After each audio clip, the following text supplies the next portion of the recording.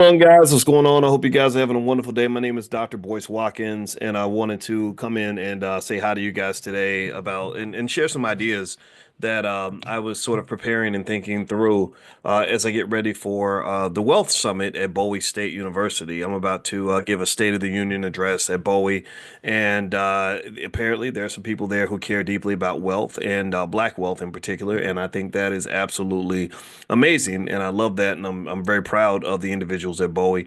The URL for the Wealth Summit, it's going to be on February 1st, if I'm not mistaken, is thewealthsummit.org, thewealthsummit.org, and I want to give them a shout out for the great work that they're doing out there at Bowie. Now, with that being said, I want to talk about DEI. Right now, there's a lot of response and trepidation to the reversals of the Trump administration regarding diversity, equity, and inclusion. And the truth of the matter is that this is a long time coming. There was kind of a backlash, a big movement against DEI, which is connected to affirmative action. It's not exactly the same. I think affirmative action was a little more effective and a little more specific to our people. And I didn't have a problem with either program. I actually am a fan of any form, anything that promotes some type of diversity. I would say, as a black man, though, one of the things that I did have an issue with, though, was the fact that it seems that they got to the point where diversity didn't really mean black people anymore as much as it meant, white women, gay people, trans, things like that. And then they would even bring people from other countries to replace African Americans. And they'd say, oh, we have people of color here. And it would be, maybe the nice Asian guy on the third floor. And I thought that was disingenuous for black people because black people in America, African Americans, those who are descendants of slavery, have made contributions to this country that cannot be denied. We've been around since slavery. We built this country, and I personally think that America owes a debt specifically to our people. Give me a yes in the chat if you agree. Again, let me know. Let's just see if we're on the same page with that. How many of you believe that African American people are owed a debt in this country? Give me a yes if you believe that, and also give me a yes if you agree that corporations need diversity. I think that diversity matters. I think it's good for business. I think diversity is owed to society, and we don't have enough of it, right? So, if you want to know if I'm a fan of DEI, the answer is absolutely yes. And I'm not Democrat or Republican. I don't vote for either party, but I do believe that DEI is important. And in fact, when I got my job on the faculty at Syracuse University, where I taught for many years, I was kind of a diversity hire. I was the only African American on the planet to get a PhD in finance during the year 2002, but universities still weren't hiring black people because the racism is very real, the exclusion is real, the pushing of black people out is very real, the not allowing black people into these institutions is very, very real. An issue that and Elon Musk isn't going to understand this, but maybe he does understand because he did grow up in apartheid, and I think that does affect his thinking. Again, I don't even hate the guy or like the guy. I own Tesla stock. There are things I can tell you that I think that he's doing that are good, but then everybody has their bias. I don't think Elon Musk is your friend, but then again, I don't think Joe Biden is your friend either because he incarcerated more black men than any president in recent American history. So my belief at the end of the day, if you want to know where I stand, is that I don't believe black people have any friends. All right, so let's dig deeper, right? So here's the thing about DEI. DEI is DEAD right now. There's a slogan, DEI must DIE, and whether I agree with it or not doesn't matter. But this has actually taken over, and now the White House is very clear that they don't support DEI. But here's the thing. I think that this is an opportunity for us to really address who we are. I think this is a chance for us to chin check ourselves and to basically take a step back and say, what are we made of? What are we committed to? Where do we go from here? And here's the thing. Um, there's a new DEI. There's a type of DEI that they don't tell you about. There's another type of DEI that doesn't get discussed. There's another type of DEI that I've always believed in that has not ever really gotten the attention of our people because we were busy chasing black jobs and not chasing black wealth. We were trying to get inclusion and get a seat at someone else's table, but we didn't talk about building our own table.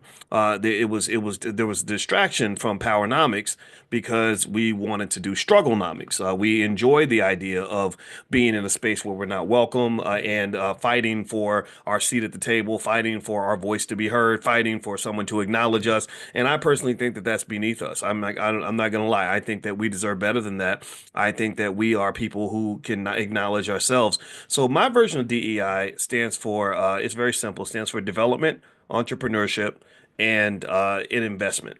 Development, entrepreneurship, and investment.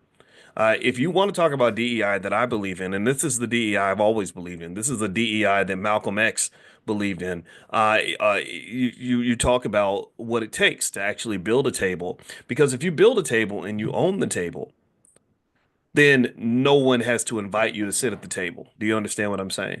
If you built the damn table and it's your table, you don't have to ask for permission to sit at the table. I have a kitchen table in our house, and if you want to sit at my table, you have to ask me because I'm the head of the household, or you have to ask my wife. You can't come in my house and say, "Well, this is our table. We're going to let Negroes sit at the table if they behave. We're going to let Negroes sit at the table if they eat what we feed them. We're going to let Negroes at the table as long as they don't get out of line." Do you understand? Like no, no, no. This is my table, so you're gonna have to behave for me. You're gonna have to do what I say. We make the rules up in here, and so when you're talking about DEI, DEI to me does not stand for diversity, equity, and inclusion. It never did. DEI stands for development, entrepreneurship, and investment. What does the development mean? The development means that in order to have real power in America, you've got to build it, you've got to create it, you've got to develop that. You cannot you cannot pretend to have power. You cannot borrow someone else's power.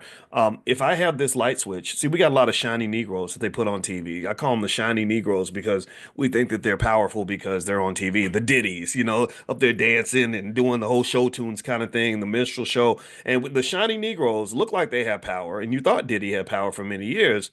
And now, as you see Diddy falling, you realize Diddy never had power. Diddy, the shiny Negroes are like this lamp. This lamp is very shiny. And if you don't understand how electricity works, if you don't understand how power works, you would think that this lamp had a lot of power. But if you understand electricity, if you understand power, then what you'd realize is that this lamp never had any power. This lamp, if you unplug this lamp from the power source, then this lamp will go dark. This lamp turns off. If I unplug it from the power source, then the lamp has no power. So the lamp never had any power in the first place. The lamp was plugged into a power source that gave it power. So if you're looking for power, if you're looking for energy, if you're looking for electricity, you don't go to the lamp. You got to go to the source. And one of the things that I think happens in America, when we don't understand economics, when we don't develop, there's that D, when we don't develop our children properly and develop them to understand where the source of the power is, then we can make the mistake of thinking that the illusion of power is the same as actually having real power. We think that the shiny Negroes on TV are the ones who are dancing and singing and making money, rapping about murdering black people, or the ones who are in our favorite movie. We think that they have power, and we don't understand. No, Hollywood is a multi-billion-dollar industry where the real power is coming from the people who are writing the checks. The real power in Hollywood comes from the people who are able to build the studios, the people who spent the time developing the business institution that underlies all of this stuff that you're seeing. Do you understand? Let me know if you're following what I'm saying. So when you talk about DEI, development, entrepreneurship, and investment, that is the only pathway to true power. That is the only pathway to true power. And what America did to you, it ain't your fault. You got tricked. A lot of us got tricked. I got tricked for a long time. I'm 53 years old. I probably thought differently when I was 23. Where America tricked you is America made you think that you could have real power by having proximity to power. They thought you could be a real parent by being an economic babysitter. I don't care how many children you babysit. You could babysit 10 million children, but you will never be a parent because you didn't do the work. Sure, you have access to the kids. Sure, you get the parenting experience. Sure, you have special skills that you develop when it comes to nurturing children. Do you understand what I'm saying? But you ain't a mother. You're not a mother. A person who babysits children is not a mother. A man who babysits children is not a father. The process of becoming a real mother and a real father and having real deep, significant roots to the child involves probably about 187,600 hours of continuous labor required to raise that child from the age of 0 to the age of 18. Do you understand what I'm saying? You have to put in the work. You got to put in the time. You must make the investment consistently over time to develop that child. And then when the child is 30 years old, they're gonna show up at your deathbed and say, "That's my mama, that's my daddy." When my mother took her last breath this year on Christmas Eve, my sister and my brother and I were all around her bedside because my mother had put in hundreds of thousands of hours into developing us as human beings, and she had invested in us. And I'm not talking about money. See, don't forget this. When I talk about investing, I'm usually not talking about money. I'm talking about all the things that are more important than money. So when you're talking about getting real power in America, you will not have real power unless you make an investment. You cannot have power without a sacrifice. You cannot have power without putting in the time, putting in the work. And this work typically takes many, many decades. The NFL is a very powerful institution, is it not? Give me a yes if you agree with me that the NFL is a very powerful institution.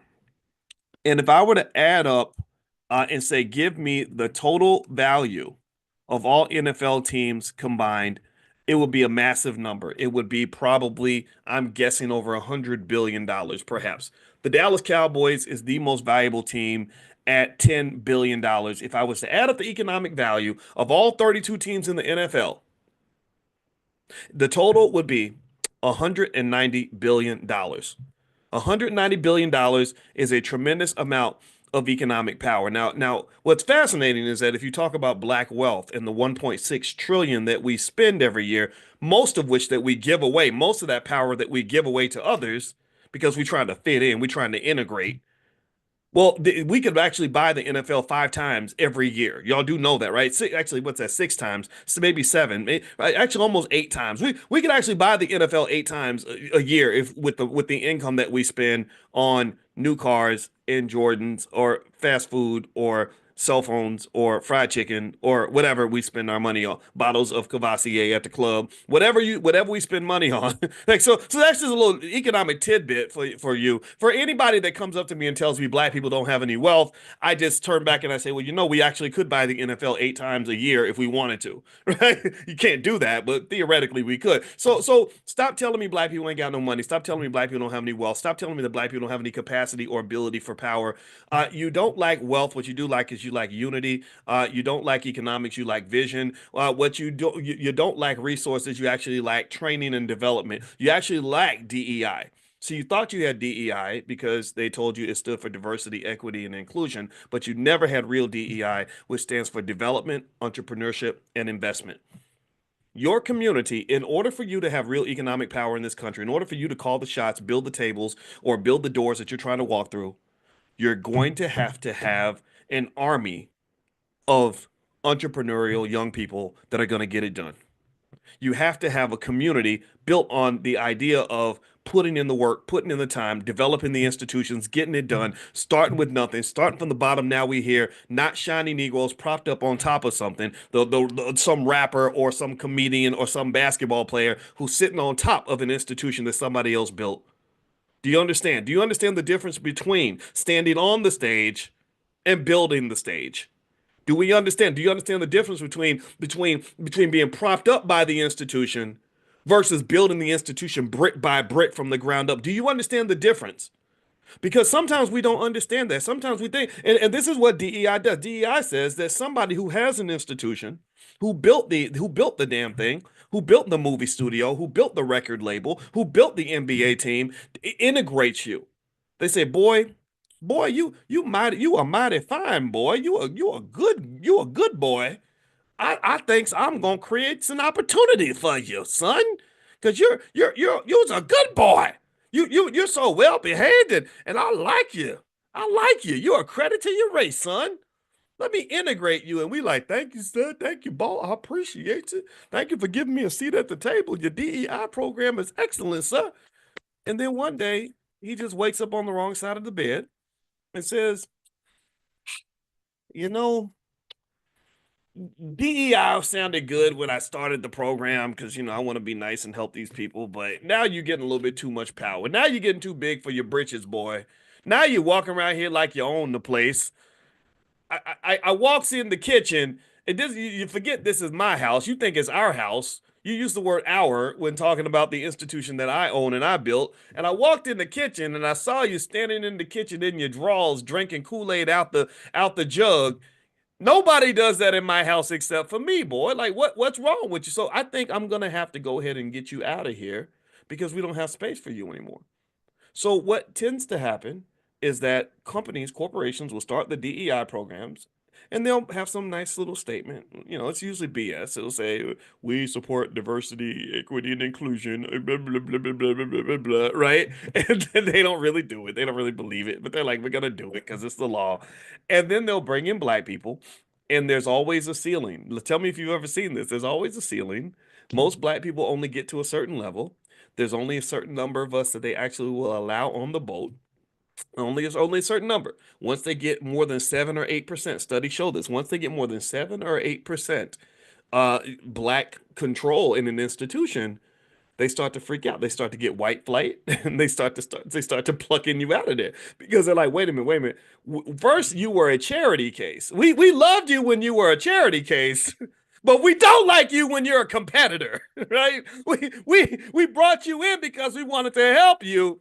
We don't want you around if you're trying to eat the big piece of chicken like we are. You're gonna have to fight us for that. So this is what happens. DEI, unfortunately, again, I'm not against it. I'm all for it. Diversity, inclusion, equity, affirmative act. All those things are fine. I have nothing against those terms, but I never believed it in the first place because it was a damn economic version of a freaking Disney movie. That's what it was. It was a Disney movie. Why? Well, because what it's telling you is it's leading you to the assumption that some of the most greedy, corrupt, ambitious, nasty, competitive, economically exploitative people in the history of the world, meaning the white man. Y'all know what he did in Africa. That suddenly he was gonna be nice enough to really share his power with you and share it openly and willingly, unconditionally, and perpetually.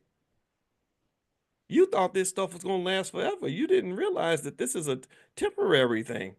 This is like a football game. I just watched the Eagles kick the hell out of the Washington Commanders. I forget, they used to be Redskins, now they're Commanders, and which sounds weird, but anyway, I just watched the Eagles beat the crap out of the Washington Commanders, and never once did the Eagles say, we're just kicking your ass so bad. We're gonna give you a couple touchdowns just to give you a chance to win the game.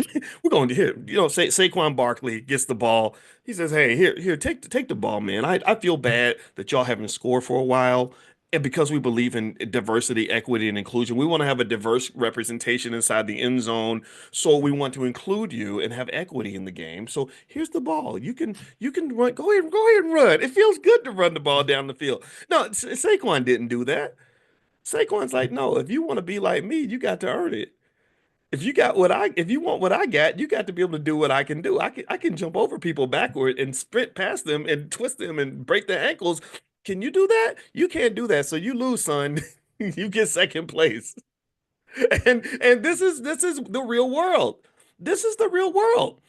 See, I believe that part of the effort of America, I believe that America is a country that doesn't really want black men in the country. I don't think they want black men in the country. They want people who look like men. They want bearded babies. They want men who have the beards and the big muscles and everything, but they don't really want black men in the country because men are scary. Men are competitive. Men, we growl at each other. We fight for territory, right? They don't want black men. They want black boys in America. They want 50-year-old boys. They want black girls. They want black men that'll put on a wig and a dress. They want the black men who are also submissive. They're like, well, you can be here as long as you understand that we're the alpha and you're the beta, as long as we're the winner and you're the second. Then at that point, we got plenty of DEI for you. Here's a bowl of DEI. Here, boy, eat. It ain't as good as what I'm eating because I'm eating good. I'm eating the Elon Musk salad and the Donald Trump steak and the the Bill Gates shish kebab, right? I'm eating that. That's how we're eating. We're eating at the 50 100 billion dollar mark. We're building rocket ships to Mars. We're building skyscrapers. We're doing. But you can be part of the DEI program, and what you can do is you can be my sidekick. I'm gonna be Batman, and you're gonna be Robin.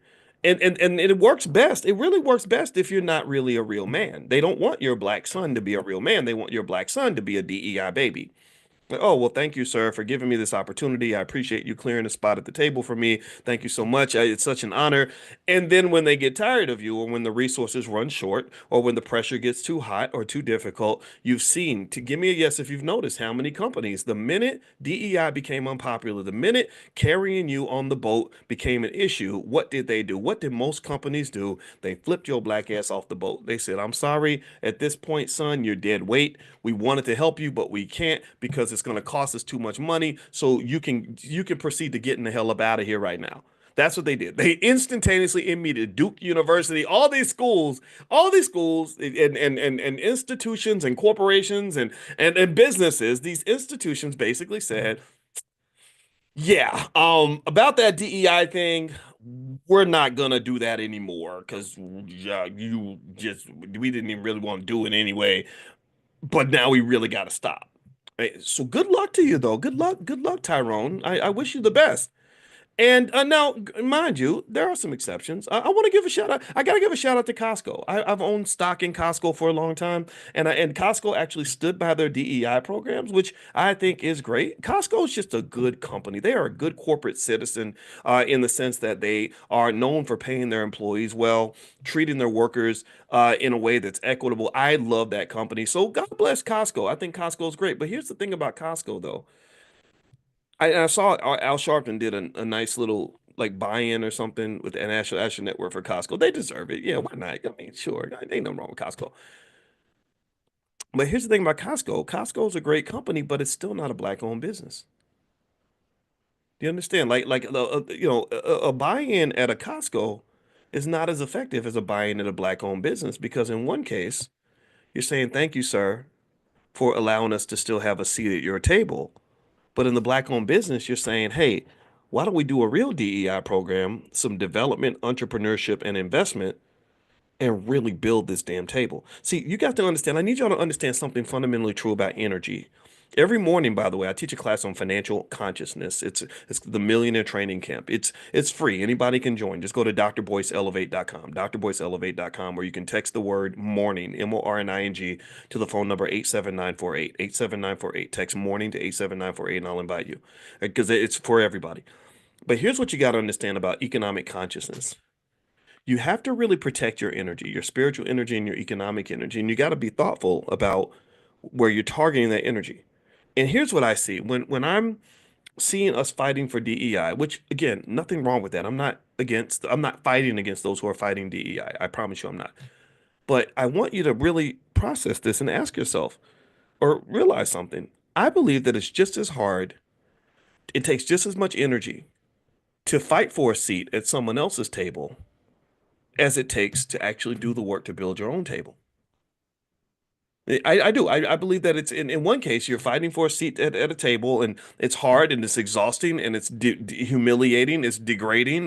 You're like, well, why am I on my knees and the white man standing on his feet? Why am I down low and he's up high? Why is he 6'5" and I'm looking like Gary Coleman right now? Why is this, mama? Why does the world operate like this? This does not make sense to me.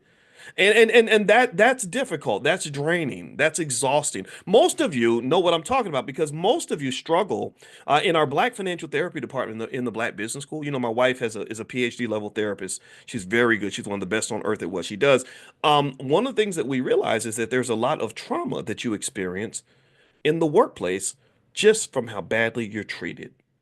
Did y'all know this? Did y'all know that just the way the crap you go through, the mistreatment, the micro racism or microaggression, the dismissal, being passed over for promotions, that stress and frustration, and you have to bottle it all in because somebody told you a long time ago that being too black and too loud about what you're going through, screaming too much about your pain is going to make you into a dangerous Negro, and then therefore you will be booted out of the system immediately. Take it from a dangerous Negro myself. Take it from a guy who wasn't quiet. I got booted out of a lot of situations. I was like Smokey on Friday. I would get fired on my day off because when they see me coming, they got rid of me. And I was super qualified. I was more qualified than all the white people, but that was back when I believed that qualification was the difference maker, and it's really not. Okay, so that takes a lot of energy. It takes a lot of energy. Begging takes energy. So in my book, and this was my own personal conclusion, I said, well, it takes a lot of energy for me to go beg for a seat at the table. So Why don't I just take that energy and put that energy into building a table?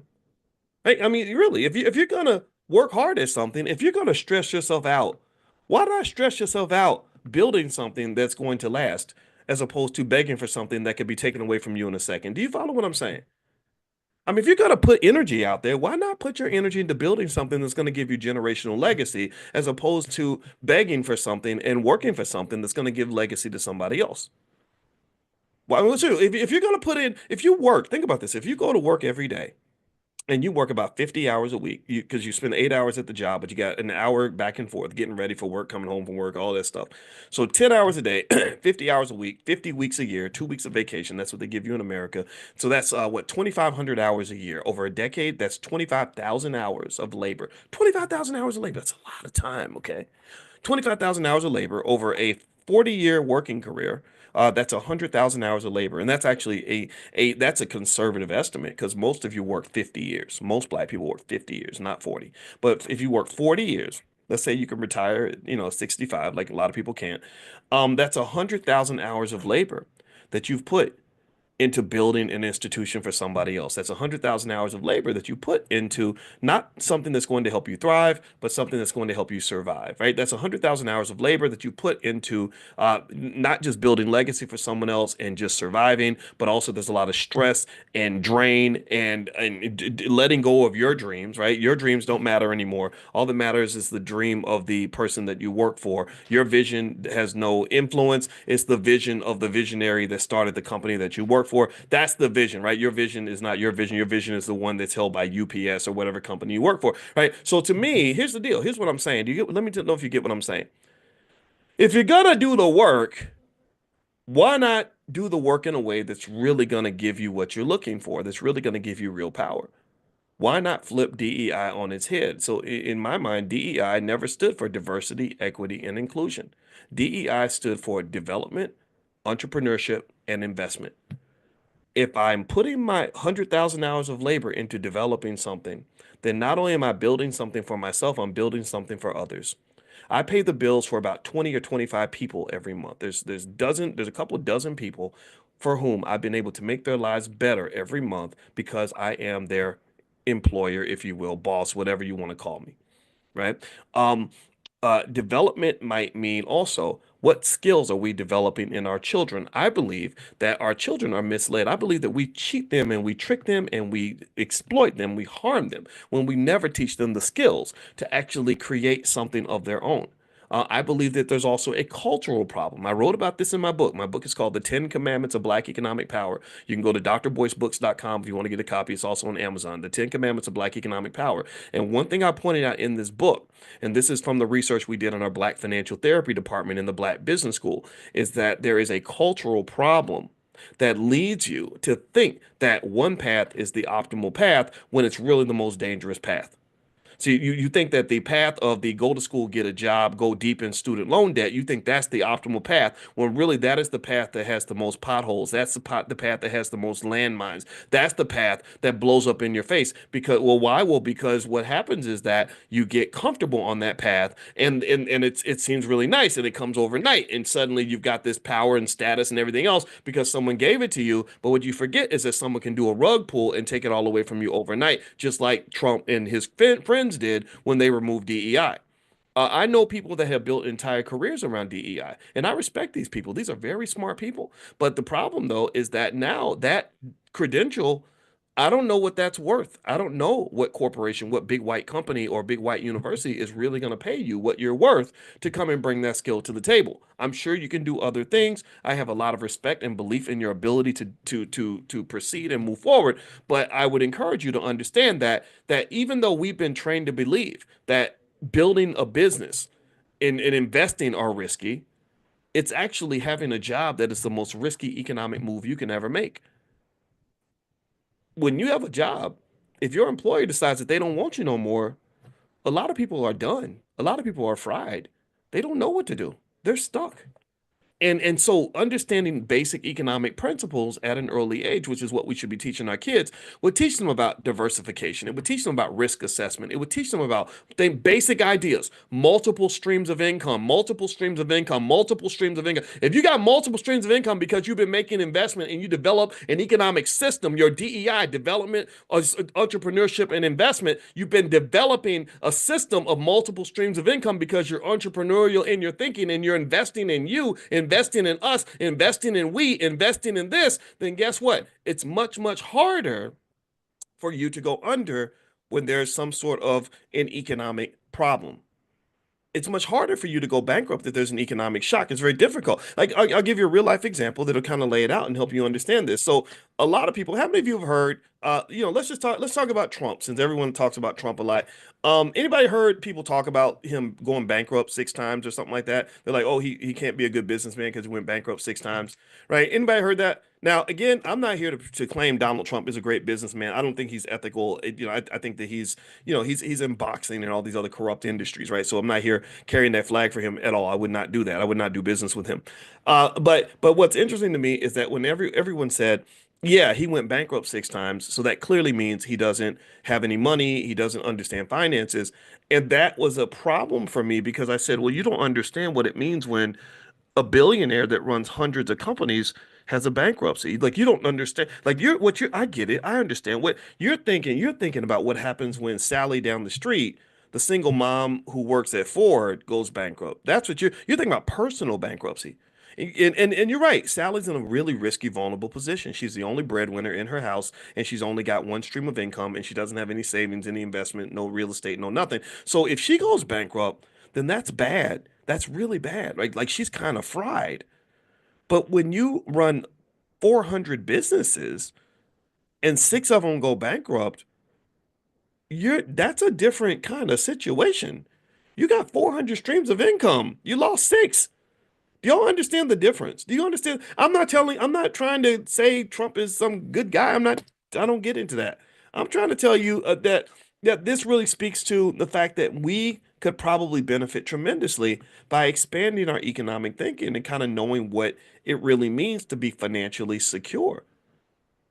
It is very difficult to be financially secure when you're living paycheck to paycheck with one stream of income. You do understand this. One step toward financial security is get married or get a partner or get somebody you trust that's also making money with you so you have 2 streams of income. That right there increases your financial security by 100%. You're now 100% more financially secure, assuming you don't date broke men or lazy women, right? You're 100% more financially secure just because you got another breadwinner in the house. Do you get what I'm saying? And then when you learn entrepreneurial thinking, the real DEI, development, entrepreneurship, and investment, then you get 5 or 6 multiple streams of income. You've got real estate over here. You got your stock options you're selling over there. You got your small business you're working on with your cousin over here. And then you've got many, many streams of income coming in. And then you're plowing that money into saving and investing and the ownership of capital. And then at that point, you're actually quite safe financially. I mean, you can't be a fool. You can't go out and be stupid with your money, but you're in a much better position than the person who leans on one stream of income from their DEI, from their little black job that may be dried up at any moment, right? Like that's a lot of load to carry. My wife actually did a workbook on financial anxiety, and if you're experiencing financial anxiety, which is a severe mental health issue, we do research on this in our Black Financial Therapy department. She has a whole book, a workbook on how to work through that. If you go to drboycebooks.com, you can go take a look at that. There's a whole section with my wife's stuff. So drboycebooks.com. This is real stuff. This is based on science because I don't want you to feel anxious. I don't want you to feel unhappy, and I certainly don't want that for your kids. I don't.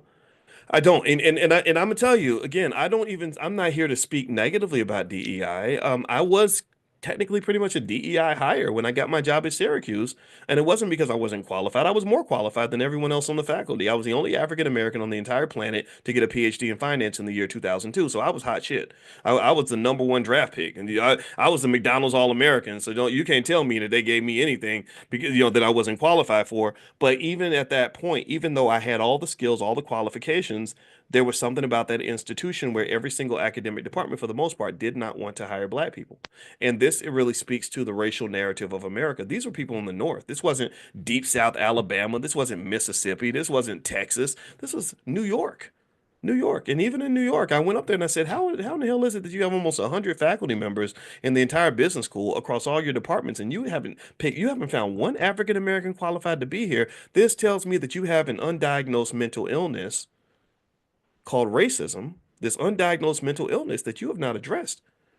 And because you think the way that you do, which makes sense to me when given because I know where all the bodies are buried. I know what your ancestors did. You want to blame it all on us. You want to look at us and say, well, the reason we don't we you ever hear anybody give me a guess if you ever heard anybody say this? Well, we love to hire African Americans. We just can't find any qualified black people anywhere. We don't know where the qualified black people are. We search high and low, and there's no black people who want to get up and go to work and who know how to do the job. Shut up. Just shut up. Shut up. Stop your damn lying before I kick you in your mouth because that's nonsense. We got millions of black folks out here that are very qualified, extremely hardworking, extremely disciplined, and deeply committed. Every black man out here ain't no rapper, basketball player, comedian, or buffoon. But millions of black men and women work hard every day. Black women are on top of their game. So stop that. Stop with the nonsense. Right? But that's what they'll do. They'll feed you something that is entirely illogical, something that makes absolutely no sense. They literally will try to get you to believe that there is a job that 100 white men have done, but there's not one qualified Negro on the planet who can do that same job. That is BS, absolute BS. And so what this speaks to, and what this always said to me is, this is why I didn't believe in DEI. I said because if you really wanted to diversify the way you say that you do, you would have done that. It's very easy. I got 10 friends I could call that you could hire. I sat there when I was on the faculty of Syracuse and I brought in a black woman, or I encouraged her to apply for one of the departments. This black woman had all the credentials. She was on top of her game. She was very focused. She knew what her research area was. She was a great teacher. And she did all the interviews, went through all the bells and whistles, and then they said, "Thank you very much." She went home. She never heard from anybody. No one called her at all. It's 6 months later. I said, "But did they give you the job? They said they need black people." She said, "No, nobody called me." So it was the secretary who got on the phone with her and told her, "I'm sorry, you didn't get hired." And she's like, "Well, why didn't I? What did I do wrong?" And they said, "Well, because you weren't a good fit." What the hell does that mean? It- what that tells me is that you weren't a good fit because you didn't have the complexion for the connection. What that says to me is that we live in a world where we have this reality that we refuse to acknowledge, which is that culturally speaking, people tend to want to be around people like themselves. That's just what it is. And if you're white, don't feel bad. I mean, I'm not calling you racist, but I think most people want to be around people that look like them. That's just a reality. In fact, if I come out the closet and tell a little secret, I like working around black people because I understand black people more. Some of y'all white folks don't make no sense to me. I don't understand why y'all love Seinfeld so much. It was never funny to me. But it was hilarious to you, and I respect that. But it just didn't get me like that. And so the point of the matter is to say that this is the world that you live in. We want to socially engineer a world where everybody is treated the same and everybody is just happy for everyone else and everybody loves it when they see a black man coming down the street trying to take their job. I don't think we live in that world. I don't. I believe we live in a world of competition. I believe we live in a world where money is power. I believe we live in a world where black people, because of your history in America, you don't really have any true friends. I believe we live in a world where both the liberals and the conservatives will dump you off the bus in a second. They will leave you hanging out to dry. They will push you off the boat as soon as you get too heavy. As soon as somebody tells them that they can't have you on the boat. As soon as they start getting punished for carrying you around, they're not ride or die with you. Ain't nobody ride or die with you. Ain't nobody out here really trying to go to war with you and have your back and protect you, even at the expense of their own family. But I think that we're the opposite. I think that we've been trained, we've been conditioned as black people. I believe we've been conditioned to fight harder for other people than we would even fight for ourselves. I believe we've been trained to stand on the front lines and take bullets for other people. I believe somebody taught us that. Like we will go out and we will fight for a Mexican immigrant that comes from a place in Mexico where they don't even like black people. We don't even know this. Like these are things we just don't know. Like we don't know that when you go to South America and Central America, y'all don't understand that you do know. Like when I was in Colombia, uh, You do know in Colombia, when I was there, went to Medellin to visit my brother. Do you know that they have a white side of town and a black side of town? How many of y'all knew that? Give me a yes if you knew that. Like everybody who was raised to believe like we're all the same, black brown coalition, Al Sharpton stuff, right? How many of you knew that like if you go to a place like Colombia, if you go to the white neighborhood, it's very, very nice. The restaurants are very fancy and everyone lives pretty well. Streets are safe, all that good stuff. And you don't see any black people. So you would think all the Colombians were pretty much like white people. But then you go to the black side of town, oh, it turns into the hood real fast. It's like, crime and poverty and everything else. And the only time the black people, when I was in Medellin, the only time the black people will come to the white side of town is when they were begging for money or working for the people on that side of town. Like y'all do understand that driving Miss Daisy is a concept that exists all around the world. It ain't just the United States. So when someone comes to me and they say we got to fight for the immigrants, we got to fight, I'm like, yeah, okay, the Haitian immigrants, yeah, I get that. But when you're talking about people that came across the border in Texas, I'm not saying I have anything against those individuals. I'm just saying I want my piece of chicken first. I'm not saying that those are bad people. I'm just saying, okay, so if they come into my country, what would happen if I go into their country illegally? Are they going to treat me exactly the same? Like, are they going to fight for me, march for me, pray for me, give me things that they need for their own family, or is it just kind of a one-sided situation that somebody fed to me? So here's what my belief is. I'm very clear about this. When I tell you what DEI stands for me, when it stands for development, entrepreneurship, and investment, DEI, they have this slogan where they say DEI must DIE. And then Diddy used the word DIE when he said vote or DIE, like if you don't vote, you're going to die. Well, I've got a new slogan. I'm gonna lay it out here. Um, DEI or you will economically DIE. If you don't embrace the real DEI, then economically you're gonna be dead. Dr. Claude Anderson, in his book Powernomics, said that if black people don't learn to invest in themselves, build their businesses, and make investments in their community, their families, and each other, then you're going to be a permanent economic underclass by the year 2013. And in case you haven't noticed, we are 12 years past the deadline. So based on what Dr. Anderson was saying in the 90s, it's already done. A big chunk of the community is already fried. Like there's no coming back for some people. But for those of you that are listening right now, I believe there's a chance. I believe that those of you that can embrace new principles, the real DEI, development, entrepreneurship, and investment, there's a lot of hope for you. There's a lot of possibility. There's nothing. Getting a seat at the table is not a secure spot. Someone can take that away from you. But if you build your own table, then not only is that a wonderful feeling, but you also um, know that seat is yours. It's hard for somebody to take something from you that you built and that you actually own. And in America, in American capitalism, if you don't own something, then there's a very good chance that something owns you. So that's my 2 cents. That's my belief. I believe that the real DEI, the one that they really can't stop, that if we embrace it for this generation, we will win, is development, developing businesses and developing children that can start businesses, developing children that have the right economic mindset, developing children that are prepared for the future, entrepreneurship, entrepreneurial mindset, build your own, start your own. Don't beg for a seat at the table, you build a damn table. Don't let me through the door. I'm over here building a door. In fact, not only am I building a door, I'm so busy building a door, I don't even have time to listen when you tell me that you open your door. There's a lot of doors that opened for me when I became rich and famous and successful. I didn't even think about opening. I'm like, why would I go through your door when I'm building a door? I got 10 doors that I'm deciding who to let into the door. I don't really want to go through your door. What makes you think that I'm subordinate to you? If you offering me a door, Mark Zuckerberg, then what the hell is it? Why can't I offer you a door? Mark Zuckerberg wouldn't care if I offered him a door because Mark Zuckerberg's like, I got a door. I built a door. It's called Facebook. What door did you build? So we need people that are gonna build doors, and that means that the development piece is critical. Development takes time and consistent investment in something that is real, that is solid, that's going to last. The NFL is worth $190 billion. But if you go back 110 years, you could have bought the Chicago Bears for $200. You could have bought the Detroit Lions for less than $1,000. You could have bought the New York Giants for $500. Now those companies are worth a collective $190 billion.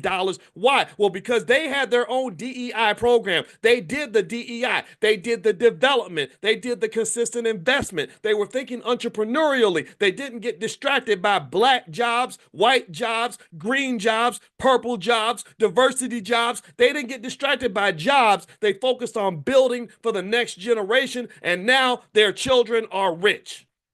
Now, all of their kids will never have a financial problem. They'll never have to beg for a seat at the table. They're the ones who sit there at the throne and decide who's going to sit at our table, because now our table has received so much investment, so much energy, so much development that everybody wants a seat at this table. And I'm the king of the damn table, and this is my throne. This is my crown. You can't take that away from me. You're going to have to beg for a piece of this, and I'm going to give you whatever I feel like giving you. That's what power looks like.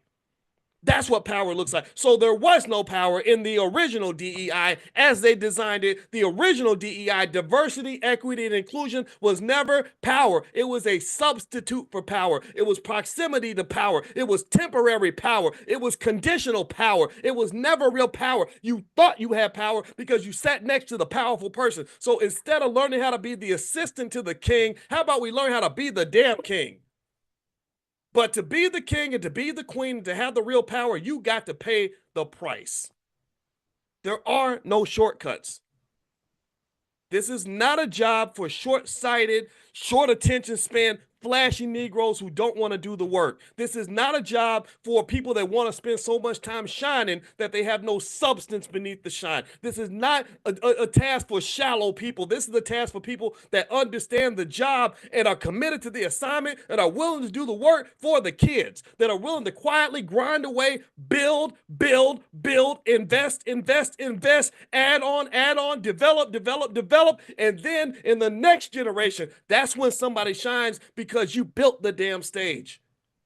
Development takes time. Investment takes time. People who tell you that you can get it overnight, that you can get it fast because you got a record deal or an NFL contract or some sort of comedy special, those are the people that don't understand what real wealth looks like. They don't know what institution building actually entails. And to do that, you must have a vision. You must have a vision. You must have a vision that comes from your consciousness. What is your consciousness? I can tell you right now, if your consciousness does not go past next week, then you'll never have a damn thing. You'll never have real power. There's never been a powerful man or woman ever in history that didn't have somebody that had a long-term vision. Do you know that China's economic power is built on a 100-year plan that they put together 50 years ago? Do you know that? Some people can't plan for more than 2 weeks. The Japanese make 300-year plans for their companies. Do you have a 300-year plan for your family? What is your long-term plan? Or are you only planning up to Saturday night? Are you planning up to the next pay period? What is your plan, people? Because right now, things are getting tough. DEI, development, entrepreneurship, and investment. If we embrace this, that's a DEI no one can ever take from you.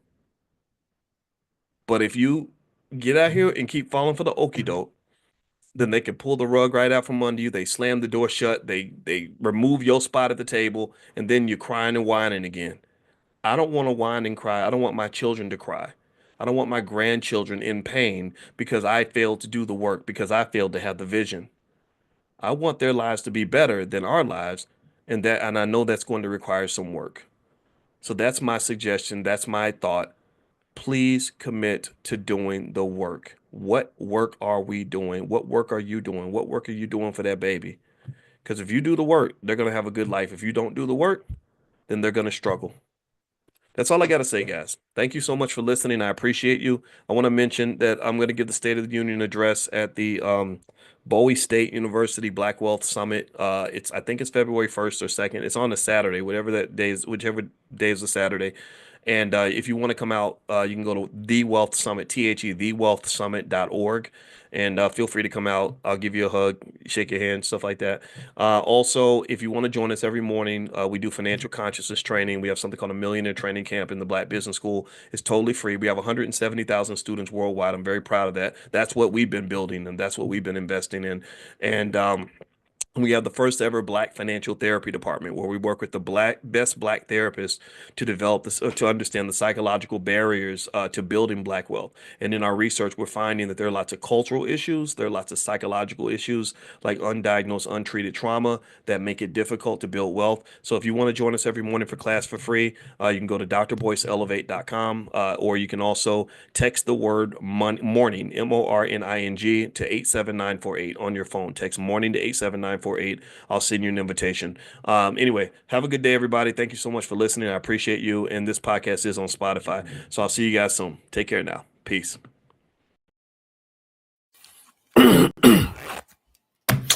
Hey, what's up, guys? What's going on? I hope you guys are having a wonderful day. Welcome to drboycetv.com, the home for intelligent Black people. My name is Dr. Boyce Watkins, and I wanted to come in for a minute because I really had something I wanted to talk about involving this really interesting conversation between Pastor Jamal Bryant and the one and only Cam Newton. These are two brothers that I do respect. You know, they've accomplished a lot in their respective fields. Cam was one of the best quarterbacks I ever saw. Jamal is a guy that I spent some time talking to when I went to Ghana. I saw Jamal in Ghana. And I would say I consider him a friend. I don't know if he'll think of me in the same way after I finish this conversation, but my goal is to be honest. So I saw a little clip of an interview where Jamal was basically speaking to Cam, and they were talking about black on black crime, which is something that I'm very sensitive to. Is something that many of us have been affected by. It's something that has really hit our communities hard. I live in Chicago. And if you know anything about Chicago, there's a reason they call Chicago Chirac. And my sister was actually she actually did autopsies in Chicago, and she would talk about all the young brothers and sisters that are just dying in the streets like crazy. And it's almost like par for the course. It's almost like it's just something that's to be expected. It's just something that we just kind of think is supposed to happen to Black people because you're Black. And so anyway, I saw this clip, and I'm gonna play this clip. But first off, I want to ask you all, give me a quick yes in the chat if you can hear me. Let me know you can hear me okay. Give me a quick yes and hit the thumbs up button. Thumbs up, share, subscribe. Also, this podcast is on Spotify. So if you go to Spotify and look up Boyce Watkins or the Dr. Boyce Breakdown, you can find me on Spotify. So let me know if you can hear me as I pull up this clip. I'm going to share my screen real quick and play this from the brothers. It just, I ain't gonna lie, it really kind of got to me a little bit, and I'm gonna tell you why in a second. But let me make sure I am sharing the audio properly and all that stuff. I don't even know. You know what? I hope it shares. Okay, let me see if I can make sure I share this audio properly because I don't want to mess this up. You know what? I'm not going to share the audio just yet. I'm going to pull the video up in a different way. But I'll tell you what they said as I get the video loaded and ready for you. Basically, they were talking about black on black crime, and Cam made an interesting point where he said it took a white man to tell me that that when a black man kills a black man, nobody really says anything, but when a white man kills a black man, there's a riot. And then Jamal goes into a response that is he's a very eloquent, very intelligent man, a very good speaker, but just because it sounds good don't mean it's accurate. And so he pretty much seemed to imply that just the whole concept of black on black crime is a myth, that literally you're just as safe living in a middle class or lower class white neighborhood as you are in a lower class black neighborhood, that a young black man has no greater probability of ending up dead than any other group of people. that black on black crime is kind of a figment of our imagination, because that's what liberals tell us. And as much as I say I'm not a liberal, I'm not a conservative, I'm not a Democrat or a Republican, I get people that will get mad because they feel like because I'm black, I'm supposed to go along with bullshit, and I just don't do that. I cannot do that. So let me play this clip for you. I think I have it loaded.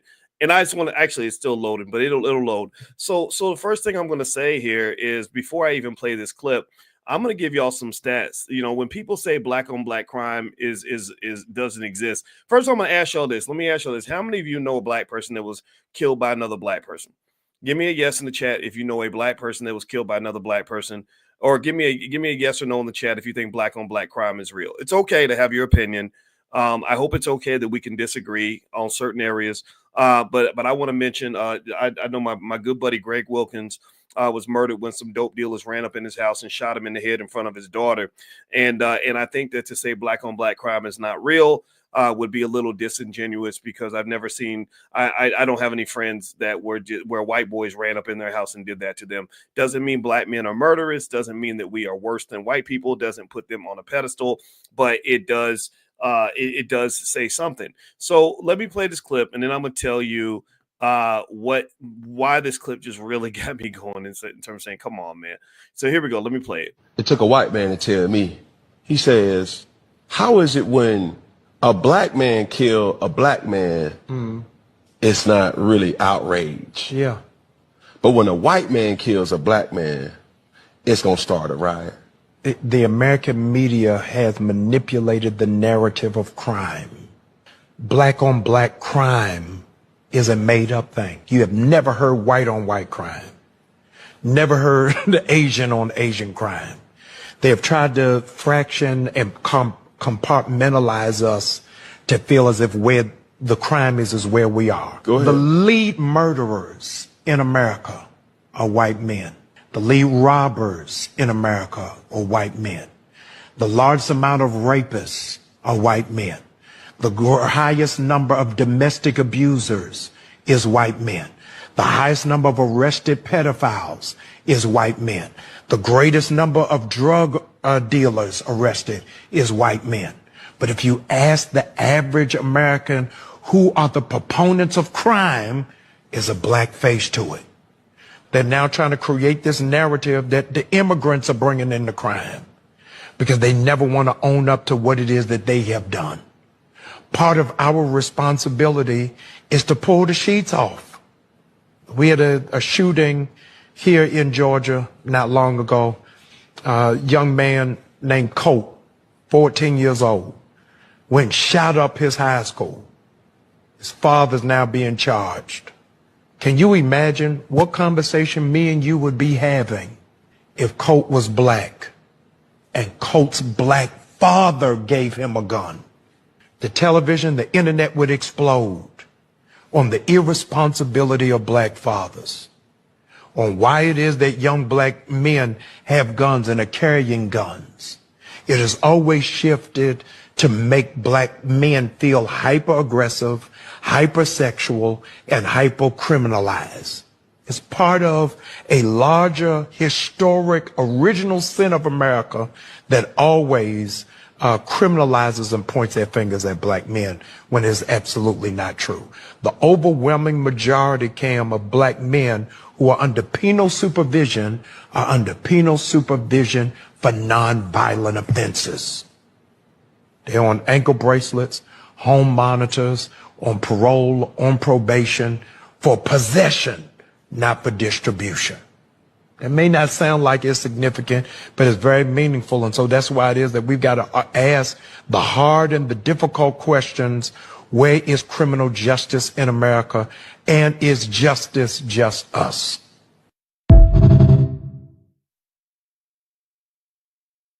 Is that there were a lot of things that Jamal said that I think are fine, right? A lot of things he said I agree with.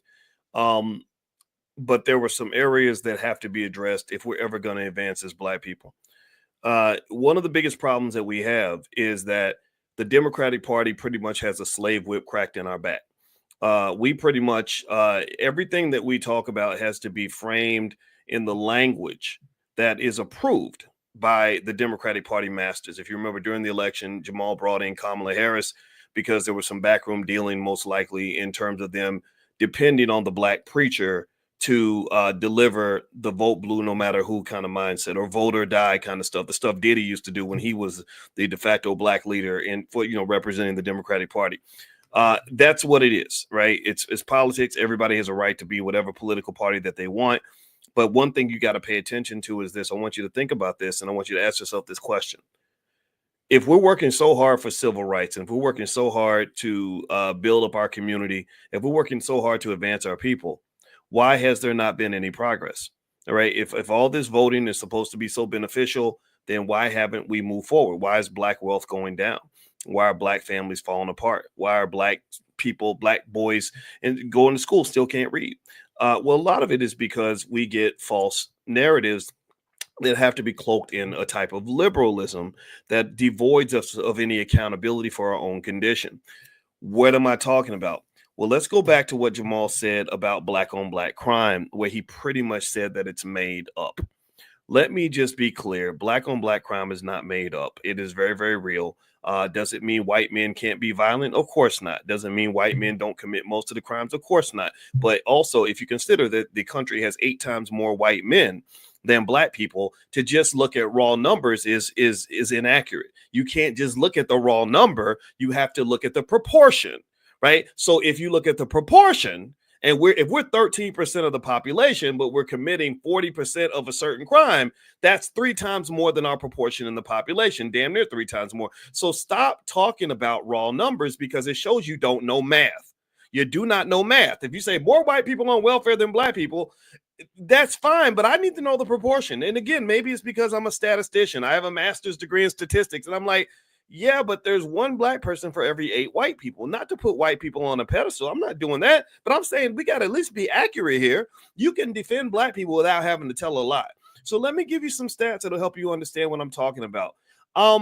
Give me a yes or no. Let's just start with the basics right now. Start with the basics right now. Do you believe that a black male has a higher probability of dying from a violent crime than a white male or anybody else? Do you believe that black boys are in danger from the time they're born?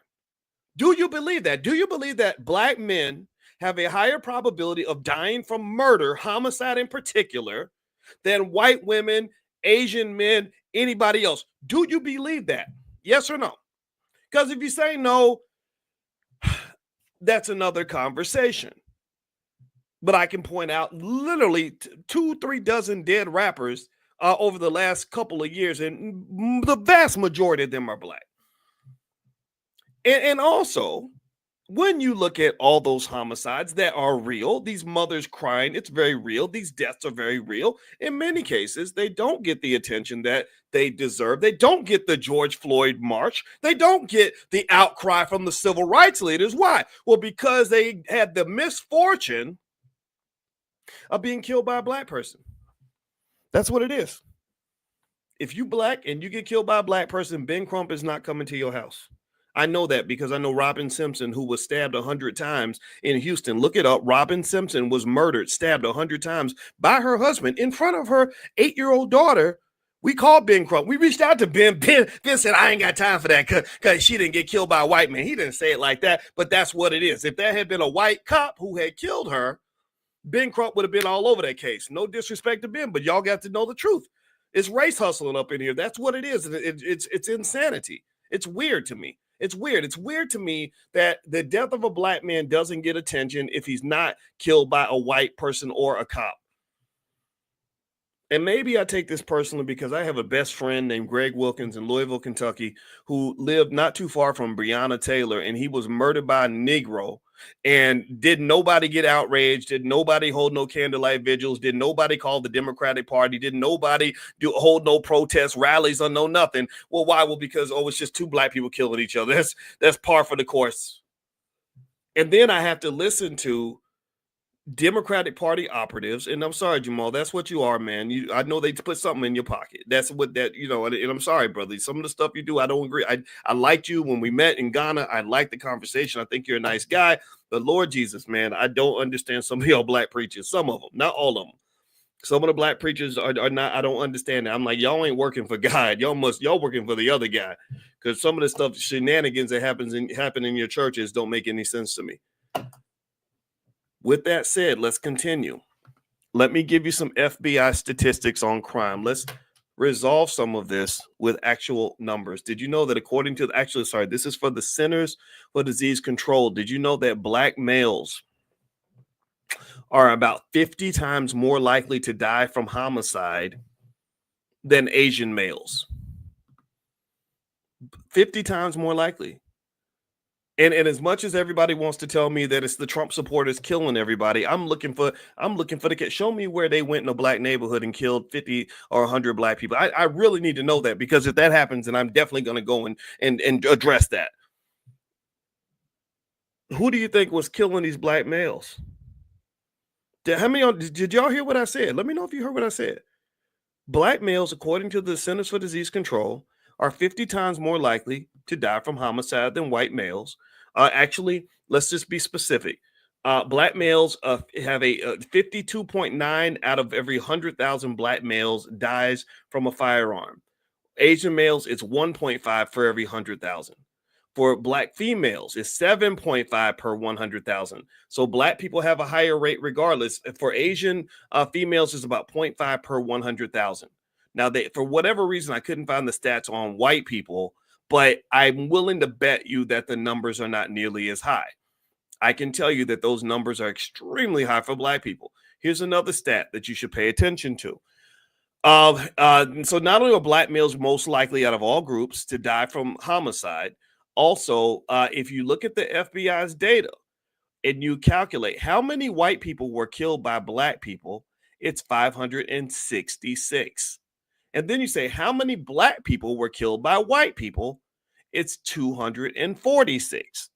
Now, if I give you numbers, I'm going to have people that are going to say, oh, you being an Uncle Tom. Oh, you being a sellout.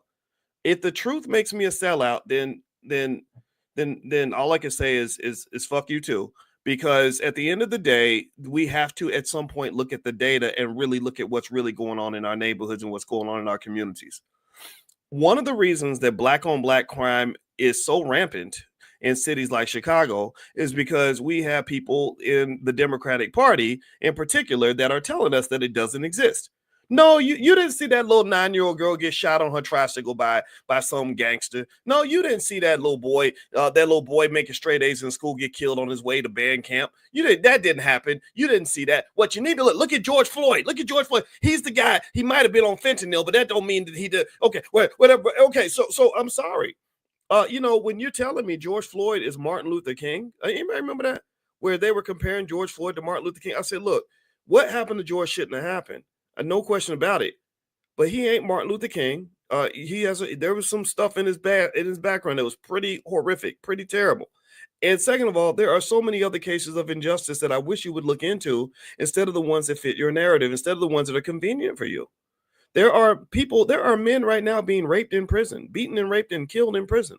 You're not talking about that. There are little children being shot in the city of Chicago every week.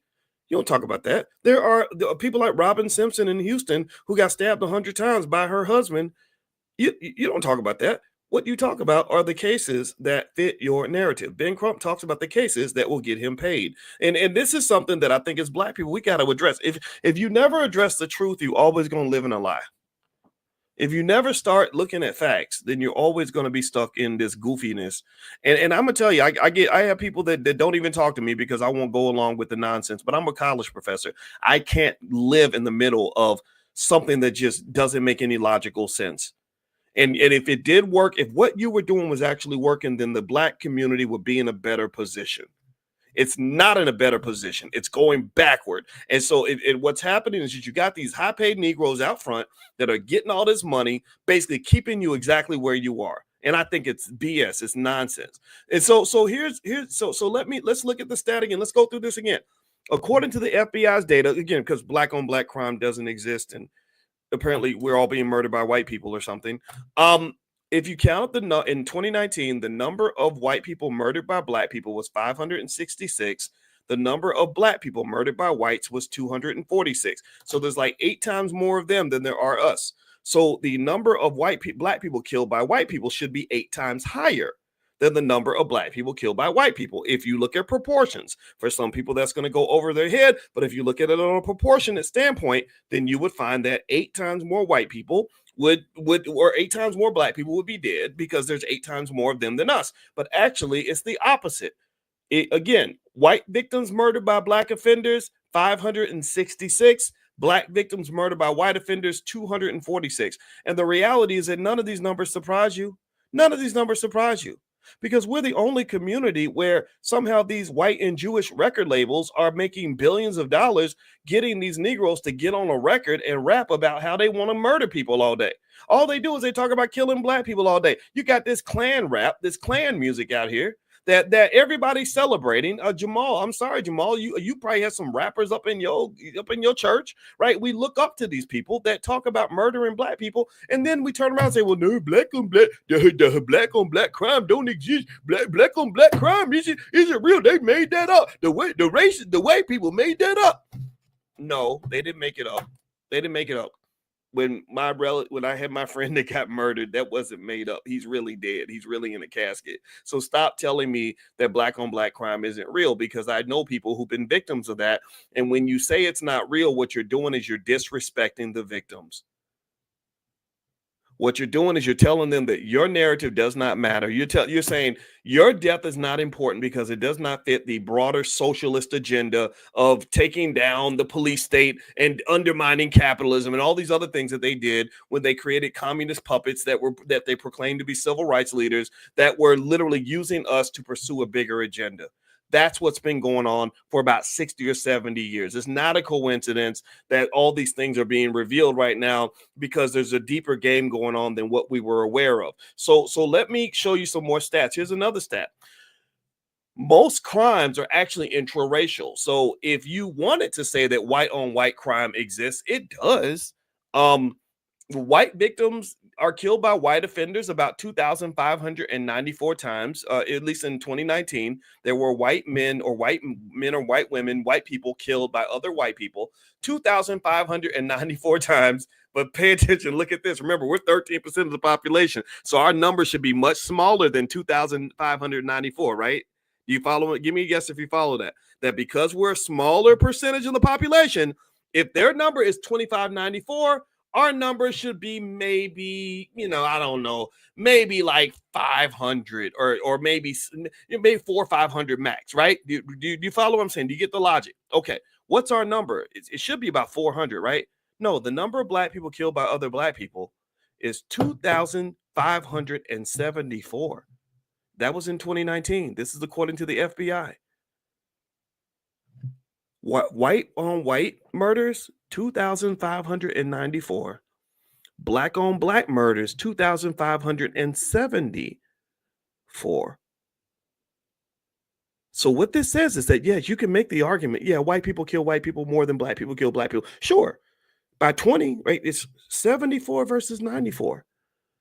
But do you understand me when I make this simple point to you? Tell me if you're getting this point. I want to make sure I don't gloss over this. These numbers should not be the same. These numbers should not be the same. The number of white people killing white people should not be the same as the number of black people killing black people.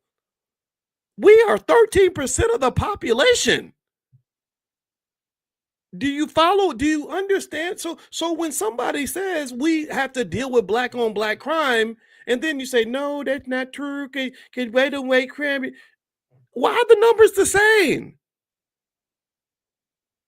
Do you understand that? And the reality is that a lot of you have people in your own family that were killed by other black people. And so it drives me insane when I hear people, and I like Jamal. When I met him, he was a nice guy. But one thing that has to stop is we got to stop. First of all, we got to stop letting these damn rappers get money from their slave masters to promote violence in our communities. I mean, there are places I can go right now. I don't know what white hood I can go to where somebody might pull out a chopper and take me out and carjack me or kill me. I don't know which. No, I'm sure that they exist. You can tell me where they might be. Maybe it's. I mean, I've been to Appalachia. I've been to Eastern Kentucky. I've been to the hills. I'm talking about where white people were dirt, nasty, danky, poor. And sure, I'm sure there were some criminals up in there. They got a meth problem. They got a lot of issues, right? So, but I can tell you this. While it would be very difficult for me to find a white neighborhood where I might get shot, I could find a black neighborhood in about 10 minutes. I know exactly where to go if I wanted to go to a black hood and be killed. And now, is this the fault of the kids? No, a lot of them are babies. No, it's a culture. It's a cultural problem that you have not addressed because your Democratic Party slave masters have not allowed you to address it. You will never solve the problem because these people control your mind. These people tell you what you're allowed to think. They tell you what you're allowed to say.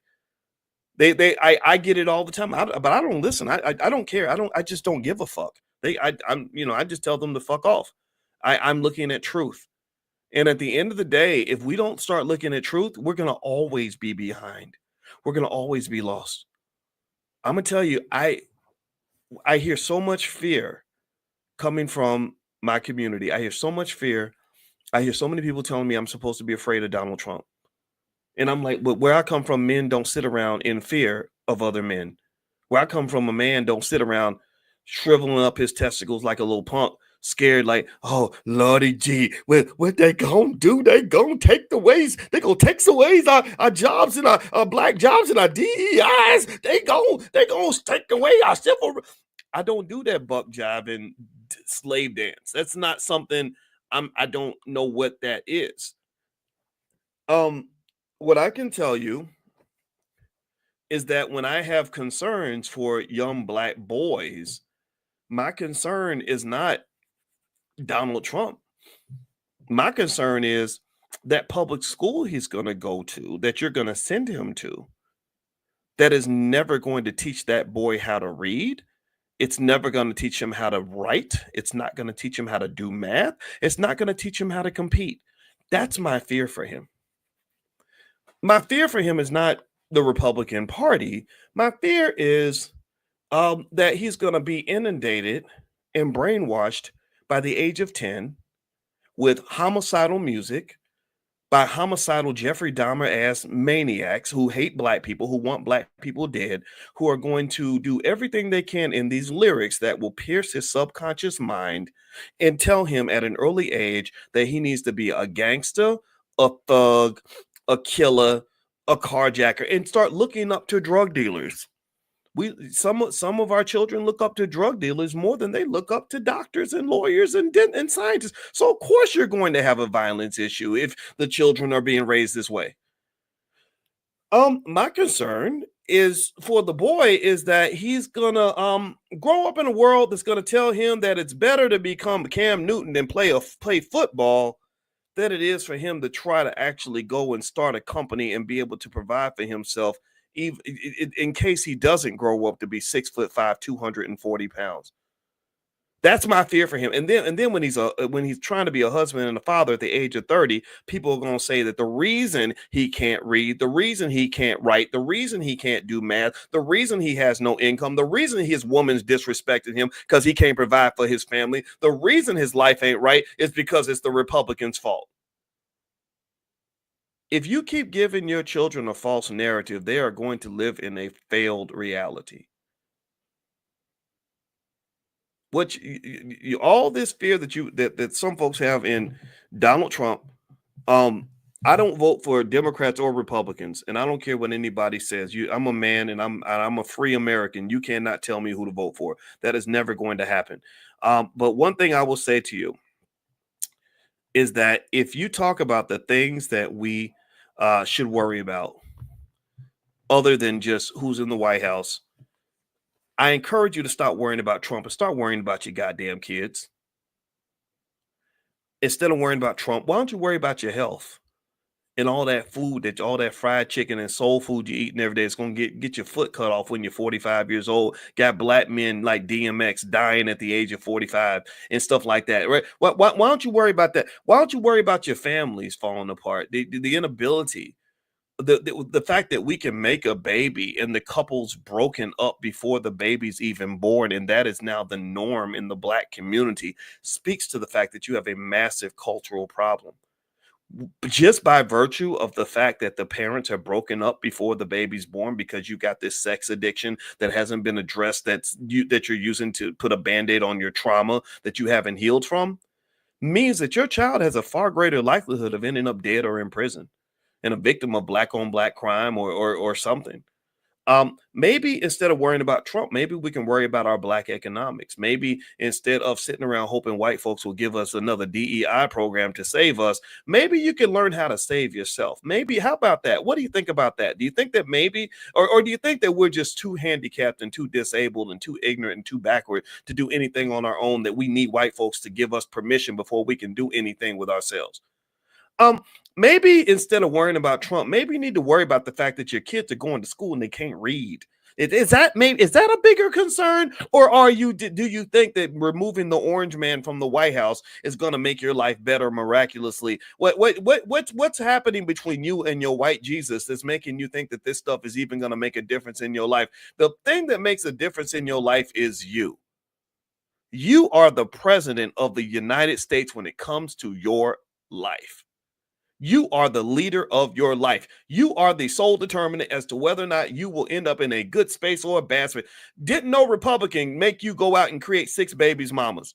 No Republican ever snatched a book out of your hand when you're trying to go read and learn. No Republican is going to tell you that you can't save your money and invest your money and start a business. No Republican's ever going to tell you that you can't raise your kids. So when we sit here and we want to just make everything about the politics and ignore the personal choices, then that makes us a pack of suckers. And so with Jamal, again, I didn't dislike everything he said. He's a better speaker than me. Pastors know how to speak. The pastors are basically rappers who smoke less weed. That's what so a preacher know how to get up there. They make it rhyme. They repeat themselves. And then you have the dogs. And then you got the cats. And then you got the monkeys. And then you got the rats. And then you got the hats. And then you got the beats. And then you got the chicken. And then you got the treats. Like, pastors know how to do that, right? So God bless him for that. He's a far better speaker than me. So he's going to sound good when he says it. And because we have a community that doesn't really always embrace critical thinking skill, people are going to fall for a sermon, even if the pastor ain't saying nothing. Y'all ever been to church where the pastor literally repeats himself for a whole hour and you're like, you didn't say nothing except Jesus climbed the hill, right? And then when the pastors get political, it really looks stupid. I'm sorry. I don't understand. Forgive me. My mama was a solid Christian.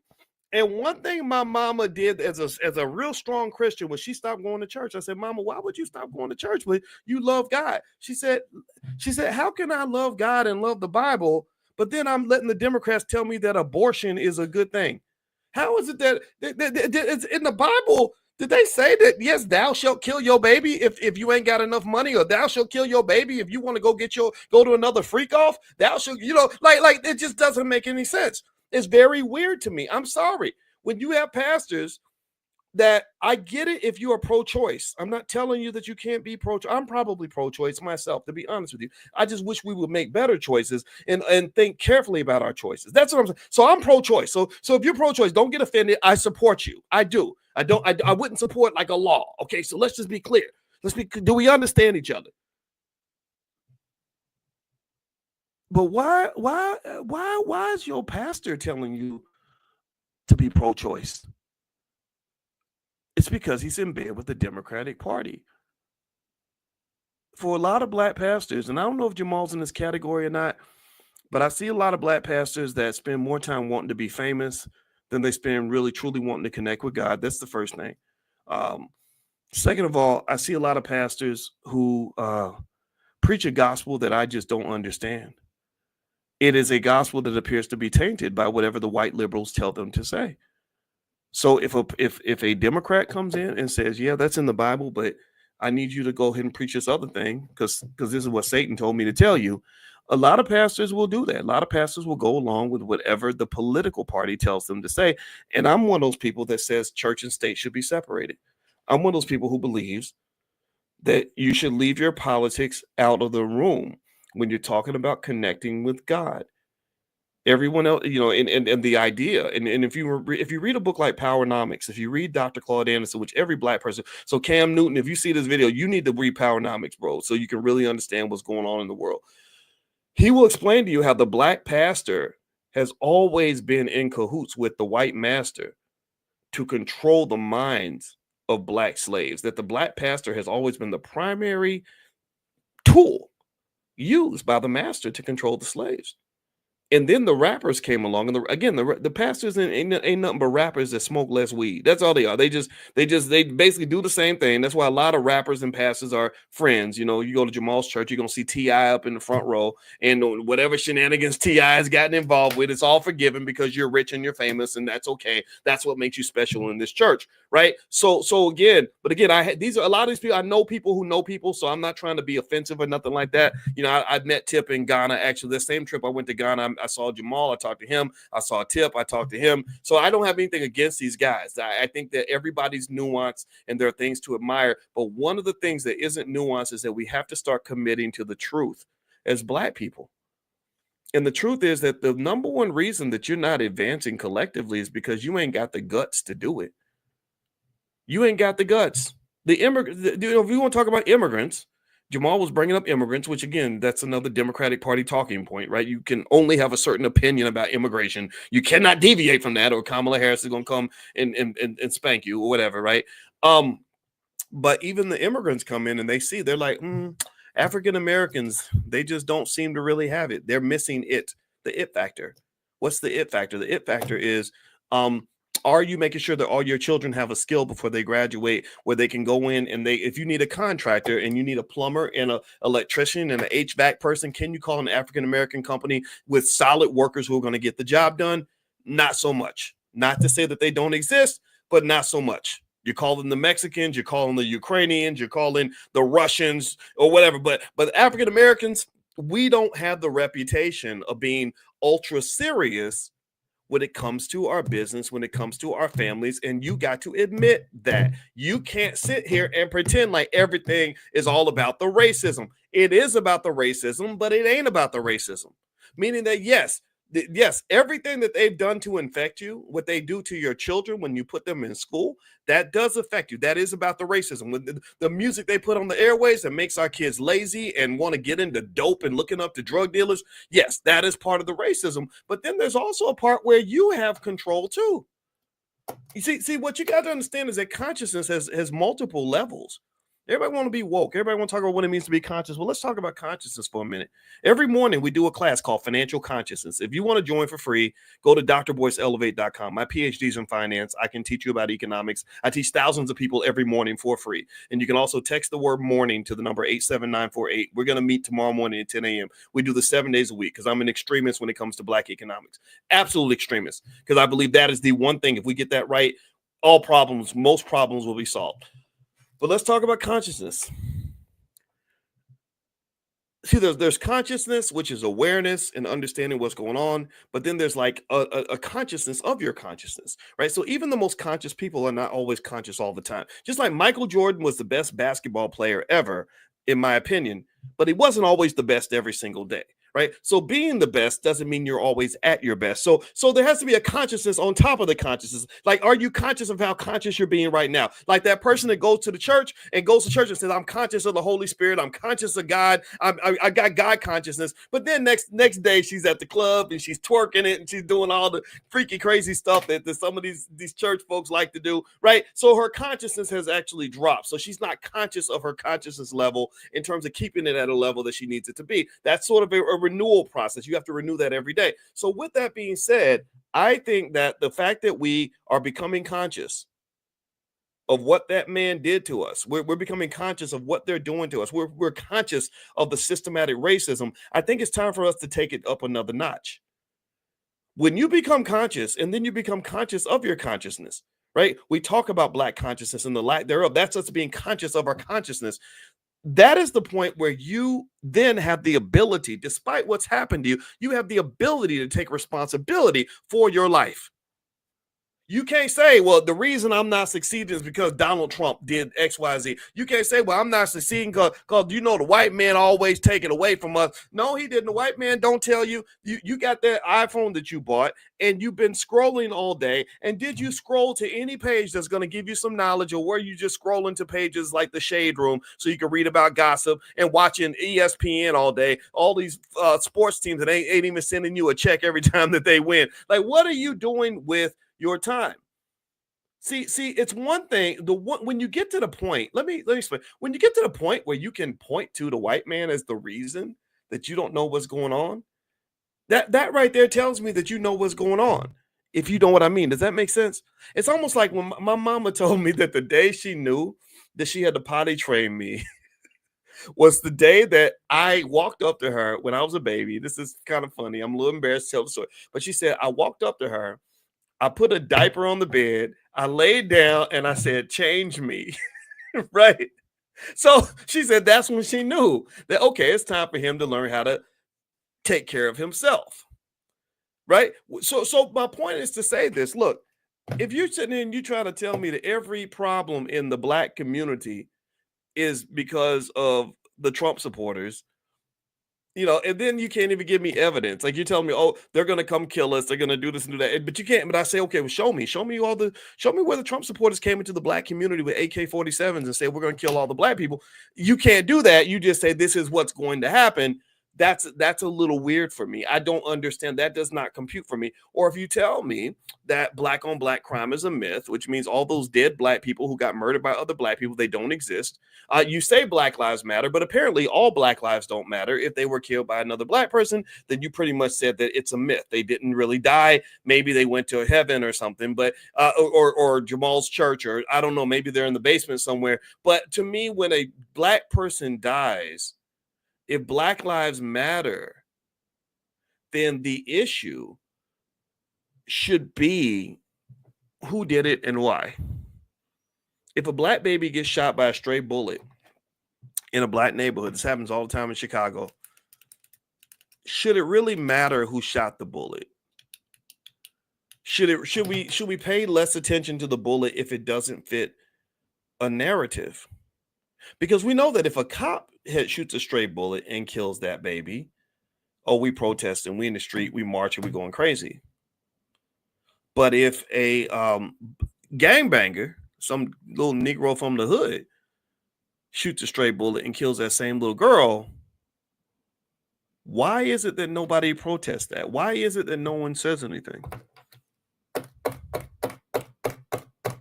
See, because at the end of the day, if black children are being ruined, which they are, but by in droves, I don't care if they're being ruined by a Democrat or Republican. I don't care if they're being ruined by a white or a black person.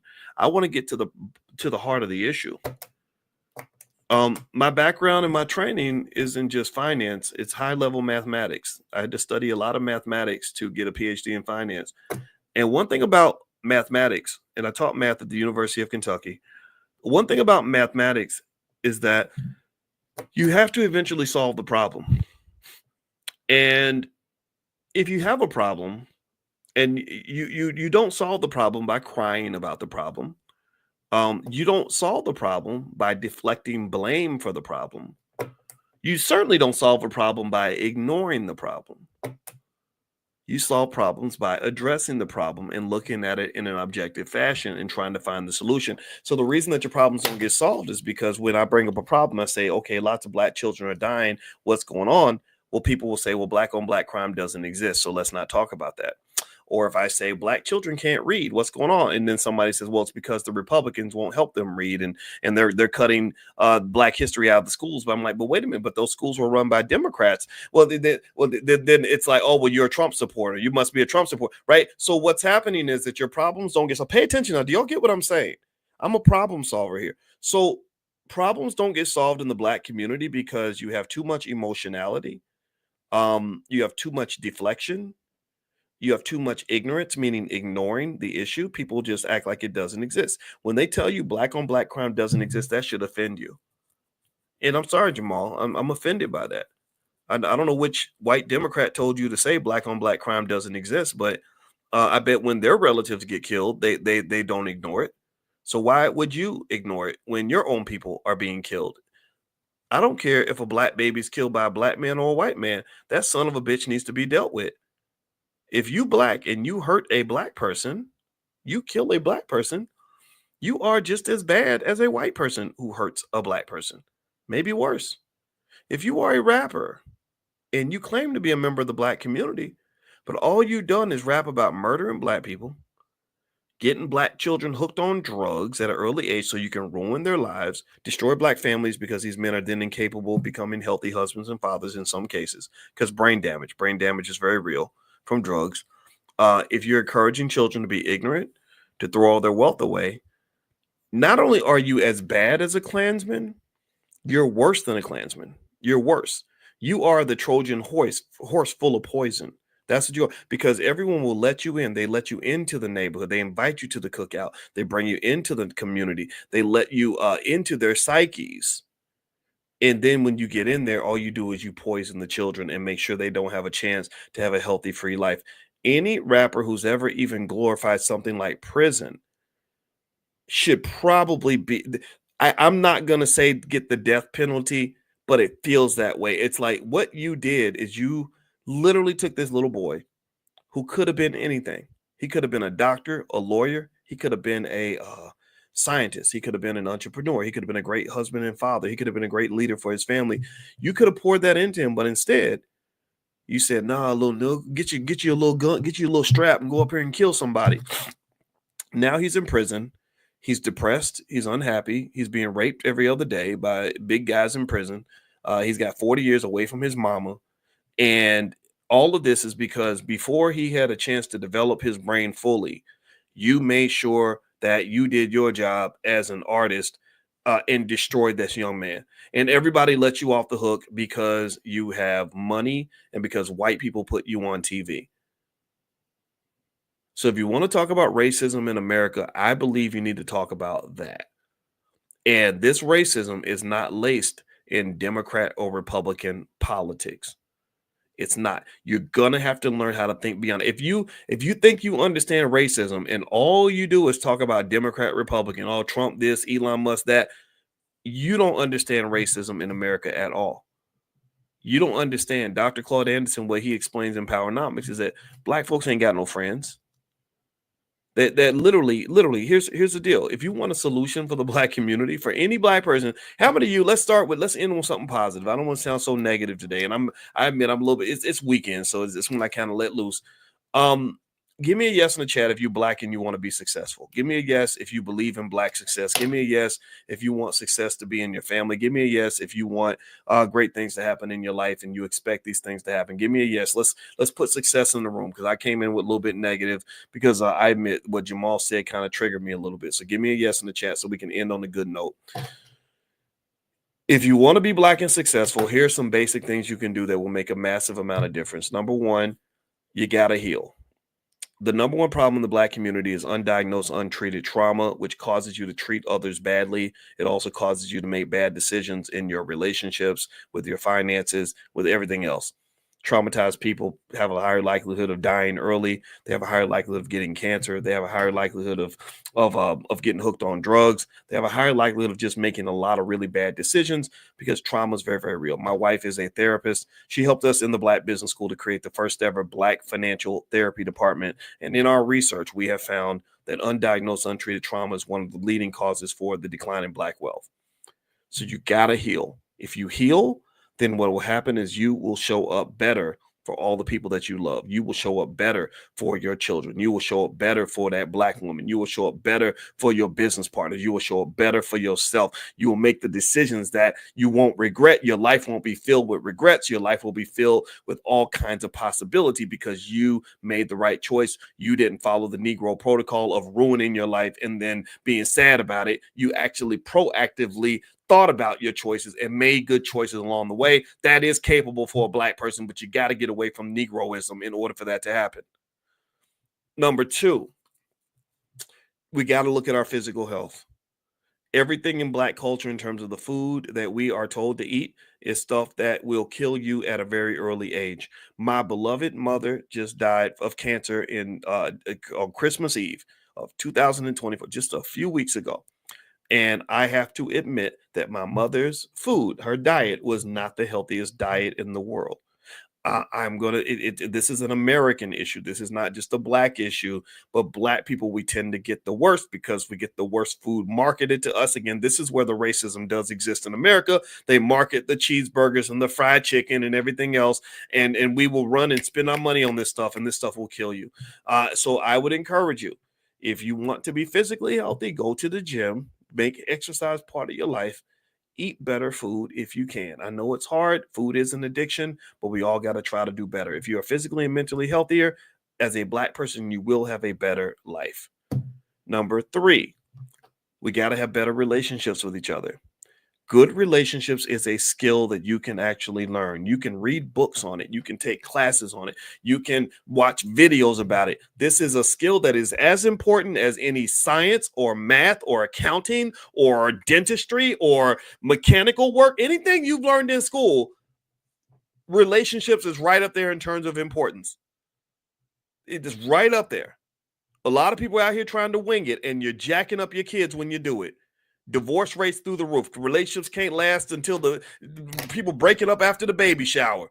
You're showing up for the sex, but ain't showing up for the responsibility. This is a common thing that happens amongst traumatized people because the sex feels good. The dopamine, it gives you temporary release from all the pain that you feel from the undiagnosed, untreated trauma. So you're getting in there and having sex and everything because the world tells you that that's okay. And the liberals tell you that free sex and free love is the way to do it. You just abort the baby if the baby gets on your nerves. And next thing you know, you're creating this chaotic, ridiculous life, and it's spilling over on your kids. Your kids are suffering even more than you are because nobody ever taught you about the importance of balance and discipline and planning and the value of a good, healthy relationship. Do y'all know that the number one wealth hack in America is just finding a woman or a man that you can get along with who can help you pay the bills? Do you know that?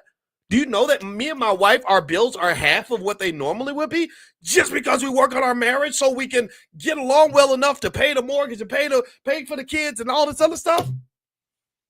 Don't you dare tell me that relationships are all about who you fucking. It ain't. No. Situationships and 50-50, all these dumb conversations on the internet. It's dumb conversations with dumb young people who are going to have dumb, crazy lives. And when you acting like a damn clown, then the circus is going to follow you everywhere you go.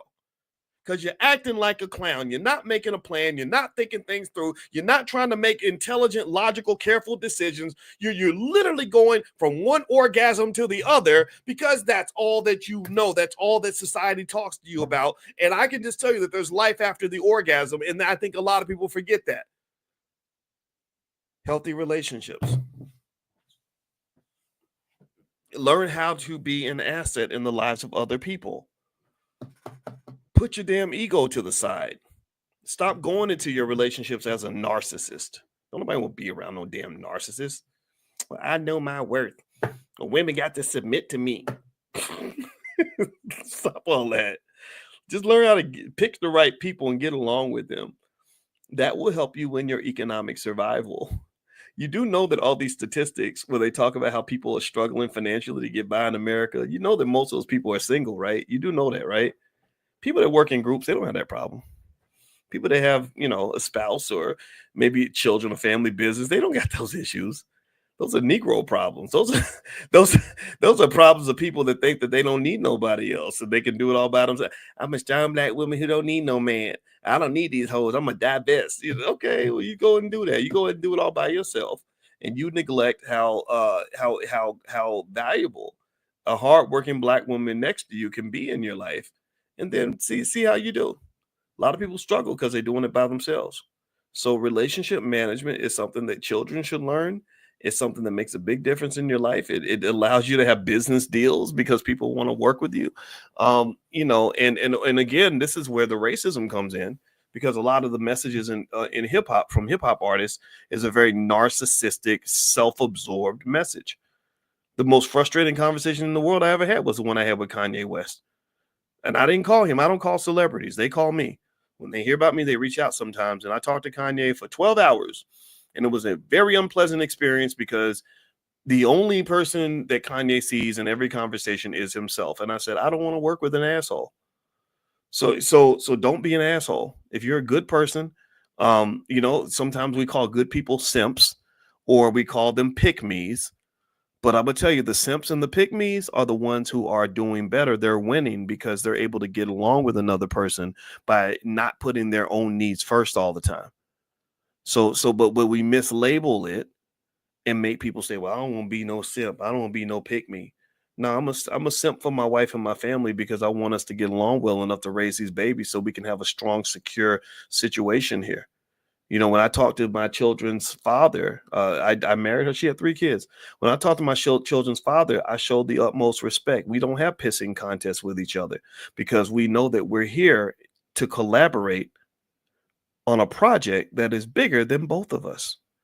And the project is called How Do We Raise These Crazy Ass Kids and Make Sure They Get to Adulthood Safely? So you're getting the wrong message. I get criticized all the time. People say, "Well, you need to connect to the culture, doc. You're not connected to the culture. It's not my job to be part of the damn culture. I'm 53 years old. I ain't trying to fit in. You think I'm trying to be cool? Trying to think I'm not. This ain't Earn Your Leisure. I'm not trying to fit in. I like Earn Your Leisure. I like those guys, by the way, but I'm not trying to fit into the culture. If the culture's stupid, I don't want no parts of it. And it's my job as a senior person to critique the culture and to speak truth about the culture, not to say, well, let me just fit in so I can be lit, yo. I don't even know how to do that. I don't care about doing that. You need people over 50 to tell you the truth. I don't know why some people are afraid to do that, but I don't care about the culture. Not that culture. That's not my culture. That's white culture that they just gave to black people. They're like, we're going to give you the garbage culture so you'll have the garbage children in the garbage community, and then you can blame it on the Republicans. Like, no. No, thank you, sir. so what else can you do? Well, did you get to the area that I do? That this is what I do. The wealth part. The wealth part is so easy. The wealth part is so remarkably easy. You have no idea how easy it is to be financially secure and wealthy in America if you are healthy and mentally healed and have somebody in your life that gives a damn about you. Really, it's very easy. Like, so for example, if you had a parent who said, gosh, I don't want my daughter turning tricks at the age of 30 to pay the rent. So let me buy her some Apple stock. And it's 1997. She's still a baby. You buy the baby some Apple stock every Christmas and every birthday. That child now has many millions of dollars in the bank account, and she's financially secure. She ain't got the Negro problems, all because she had a parent who was conscious enough to actually engage in financial consciousness and start making investments for that child. That's it. That's it. I mean, we for some reason we understand the importance of feeding the kids. We understand the importance of sending a little boy to football practice and basketball practice. We send a little girl to cheerleading camp. We'll buy them new clothes every school year. But somebody never taught us that, hey, if you buy some stock for that kid, you do know that the stock market is the number one wealth generator in America. You do know that while you sitting back being mad about all the little billionaires that Trump had on the dais with him when he did the inauguration, you do know that out of that 1.3 trillion in wealth on that stage, that most of that wealth came from the stock market. You do know that, right? We know these things, right? I hope we know. I hope we know. Not one person on that stage with Trump is a person that gets up and goes to work 40 hours a week at a job. There weren't UPS employees on that stage. God bless them. There weren't DEI hires on the stage. No, again, I don't want to put the white man on a pedestal. I'm just telling you the facts. The stock market is the number one wealth builder in America. Why would you not participate? Oh, because of the culture. Because you got bad culture. You got bad culture. That's what's coming. So I would almost say, and I stupidly say this in a way that's going to probably be offensive to any dumbass that comes in and wants to get mad at me because I refuse to be a Democrat or a Republican. I'm just going to tell you the truth. If you simply loved your kids enough to buy them small amounts of stock from the time they're born, all their financial problems pretty much disappear as long as you make sure that they're psychologically healthy, which by keeping your family together, you significantly increase the probability that your daughter ain't gonna have some daddy issues. Because sometimes not having a daddy can create a daddy issue, right? Like not having a daddy in the house, right? So I would just say that these problems are quite solvable, but they're not solvable if you're distracted. And we get distracted by our emotions. We get distracted by the Democrats telling us that the Republicans are the reason for all of our problems, not them. We get distracted by all these politics. And just, if you just do the right thing and raise your kids right and make simple decisions, a lot of these problems go away. A lot of them go away. And so if you want to hear where I come from and why I sound so frustrated, because again, remember, I'm not in my 30s or my 40s. I'm 53 years old now. I'm too old to be young and stupid. I'm not good at that. I'm not good at being young and stupid. So what this comes from is me spending 20 years listening to politicians, letting them fast talk me, letting them pimp me, letting them talk to me, like I got on a mini skirt and I'm supposed to go out and work for them. And me realizing like ain't none of this stuff that y'all telling me to do is working. Ain't none of this stuff working. But what does work is when I get up off my ass as a black man and read a book, do some research, treat my wife well, raise these damn kids, save my money, not get caught up in temptation too much. I mean, we're human. We all make mistakes. I make a banana split once a week. My wife tells me that that's not good for me, but you got to live. But at the end of the day, balance, moderation, and knowing how to live a proper life goes a very long way for people. And for anybody who's looking for another solution, I just want to encourage you, think outside that box. It was very sad for me when I was 21 years old, and I was the number one student on my campus. I had the highest grade point average of all the black students, and it made me very sad that I could not find other black males to really hang out with, because too many of them, unfortunately, had been cursed by bad culture. They didn't want to study. They thought that I was a nerd because I would be in the library, but I was just competitive. I'm like, the same way you want to kick ass on the football field, I want to kick ass in the classroom. The same way you can go dunk a basketball, I'm gonna dunk on these fools in science class, right? The same way you the fastest kid on the track team, I want to be the fastest thinker on earth. Like what the same? I don't understand why you don't understand what I'm doing. And some people get it. There are a lot of people that get it. This is the thing. We got to make sure we're clear about this, though. There are a lot of you that understand what I'm talking about. A lot of you that are doing it at the highest levels. I'm going to tell you, one guy that I was thinking about the other day was Marcus Freeman, the coach of Notre Dame. Anybody seen Marcus Freeman? I like Marcus Freeman. He's under 40. He's the head coach of Notre Dame. He's probably making millions of dollars a year. He seems smart and disciplined. He was a hell of an athlete.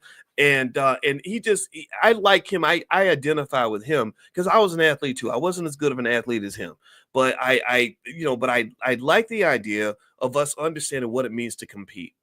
That's my point. It's about competing. And I think that we live in a country where the black man is encouraged not to compete. He's encouraged to complain. And all that complaining makes you look very weak. It makes you look really, I would say feminine, but that's an insult to strong women, because even strong women are stronger than some of these guys. And I think that that's the racism in America. So if you ask me if racism exists, yeah, it does, but it's not what you think that it is. Right. It's not just some Trump supporter wearing a MAGA hat. No, it's a whole system and a whole process that's really designed, in my opinion, to get you to think poorly of yourself. Right. Like how they rope-a-doped you into calling yourself a nigga so much that you literally only react when a white man says it. but you'll call yourself a nigga 25 times a day. But then if a white man says it once, you start freaking out and going crazy, and then you're ready to punch somebody and go to jail. That doesn't make sense. If I'm not gonna be a nigga when you say it, I ain't gonna be a nigga when he says it. How about we pick another word? Like, is that the only word you can think of? Is that the literally only word? So that's just it, man. That's my 2 cents. I'm sure Jamal and Cam have good things to say, and I respect them, but some of the stuff I ain't signing up for it. I think it's nonsense, and it doesn't solve the problem. So I encourage you to solve the problem, because there is a way out. There is a way to achieve your goals. There's a way to be what you want to be. There's a way to compete with the world, and that's not something somebody's going to give you. It's something that you have to get for yourself. That to me is the ultimate black consciousness. Okay. All right. Anyway, guys, I'm about to get out of here. We have things like tools that you can use for your family. I developed some financial flashcards for children. You can go to drboycebooks.com. The URL's on the screen. We have workbooks for kids, things like that. We also have my book is The 10 Commandments of Black Economic Power. So you can go to drboycebooks.com to take a look at that. Also, if you want to join us for class tomorrow, every morning, so I don't just talk, I put my money where my mouth is. Every morning, I teach finance for free.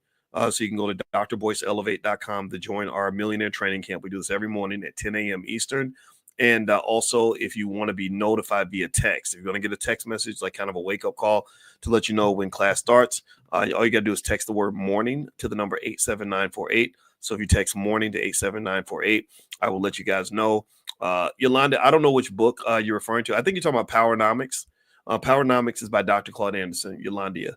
So I think that's it. I just talked to Dr. Claude Anderson the other day, and busy works beats. Love listening to a Boyce Watkins live stream every day. Thank you, brother. I appreciate you saying that, man. It's nice to know that I'm not the only alien out here, because I know that not everybody thinks this way, and it ain't popular. It doesn't fit into a Democrat or Republican agenda. I'm kind of hated by both sides. But the area where I'm an extremist is that I'm definitely 100% pro-black. I'm also 100% pro-wealth, and I'm 100% pro-black wealth. And I believe that if we build our wealth and we get our finances right and we become the leading economic thinkers on the planet, which I know that we can be, can't nobody stop us. Ain't nobody gonna stop you. You know, to hell with these damn politicians. You got this. You can win. You will succeed if you demand it.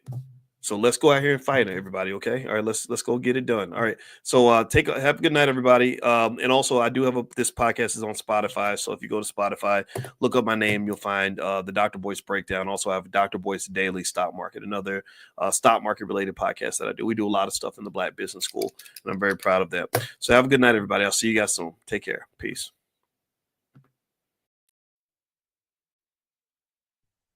Good morning, everybody. Good morning. I hope everybody's doing well. Good to see you. Welcome to Money in the Morning, our millionaire training camp. My name is Dr. Boyce Watkins, and I got up this morning. I was not in the 5 a.m. club. I was in the 8 a.m. club, which is just I'm almost embarrassed. But then again, that's a good thing, right? That means the fact that I'm sad and I feel like I was lazy because I slept till 8 a.m. really says like maybe I've got a pretty good schedule. So have no fear. I will be back on track tomorrow, right? So sometimes you fall off the wagon, but you get right back on, and sometimes you gotta rest, right? Self-care is very important. And I was having a conversation yesterday with my father about happiness, and he was explaining something to me that I kind of knew, but I was, how it is with your daddy. You just sort of still listen, and and he was basically saying that when you accomplish big goals like being married to your mother for 50 years, he said I wasn't happy every day. He said I had a lot of sacrifice. I wasn't happy every damn day. And I said, yeah, I get that. I understand you're not going to be happy when you're accomplishing a big goal, but what I do think happens is that when you talk about investing as a foundation of happiness, and I talk about investing, I'm talking about things that don't have anything to do with money, right? So don't think I'm talking about money. I'm talking about investing your time, your energy, your love, all these other things. Happiness is a balance between short-term and long-term happiness, short-term and long-term gratification. If you lose that balance, then you're going to struggle, right? People that focus on instant gratification, they have a really great time in the short term, but their long-term lives are terrible, right? They make bad investments because they engage in what economists would refer to as we call that consumption. If you are consuming, then and never investing, never delaying gratification, never making sacrifice, then long term you're going to pay a price for that, right? Like the person that goes to college who doesn't study, who decides I want to have fun, I want to be happy, so I'm going to party all the time. Well, that person doesn't have a good life. That person ends up having to work 10 times harder later on in life because they didn't make any investments. They didn't put anything aside for the future. They didn't make any long-term sacrifices. So now you got to spend the next 40 years in a job that you hate, living a life that you didn't want to live. Whereas that person who studied really hard and worked really hard and made the right choices when they were young, they get to skate for the next 30, 40 years because they already put in the work. They use the value of time. And there's always a balance, right? If you go too far one way or the other, um, you know, it's one of these things where everybody has to have their own process for how they do that, right? Everybody has to have their own process, and balance is really essential for that. So what I told my dad was, I said, yeah, I understand that being married 50 years is hard. I was there for the whole thing. I watched it. I saw the ups and downs, and I commend you for that. I said, and I agreed. Every day isn't going to be good. It's like marathon runners. Marathon runners are probably not comfortable when they're running marathons. They're running is hard, right? They're exhausted, they're tired, they're whatever, but they're thinking about the bigger picture, right? They're not thinking about whether or not they're enjoying the run right now. They're thinking about how they're going to feel when they cross the finish line. They're going to think about how they feel long term when they say, I ran 5 marathons this year, or I'm in excellent shape. I look in the mirror and I love what my body looks like, right? So that's the gratification that they're seeking. So ultimately, really, in all this stuff about investing in wealth and financial consciousness, it's all about that balance, that gratification balance. I want you to be happy. At some point, you're going to be happy. If you make good decisions, you're going to be happy. If you make sacrifices, you're going to be happy. If you watch what you eat, you're going to be happy. If you work on your relationships, you're going to be happy. If you invest and save your money as opposed to spending it all, you're going to be happy. But short term, you may not be. Right. Short term, you may feel like you're missing out. Short term, you may feel like you're in the struggle and everything else. And I just think a lot of people don't, young people don't have enough nuanced conversations about that. Like, so for example, like they'll get in relationships, it'll go bad for about a month, and then they'll be like, I had to leave because I wasn't happy. Well, of course you ain't gonna be happy. Like, seriously, I've seen people go to college and they'll be like, I was in college and I wasn't happy. Going to class didn't make me happy. And I'm like, yeah, but is working at Arby's gonna make you happy? Like, because now you're working at Arby's because and you got two baby daddies and you're trying to pay bills with two baby daddies and an Arby's paycheck. Does that make you happier? Are you happy now? Are you happy? So I'm not making fun of anybody. I promise you I'm not. But it's life, right? Life kind of has this boomerang effect. I had this friend in college when I was 18, and I remember she was super smart. She was a little white girl from the hills of Kentucky. The University of Kentucky is an interesting school because like all the like more modernized kids were from Louisville. Kentucky is a little bit like New York where the state of New York, in case you don't know, you've got New York City, and then you got the rest of New York. And so when I moved to Syracuse, everybody's like, "Oh my God, you're going to New York!" Like they thought they pictured me being in this big city with big buildings. It's like, no, I'm living in Syracuse. Syracuse is very, very slow, very, very dead, very, very just damp, economically damp, right? And anyway, Kentucky is the same way. In Kentucky, you've got Louisville, which is popping and big and modernized. And then you got the rest of Kentucky, which is much different. So when I went to college, I would meet a lot of really very country people, from like small towns, Eastern Kentucky, backwoods, redneck, if you want to call it that, Appalachia, like everybody's on meth type towns, ain't no jobs. Everybody hangs out at the Walmart on Saturday nights because they don't have anything out there that they can do, right? Stuff like that, right? But a lot of them, I'm gonna be honest with you, a lot of them were really good people. That's the funny thing too. People who don't spend time around like country white folks from the South think that they're all like these gun-toting racists that just want to wake up and kill black people for breakfast, and that's just not true. But they are conservative, right? So like they got their Bible, they believe in stuff like that. They take care of their families, not all of them, but they believe in stuff like that. They believe in hard work and all that, right? So sometimes what I found is that they don't understand like hip hop culture. When we market hip hop culture, where it's like I want to smoke weed, have 8 babies, mamas, and kill black people for a living, which is in a lot of your music, they think that that's ridiculous, and I think it's ridiculous. I think it's all just this horrible propaganda that makes the black man look like a degenerate, which that's not what we are. We're not degenerates. We're just as hardworking as everybody else assuming that we're raised that way, right? So anyway, long story short, when I was in Kentucky, I met this girl. She was as country as they came, and she was from the hills of Kentucky, and she wanted to be a neurosurgeon.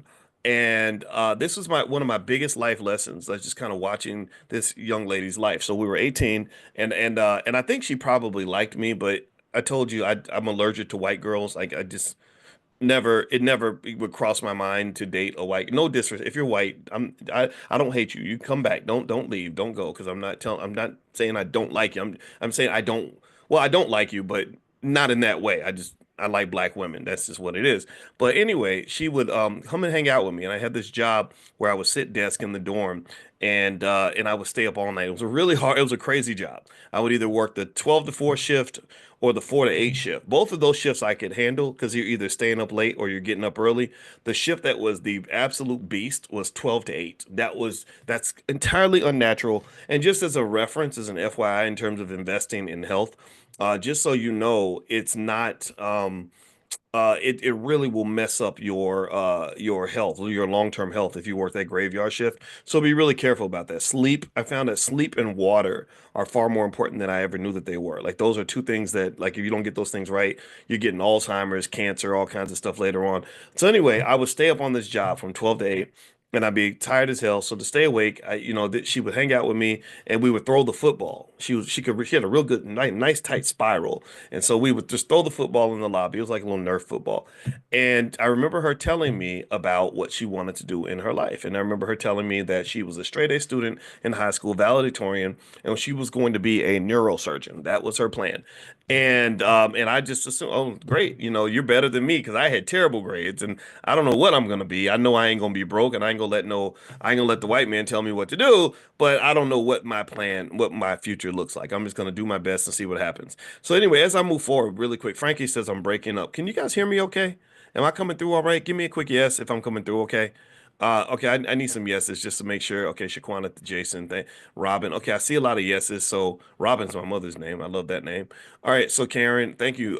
Thank you everybody. I appreciate you help. Okay, yeah, sorry. I get self-conscious about that. So anyway, so here's what happened. And this, I promise you, this story relates to investing. It really does.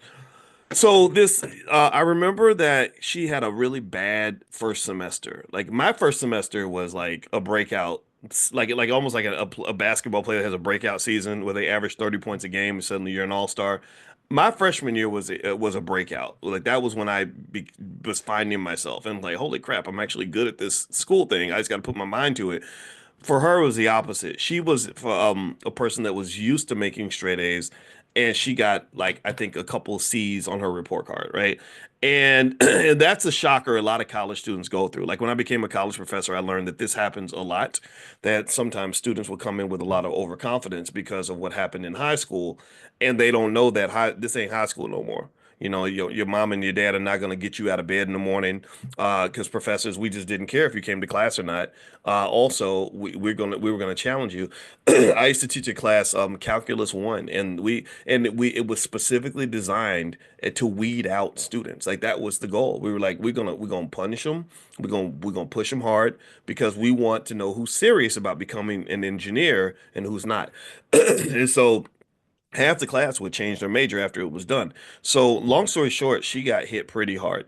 And rather than sort of taking that as a challenge and coming back harder, I think it kind of demoralized her. It really made her sad. It really deflated her.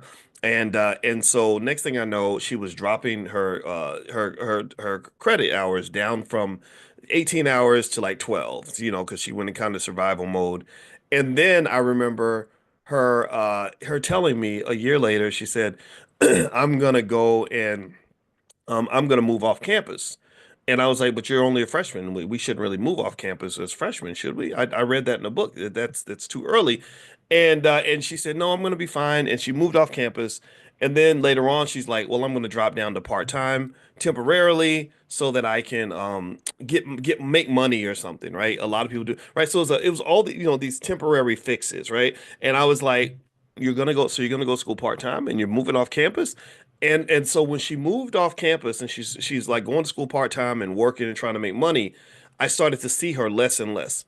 I saw her less and less. So I would go, I was trying to be focused because I felt like I didn't belong. I felt like I wasn't supposed to be doing well in school because I had never done well in school ever in my life where she's doing her thing. And she was changing. Kids find themselves in college, right? So she's getting all these tattoos, and this was back when tattoos were kind of a unique thing when everybody didn't. Now everybody got tattoos. They got entire sleeves made out of tattoos and all that. I ain't gonna lie, I'm old fashioned. Like the women that have the tattoos everywhere. That's not my thing. So anyway, so starts getting the tattoos and she's smoking the cigarettes. I remember she would smoke the cigarettes. And by this time it's like our junior year. And I remember then she's like telling me she's taking a semester off. She's like, "Oh, I'm going to take a semester off so that I can." Again, it's always like I'm going to go make money and then I'm going to come back and resume my regular life. And so by the time her junior year comes around, I had not seen her for months at a time. She had dropped out of school temporarily. She shows up at my door and rings the doorbell, and she's got, she's smoking cigarettes and telling me about her life. And then she tells me that she's pregnant, right? Holding a cigarette in her hand, which is kind of crazy, but whatever. It's Kentucky. Things happen. And she tells me she's gonna go back to her hometown to have her baby. And I was like, "Oh, okay." I didn't I'm 20 years old. I don't know how to respond to everything. I'm trying to listen and be supportive. And she goes home to have her baby, and I did not see her probably for another 4 years, right?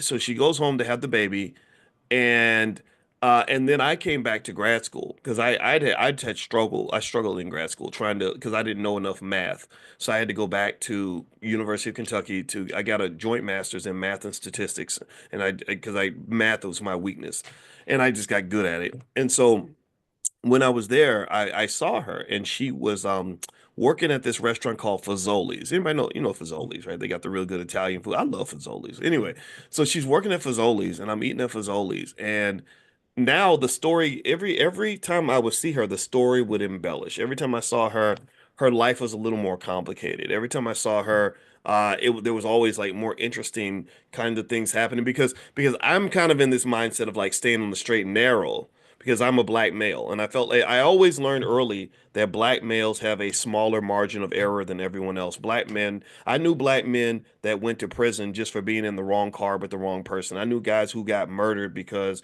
they were in the club and people started drinking and somebody started shooting. I know black men who got 30 years in prison because their friend who's a drug dealer had something in the car they didn't know about. Like so to me, I just kind of had this protocol, like, and I wrote about this in my book. It was called What If George Bush Were a Black Man? I wrote this book in 2005, and it's about that thin margin of error. And if you ever want to know my irritation with people like the Joe Bidens of the world, the reason I can't forgive is because I saw what they did to black men in the war on drugs and how many people I knew that were good people, that were redeemable, that could have come back and really made a contribution to society who were kept in prison for way too long. And that's what they do to us, right? They'll give us just these crazy draconian sentences, and everybody else is like, "Oh, he's Hunter Biden, he's a good kid, and we're gonna give him a pardon," right? I'm like, well, what about Pookie? Pookie was smoking all the crack too, but y'all gave him 30 years. So that's me. That's Boyce. That's my bias. I admit to that. So anyway, so I'm on the straight and narrow.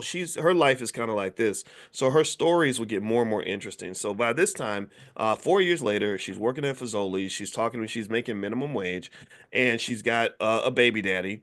Because white girls get baby daddies too, and her baby daddy was in. I said, "So where is he?" She said, "He's in jail right now." And so, of course, she's a single mom getting no help, and her baby's maybe about 3 or 4 years old.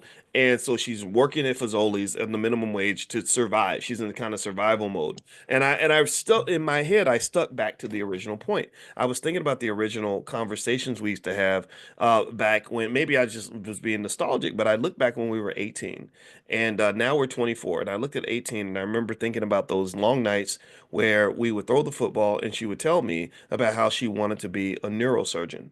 Right. And I thought that that was going to be her path because she had done so well in school to that point. And at this point, we're 24. So we're still young. Right. You're 24. You can still do anything you want to do.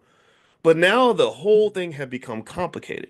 Right? Her life has started off like this clean slate, like this clean sheet of paper. And then, you start writing on it and it gets messy, right? It gets complicated, right? You can't put the things on the paper that you want because you've scribbled in and filled out a lot of spaces. So her trying to pursue that dream as a single mom with a baby daddy in jail, working at Fazoli's making minimum wage would be much harder than when she was an 18-year-old with no responsibilities, no bills, a full scholarship, and her whole life in front of her. And here's where I knew that the dream had died. Here's where I knew that she was never ever going to go to medical school because I'm this almost like ridiculously stupidly optimistic person, right? I'm the person who would go to my friends and say, "You can still do it. Come on, we can try. You can get it together. You can fix it. Come on, we can do." Right? I was that guy, and I was giving her that pep talk. But then I remembered, I'll never forget that I said, when we were talking about her being a doctor. And she said, "Well, I'm gonna do it. I'm definitely gonna do it, but I gotta do one thing first before I go back to school." And I said, "Well, what?" She said, "I want to pay off my student loans first." And I said, "Well, how much are your student loans?" And she said, like $11,000. And I was thinking, but you make $4 an hour and you got a baby. How you gonna get $11,000? Like you ain't never gonna pay the 11. Like I remember just thinking, like the math ain't mathing. And then I realized, oh, we're just talking now. We're talking theoretically now. This is not ever going to happen. This is a false dream. The dream has officially died if that's your requirement for you to pursue it. Because my math was pretty simple. I was like, just borrow more money, get through school, and then you'll be a doctor and you'll be making $15,000 a month, right? Then you can pay off everything. You can go back and fix everything financially, because you got money. Like why not do that? But in her mind, because she just wanted to pay off these student loans. And here's the thing, I don't think it was because she wanted to pay off the student loans. I think it's because she also knew that the dream was dead. But sometimes it's hard to admit that. Sometimes it's hard to say it out loud, right? And so literally now I think she and I are Facebook friends. Now we're both in our 50s. Now that those two 18-year-old kids who threw the football in the lobby, they're long gone. They don't exist anymore. And now I think she's probably a grandmother. And when I tell you that watching this little white girl and her life and her choices and how everything played out was one of the biggest lessons about investing that I've ever seen in my life, I'm not kidding you. When I tell you that watching her life play out was one of the biggest lessons about choices that I've ever had, I'm telling you that. Like when I tell you that story, that her experience watching her was like one of the biggest lessons I ever had about the value of time and not wasting time, I'm not playing. When I tell you, like I teach stock options, right? But stock options doesn't exist without the word options. And you know what options are. You know what it feels like to have options and not have options. When I tell you that was one of the greatest lessons in life I've ever had about options, I'm not kidding with you. Like because when we're 18 and we've got no responsibilities and we're young and energetic and we have all this time, then the whole world is open to you. You got options like crazy. You got a million. That's why I get so mad with the hip hop music industry whenever I hear any rapper marketing drug addiction to a 15, 16-year-old kids, it makes me angry because what you're doing is you're killing off all their options.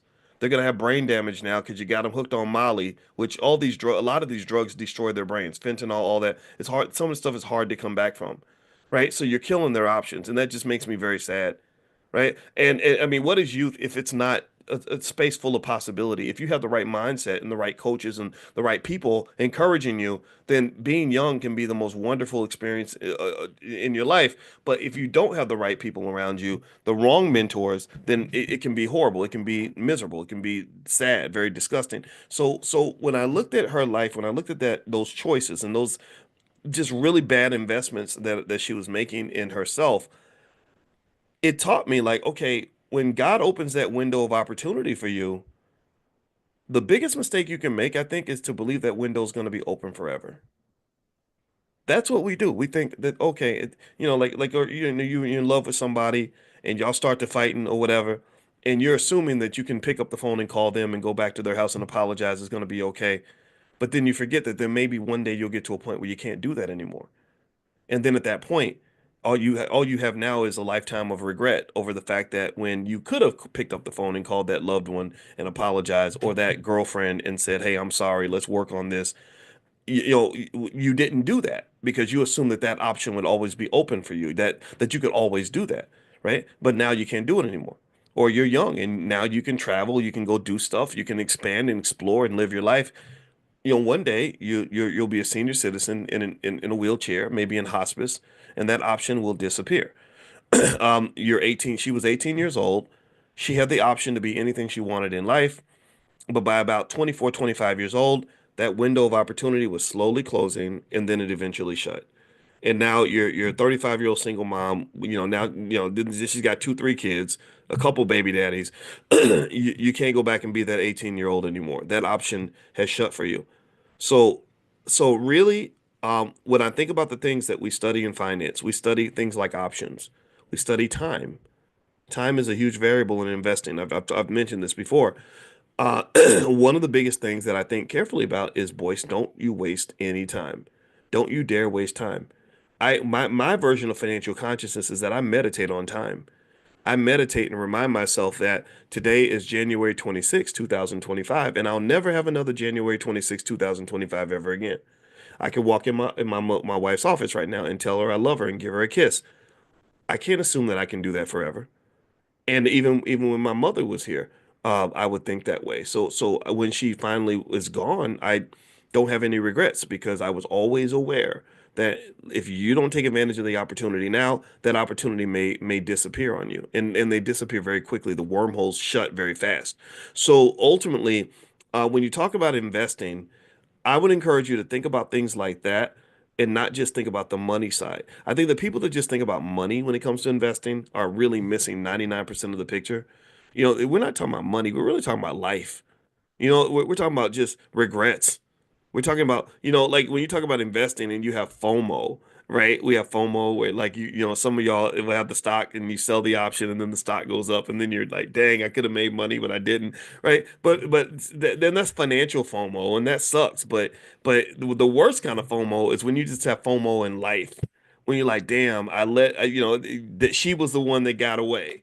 Or the FOMO of like, dang, I wish my kids were babies again so I could spend more time with them instead of focusing on my career, right? Or the FOMO of just saying, man, I wish I was 19 years old again so I could spend more time being happy and focused instead of wasting my time being sad and distracted, right? So life FOMO, I find, is far worse than financial FOMO because with money, money is interesting. Money allows you to manipulate time in a certain way. You can go back and get money that you lost sometimes. A lot of times money there's a lot of do-overs in money if you know how to invest, but there's not a do-over in life, right? And life is far more valuable, and so there are no do-overs. So when you're in that moment, you got to live in the moment. You got to meditate on that. Like really think about that. And then that way, as you're going forward, and these windows of opportunities are shutting. FOMO is fear of missing out, by the way. That's what that is, fear of missing out. And that's actually a big financially scientific concept. There's a lot of research papers about investor FOMO. A lot of times when you all come to class and you ask me about a certain stock, I know 9 times out of 10, the reason you're asking me about that stock is because the stock has shot up a lot in the last week or two, like maybe gone up 100% in the last week. And now it's in the media and everybody's talking about it. And so people have FOMO and they're like, dang, I missed out. I wish I had bought this before it went up, or Bitcoin. But there's a lot of FOMO around Bitcoin. I mean, a lot of people are mad that, damn, if I just bought $100 worth of Bitcoin in 2013, I'd be a multimillionaire now, which is a horrible feeling. I think 100 Bitcoin, what's 100 Bitcoins worth? Let's see, 10 Bitcoins is $1 million. So 100 Bitcoin would be $10 million. Is that right? Yeah, and so you could have bought 100 Bitcoin for $100, maybe $200, depending on when you bought it. And for it to be like $100,000, it just makes you want to vomit, right? And so with investing, this is the idea, right? With investing, it's a matter of not torturing yourself, right? In fact, Jeff Bezos, who's one of the richest men in the world, he talked about his strategy in terms of what led him to decide to quit his job and start Amazon. Because a lot of people are like, well, why would you quit a good job to go start this raggedy business? A lot of you go through this now. And he said that what led him to make that decision is something that he calls a regret minimization strategy. Regret minimization means that he knows you're going to have regrets. He knows that hindsight is 2020. He knows that 20 years from now, you're going to look back on your life and look at areas where you could have done better, mistakes you made, opportunities that you missed. But he said, I figured that I would minimize my regrets by trying to do Amazon because he learned something that they say, for example, when they study old people, they find that older people that are on their deathbeds, they have more regrets about things they did not do than they have regrets about things they did do. Right? It's not trying to start the business that they regret. It's not like they're like, dang, I tried to do this and it didn't work out. I wish I hadn't done it. No, it's when you had it in you and you could have went for it and you didn't because you let fear guide your decision making. And then next thing you know, you're constantly wondering like, well, I wonder what would have happened if I had tried. I wonder what would have happened if I'd pushed myself. I just talked just now, right before I talked to you, I talked to a cousin who's about 32 years old, and he was asking me about advice about business and life and everything else. And I said, one of the biggest things I would tell you is, don't make decisions in life out of fear. If you make decisions out of fear, which is unfortunately, fear is very contagious. I think in our community, I think that because of what we've gone through, we just kind of fear is always just this thing. And I'm gonna just tell you, if you're ever trying to convince me of anything, whether it's something political or otherwise, if you use fear to try to convince me, then it won't work. I'm going to do the exact opposite of what you want because I'm going to identify that instantaneously and realize that no, I'm not making this decision out of fear. I make my decisions out of desire. You see, risk, which is another very big financial concept, risk is something that can be good or it can be something that's bad. Risk has a double-edged sword. Risk has the benefit of taking a chance and going to the highest heights. It also has the scary side of that things may not work out and you'll go south. And how many of you notice this? How many of you notice that in a lot of our families, when you talk about trying to do something different, you talk about trying to really go for it, you get a lot of fear. You get a lot of people warning you about how this isn't a good decision. It may not work out. And what if this and what if that and this, and it's very depressing. It's very demoralizing. It makes you more afraid. You start to fixate on this. Your consciousness becomes collapsed and trapped because all you're focused on, all you're seeing is the downside. You're walking on this tightrope. It's already hard. It's already dangerous. And then you start looking down and saying, "Oh my God, what if I fall?" Well, guess what you just did? You guaranteed that you're probably going to fall. You've increased the likelihood that you're going to fall. So really, my belief is, look, if you're trying to warn me about a problem I'm going to have. If you're trying to tell me about an obstacle, like, well, if you try to start a business, the white man ain't going to let you get too rich and, white folks control everything or whatever, then don't just tell me about the problem and then let that be the end of the conversation. Tell me about the problem and then also help me formulate a solution. Like if I tell you, look, I'm determined to climb Mount Everest, I'm gonna go climb Mount Everest. I don't want you telling me all day about how many people that have died on Mount Everest. I don't want you sending me, Instagram reels about people that tried to climb Everest and froze to death. I don't want to hear that crap. I don't want you like, well, the odds of dying are 20%. Man, shut up. Like, no, tell me how to not die. Right? Tell me how to survive. Tell me how I can get on the good foot and the good side of the people that actually climbed Everest and succeeded. And you can warn me. Like you can let me know, like, hey, be really careful. Like, wait, like with investing. Like, I will tell you, if you are in my class, I will talk all day about the downside. Like, in fact, I talked to a student that was doing stock options and he started doing credit spreads. And he said, yeah, it kind of went bad. I said, yeah, that's the thing about credit spreads. They're very deceptive. It's like this beautiful, gorgeous, really attractive woman who might stab you in your sleep while while you're knocked out, right? Or beat you up over the head and take your money, right, and drug your drink. So basically, I will talk all day about risk, but you shouldn't talk about risk without also talking about reward. Risk and reward are evil twins of each other. Risk and reward, they travel together. They're like Satan and God. They say Satan used to be the biggest angel in heaven, and then he went south and became like the biggest person in hell, right? So risk and reward are like that. The bigger the risk, the bigger the reward, the bigger reward, the bigger the risk. And it's very, very difficult to embrace one without understanding the existence of the other.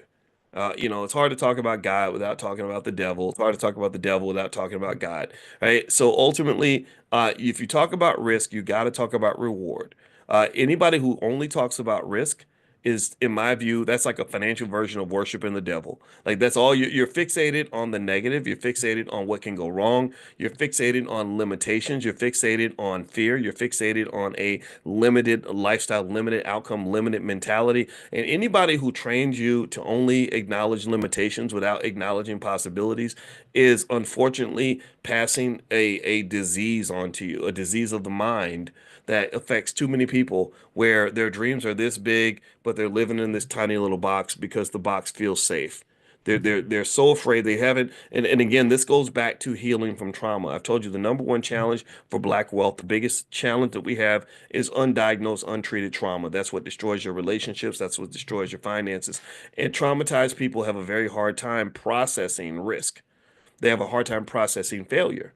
Failure happens. It's like, oh my God, I was supposed to fail. I knew this wasn't gonna work. My cousin and my mama and my brother all told me that it wasn't gonna work out. And here I was being stupid. I shouldn't have done it. What's wrong with me? Right? You process it. If you process it the wrong way, then yeah, failure is gonna suck. But there's also a way to, as Aisha Verzi is saying in the chat, that there's a way to fail forward. There's a way to fail and say, gosh, either sometimes you win, sometimes you learn. Right? There's a way to understand that there are rules in the universe, like no pain, no gain, risk and reward. Right? So no pain, no gain means if I'm going through this pain, how do I flip this into a gain? How do I convert this into something that's going to actually benefit me long term? How do I go through this really hard experience and realize that 10 years from now, when I'm detached from it, I'm going to look back and say, man, that was one of the most valuable lessons that I ever learned. I paid big tuition in the school of life. I paid big tuition in the school of regrets. I paid big tuition in the school of failure. And now I got this advanced diploma that I can carry through life that makes me tough as nails, smart as a whip, and I can identify problems long before they arrive because I've been through something. See, what you got to understand is that you can't really even talk to anybody about overcoming something if you ain't never been through nothing. If you ain't never been through nothing, then you're not going to be a good coach for anybody else. And when you go through tough experiences, you're not going to know what to do. The smartest, most capable people in the world that I find are the people that have failed so badly that they literally the lesson was literally embedded in their skin. Like they literally had it tattooed on their brain. It was branded and everything else. So ultimately what I would say to you is you have to know how to process risk. You have to know how to process failure. If you know how to process risk and failure in a healthy way, then all these things are going to propel you forward. That's what's going to make you great. That's what's going to make you powerful.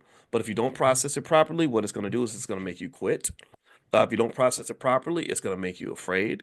If you don't process it properly, it's going to make you limit yourself. If you don't process it properly, you'll never go for anything other than what is handed to you. And then you're going to sort of look back one day and say, "Damn, I could have had it all, but I was too scared to go for anything, and that's why I got what the world gave me." And I just do believe this too. I believe that when you're black, the world don't give you much.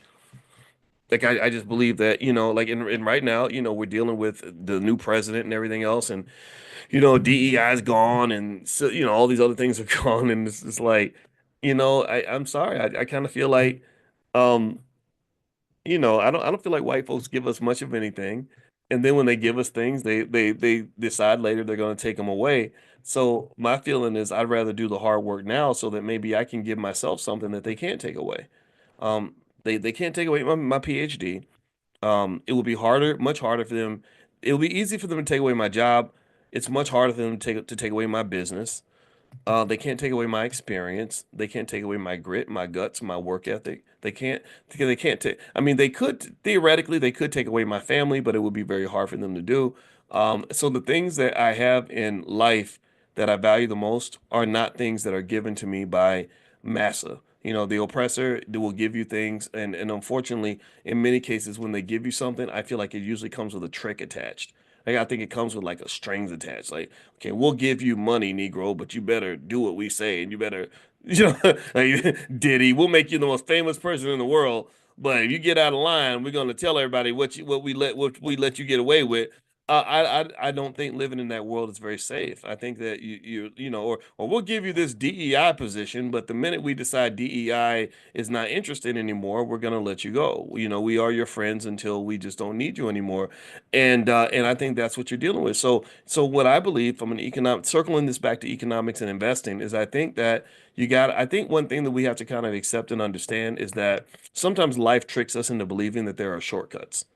Right? Sometimes life tricks us into believing that you can have it all very quickly and you can look fly the entire time and it could be easy in a piece of cake. Like I know a lot of people, I know people that have made over $1 million doing DEI related stuff. Maybe they go to college campuses and tell white people why they're racist and explain away, like cultural sensitivity, and I respect that. There's nothing wrong with that as a career, but I always felt like I said, gosh, what if they just decide that they don't want to be nice to you anymore? Like, what if they decide they want to just get rid of all this? And then suddenly, you had a certification in DEI, and now that certification is worthless. That was the risk I always thought about. Because there's the history where people have not ever really been all that nice to black people. And I personally think that things like owning a business, and learning to build wealth in a very solid, consistent way, kind of the Booker T. Washington way, I think that we ignored the lessons that were given to us by our ancestors. We ignored them because we traded in integration, for example, in the civil rights movement, we traded our land and our businesses for student loans and corporate jobs. That's what we did. We thought that the doing the dirty work of building a nice carpentry business or building a company that can do plumbing for people, that's beneath us. I'm going to Brown University. I'm going to get a nice job with a nice fancy office where I don't got to get dirty every day. And the sad reality is that those jobs did not build wealth, and many of those jobs could be taken away at the drop of a hat. But if I have a skill, like if I have the kind of skill that a black man in 1945 could make money doing, because there were black people that were actually doing okay at that time. There were black people who were prospering, and a lot of it started off with having that solid foundation, saying, "Look, I just want to own me some land. Maybe I'm gonna raise me some pigs. What I mean? I'm gonna grow me some crops. I'm gonna learn how to fix stuff, right? Like I think that sort of solid sturdiness was kind of lost, because I think that we got very comfortable when we had things like affirmative action that opened doors and possibilities and opportunities. And even in my own family, my career path was very different from my father and my grandfather. My father and my grandfather are the types of men who could fix anything in the house, anytime. Me, I became a college professor. I hire people to fix things in my house. Right? I'm not that guy. I'm not the guy who's going to go and figure out how to make the air condition work. It's just not my thing. And so, but what is my thing? What did give me that sturdiness was when I said, wait a minute, I got to go and start my own business. If I don't start my own business and invest and own something, then he will always own me. If I cannot have something that's mine that I can sink my teeth into, that I can hold on to, then they can take it all away from me. And I just don't want you or your kids to be in that position. So you really cannot get away from the ownership of assets, the hard work required to actually develop and build something of your own.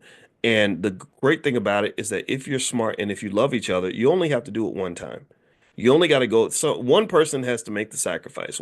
Like in football, when my Ohio State Buckeyes won the championship, the running backs and the quarterbacks and the wide receivers got a lot of credit, but it's really the linemen who cleared the path because the linemen block for the quarterback. The linemen are probably the most special players on the field because their job is critically important. When the offensive line doesn't block for the quarterback can't do anything. He gets sacked every time. He looks really bad. So the offensive linemen to me are special because they do the most important job and they get the least credit for that.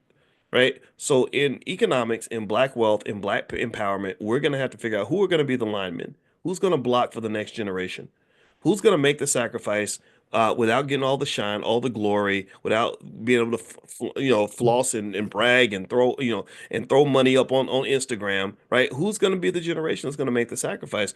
And if you have somebody in the family that does that, that really at a high level that commits to that, then what happens is that if you are appropriate in the way you distribute the benefits of that hard work, then you have children and grandchildren that never have to work for anyone. They're very happy. They live a good life. And it kind of sucks though, because sometimes if you don't teach them the right values, they become these little ungrateful, spoiled little SOBs that we just want to kick them, because they don't know how hard somebody else worked to create that life for them. Right. And that's the other part of it too. That's a really hard part about sacrifice is that sometimes you make a sacrifice and you don't even get acknowledged for it.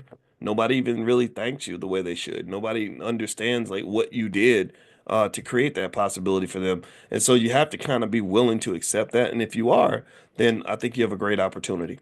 That's what I've noticed in terms of the secrets to black success. It ain't DEI programs and electing Democrats or Republicans. It comes from core values, raising the kids right, educating at a high level, eating right, mental health, working on mental health, healthy relationships, investing consistently. Things like that is what typically creates security.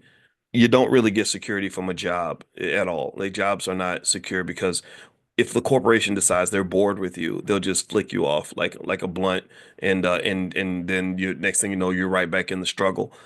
So I don't think that that's what you want for your children. Okay, so a couple things I want to mention before we head out. Number one, we are going to do another financial slumber party. You guys seem to like that a lot, so we're going to do another one. This is going to be February 7th. Financial slumber party. In case you don't know what that is, that's where we get together really late at night and we wear our pajamas and we bring our popcorn and we talk finance but it'll be like a weird like 11 o'clock, like it starts at 11 p.m. And I'll do a special lecture and a training and we'll play some music and have fun. So if you guys want to join us in the financial slumber party, it's all digital, so we hop on a Zoom basically and do this. And you guys loved the last one so much that I said let's do another one. So this is going to be February 7th, and we're going to cover exchange traded funds. I'm going to break down ETFs and how ETFs are a pathway to wealth, different types of ETFs, how to pick ETFs for your family, and that will be the training that we'll do that night. So you guys will get a link where you can join the financial slumber party. Those of you that are in the Black Stock Market program, you can actually come in for free. So if you can do a free trial in the Black Stock Market program, you can get in for free, or there's a fee. I think it's like $55 or something like that. But you get lifetime access to all the materials, and you can share it with your family, so your family can have the recording forever. So there is a recording max after it's done for anybody that comes in. So yeah, so we're doing one of those. Number two, don't forget we're going to Ghana this summer, and Ghana is oh gosh, Jay Cameron. Jay Cameron is going to guide us through Ghana, and so if you want to learn more about Ghana and the other trips, they do other trips as well. But the B1 trip will be Ghana, but there are other trips that Jay's company does. So if you go to b1voyages.com, be the number one voyages.com, you can actually take a look at some of the stuff that's there. Or you can also text the word travel to 87948. So if you text travel on your phone to 87948, I'll send you links and information on trips that we have coming up. We are going to also visit Black Wall Street and basically go there and support financially, but also learn. We're going to learn the history. We're going to the real history. You'd be amazed how much stuff you just never hear from anyone. So that's going to happen. Now Miami, the thing in Miami, we're gonna do the Live Millionaire Training Camp in Miami, and I mentioned February 21st, but what happened, some things popped up, so we're moving that date back a little bit to March, and I believe it's going to be the weekend of March 7th now. So sorry about that. Sorry to change that. But logistically speaking, we had to move it a little bit. So March 7th is the weekend that we're looking for the Millionaire Training Camp, and that's live, that's in person. So we're all going to meet down in Miami. So I'll keep you guys posted on that. So anyway, all right. So I'm going to get out of here. I hope you guys have a wonderful day. Thank you so much for listening, and don't forget if you want to be notified when we meet for class every morning, just text the word morning MORNING to the phone number 87948. So besides texting morning to 87948, you can also go to drboyceelevate.com if you live in another country. And I see Errol and Aisha in there, and I know both of you do consulting and things like that. So feel free to drop your information in there as well if you'd like for people to get in touch with you. And I'll leave the Zoom open for a second for you guys to do that. And I hope you guys have a wonderful day, and I'll see you soon. Take care, everybody. Bye bye.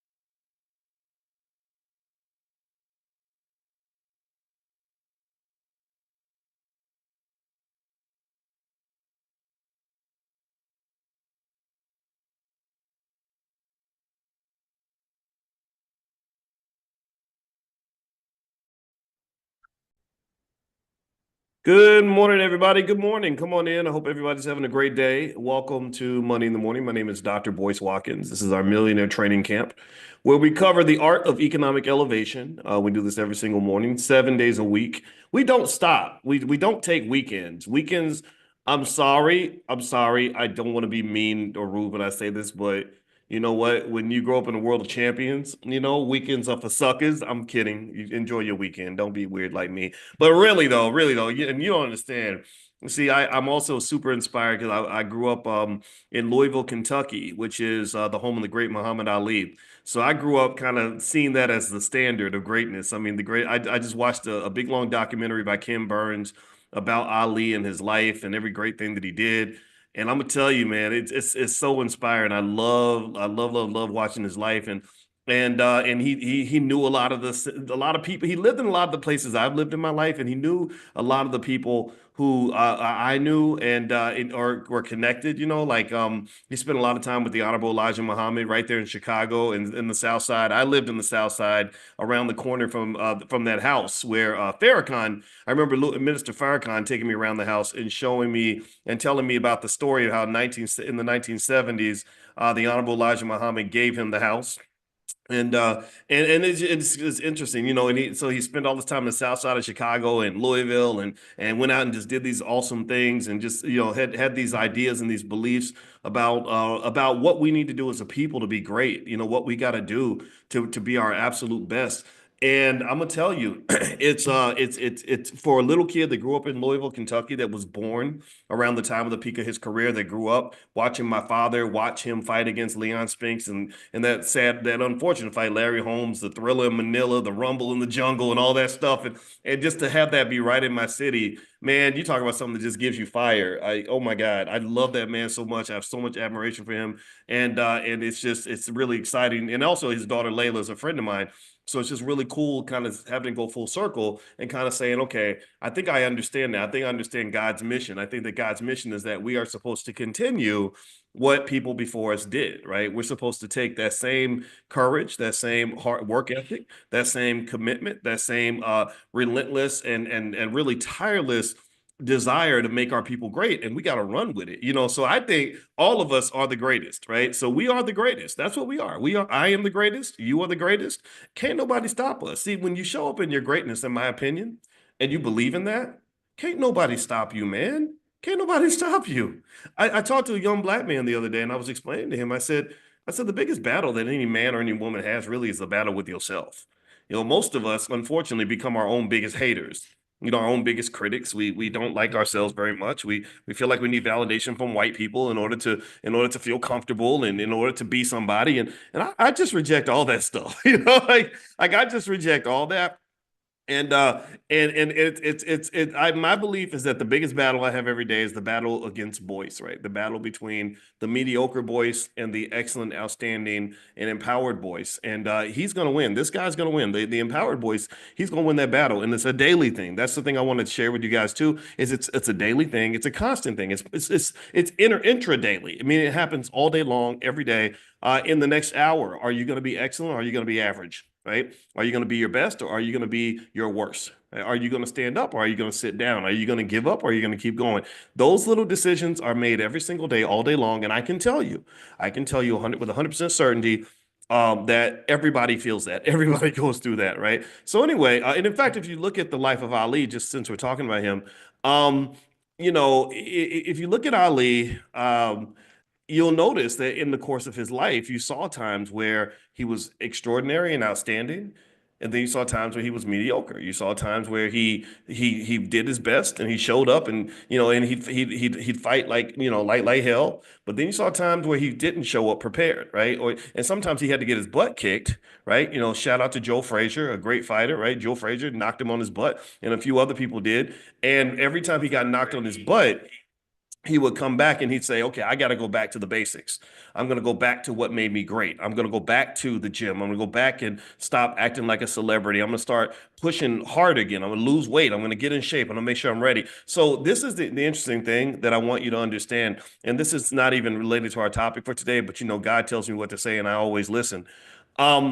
Is that remember this, that when you become great at something, right? So let's just start the conversation off right. How many of you want to be great at something? How many of you believe that you are capable of being great at something? How many of you are striving for greatness in your life? I hope that I've convinced you that that Black excellence should be just mandatory for all of us. And everybody's version of Black excellence is going to differ. Everybody's version of what it means to be Black, what it means to be outstanding is going to vary, right? But how many of you want to be Black and excellent? Give me a yes. Excellence, I think, is something that should be required for us to even come in this room together, a commitment and a belief in that. Well, here's the thing I want you to understand about greatness, in my opinion. There's a difference between being the best and being at your best. This is where I become a statistician. One thing that we do in statistics is they'll say, so what's the volatility? And you'll say, well, this is the volatility. And then they'll say, well, what's the volatility of the volatility, right? Or they'll say, well, what's the average? And you'll say, well, the average is 12. And they'll say, well, what's the average of the average? And what people don't understand is that there's always a layer beneath what you think is the bottom layer, meaning that there you might say, well, who's the best basketball player in the world? And you might say, well, I don't know, LeBron James or Steph Curry or Michael Jordan or whatever, right? But then you might look at Michael Jordan's life and say, on what days was he actually showing up as the best? And what days did he show up as somebody else? You know, and what days did he show up as the Michael Jordan that we remember, the legend, the amazing guy that we know he is as an athlete anyway? And what days did he just show up as an imposter, right? What days did he think that just putting on the number 23 and just showing up with a basketball under his arm was the same as him being the great Michael Jordan? At what point did he forget that to be a Michael Jordan or to be great at anything, it requires a certain number of ingredients, right? It requires a culture, it requires a certain approach to things, right? It requires a standard. It requires being prepared for the battle, preparation for the battle. And some days he did not prepare for the battle, and the days he did not prepare were the days when he did not do as well as he wanted to do. Those are the days where he failed. Right. And a lot of us go through that every single day. There's something to prepare for. There's some kind of battle. And one thing I tell the kids all the time, and this is an economic statement, this is an investing statement, this is a statement about investing. I say preparation is the key to success. Preparation is the key to, if you prepare at an optimal level for everything in your life that matters for you, then you are going to win. Give me a yes if you follow what I'm saying. If you prepare for all the things that matter for you, you will succeed. You will give yourself the best chance of success. You may not always succeed the first time, but success is more likely to show up and greet you when you show up prepared to receive it. Do you understand? Do you get what I'm saying? Wealth ain't nothing but financial preparation. Financial security ain't nothing but economic preparation. Being rich ain't nothing but the fact that in the past I prepared for this moment. I'm showing up to you in this moment as a guy that's got money in the bank, as a guy who's got financial security, as a guy I'm talking to you right now, and I'm sitting here talking to you from Europe, right? I'm literally in Denmark right now. I'm showing up in this moment in a certain way because I prepared for this moment. Do you understand? Do you follow what I'm saying? If I had not prepared for this moment, then this moment would not exist. When it comes to the life you want, economic life, otherwise, and not just the money, I'm talking about also the things that are more important than money, the other things that you invest in that money cannot buy, you have to prepare for that. If you want to have an excellent family, I meet some of you, you say, this is my beautiful wife and my 7 kids, and the kids are all sitting there all well-behaved, and he's an engineer, and she's a scientist, and she's got her own business, and he's got $1 million in his portfolio. Well, that tells me that you prepared. You didn't make all them babies in 30 seconds. Those are not babies that were born last night. When you show me what you are looking like right now, and you're this really healthy, successful family of 7, and I've been married to my wife 30 years, and we're worth over $1 million, and we got 7 kids, and 2 of them are in Ivy League schools, and the other 2 are making millions of dollars again. That tells me that there was thousands of little steps that took for you to prepare for this moment where you're presenting this to me. Like you're presenting this masterpiece, like an artist, you're presenting this masterpiece that you've been painting for the last 30 years in a very intricate way. And I'm like, wow, look at that art. That's amazing. And this is a financial consciousness exercise. This is a consciousness exercise because unfortunately you live in a world where people believe in this Disney fairy tale, this myth, this big, fat, stinky, fat, nasty ass lie called instant gratification. You got people that really think that you can make success the same way you make a pitcher of Kool-Aid. Just add water and put some sugar in it and stir it up real hard. It's gonna taste delicious. You can't create success like Kool-Aid. Success is like it's like your mama's crock pot. You know, you remember your mama would put food in the crock pot in the morning and it would take like 12 hours for it to stew while she's at work all day.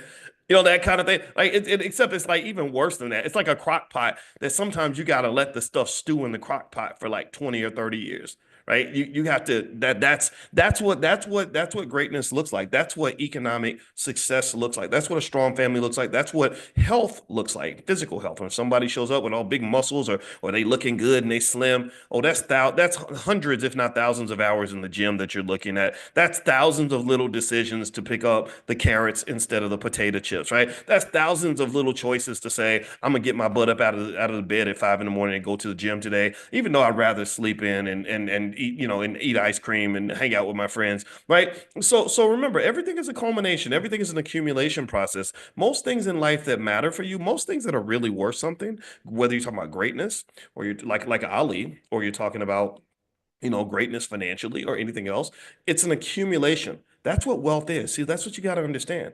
In finance, we refer to wealth as what you call a stock. It is a stock. It means you've been stacking your nuts for the winter. You've been stacking your paper. You've been stack, putting stuff in the storeroom, right? Now you got this big storeroom full of money, and that's wealth. That's why we call it a stock. But see, people don't see the stock. They're not thinking about the stock. Like we talk about stock markets and all that. All that's connected. It's deep stuff. What people see in the world of instant gratifications, they don't see the stock. What they see is a thing called the flow. The flow builds the stock. See, here's the flow. The flow is income. How much money you make? How much I gonna get paid? What's my paycheck gonna look like? Oh, he doing good. Look at how much money he's making. That you ever hear people talk like that? Like they just say, well, how are they doing? Oh, they doing good. He got a good job, making good money. So what they're talking about is the flow. They're not talking about the stock. In mathematics, maybe you might say they're talking about the first derivative, not the second derivative. Whatever, however you want to look at it. The first level, not the second level. Because really, if you want to ask a question about how somebody's doing financially, you don't say, well, how much money they making? No, what you say is, well, how much wealth did they create with that money? Because money doesn't mean anything if it flows in your pocket and out, then goes out. If it comes in the front door and goes out the back door. It's like Mexican food. You eat it and then it leaves your body and then you're hungry again, right? So if all you focus on is the flow and you don't think about the stock, then you're missing the majority. You're looking at the tip, but you ain't even paying no attention to the damn iceberg. See, what you got to understand is that income means nothing without wealth. Income is the little brother, wealth is the big brother. Income is an opportunity to create wealth. And if you think about this, pay attention. Most people in America don't build any wealth. They work 50 straight years, make millions of dollars, thousands of hours at the job, and they got nothing to show for it. Their income, and I'm not making fun of anybody if you're in this category, because they trick you into this. They trick you. Remember, you're in a world of instant gratification. So don't think I'm shaming you for being tricked. It tricks a lot of us, right? So because we're focused on the flow and not on the stock, we make the money and then the money's gone, and then you have to go make more money because now you're out of money because you spent the money that you made right. And so when we talk about the word poor, what does the word poor stand for in this class? We talk about poor all the time. Poor stands for what? Poor. Give me the acronym. Type in the chat. Poor stands for passing over opportunities repeatedly. Passing over opportunities repeatedly. So if you are a hardworking person who has busted your butt for some corporation for many, many years, and you still feel poor, you still feel financially strapped and everything's kind of stuck, then what's probably occurred to some extent, and I want to say this without you feeling like I'm beating up on you. I am not holier than thou. I'm not a man who's never made mistakes. I am not here to sit here and make and shame you about your life. So let's just make that clear. But poor, what's happened is that you passed over opportunities repeatedly. I bet you when I come in here and I tell you depressing things like, well, if you had spent $1,800 on Apple stock in 1997, you'd have $4 million in the bank right now. That pisses you off. That it should. It's like, man, wait, what? Huh? Nobody told me that. Right? Somebody told me I had to spend $1,800 at the club, or I need to go on vacation that year. Right? You're like, damn. Right? You get mad, right? You get FOMO, but that's okay. That's that first step. That's what you're supposed to do. You're supposed to get mad. See, what I've noticed about champions and great people, like I was talking about Ali, is like I think people that have a high standard for themselves, that have high expectations for themselves, that believe in the pursuit of excellence and are willing to sacrifice for that, they tend to be frustrated sometimes. I'm frustrated with Boyce every single day. Every day I get mad at Boyce. Every day I'm like, damn, come on, Boyce. You were supposed to get up. You were supposed to work 12 hours. You only work 9. Oh, dang, Boyce. You know, you'll never be great if you keep on giving up so early. Boyce, you really should have stuck with it. Boyce, if you had done this in 2021, you'd be here in 2025. Now you're starting over again because you messed around and didn't start when you know you should have started, right? So frustration comes with the territory. So what I kind of am okay with, and I want you to do is I want you to think about the benefit of being a frustrated black person. But here's the thing: I don't want you frustrated about what white folks are doing. I don't think that benefits you. I've never met a white man who's going to change his behavior because I'm frustrated with him. I don't know anybody running this government or running these corporations or anywhere that's going to change their policies because I'm just frustrated. I'm frustrated that you keep taking black wealth. I'm frustrated that you're selling us toxic fast food and killing us. I'm frustrated that you're telling us to destroy our families, right? Yeah, I can be frustrated with you, but I don't think they really care. But I think that if you're frustrated with you and you see you and your choices as the primary driver of what's going to make you great, then I think that will give you more benefit. At least if you're going to be stressed out, you're stressed out for a cause. You're stressed out for a purpose you can believe in. You're stressed out in a way that you're going to get a return on investment, right? So anyway, before I move on, I want to mention really, really quickly that the ladies at Fly Nubian Money did a great show yesterday about these trade-offs that we make in terms of family and finances. We touched this a little bit, but really, I think this is worth really. This is the sweet spot, man. This is when you talk about black wealth. You gotta blend in that relationship and family conversation and the mental health conversation. That's how you get to the bottom of this mystery. The mystery is what the hell happened to our money? Why is it not growing? Who took it? How do we lose it? What's happening? They did a great conversation. They had five intelligent black women. There's Lala, Constance Carter. She ran the largest black real estate firm in California. Dr. Lene Javette. Who else was there? Nomalanga Mushali Moses, who's out of Botswana. So you got an African family-oriented perspective from that. And there was someone else there, and I don't remember the name. But anyway, I'm going to text that out to you guys because I think you should watch this episode because it was really, really good. They did this yesterday. And by the way, if you want to get notified when they go live every day, 5 days a week. You can just pull out your phone, text the word Queens to the number 87948. Text Queens to 87948, and they can send you a link when they go live and all that good stuff. Okay, so in fact, their conversation was so interesting that I wanted to drill into this just a little bit more so we can kind of understand a framework. I think that, white people are not the only ones who can come up with their own theories and frameworks and of how to approach things. I think we need our own, right? And this is something that we do as scholars. When I was on the faculty at Syracuse, that's what you do as a scholar. You develop theories and you do research and you come up with models, right? So I want to talk about the model of the black family as it pertains to wealth building. We've touched on this before, but I really want to touch on it in a slightly different way so we can really understand this. So I'm going to start with a basic question. Start with a simple question. Give me a yes or no in the chat. Or answer. Don't give me a yes or no. Just answer. Children. Very expensive. In America, it costs $300,000 to raise a child. Child care, all that stuff, stress. So are children an asset or are children an expense? An asset or an expense? Some of you that have been in this class for a long time are going to jump in with an answer because you've heard me talk about this before. Are children an asset or an expense?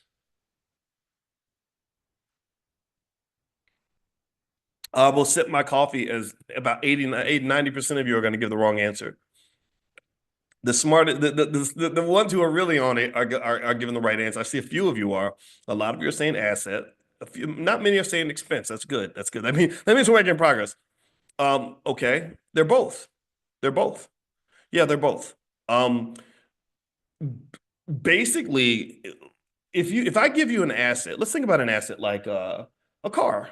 A car is an asset, and people talk about it as a depreciating asset, but that's just the capital gains part of a car. Like a car's value is not going to go up. So yeah, if you buy a car and say I'm going to hold it for 10 years and then resell it for a higher price, you're probably not going to be able to do that with 95% of most cars. So that is correct. But that does not mean that ownership of a car can't be a positive ROI experience for you. right? It doesn't, like, imagine this. Imagine if you have no money and someone says, I can pay you $300 a day to deliver products for me, but you need a vehicle. So you say, okay. So you go buy a car, and now you're making $300 a day. Let's say you're working every day of the month because you're a hustler.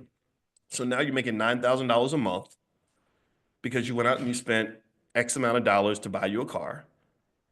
Is that a good move for you financially? Let's assume you save and invest that money as well and all that. Would that be a good move? Would buying the car be a positive ROI decision for you? Would you have gotten something good out of that asset? Give me a yes in the chat or a no. The answer is absolutely yes. So in that particular context, buying a car is a good move. Right? It was good for you. Hooray. Right? Good. We smart today. Right? So never ever let anybody make you think that buying a car is always a bad, stupid thing to do. That's not the case. A car, and also a car is an asset because you can sell a car just like you can sell shares of stock or sell a house. What makes an asset valuable or not, or what makes it a good asset or whatever, is what you do with it. It's what you do with it.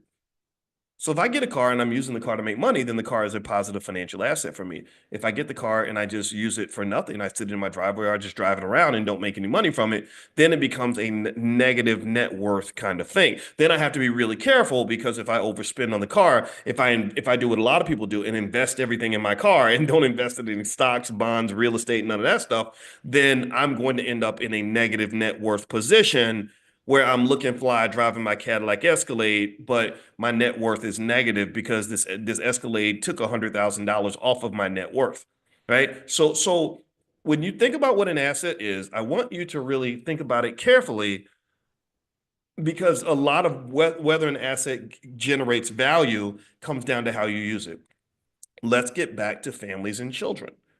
Same thing is true with kids and children. The reason that answer is both is that children are an asset that can really add value to the family wealth. We've talked about this, so I'm not going to belabor this point. If you want to see me break it all down in a different way, you can go to drboycebooks.com. I have a book called The 10 Commandments of Black Economic Power. Feel free to go to drboycebooks.com. You can use the code word book club and get 30% off. So drboycebooks.com. It's called The 10 Commandments of Black Economic Power. I break all this down. So I'm not going to go through that point, but what I am going to say is that what you want to consider is that when you talk about the Black family or we talk about kids, a lot of the conversation about kids and family comes down to the expense of having a family, how it's expensive in terms of not just the money. The average child costs $300,000. Also, it's expensive in terms of time and energy. I've heard, I think that the Disney girl, the girl who did the mermaid movie, that she had the baby with the rapper slash influencer. And then like a lot of families, they broke up before the baby was born or right after the baby was born. I guess that's a convenient time to destroy your child's life. It's like make sure you get her pregnant and then break up with her right after the pregnancy, right? All right. Or just leave that man as soon as the baby's born. Make sure that baby ain't got no daddy in the house because we got to make sure that baby stays extra black, right? That's what it means to be black. Being black means you ain't got no daddy in the house. What the hell you doing with a daddy in the house talking about you black? We taking your black card, right? That's kind of what's happening in America. It's very, very sad. But anyway, let me stop sounding like an angry old man. But here's the deal. So I heard him on an interview and he said, yeah, bro, having a relationship, it's like a part-time job. It's a part-time job. And I was sitting there while I was watching, I was like, yeah, bro, relationships are a lot of work. It is. It feels like when being married, you just try being married. That's a full-time job, right? And so it's hard work for sure. There's no question about it. I think that the question then becomes, how do you frame it, right? Because here's the deal. The same person who says that the relationship is hard work and it's like a part-time job might be a person who actually has a part-time job. So I would say, well, if you don't want to work on behalf of the family, like why are you going to work on behalf of the corporation? Right, you're going to your job, and that's not even a part-time. That's a full-time job, right? Or maybe you work hard at basketball, right? That's a full-time job. But you didn't quit basketball. You didn't say, "Man, bro, basketball is like a full-time job. I had to quit." No, you stuck with it. You kept doing it, right? But then there's other things you do, right? Everybody has 24 hours in a day, and everybody's kind of doing something, right? Most of us are working on something. I bet if I ask you, give me a yes or no in the chat. Do you have something every day that you're doing that's taking a lot of time and energy, that's requiring sacrifice, that's maybe draining you, it's kind of wearing you out, get you tired at the end of the day? Maybe it's your job, maybe it's your fitness, maybe it's your kids, maybe it's that business, maybe it's what, right? Everybody's got something that they're working on, but there's kind of a discernment. There's a decision that's made in terms of what we're doing with that time, right? There's a decision, right? So if I'm working hard on something that doesn't seem to add value to my life, then I'm going to stop doing it. I'm going to say, man, I ain't doing that. That's too much work. But if I'm working on something that has a payoff at the end of the road, or so I believe, then I will work hard on that. Like, for example, I've seen people that will work really hard, like staying fly, looking good, right? They will spend time in the Gucci store to get and spend money, like buying the nicest whatever, because they want to get on Instagram and have Louis Vuitton from head to toe. Or maybe they'll spend time at the hair salon and the nail salon and doing all the work. I mean, I've seen how much work the ladies have to put in to look good. It's impressive. I mean, it's expensive and time consuming. It's like, wow, like y'all, but y'all look good. Black women, beautiful, all of you, right? Congrats, that's amazing, right? And you do it because there's some sort of inherent ROI, right? You see this outcome as some sort of an asset that you're willing to invest in, and you don't really hear a lot of women say, I stopped getting my hair and my nails done, and I stopped taking showers because they take too much work to smelling good, looking good. Oh, that's too much work. So I just stay in my house. I stay funky. I cut my hair off. I decided I'm just gonna I'm not even gonna try to look nice for anyone ever at any point for anything, right? Most women don't make that decision. Most men don't either, right? But ladies, I point to the ladies especially because I know I want to show how much appreciation I have for the work that you put in to looking good. It is really, really amazing, right? But you do it. You put in the time and you put in the energy into this job because you see the ROI. And the thing about the return on investment, ROI, that's what ROI stands for. The return on investment, it doesn't always have to be real. It doesn't always have to be something that really is going to happen. You just have to believe it's there. You have to see it, right? So here's where I'm going with this. If I have a kid and I see children as an ROI. If I see, okay, you know what, putting time into this kid, it's hard work, but having put time in this kid, I'm gonna get to be a dad. My kid's gonna grow up and love me. They're gonna maybe the kids are, my kids are gonna, when I get older, I'll have some people that are there for me. So I got these 7 kids and I'm investing in all of them. They're not all gonna be the same, but I'm gonna really do my best to be a good parent and stay with their mom so that they can have stability and have a structured household so they don't grow up half crazy and mad at the world, and they actually come back to the family. The home's gonna be loving. I'm gonna put work into making a loving home so that even when they're gone and they don't have to come back, they're gonna still want to come back. And then when they're in their 40s and I'm in my 70s, they're going to want to come back and check on dad, and they're going to bring all the grandkids, and I'm going to have this big family around me at Thanksgiving dinner. And this is my return on investment. This is my vision that I have for the world. This is my vision I have for my life. And that's why I'm investing in that vision, right? That's also a very logical approach to things, right? You are okay. That's what you see. But if I am living in a world of instant gratification where all you see is the flow, but you don't see the stock. Let's go back to the beginning. If all I see is the work and I don't see the reward, or let's say I see the work and I don't even value the reward, or I don't believe the reward is attainable, or I've never seen anyone have the reward. I've never seen what a grandfather looks like when he's smiling because he's happy to have 27 grandkids around. I don't respect any of that. I don't know nothing about that, right? Then maybe I'm going to make a different economic decision. And this is an economic decision. Just be clear. Just we're not always talking about money. We're talking about the allocation of scarce resources, which is really the fundamental of economics. You don't understand. See, finance, I got my PhD in finance, but we are, to some extent, we are posers. The true economists are the people over in the economics department. They were better at math than we were. They understood what money really is. Money is just a representation of value.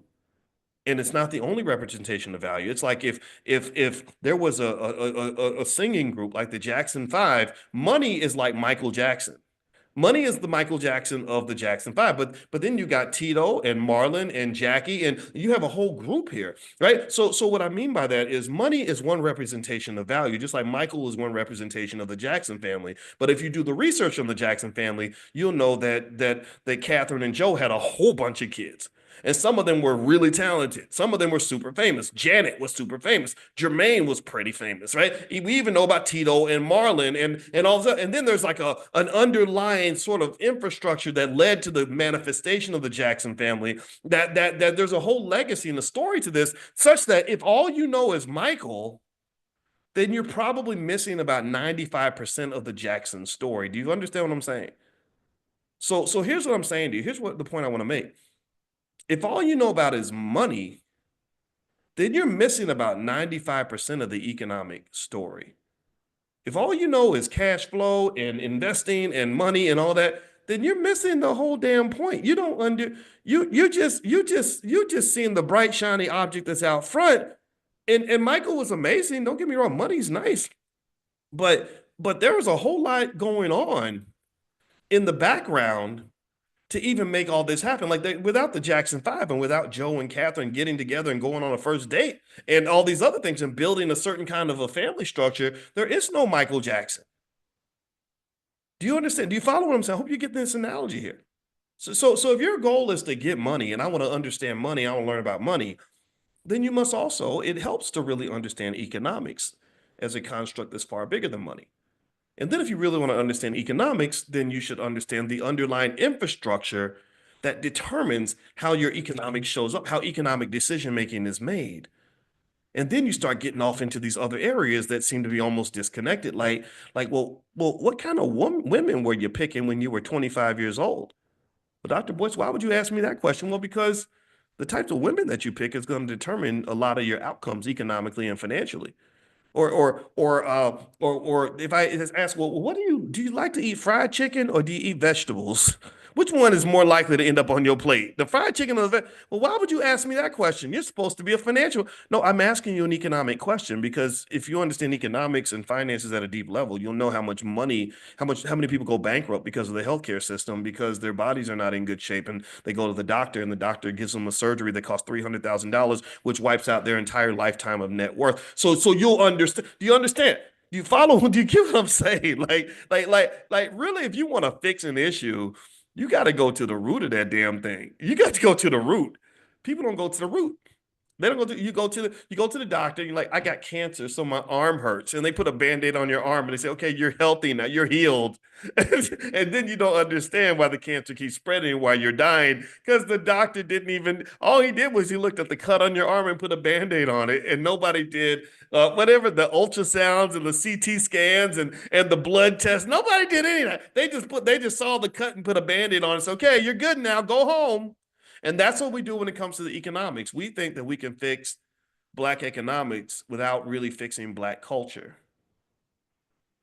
We think we can build Black wealth without building Black family. We think we can build Black wealth without working on the mental health. We think we can build Black wealth without talking about the physical health. And if you know economics the way I do, again, I taught my first finance class when I was 22 years old at the University of Kentucky. I've been doing it that long. You'll know that it's a very complex process. Like everything that happens in your life, especially financially, is a manifestation of many thousands of little intricate processes that you may never think about. So you see Michael Jackson on stage and he wows you because he can sing and dance and he's wearing the sparkling suit. There's thousands of little things that had to happen for that moment to even occur. So here's what I want to dig into. And before I move on, just a reiteration, I want to remind you a couple things. Number one, don't forget that the All Black National Convention is the weekend of August 24th. It's going to be in Atlanta. We are partnering with an alliance of Black organizations. So you're getting the best convention ever this year. You're getting a convention where there will be not a few hundred people, there will be thousands of people there. And we are connecting with Africa. Dr. Ken Harris and his organization, the Black Business League, they're bringing over, I think he said 6 African presidents are coming. So it's African American business owners and families connecting with Africa. It's epic. It's going to be historic. It is. We are making Black history because we are great like that. And you are great like that, and because great people can't be great without other great people around them. So this is happening August 24th in Atlanta, and on top of that, the tickets will be cheaper than they were before. So I'll make an announcement on the tickets very, very soon.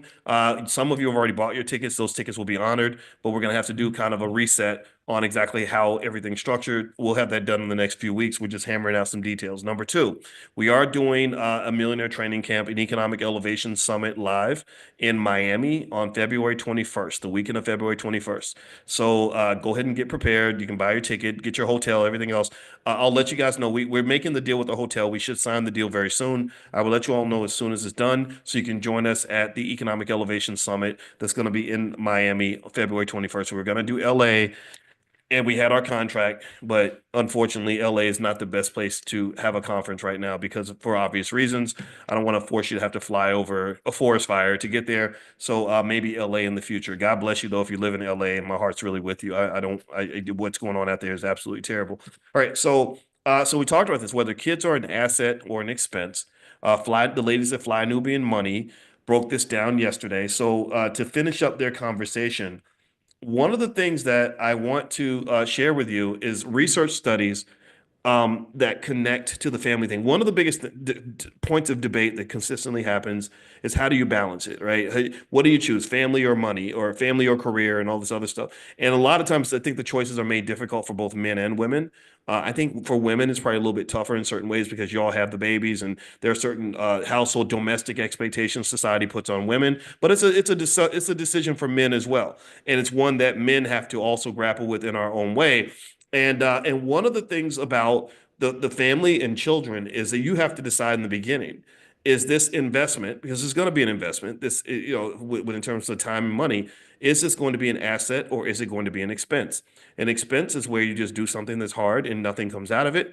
Like you raise a bunch of kids and there's no benefit to it. You just did something nice for someone else, almost like charity. An asset, an investment means I did all this hard work. I busted my butt, and now there's a payoff at the end. Like my mother, when she died, bless her heart, rest her soul, Robin Watkins. When she died on Christmas Eve, my sister was the medical doctor right next to her bed because my mother invested in my sister and loved her enough to make her want to be next to her dying mother. And also, she encouraged her to go back to medical school. So after going back to medical school, my sister was qualified as a physician to check on my mother. That was an asset that she created through love, right? She made investments not with money, but with time and love and energy, things like that. And also, I was able to pay a couple bills because my parents invested in me. My father invested in me when I was three. Some of you know the story. I was not his biological son. I had a biological father who, for whatever reason, wasn't part of my life. I think drugs and stuff got him a little bit distracted. And this other man said, "I'm gonna put down the drugs. I'm gonna walk away from the drugs," because he went to Vietnam. A lot of drugs happened there, and he decided to raise me. So he invested in me. So now I'm more loyal to the man that raised me than I ever could have been to the man who actually created me, right? So that was another investment. So we've talked about this kind of thing in terms of kids, whether they're an asset or they're just an expense. It depends on your perspective and your mindset.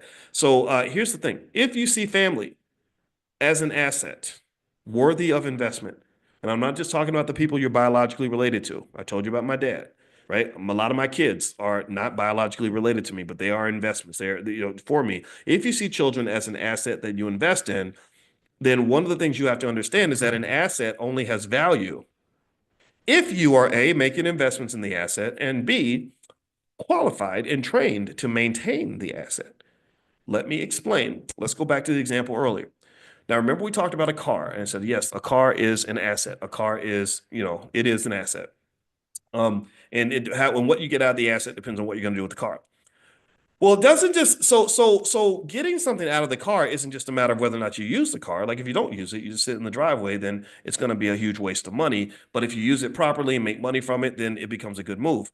But also remember this, in addition to using the car and investing in driving the car, you also have to know how to drive. See, if I buy a car, and let's say the car is going to be a great asset for me because I'm going to use it to deliver pizzas or whatever. But let's imagine if I drove blindfold every day.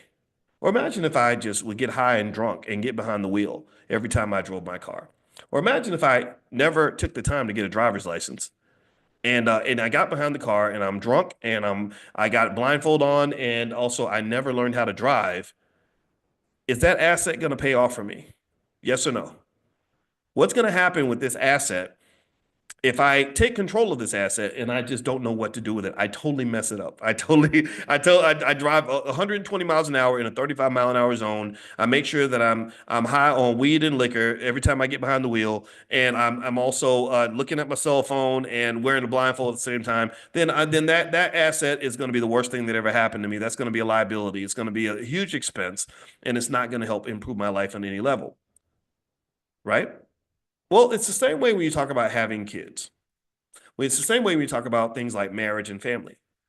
See, the marriage and the family and the children, that's an asset that, like a car, it can drive you anywhere you need to go. It can help you to elevate in a multitude of ways. It can make your life so much better than it would have been otherwise. But the ability to maximize that asset comes down to your training level as it pertains to knowing how to use the asset. See, one of the people that we sponsor in the Black Business School, I love to brag about this because I love this kid, is LeVar Scott. LeVar Scott is a 21-year-old NASCAR driver. He was Rookie of the Year this year, and he wears a Black Business School suit when he gets in his races. I have so much admiration for LeVar. He's 100% Black, and he's a badass. And this year, we're going to win some NASCAR races. We bought him a simulator so he can. I told him, I said, man, I send him like Michael Jordan quotes and Muhammad Ali quotes, and in the morning, I'll send him like motivational videos, and I'm like, you can do it, man. Come on, bro. We're going to get this win because he got second place by like a half a second. This year, we're going to get a win. And when he gets a win, I'm going to brag about him. But here's the thing about LeVar. LeVar knows his way around a car. LeVar knows race cars extremely well. He knows that you can give him a big old, $1 million car with this revving engine with all these complex systems, and LeVar knows exactly what to do with it. So LeVar can get in that car and he can smoke your butt. He can go 250 miles an hour around that track and be good with that. Now, imagine if you gave that same car to me. And let's say that I'm also not only am I unqualified, but I'm also sleepy and I'm on drugs. That would be an absolute tragedy. Somebody's going to die that day. Somebody's going to die that day, right? So LeVar's ability to drive the car is critical for his ability to get the most out of that vehicle, right? He understands how these things work. So your family is like that car. If you know what to do, it can be a tremendous asset for you. If you know how to manage problems when they come up, then great things can still happen. If you know how to pick the right woman or the right man, if you know how to raise the kids, if you are trained on how to negotiate issues in your relationship, if you know how to set up the right situation and maximize that, then that's like LeVar's race car. It will take you 250 miles an hour down the road. You'll be far ahead of your friends. You'll be kicking butt, taking names, and kicking ass. But what I want you to understand, I want you to think about our society, though. And I want you to ask yourself, how much time does the Black community spend teaching young people how to manage a family? Or I want you to think about how many people out here are really good at making babies, men and women, but they don't know a damn thing about raising one. Seriously. I mean, the same way you need a driver's license to drive a car. I'm sorry, I offend people, but I almost feel like maybe we need a license for you to start having kids. Right? You need to get a baby license. Like, are you qualified to drive that vehicle, right? Did you go through the necessary requirements to take control of this asset that's in front of you? Because if you did not, you gonna kill somebody. Someone will get hurt because you got 4 kids and don't know a damn thing about raising them because you didn't even fix your own trauma. You're still screwed up from the fact that your parents also didn't have a license and they messed you up so bad that now you're messing up the babies. So to some extent, you're kind of passing the psychological STD to the kids. Right? You're giving them this generation, a big dose of generational trauma. You're supposed to give them generational wealth. Instead, you've taken the generational wealth and replaced it with generational trauma. So instead of our kids being rich with assets and stocks and real estate, they're rich with pain and agony and addiction and stress and anxiety and all these things, and they got it from their mama. They got it from the daddy.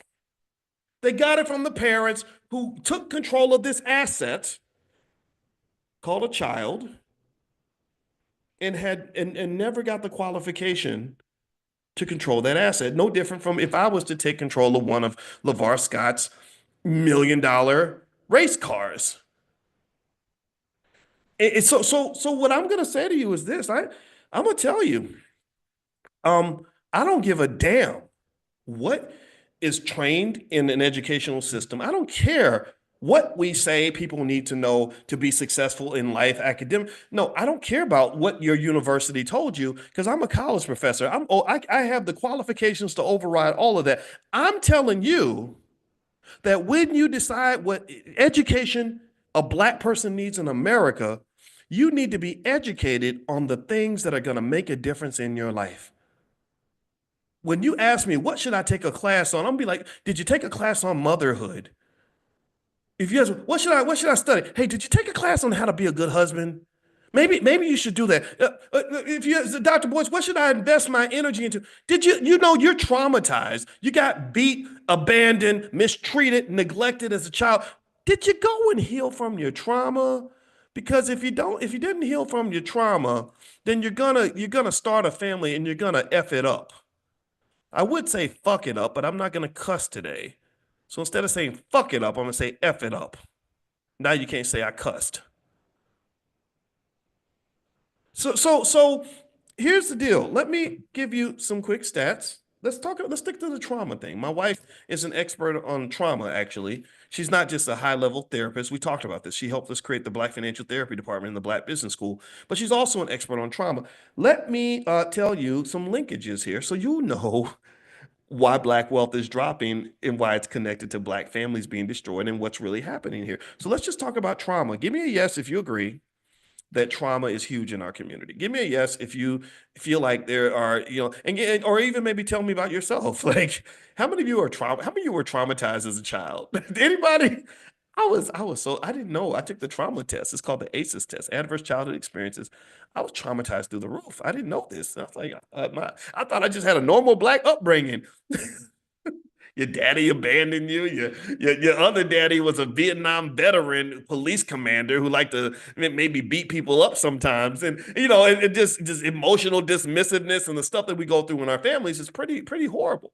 Okay, so trauma is huge. Well, check this out. Pay attention. This will help you connect the dots in terms of what's going on here, in terms of what's happening with wealth and family.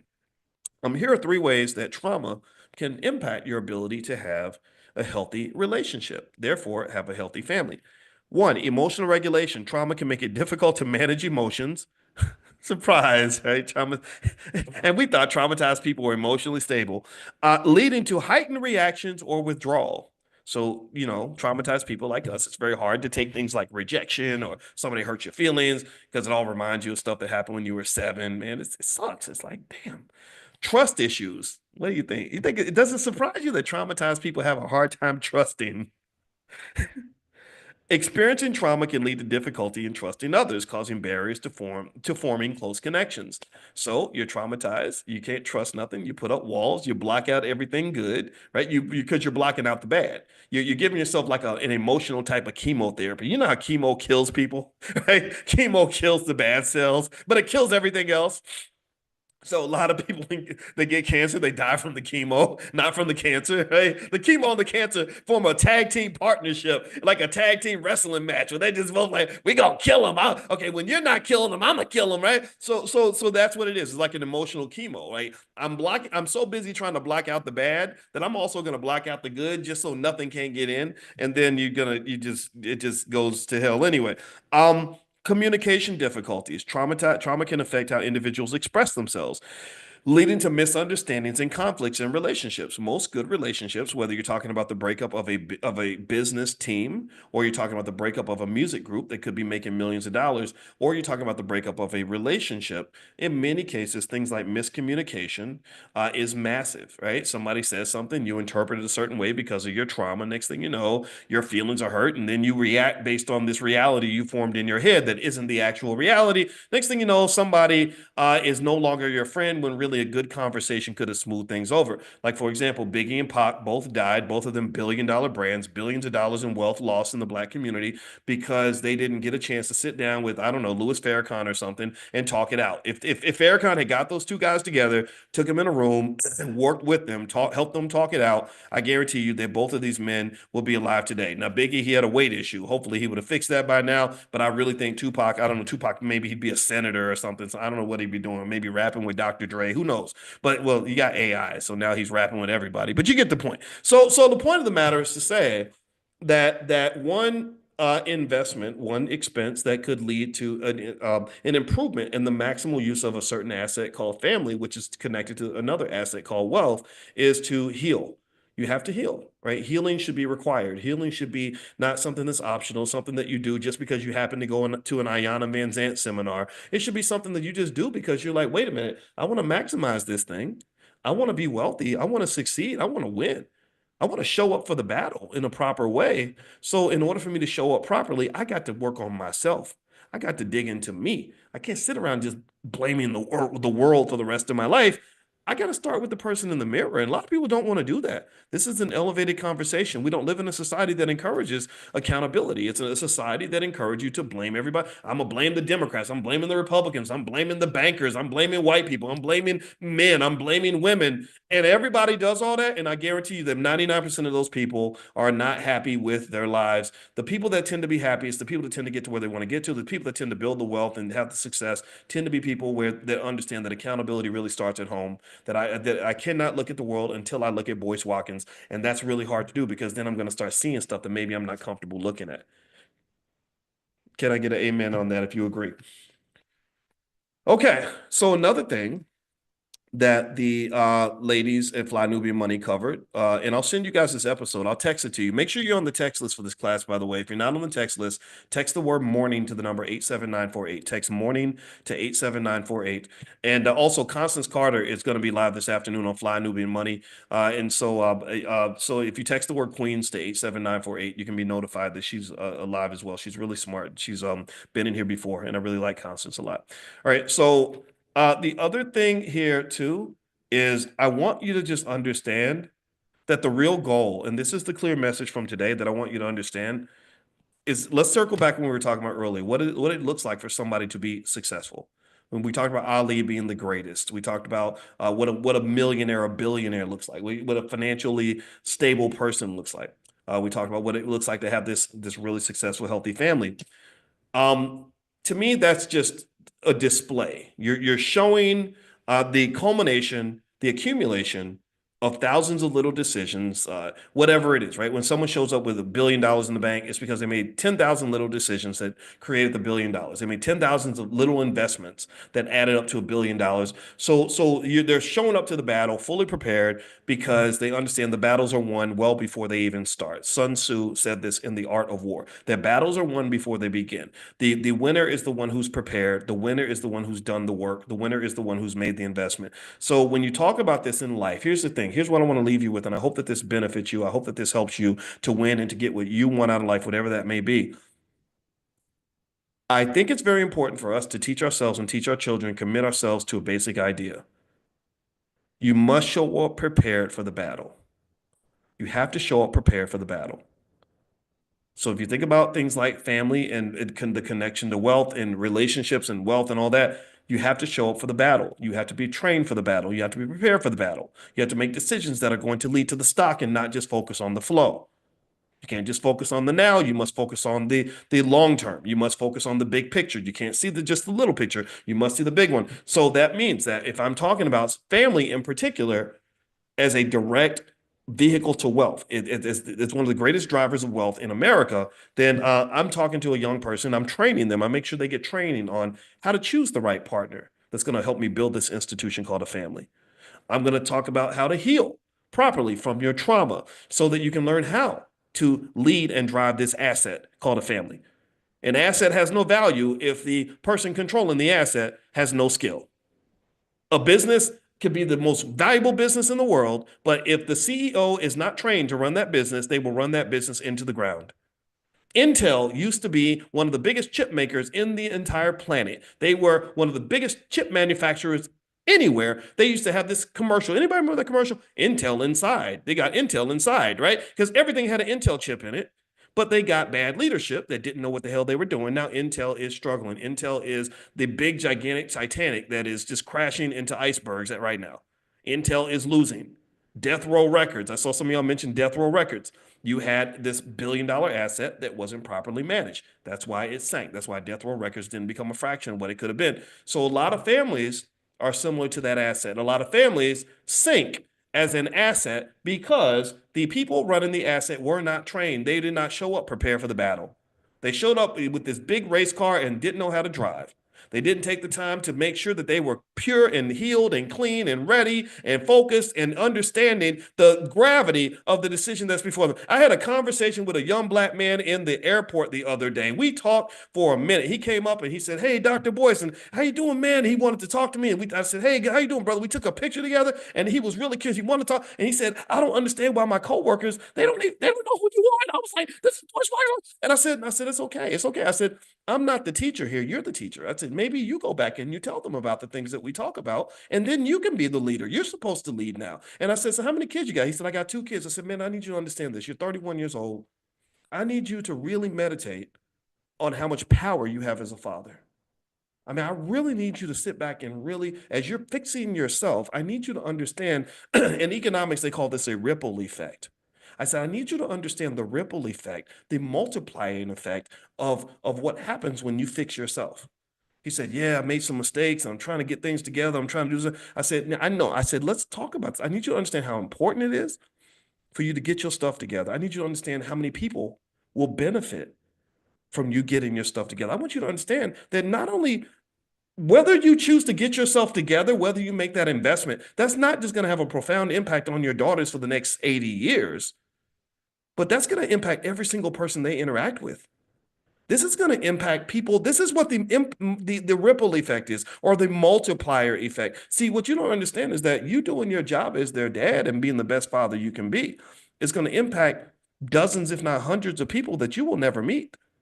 It's going to impact how they interact with men. It's going to impact how they raise their children. It's going to impact how their grandchildren's lives go. Like, you deciding to heal in 2024 is going to have an effect on how hundreds of people that you don't know are going to live in the year 2105. So I need you to understand that you are important. You matter. You are absolutely essential. You are an essential worker right now. You are the CEO of this thing. Don't look at me like I'm important. No, don't. In this particular game, you're what matters. You're the key chess piece. If you make the decision to be great right now, you will have a massive impact on so many people that you can't even fathom the impact of your decision as a 31-year-old man to get your stuff together. Because if you make the wrong decision, it will have an equally impactful effect, except it's going to be tragic and painful for the people involved. So what I really want you to understand, this is how assets are built. This is how wealth is built. Whether you're talking about family wealth, family as an economic asset, or you talk about wealth as an economic asset, it's built by these sort of small decisions that don't seem to matter. You know, like, am I going to buy 100 shares of Apple stock? Or am I going to spend my money at the club? Or am I going to decide to become an investor? Or am I going to just waste my time doing nonsense? These decisions are huge in terms of whether you show up prepared for the battle. And a lot of people show up prepared for the battle, and it's no surprise they're not prepared because they don't even know what preparation looks like. I'm not surprised people aren't prepared because they never had conversations like this. They never had somebody kind of explain how all these things connect to each other, how this works. So when you decide to do the work to heal yourself, when you decide to do the work to better yourself, when you decide to do the work to be a better husband, be a better wife, be a better father, be a better mother, just be a better human being, be smarter, work harder each day, take care of your health and all these things. I want you to really understand the gravity of what you're doing in terms of turning something that's in front of you into an asset, as opposed to making it just this perpetual expense. Because there are so many of our people who are just spent, who are tired, who are exhausted. There are millions of our people who are in pain and they don't know why. They are struggling. They're not ready for retirement. Their physical health is in the garbage. Their mental health is gone. Their financial health is not there. Their relationships are in the toilet. They have a string of 30, 40 boyfriends or girlfriends, and they don't know why. Nothing's ever accumulated into anything. And so that work to me should be essential. And I think that this is something that you want to talk to kids about.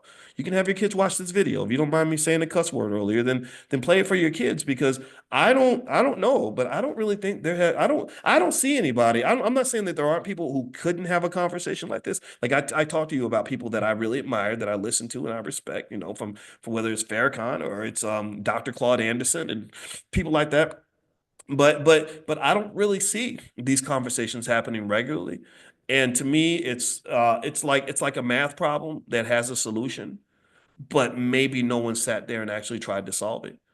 So do the work, and that will help you to prepare for the battle. And if you show up prepared for the battle, you will have a happier outcome because you've been given these assets, given these blessings, whether it's children or opportunity or family, and you know what to do with it.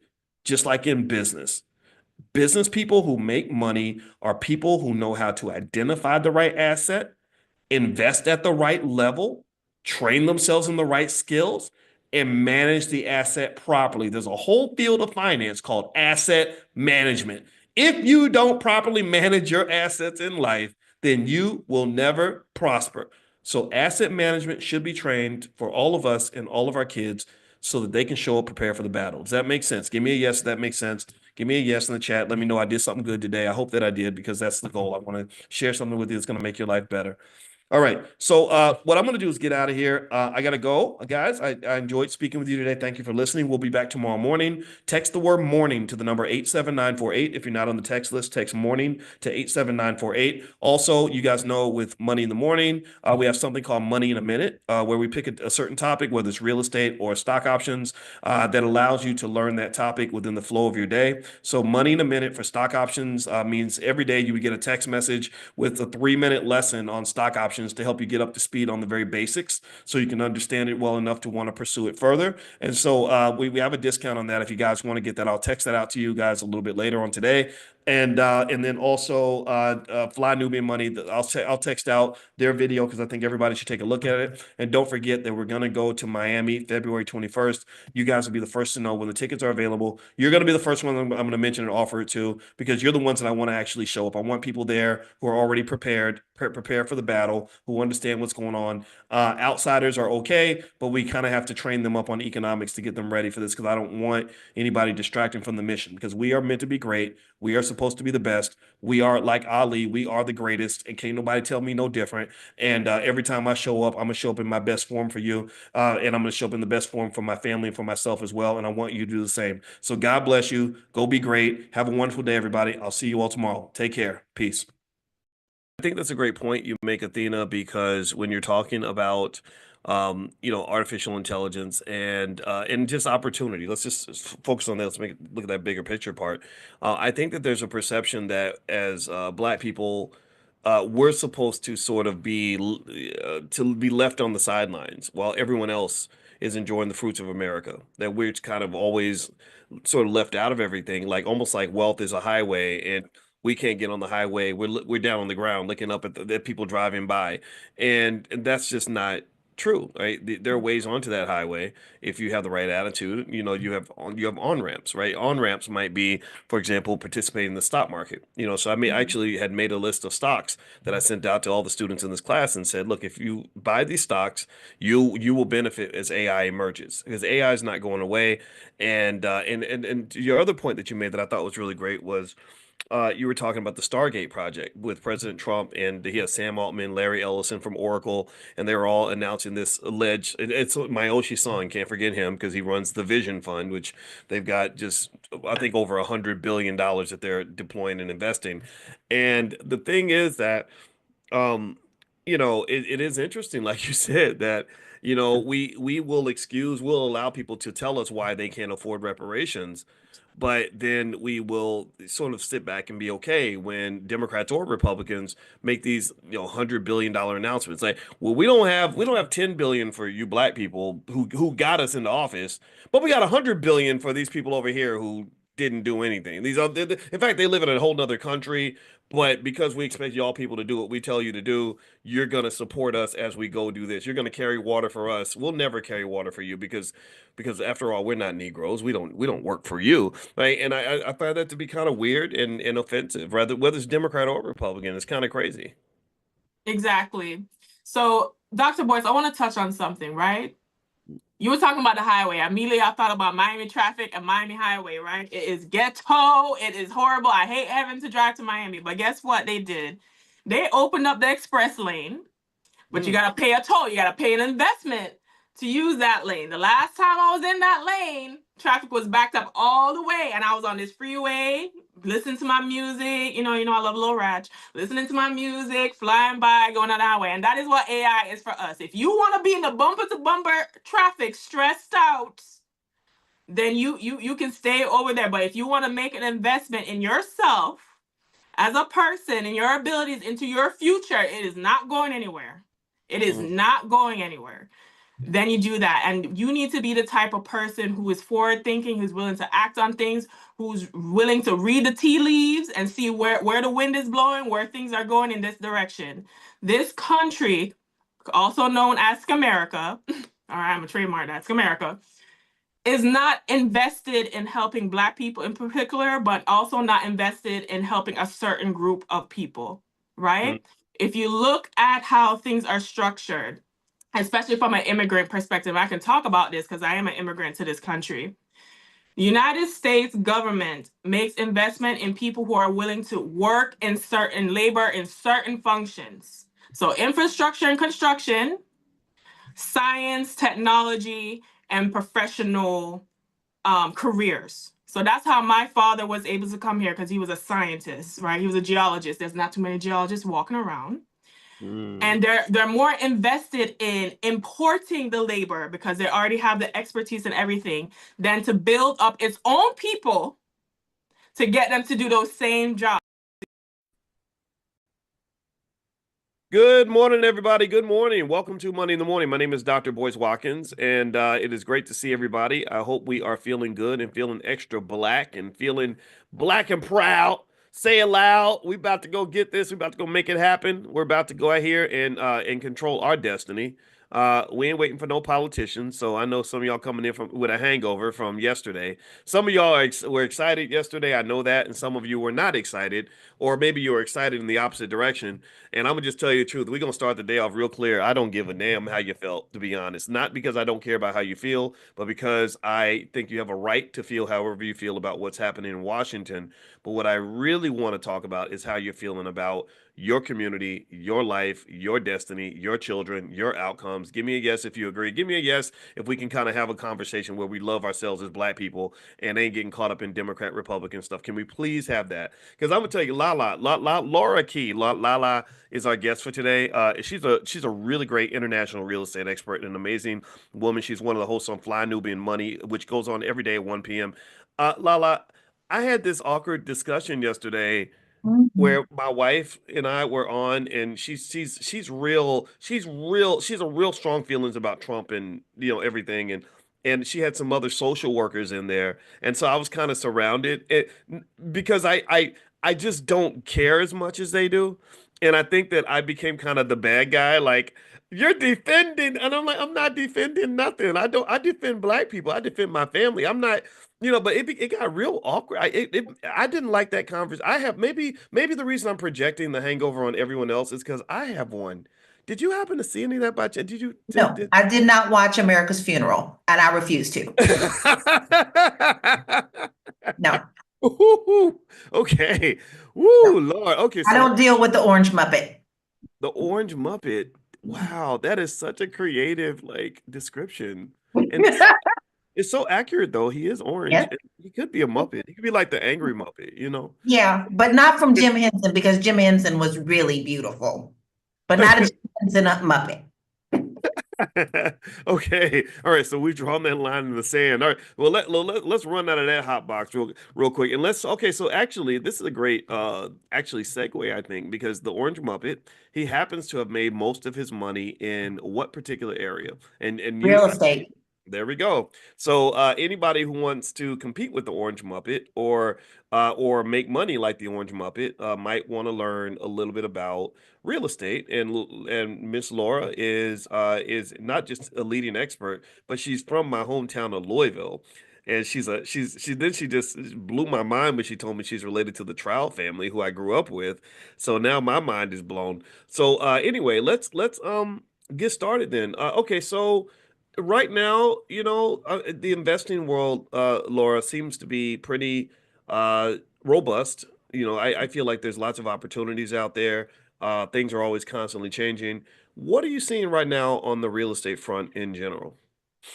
You better get in while you can, where you can, because companies such as BlackRock have legal license to buy up full neighborhoods, and they are not fixing houses and putting them back on the market. They're not building neighborhoods to sell. They're building neighborhoods to keep you in rentals, whereas you get all the benefits of cutting the grass and paying the utilities and blah, blah, blah, but you never own. But there are still ways that you can buy property. You can do tax, which is not so easy, but still doable. And you can do HUD properties. And that is also for home ownership, people who are going to live there, because they cater to that first. But the homes that don't go to home ownership first can be purchased by investors. So get in where you can, because real estate is a cycle. We all know that. And we are due for some coming downings on some of those right now, because we have been kind of riding high there for a long time. So things are just even keel right now, but a good time to put your foot in the door. Yeah, okay, so that's a good place to start. Okay, so BlackRock, who just seems to have whether they control what $10 trillion in assets or something ridiculous like that. Yes, and I've They visited their community down in Florida. One of their big communities down in Florida. Houses are absolutely gorgeous, beautiful. Premium price, only rent. Really? Okay. So they're just basically kind of, in a way, it's interesting because it does kind of reflect some of the points that I might have made about even American politics that, it's to the point where so many things are about the money, where the billionaires are kind of stepping into certain spaces and kind of hogging up all the oxygen. Even last night at the inauguration, I saw a lot of tech billionaires on the stage with the president. And then also you have, which to me is a problem, right? Because you've got all this money coming in to control the politics. And I think this has been true before, even before Reagan. I think this is something that Oh, we yes. should have Yes, yes, stopped. yes. Yeah. And then on the real estate side, you see the billionaire corporations stepping in and basically saying, yeah, we know that you build wealth through home ownership. We know that that's kind of the American dream. But we want a piece of that, even though we're already living a dream life. We want to eat some of your dream because that's what capitalism tells us to do. And so you also sort of see that as well, where these single family homes, which typically they didn't mess with, they'd buy apartment complexes and malls and commercial real estate. But now they're starting to come in and say, no, no, no, grandma, we don't want you, or whatever, this young couple, we don't want you to own a home and build equity. We want to build equity. That's kind of a problem. Like, why do you think that there are no laws to kind of slow that down? Because when billionaires are in control, they protect one another. What we are seeing is we have to remember, and you have to also remember, yeah, this is still a part of politics too, even though we don't necessarily like to admit it. You have to remember that everything was about land in America, stealing it from others. It was never theirs, taking it and doing whatever they can. And those who always had was always able to help those who also wanted. And they would get together with these conglomerates. Now, we all know that billionaires take care of one another.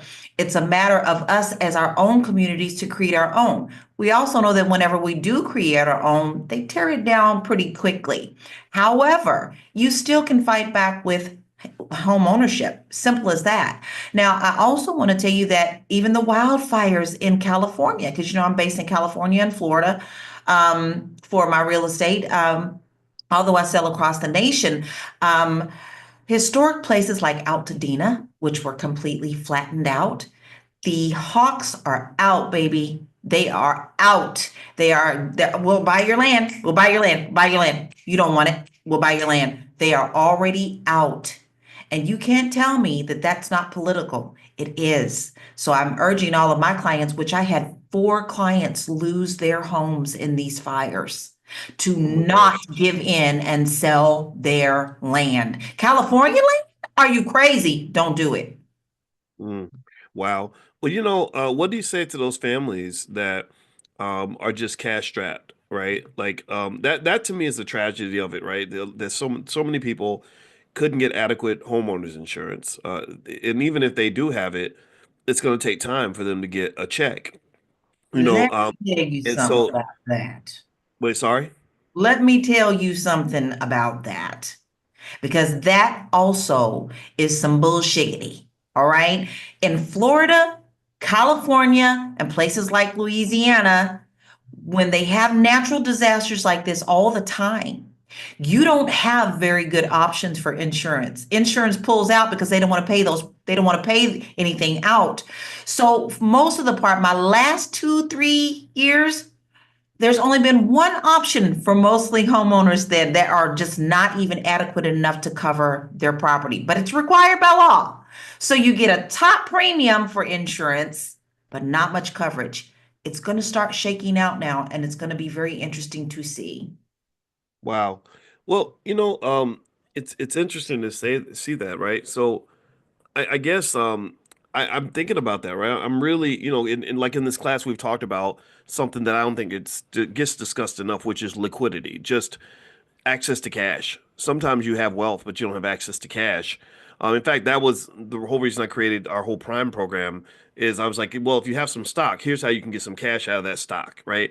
It's like if I have a bunch of fruit but I'm thirsty, there's water, there's moisture in the fruit if I know how to use it.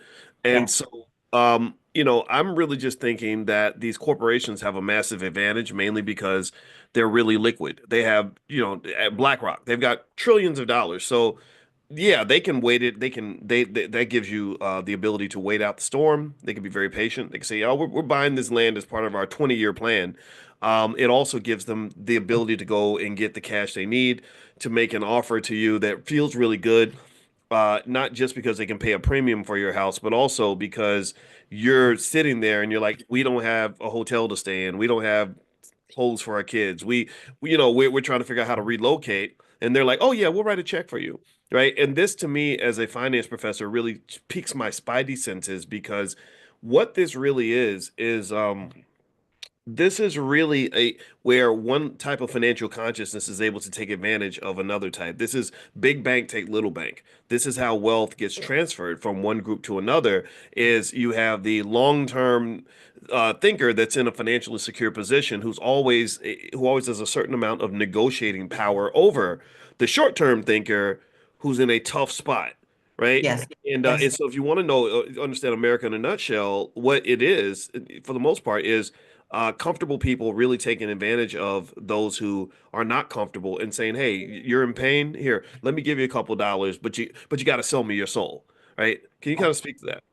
Yes, it's very much true. And they know when people don't have anywhere to go and they need families. One of my families, he only got out with the clothes on his back because he never took the time to do the emergency kit that I always sent out, like, this is what you need, this is what I always tell this to my clients, and they just never got around to it. So he shooed his wife and baby out, but by the time he came back, all he had was the clothes on his back. So when you are in that situation and you don't have access to certain types of monies or somewhere to go, then of course that looks very attractive to you. But in the long run, you are the one who is screwed because that land is probably twice, 3 times more because it's already a shortage in there, and it's erasing Black history because Altadena, which nobody is talking about, the Eden Fires is Altadena. That's Black history right there.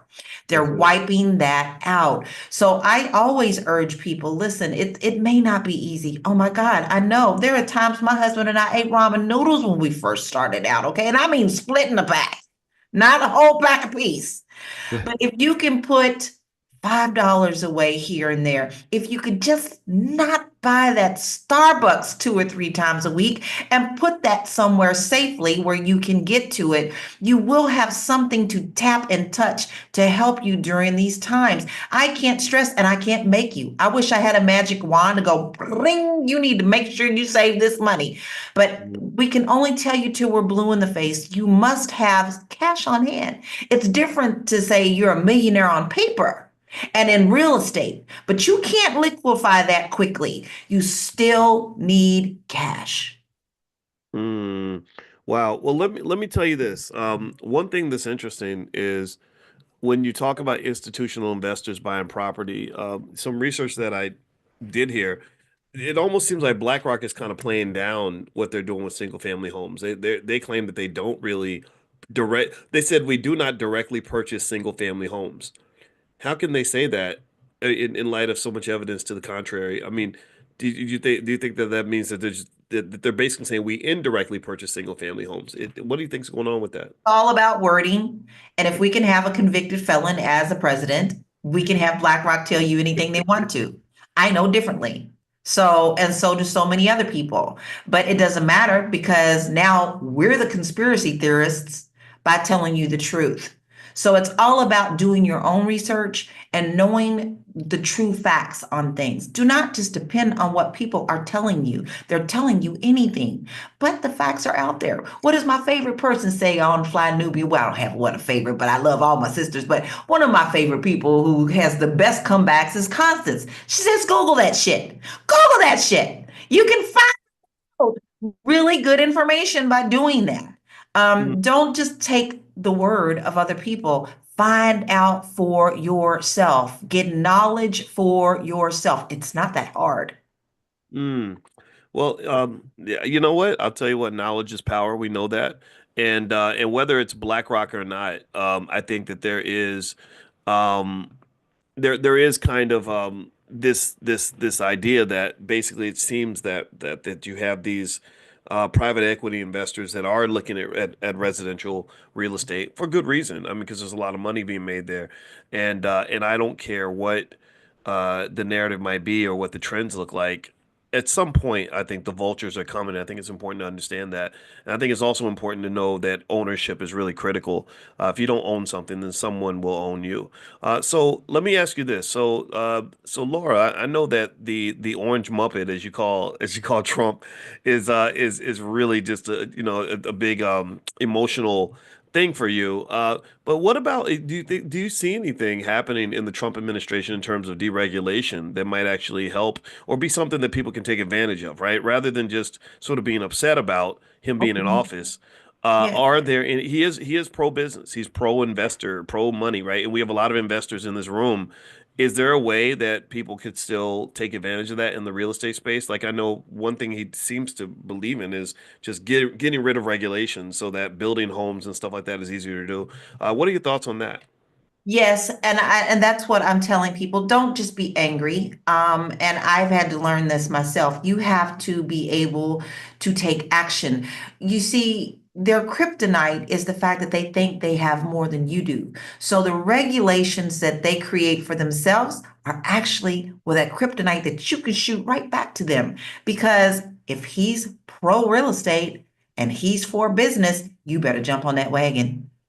You better jump on that wagon. Now, yes, he will do a lot of deregulations on this. Why? Because that's how he built his wealth.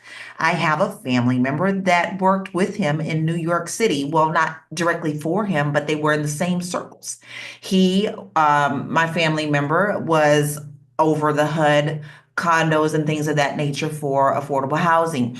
And HUD hired Trump. And what Trump would do was he would leave out the insulation. He would put in a crooked window. So he would pay the people to allow them to look over that and check it off the inspection. So from what he's done, he's going to allow. Now, I'm not saying you to do that. You do your best. You don't just do mediocre. You bring your Black excellence to everything you do, your words, your speak, your job, your everything. You don't do what they do. You do better. But you still can get in and do the same thing because you can buy properties with an FHA loan, okay, and get up to 4 units. You live in one, you rent out the three. Okay. So, and there's also programs like if that fourplex needs some work, there's the 203K loan that you could take advantage of.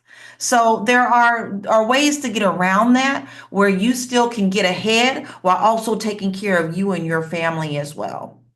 Hmm. Interesting. Okay. Well, I like that. And one more thing I want to mention to everybody really quickly. If you just came in, I'm speaking with Miss Laura Key.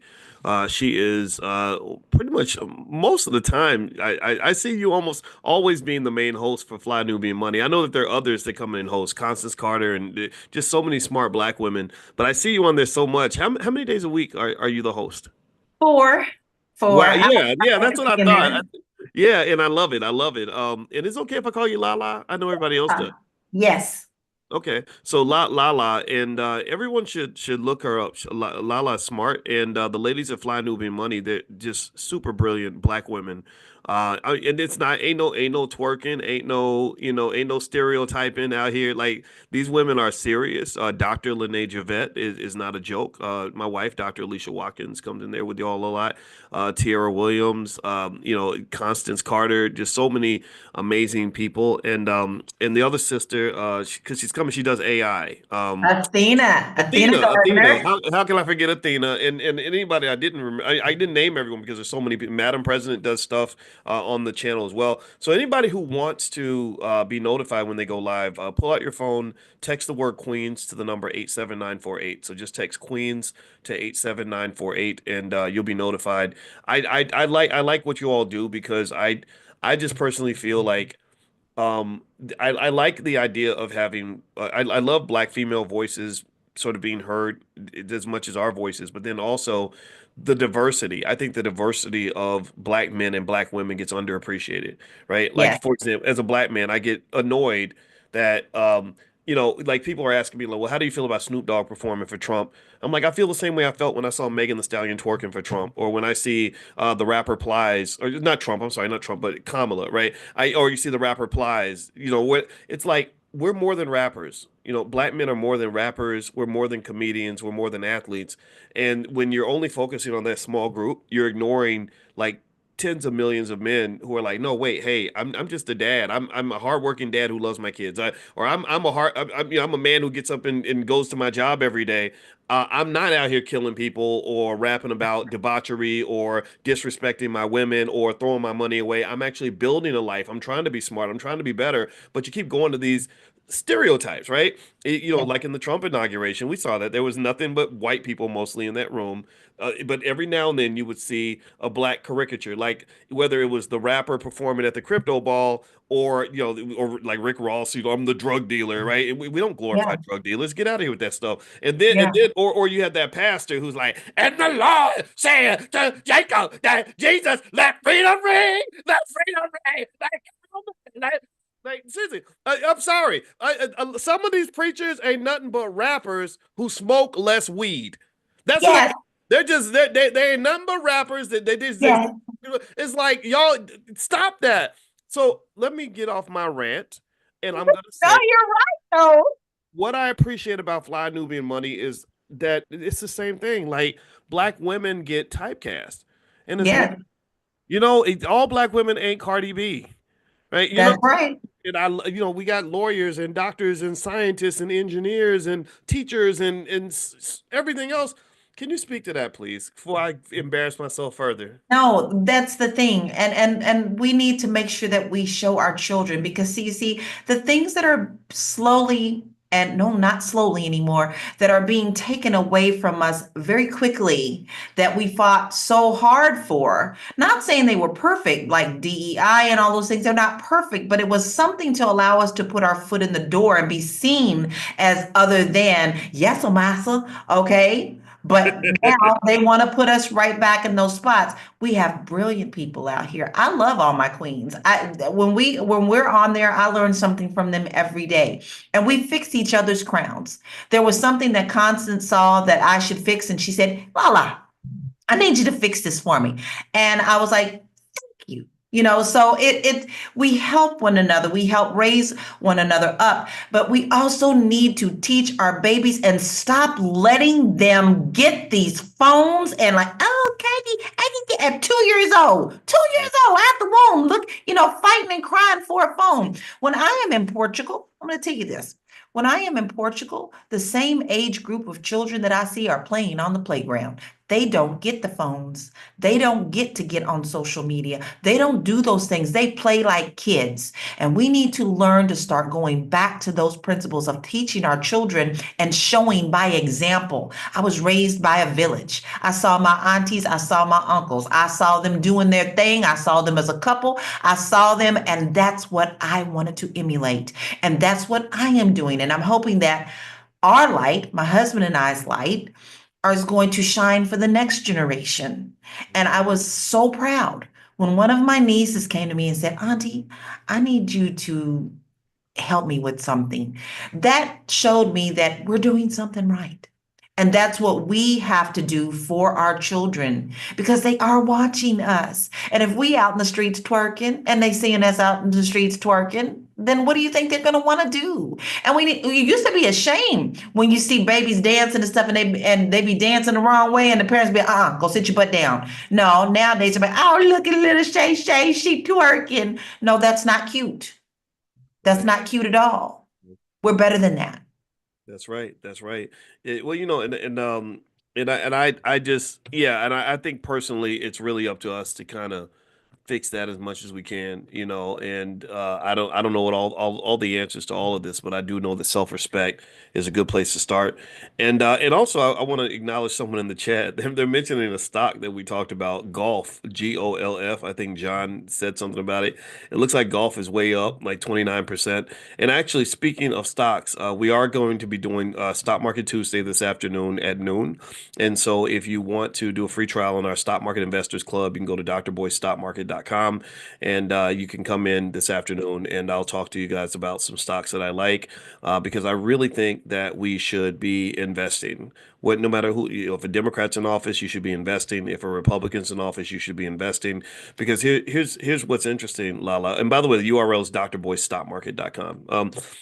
So one thing I've noticed, Lala, is when the Democrats are in office, the stock market tends to go up.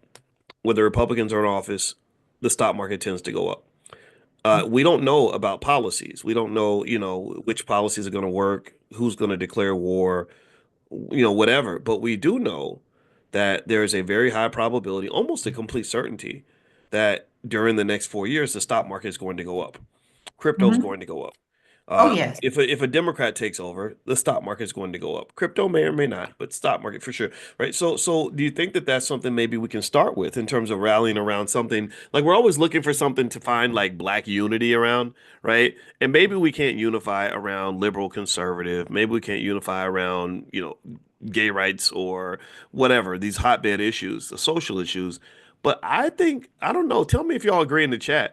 I think we can unify around black wealth. I think we can unify around the idea that we're better off, all of us are, if we have access to the resources that we need to feed our kids.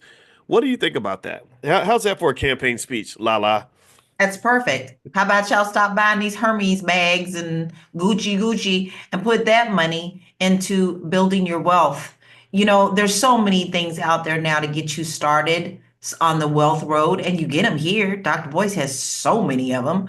And it's easy to, like I said, just stop buying all the daggone Starbucks every week. And that little bit of money can end up growing into quite a nice nest egg.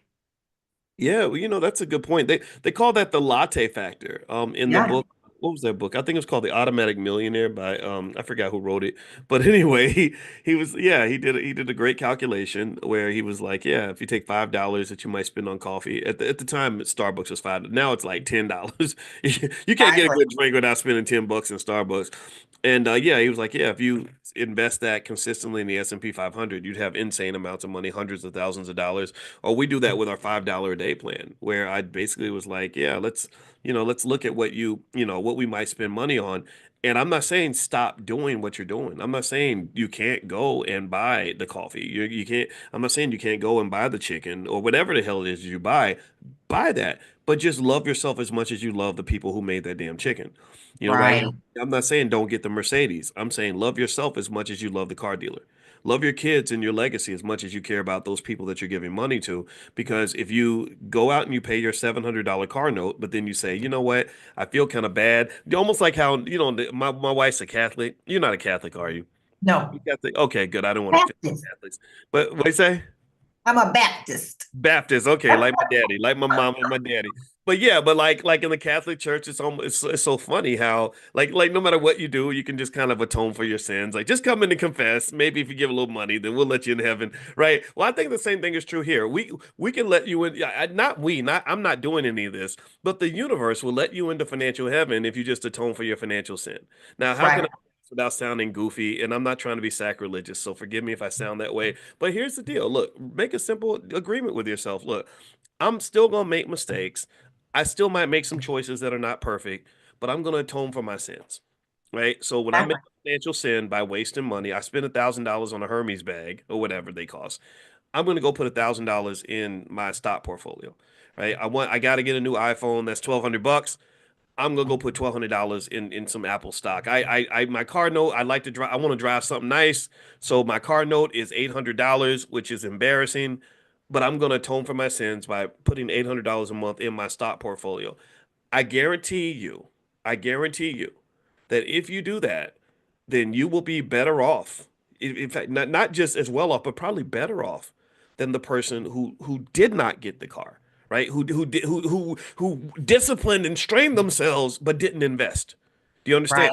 Right. Right? Right. That's the myth of finance. That's the myth of investing gets perpetuated too much. That in order for you to live good, you got to suffer and like just go through this unbelievable amount of suffering. I don't think you have to suffer. I think you can be successful and be happy at the same time. In fact, I encourage you. I need you to be happy. I want you to be happy. Life is short. Don't spend your life being miserable. But at the same time, seek balance. If you find balance, balance is better than just misery and living a miserly, horrible life where you can't find joy in all the hard work you're doing. You're working your butt off of that money. You should be able to live nice. I want you to feel comfortable getting your Mercedes and buying your Starbucks and sipping your latte while you're driving your Benz. But just make sure that same amount of energy is being put into your future, into your portfolio. And then 20 years from now, you'll be able to buy a nicer Benz. How about that, Lala? How about that for a policy? Can I get your vote for president? Lala, do I have your endorsement? You already there. You already there. Well, I appreciate it. I appreciate it. Okay. All right. So, all right. So let me now that we kind of had our moment on that front, I want to ask you a little bit more about sort of real estate, what you're seeing in the real estate market going forward in terms of opportunities. You're going to come into the Black Business School, which I'm honored, by the way, that you're coming in. You're going to talk about like purchasing HUD homes and things like that. Why is that important for you? What do you think that that's a big opportunity that people maybe aren't aware of? I do. I really, really do. When I first got into real estate, I came from a secretarial background. I knew nothing about sales. I got my license in 2006 in Denver, Colorado. I lost my job and I said, I'm done. I'm tired of working for other people and I need to do something. And my father-in-law and husband said, oh, try real estate. I said, okay. Well, I didn't know anything other than buying our own home and knowing that I didn't like our agent. I didn't know anything. So I went to Education 101 La La. And at the time, it was 2006, 2007, and the market had crashed. And that meant that there were a ton of HUD homes on the market. I mean, brand new communities where some of the homes, people still had the little crank up things outside with the concrete. And it had crashed so bad that they couldn't even finish the homes. So every other home was a HUD home. Well, at that time, most of the agents were like, this ain't gonna last. You don't need to worry about learning that stuff. It's gonna bounce back real fast. Well, I was like, I don't know nobody to sell to. So I made it a point to learn how to sell HUD homes. It is a different process than just buying a regular home on the market. It's a different process than buying a short sale, but it is a government home. A HUD home is a home that was foreclosed upon from someone who used an FHA loan, which is a government loan. So the government agrees to buy it back from the lender who allowed that loan to go through. So this is where these houses come from. They are in all different shapes. I've purchased homes that needed to be completely rehabbed to I didn't even want to walk in there stinky. And I've also sold some that were brand new, like back your truck up, baby. All you need is your appliances. So they're across the board. But HUD fixates on first-time homeownership. Now, it doesn't mean you've never not have to buy a house before. It just means in the last 2 years you didn't purchase a home, right? After 2 years, you're still considered a new homeowner, a homeowner person. So you can go and buy these properties at a fair market value. It's no longer where you can underbid them. Just that's just not that kind of market right now.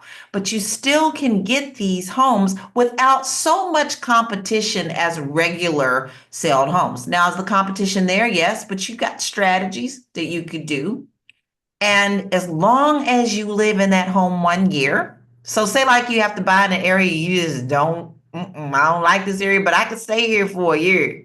You could end up renting that property and taking some equity and buying another home in another area. Or Mm, you could stay put there, or you could put it in your trust and move somewhere else.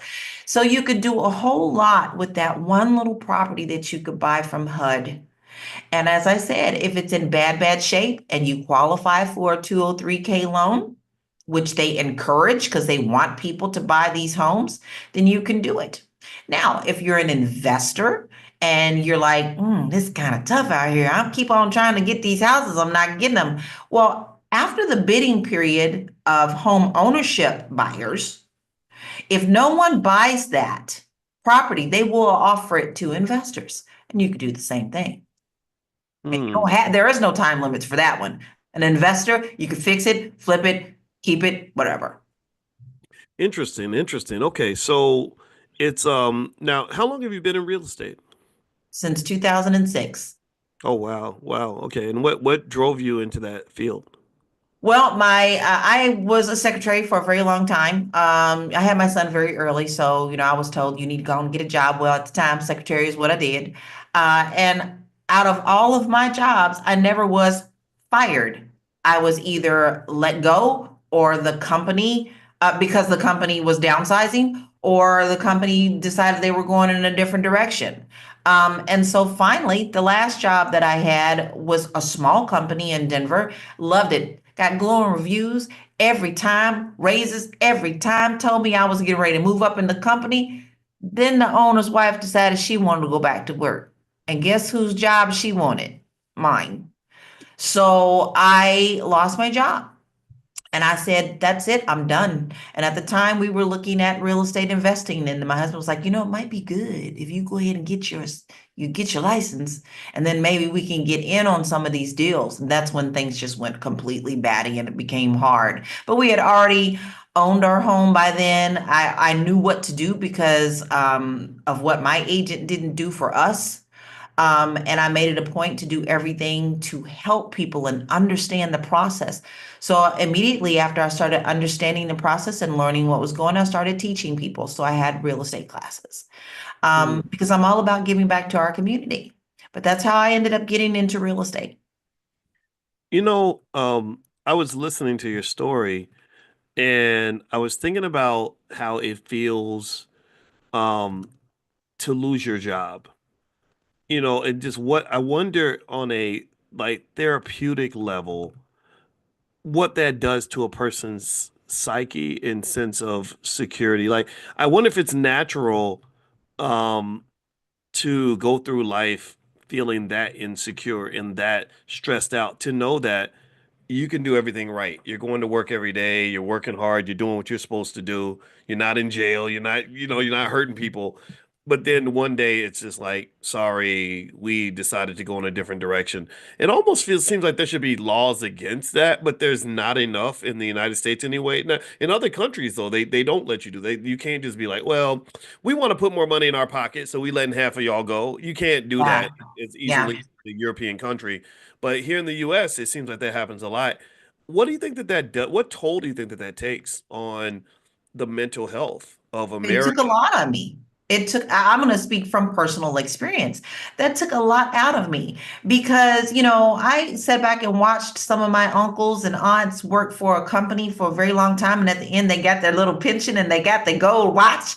And, I'm dedicated to the company that I'm with and I'm giving them my all. Well, guess what? They don't give you back your all anymore. There is really no such thing as a golden watch anymore. There aren't really very many pensions for people in anything. They want to take what they can from from you, and then they're going to let you go. Well, after a while, you start thinking, what's wrong with me? What did I do? You start kind of internalizing it.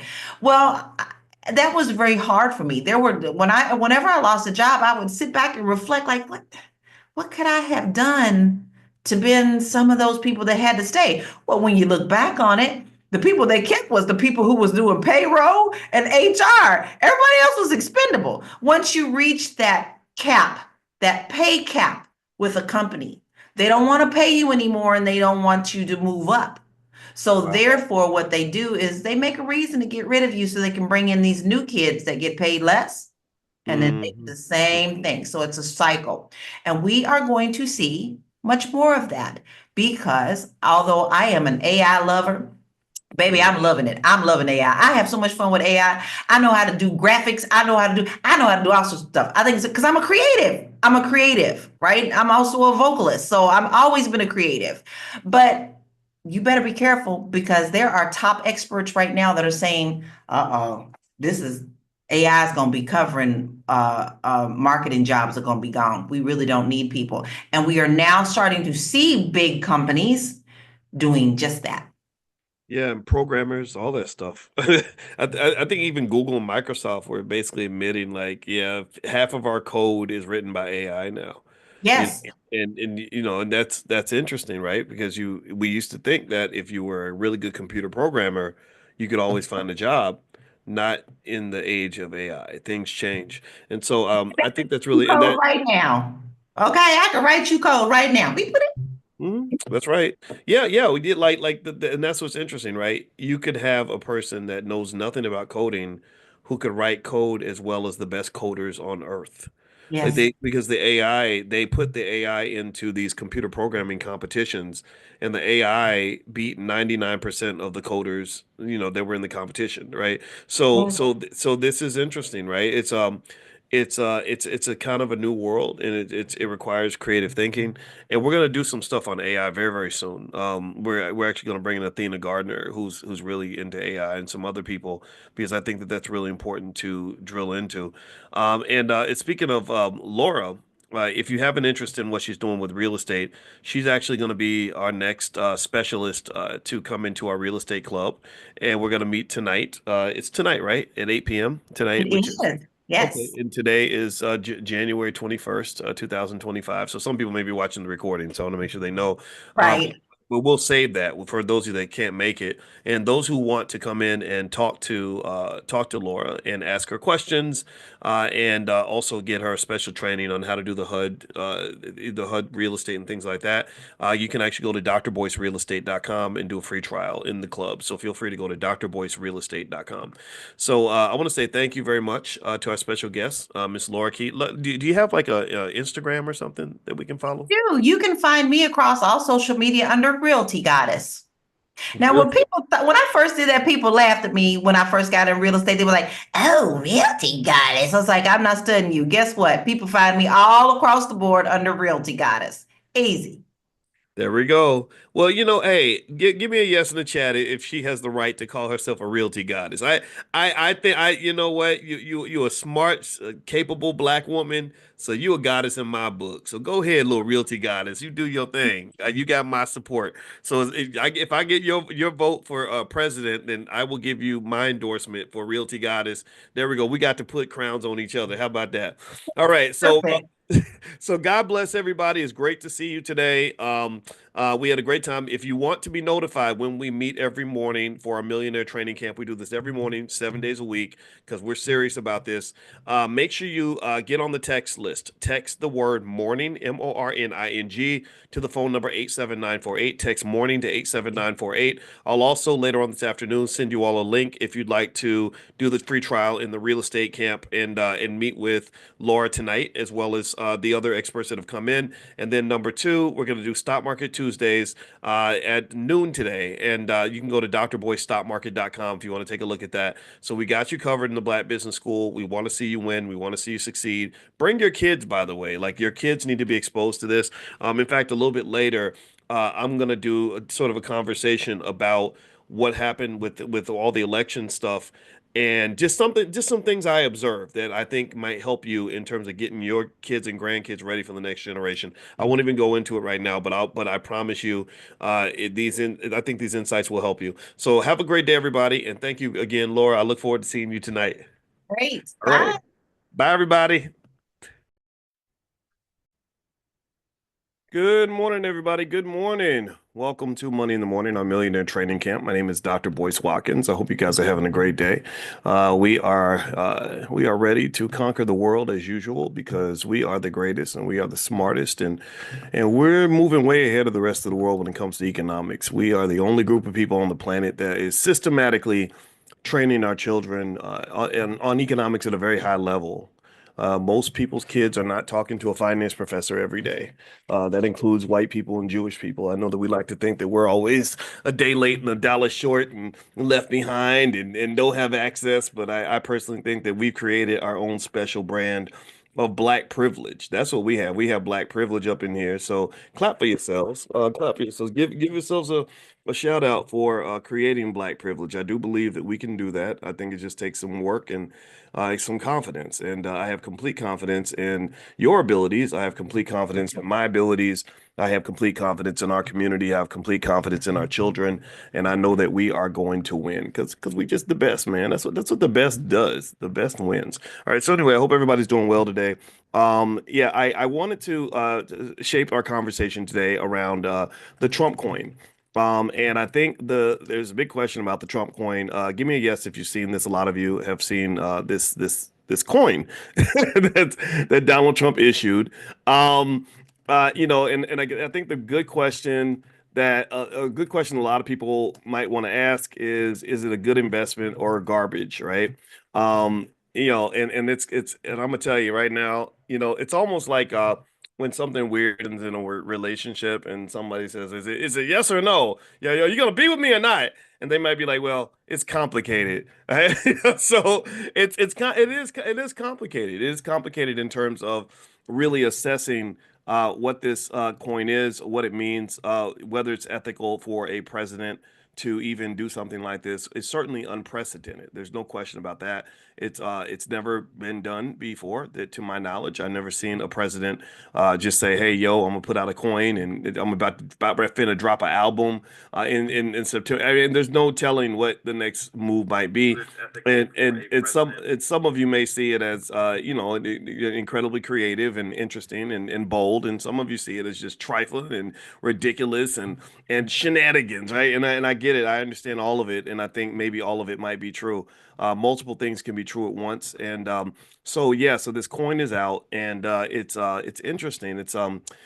I had to think about it a little bit this morning because this gets into an area that I specialized in my doctoral studies, which was asset pricing. And asset pricing is basically just sort of this idea of sort of like how do you even decide what a financial asset should be worth?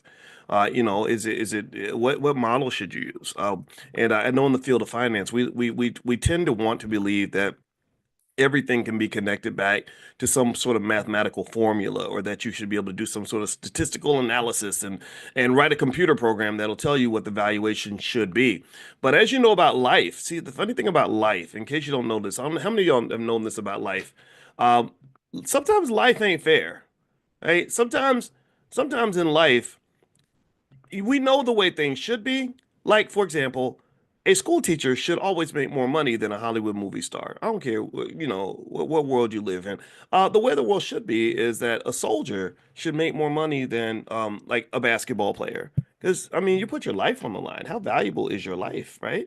Um, but sometimes life just don't work out like that. Sometimes life, as my cousin likes to say, life be lifing, right? And this is what you run up against when you're really trying to understand, what should it even be allowed? Should it even make sense for a president of the United States to be able to instantaneously create tens of billions of dollars in economic value just by putting out a coin that to some extent, it's easy to argue that it could be effectively worthless.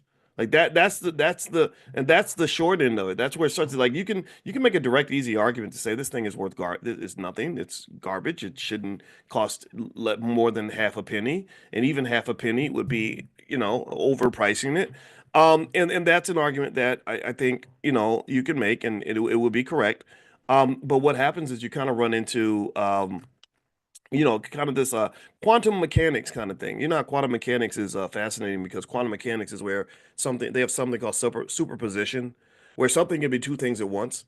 And I think this might be the quantum argument on the Trump coin. This is a quantum mechanics kind of thing. And I'm not even an expert on quantum mechanics, but I kind of link it. It kind of reminds me of probability theory. And there's this whole double slit experiment, how something can be a wave and still be something else and a particle. It's crazy. It's crazy. We live in a crazy world. Nothing makes sense. So you have to kind of choose your own truth, right? And that's kind of what the world we live in now. I think definitely politically is people have kind of selected their own truth and said this is the truth, and I just don't know if that's right, right? I think that there's always multiple truths and multiple ways to look at things. All right, so what I want to do quickly is I want to analyze the Trump coin and basically help us kind of conclude is it worthless or is it something that could be worth investing in? And nobody, no, it's hard to say. I'm going to give you the short answer. The short answer is it's everything. It's everything that you want it to be. So let me break down some financial theories to kind of help you understand what's happening here. So basically, when I look at a Trump coin, first thing I see as I understand why the crypto industry was livid. Most people in the crypto space were very annoyed when this coin came out. Trump has presented himself as a friend to the crypto industry. That's how he got elected. They raised a bunch of money, not because they were in love with Donald Trump, but because they felt that the Biden administration was not supporting what they were trying to do in terms of crypto. So, so Trump gets all the support from the crypto bros. They get him in office, and what they were hoping that the president would do, which he kind of did, is back and support their industry and at the very least remove obstacles. One of the biggest obstacles was SEC Chairman Gary Gensler. Gary Gensler, was gone. He ran out of town as soon as Trump arrived. He said, "Look, yo, I'm done. I'm out. I don't need to be here." And that's kind of what occurred, right? So to some extent, he's kind of already started delivering for those particular constituents. Now, one thing before I move on, I want to ask you all, can you give me a quick yes if you can hear me? Let me know if you can hear me. And I know some of you may have noticed that the Zoom link for this class changed. The old Zoom link does not work. So if you have the old Zoom link, it won't get you into the Zoom. If you want the new Zoom link, send a text message. Text the word morning, MORNING, to the phone number 87948. So text morning to 87948, and I will text you the Zoom link to join the class. So you will have the latest Zoom link. So just know the Zoom link it changes about once every 6 to 8 weeks. So just kind of be on the. So that's why you may want to get on the text list so you can be alerted when we do class in the morning. All right. So thank you for giving me the audio sound check. I did something yesterday and the audio was bad, and technology just makes you mad, right? Again, life be life, and it ain't fair. So here's so going back to that, the crypto bros, wanted Trump to kind of lend some legitimacy and backing from the government for what they were trying to do, and I think he's done that. If you notice, if you own, how many of you give me a yes if you've noticed how the price of Bitcoin has just skyrocketed since the election?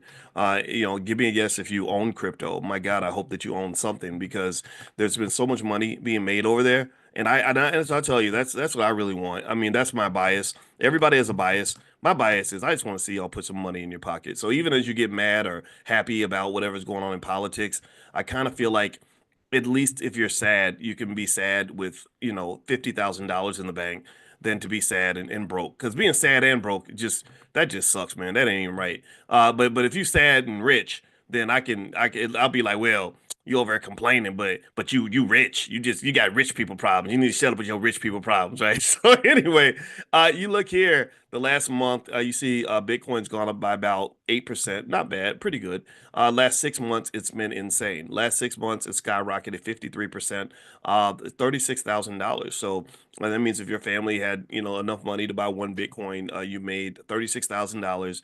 Quite a lot of money. That's $10,000 a month or $6,000 a month, sorry, without doing any work at all, right? And then this is what understanding economics and finance is really all about, is really understanding like how do some people in this society work their butts off and don't make anything, don't have anything to show for it, don't have any assets, don't have any financial security.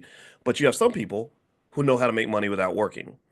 They do. They know how to make money without working. And that's why I say, oh, I forgot. I have a PhD in finance. So I have this superpower and I can explain how to make money without working. So I did a whole training called How to Make Money Without Working. If you haven't watched it, a million people have watched that training, by the way. And I'm glad that a million of you have seen it because I want everybody to understand what rich people know, right? So if you haven't seen it yet, just pull out your phone, text the word money to that same phone number, 87948.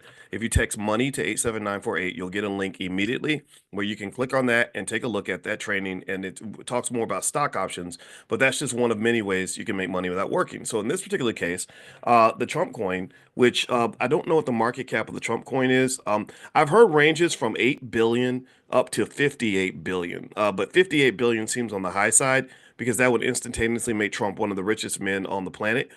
So that's not, that's not right. That's fake news. Not 58 billion. It's actually about 7.3 billion dollars. So when you talk about making money without working, I want you to think about this. There are millions of people that can work 80 years and maybe make $1 million, maybe $2 million. They didn't do any work at all. They just put out this coin, and their family net worth goes up by several billion dollars, depending on how much of this they own. Let's say they own half of it. That's $3 or $4 billion that was created probably in about a day, right? So this is kind of the weird world of finance. This is the weird world of money, and this is where academics like me get it wrong. This is where people, my colleagues, just had it backward. We tended to believe that everything should be able to be explained by some mathematical formula with all these rigid assumptions that allow the calculus to work out, where you assume ridiculous things like investors are rational and that they have access to all information and all this other stuff. And that's just nonsense. That's just simply not true. Human beings are human. So just like life be life and humans be human, and right? So humans are human and life is life. And so at the end of the day, you can't explain the valuation of a Trump meme coin through a simple formula. You have to really look at the nuances of just what's really happening. And you have to really dig deep into things that I'm really fascinated by, like investor psychology. The fact that human beings just make decisions that sometimes don't seem rational, but actually they are kind of rational in a certain way if you understand what makes a human being tick. So, one thing that I thought about when I saw this coin come out, and I understood why the crypto bros didn't like it. They didn't like it, in my opinion, most of them, because I think that they look at it and they're like, damn, this is speculative. This is just some crappy little coin that has no value, does nothing for anyone, doesn't you can't drive it to work every day. You can't use it at the store to buy things. You can't take this coin and actually make something happen. It's not manufacturing anything. So there's no fundamental value to this thing. And I think that's what the crypto industry was trying to get away from. They were trying to get away from this perception that they were just basically fake money. People like Charlie Munger, who worked with Warren Buffett, he's a great man. He used to basically say crypto was a bunch of crap. All of it was crap. And if I'm a crypto guy, I'm going to be offended by that because there are real people in the crypto industry who do real work and create real value with their coins. If you read the white papers, they have these projects. We're going to use a coin. We're going to create a coin that's going to create an economy around blah blah blah blah. And we're going to trade this and do this, and this is how people are going to earn the money because they're going to like they worked really hard to say, no, this is real. Like this is a real economy. There's real value being created. We're really getting things done. And then you have somebody like Trump that comes along, like, yeah, I'm gonna make a coin too. Everybody buy my coin, right? And people do, and billions of dollars gets created, and then people say, see, that's what I told you. I told all those coins are ghetto. It's almost like for black people, it feels like it's like almost like being black, where black people work extremely hard. We build strong families. A lot of us, we go to work every day. We educate ourselves, but then they'll take some, they'll put sexy red out there and be like, this is black excellence, y'all. This is black women, and all the black women are like, come on, man, like this ain't, we're not all sexy red. Stop that, So ultimately, to me, I think the Trump coin is kind of like if you know anything about hip hop, look up Sexy Red. It's real. It's a scary thing to see. I think the Trump coin might be kind of like the Sexy Red of the crypto industry, right? It's that big shiny object that's thrown out there. Everybody sees it, and it's misrepresenting, just so many people in the crypto industry who are working extremely hard to do legitimate work, who want to be respected, who want to be seen, who want to have credibility, and they're like, "Damn, you're literally putting out something that has no credibility." So here's what so let's look at a couple of things. I was sort of researching and thinking about some financial theories that it might relate to, and one thing that I thought about is I said, okay, so yeah, this thing. So let me ask you all this: give me a yes or no. How many of you think that the Trump coin is just crap? It's not even crypto; it's crapto. Give me a yes if you think it's crapto. Give me a no if you think it's like if it's something good. Okay, I see a lot of yeses. All right, most of you say yes. Okay, and I don't disagree with you. But what if you are Bernard Arnault, who's one of the richest men on the planet? I think he's worth a couple $100 billion. And what Bernard Arnault does is he takes these items, these items, like a bottle of liquor, like and he puts a label on it, and the bottle of liquor costs $2, and he puts the Hennessy label on it, and then he sells it to you at the club for $200 a bottle. Would you say that that's a problem, that that's kind of fraudulent and just borderline ridiculous? Or he takes a purse that can be made in Taiwan for 20 bucks, let's say, and then he puts a Hermes on it, and it becomes a Hermes bag or something, and then suddenly you're buying it in the mall for $1,200. Would you say that anybody who's ever bought a Hermes bag is just a sucker, and that it's stupid, and that it's ridiculous, and it's pathetic? Some of you would say yes, some of you would say no. And I think that you could both be right, right? If you say yes, that it's garbage and it's stupid, then a Hermes bag is not for you. You shouldn't go buy a Hermes bag. I see people, that buy stuff like that, and I'm like, ah, man, I ain't buying that crap. But then at the same time, I'd have to be honest and say, well, I got a wife and a daughter who really like Coach purses. I think my wife has a Coach purse. She bought a Coach t-shirt. And it wasn't like a regular t-shirt. Like I was like, oh, that t-shirt, I could buy that at Walmart for $8. But she paid maybe $80 for it, right? And what did she pay for? She paid for, the label, the branding, like it says Coach on it. So suddenly it's worth all this money. And so what this really speaks to is that there's kind of like this psychological thing that happens when you're looking at value. And as much as we might despise it, or some of you love it, some of you hate it, there are millions of people who value the name Trump. Again, it's not something that's easy to talk about. I know it's controversial. I know that it's going to lead to a whole lot of chaos and arguing and going back and forth. And he's this and he's that. Okay, yeah, but there are people. If I go down to downtown Chicago right now, there's a big, gigantic, massive hotel that I've never stayed in, but it's massive and it's beautiful and it has the word Trump right on the front of that hotel. And there are facilities all around the earth that have that big name on there, right? And and you could say it's pro-black, anti-black, whatever, but I know that it's complex, right? I think R. Kelly stayed in the Trump Tower for a long time, and back when people I guess, thought he was a good guy. And Jennifer Hudson, when her whole family got killed, he was like, "Yeah, come stay at my hotel," right? So it becomes complex. It's a complex conversation, but still, that name Trump means something to some people. So because that name means something to some people, there are people who say, "Yeah, I'll buy that coin." What I see there happening from a political standpoint is that there's a set of financial theories that relate to narrative that a lot of times an asset's value can go up just because there's a narrative attached to it. There's a story. There's a power in storytelling. And so effectively, in fact, Tierra KJ Williams, who is in Hollywood, she writes scripts and she's a masterful storyteller. She's actually going to come in and talk about storytelling in business and how that works. And so what occurs here is that sometimes you'll see a stock that will just shoot up in price where people will say, well, why, what happened with this company that should make the value double? Some of you have seen this. Some of you have seen stocks that doubled in price in a day, right? IONQ. Any of y'all own IONQ? I know a lot of y'all do because we talk about IONQ in the Prime program a lot, and that stock's maybe a lot of money. Well, IONQ didn't change anything about the company when their stock price went up 400%. There was just a story like quantum computing. The Google computer solved the problem in 5 minutes. That would have took a cotillion years for a super, right? That's a narrative. That's a story. So this story creates real economic value.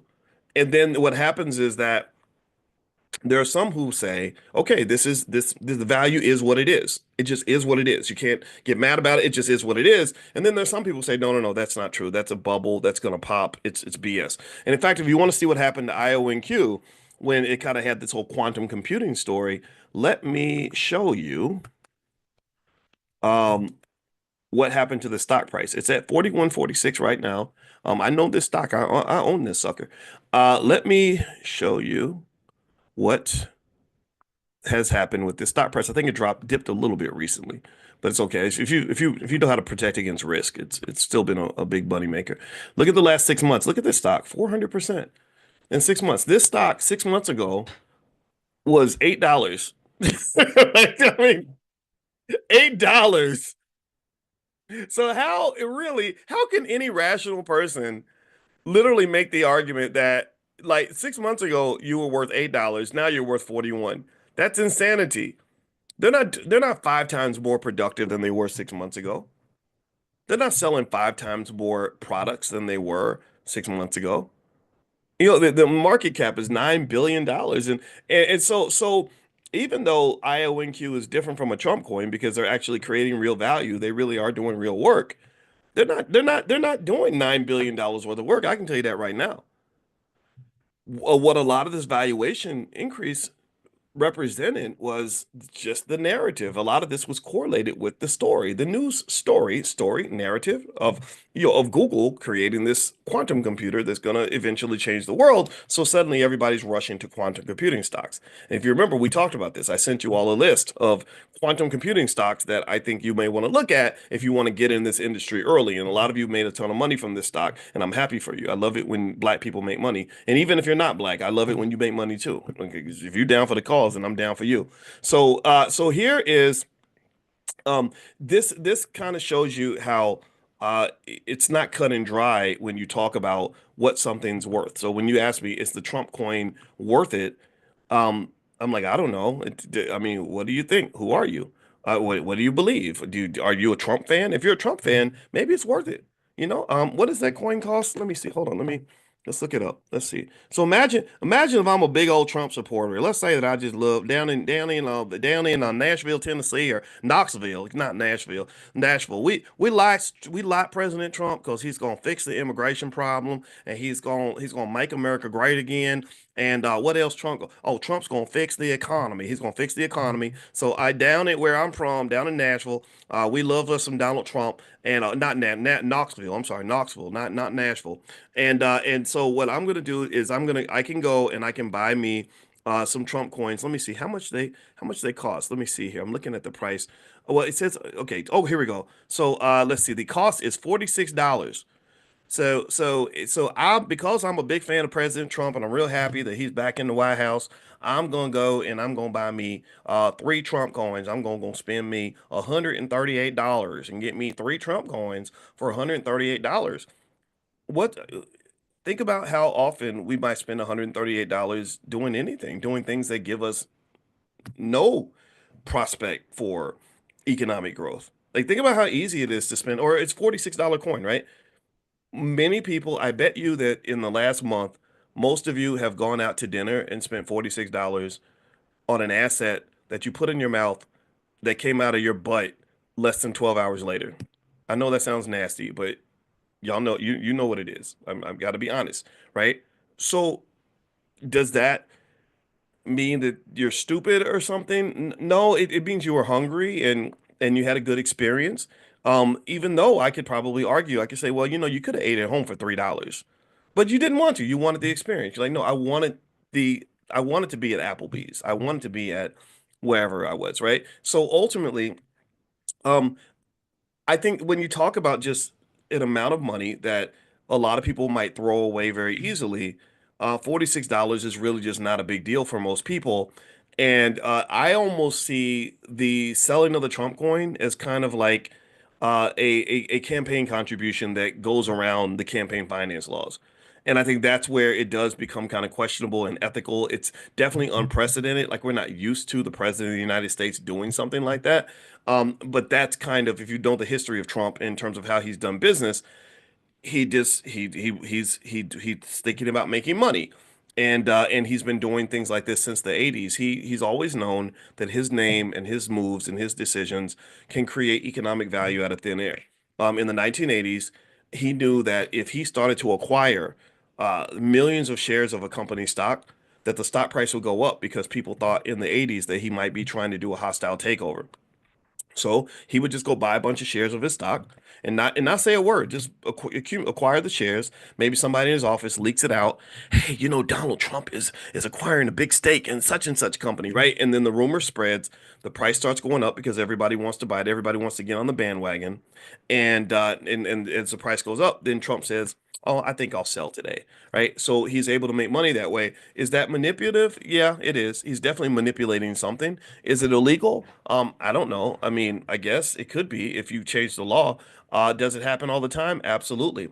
There are lots of people all the time throughout the world who understand when their name or their presence or their idea or whatever can generate income, and they take advantage of that. If I go to a Chris Brown concert, you got all these poor sad women that will go spend $1,000 to take a picture with Chris Brown. Is a Chris Brown picture worth $1,000? To me, no, it's not. But is it worth it to a woman who's been idolizing Chris Brown since she was a teenager? Maybe, maybe, right? And if you and what this speaks to, in my opinion, is that one thing that makes valuation complicated is that valuation is in the eye of the beholder.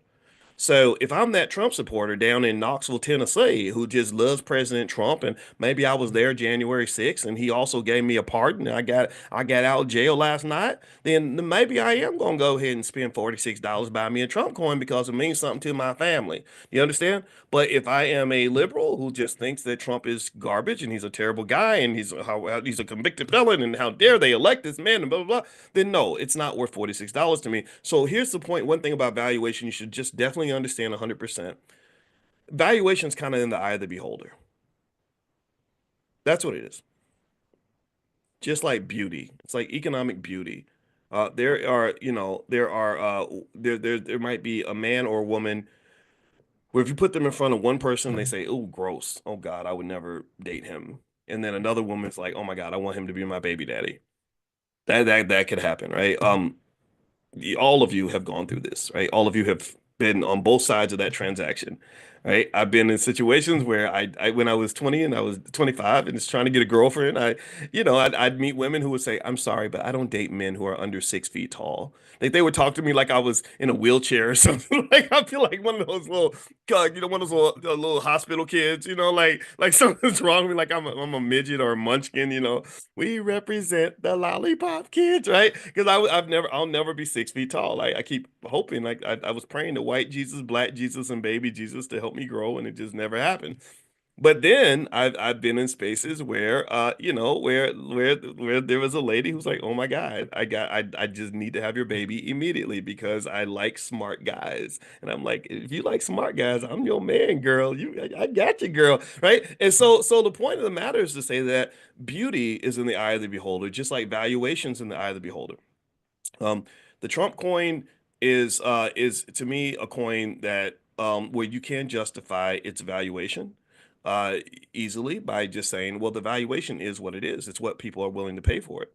If people aren't willing to pay for it, then that's not the valuation. That's how real estate's valued in a way. For example, real estate, when they tell you a house is worth a certain amount, sure, they can say, well, it should be worth this amount because we did an appraisal and this is what the appraisal says. That's all theoretical. But then there's a transaction, right? The rubber meets the road, and then you say, well, clearly it must be worth this amount because that's what someone paid for it. It's almost like when my Ohio State Buckeyes, I'm a big, I'm a college football fan. My Ohio State Buckeyes won the national championship, and so they proved on the field that they are the best team in the country. But then you could still argue that maybe they weren't. You could say, oh, well, they only won because they got lucky, or maybe before the game, you could say, well, really the best team is Notre Dame, and then they play it out, and then you say, no, really the best team was Ohio State. But then sometimes teams win and they weren't supposed to win, and so they might have won even though they weren't the best team. So evaluation is complicated like that. Like nobody kind of knows, right? And so with the Trump coin, I think that the decision to invest in the Trump coin can come down to either A, you love Trump and you really just like what this whole moment represents to you and you're excited about it and you want something that's commemorative. Right? No different from buying, a commemorative t-shirt for a concert you went to. You go to a Beyonce concert, she sells you a $60 t-shirt. You buy it because Beyonce's on it, not because the shirt is worth $60, right? Um, or maybe you buy it because you have a speculative um, intuition about Trump supporters. So you're sitting on the sideline and you don't really know, you don't really care if the valuation is what it is. You're just looking at the trends. You're looking at people, and you're like, these Trump supporters, they really like that. They really like this guy. I think I want to buy this coin because I think that they're going to like him even more. I think that the coin is going to go up in value, so I'm going to buy it because I'm hoping I can sell it for more. And then you have the majority of people. This is the overwhelming majority of the world who just says, I'm not buying it. I'm not participating, right, at all, either because I think it's worthless or because I just don't care, right? And that's what I see with the Trump point. So, before I move on, one thing I want to remind everybody of is that tonight we are going to meet for stock options class. It's called Prime, which stands for Passive Recurring Income Machine. If you want to join us tonight, we're going to have a tax specialist that's going to talk about getting tax or how to deal with minimize the taxes on the money that you guys are making. I know a lot of you are getting income from selling your stock options and all that. And so if you want to participate or join us, I'll send you all a link where if you want to do a 7-day free trial in the class, you can. Or if you want to just, come in directly now, you can go to drboyceprime.com, Prime. And the other, it's so look for that text. If you're not on the text list, text the word morning, MORNING, to the phone number 87948. So just text morning to 87948.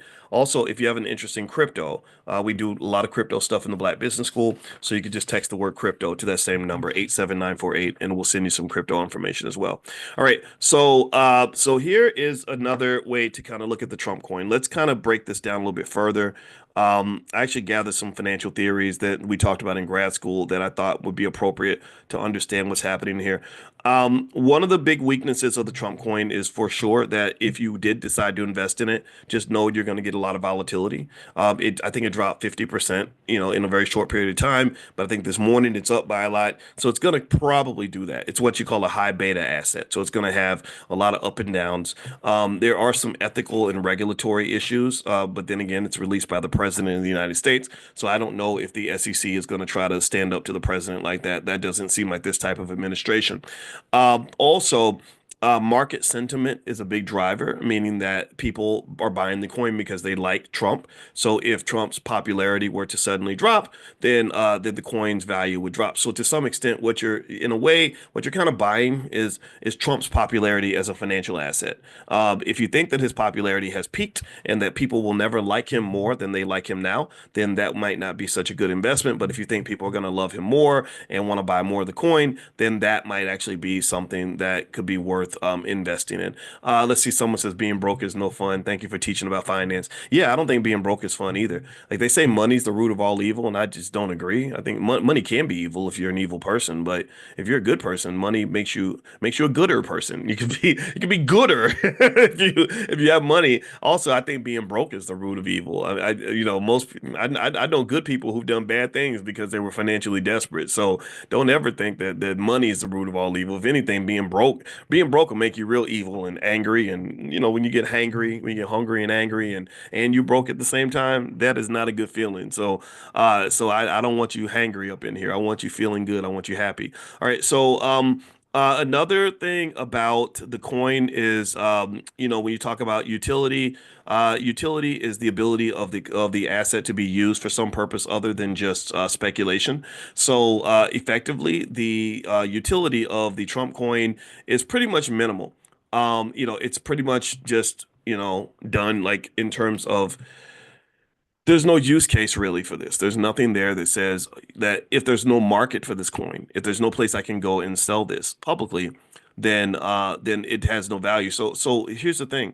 This is one of the things about American finance that makes it powerful, but also makes it problematic is that markets create value. Like all those billionaires that were on the stage with Trump, their total net worth was over $1 trillion.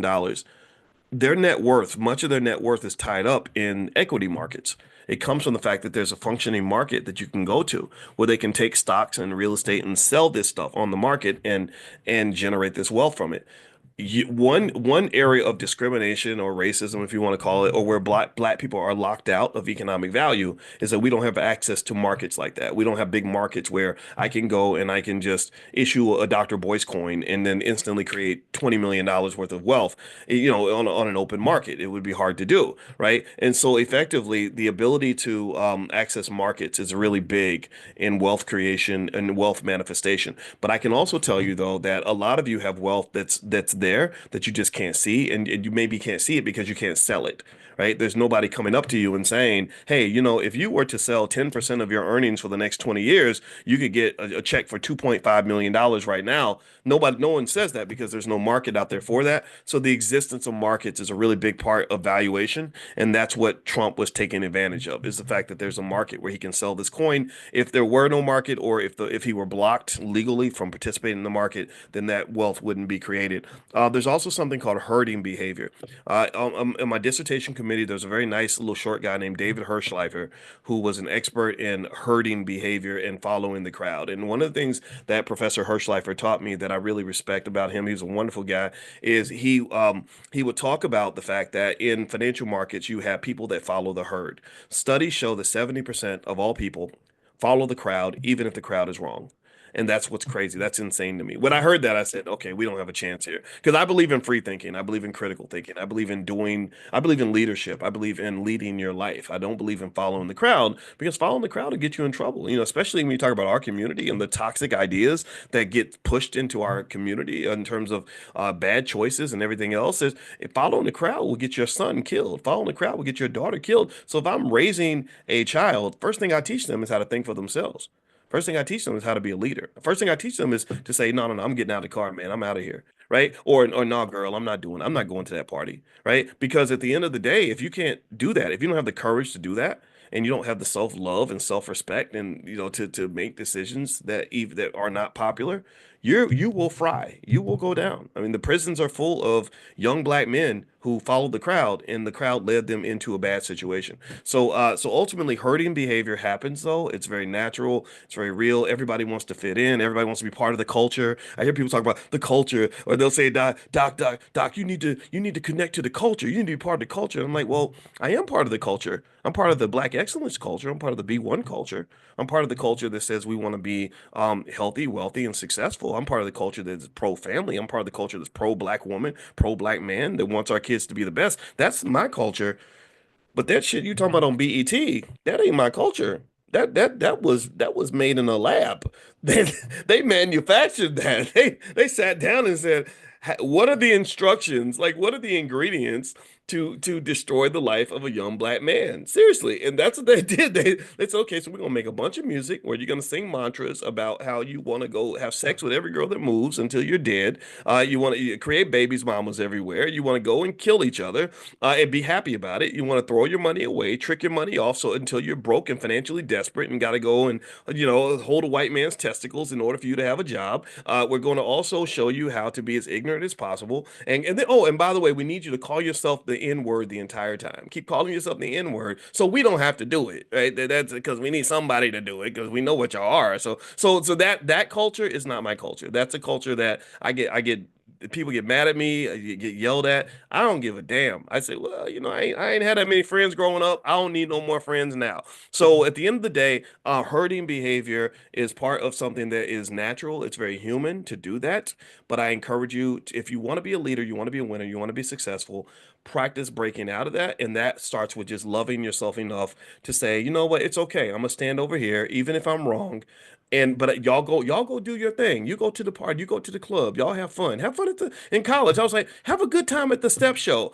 I'm gonna be in the library with the little nerdy Asian kids because I want to have a future. But y'all go and you kill it at that step show, dog. You go do your thing. You go bark and hump each other, whatever. Let me stop because people gonna get mad at me. All right, so anyway, let me keep going here. Um, there's also when you talk about one more thing about the Trump coin. Let's get back to that. Sometimes if you have a scarcity in something that makes it more valuable. So like a lot of you may not know this, but De Beers, the diamond company, if you know De Beers basically artificially restricts the supply of diamonds. How many of y'all knew that? That the diamonds are not nearly as valuable as they make you think that they are. They're like, damn, we need everyone to think that diamonds are rare. So what I know what we'll do, we'll make them rare. We'll just get a whole bunch of diamonds and we won't put them out there so people can't get them. And then people will pay more for it because there's the perception of scarcity. Diamonds aren't really that scarce. Diamonds, kind of like rock hard toilet paper in terms of just how readily available they are. But there's a marketing campaign around the idea that you should go spend 2 or 3 months of salary to buy a diamond for a woman to prove that you love her. And it's a game. It's a game, and it's a lie that everyone has bought into. See, to create an illusion, it helps if multiple people are in on it. Right? So you got to be in on it, and your woman's got to be in on it, and the world's got to be in on it, on this false idea that a diamond is a symbol of love. And one thing that you would have to kind of know is that if you go back over 100 years and you talk to a random person on the street in 1910 and you say, "Hey, you're going to get married," doesn't that mean you have to buy a diamond for your wife? They would be like, "What are you talking about? Why would I buy her a diamond to prove that I love her? Diamonds are expensive, and I love her. I bought her flowers." Right? And so what happened was there was a deliberate campaign, a deliberate campaign that leaned on herding behavior, leaned on the fact that people followed the crowd, and they came up with slogans like "Diamonds are forever." Anybody heard that? Anybody heard "Diamonds are forever"? Or say you love her with a diamond, stuff like that. And and then they immortalized it. They put it in movies and they put it in songs. Diamonds are forever and ever, right? And then people started to believe, like, oh, that's right. That's right. Oh, yeah, diamonds are forever, and diamonds are a girl's best friend, and diamonds that's how you show you love her, and people bought into that. So that campaign was so effective that they actually won awards for that. They won awards. They're like, man, that's some good pimping, because white people got a players ball too. They all went to the players ball for white people, and they basically said, man, that was some good pimping. You really did a good job of getting people to go out and spend all their money on these diamonds, even though we know, and I know that they're not worth what they say. But hey, we got everybody believing that. So that was some good pimping. And that's pretty much what the what kind of happens when you talk about perceived value and manipulation. So the perception of scarcity, the Trump coin. Let's circle back to that. Pretty much, they pretty much said we're only going to release, I think, 200 million of these or something, for $40 or whatever. And so people were like, "Oh my God, they're rare and they're limited supply, so we better buy one." Beyond that. The last thing I'll throw in there is something that we've talked about briefly before, called the greater fool theory. And so the greater fool theory basically says that if I buy something for a certain price and I'm a fool for paying that price, I can make money as long as I find a greater fool. And that's kind of like a financial game of musical chairs. At some point, somebody's not going to have a chair, and I don't care as long as it's not me. That's kind of what the argument might be. So you might buy it and say, at some point the coin might collapse and might go back to zero, but it won't go back to zero before I sell my stake. And so insiders end up having a massive advantage. This is where did anybody see where that lady who did the Hawk Tuah thing, where she basically put out a coin, and then as everyone was buying up the coin, her team was selling the coin on the open market. They were like, "Oh, we better convert this into dollars as fast as we can while the getting's good, while this coin is hot." And then the coin collapsed, and so hundreds of millions of dollars was lost. A lot of people lost their money, and this is the common thing. And this is one of the reasons why there are so many um, crypto bros who are legitimate, who are getting up every day, working hard, sitting at a computer screen and creating real economic value. This is why they're not a big fan of the Trump coin. They're generally speaking, from my understanding, most of them are not happy that he put out this coin. So it's out there. But the thing is, and not everybody's unhappy about it. Robinhood has it listed. You can buy it on Coinbase, all these things. And if you want to actually get started with crypto stuff like that, text the word crypto to 87948, and we have some crypto stuff in the Black Business School School. They can help you. We brought in a really great crypto expert. We got to bring the sister back because y'all, I know y'all loved her. She would put her name in the chat, please, so I can say her name. I'm bad with names. Please forgive me for that. I remember faces. Naja. What's her? Do you remember her last? Naja Roberts. Yeah, Naja Roberts. I mean, just did a great job, and she's B1. She's actually out of the Black Business School. Like she learned. From what I understand, Naja, please forgive me if I get it wrong, but I think she learned crypto in the Black Business School, and now she's teaching crypto in the Black Business School. So she's an amazing woman. If you want to find out how to check out her presentation, you can email the support team. We have a great support team here in the Black Business School. Just email support@theblackbusinessschool.com. Support@theblackbusinessschool.com, and they can take good care of you. Don't forget the THE. It's the Black Business School. All right, guys. Just like I went to the Ohio State University. Go Buckeyes. We won the national championship. It was good. All right. So I'm out of here, guys. Have a wonderful day. Tomorrow morning, 10 a.m. Eastern, we're going to meet again. I think Athena Gardner is going to come in, and Athena is doing a presentation on AI, the use of AI in your business. AI. I talked yesterday about how MBAs, Harvard MBAs, are having a hard time getting jobs now because I think, has really started to eat away even at those high level jobs. So Athena is going to kind of school us a little bit on AI. She's going to do a presentation, a deep dive on Saturday morning in the Fly Nubian Money Investment Club. A lot of you know about the ladies of Fly Nubian Money, Dr. Lene Javette, the great Constance Carter, Tierra Williams, my wife, Dr. Alicia. Those ladies, they actually talk every single day. They're smart Black women, and I hope that the brothers especially will go and support these sisters and listen to our women because they're so smart, they're so capable, and also for the ladies, like I mean, if you're looking for some badass women, these women are not a joke. So anyway, if you want to be notified when they go live and stuff like that, another thing you can do is text Queens to 87948. So just text Queens to 87948 and take a look. And I see Tiara's in the chat, and she put the URL flynubianmoneyclub.com. They have an investment club where they work together, make investments, and learn about it and all that stuff. So anyway, have a good day, everybody. God bless you. Thank you so much for listening. I will see you all tomorrow morning. And all right, until then, keep getting rich. Talk to you later. Bye bye. Hey everybody, how are you? I hope you're doing well. Come on in, come on in. It's good to see all of you. I'm gonna say welcome, welcome, welcome. It's Powernomics time. That's what it is. You guys know what happens Wednesday night. That is when we get together and we train ourselves to be Black and excellent, Black and powerful, and to tell the truth. You know, I think that you got so much lying out here. You got people just teaching fake news and calling it history and thank God we have people like Dr. Claude Anderson who teach us real history and help us to really know who we truly are and how great we are. I was just talking to my son about greatness, and I said, Quincy, you're a great man because you cooked the chicken and it was delicious. And he said, thank you, Boyce. And I said, yeah. I said, you know what? Greatness is a membership where you have to renew your membership every single morning. It's a club. Greatness is a club where you renew your membership every single morning. And he goes, that was a bar, Boyce. I said, that's right. The album's coming out next Tuesday. It'll be released on all platforms. So anyway, that's I believe every day we got to have attitude. And we have to believe in ourselves. We have to know what we can do instead of worrying about what other people are doing and what other people think about us and all this other stuff. I know right now there's this thing that just happened called a presidential election, and I know a lot of you have mixed feelings about it. Some of you, some of you love Trump, some of you hate Trump, some of you are in the middle. And I just want to reiterate that, I personally don't care if you love or hate Trump. I just care if you love yourself. If you love yourself, then I don't really think I can't really see how you would believe that Donald Trump is going to save you. I think that will be a false belief. If you love yourself, I hope you weren't fooled into thinking the Democrats are going to save you.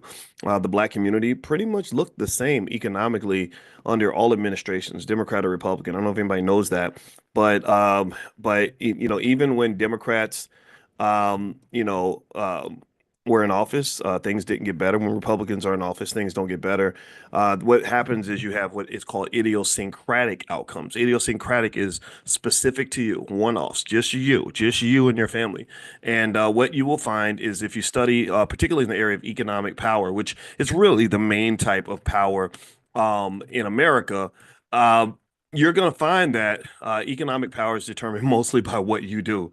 There's no government policy that's going to make you a millionaire most of the time. It doesn't mean it doesn't make a difference. Doesn't mean that billionaires and millionaires don't use government contracts and all that. That's all very real.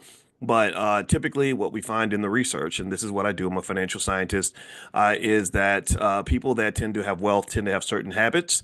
They make certain choices, and they are able to achieve freedom.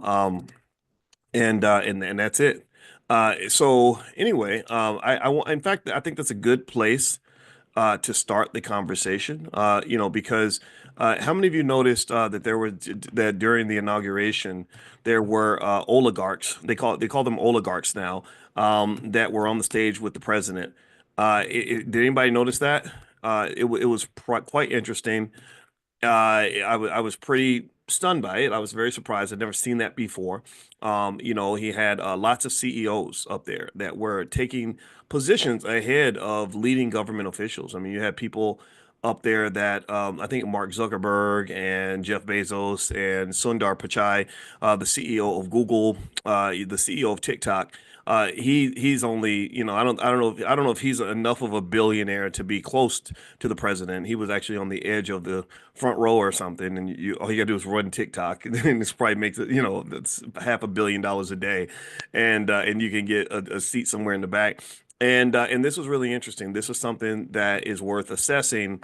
And there were people who had different reactions to it. There are some people who were deeply alarmed by it and said, this is evidence of capitalist corruption in our government, which it could be. And then there are some who just thought it was cool, and some just kind of wondered what this means. I've been listening to lots of assessments in places like the Wall Street Journal and others where they've been kind of doing these breakdowns to sort of determine, like, okay, what does this mean?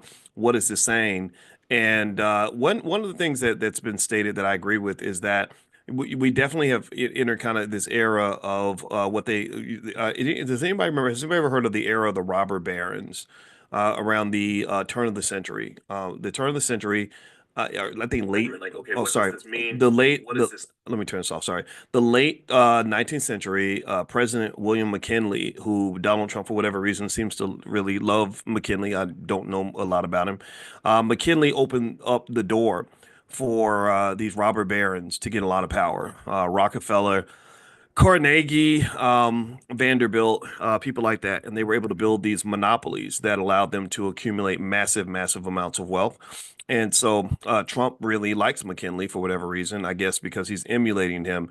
And that's kind of what you're dealing with. That's the era you're dealing with. Now, my interpretation of the oligarchs that were up on the stage is that this is a natural outcome. It's almost like this. It's like back in the here we go. Has anybody noticed? I had a friend. I'll just tell you about this. I had a friend who said, it really just seems like now that they've been promoting gayness in the government and in schools, so many kids are gay. I mean, you might notice that it just seems like everybody and their mother is gay now. If you're under the age of 30, it's like very popular. It seems almost like there's like just this thing, like it's a trend, right? And some people look at it that way, and it's that's an opinion. And I said, well, I don't know if it's a trend or not. I said, but I had noticed that, right? Like a lot of the young people I mentor, it's like suddenly, guess what? I'm gay, mostly amongst the girls, like a lot of bisexual, all that stuff. And I said, well, maybe the theory could be that maybe we always had lots of people that were gay or bisexual, but they just didn't tell anybody. It was sort of like, but you kind of knew, right? The gay people have been around for a very long time. And I kind of feel like it's the same way with the government in terms of the oligarchs running the government. The people with the money, if you understand money the way I kind of see money, you'll know that your government's been run by money for a very long time. This is not a democracy. This is capitalism. At best, you have a capitalist democracy, but the word capitalist is bigger and broader and more direct than the word democracy. Democracy is like the tiny word, the little brother. Capitalist is the big brother. That's really what it is. And so basically, if you want to know the real reason that Trump had oligarchs on the stage, it's because he's kind of unfortunately doing in broad daylight what's been going on behind the scenes for a very long time. You know, if you watch the inauguration and you were surprised to see these billionaires kind of out there in broad daylight exercising their power, I think it's actually quite interesting telling. I'm not gonna say it's a good thing or a bad thing. It's just a thing, in that it's that's always been the case. When they let money into politics, I felt like that was a very bad idea. I say this as a person who respects the power of money, who understands the power of money very much, who believes deeply that the power of money is something that can liberate Black people. I believe that the power of money is very important to harness.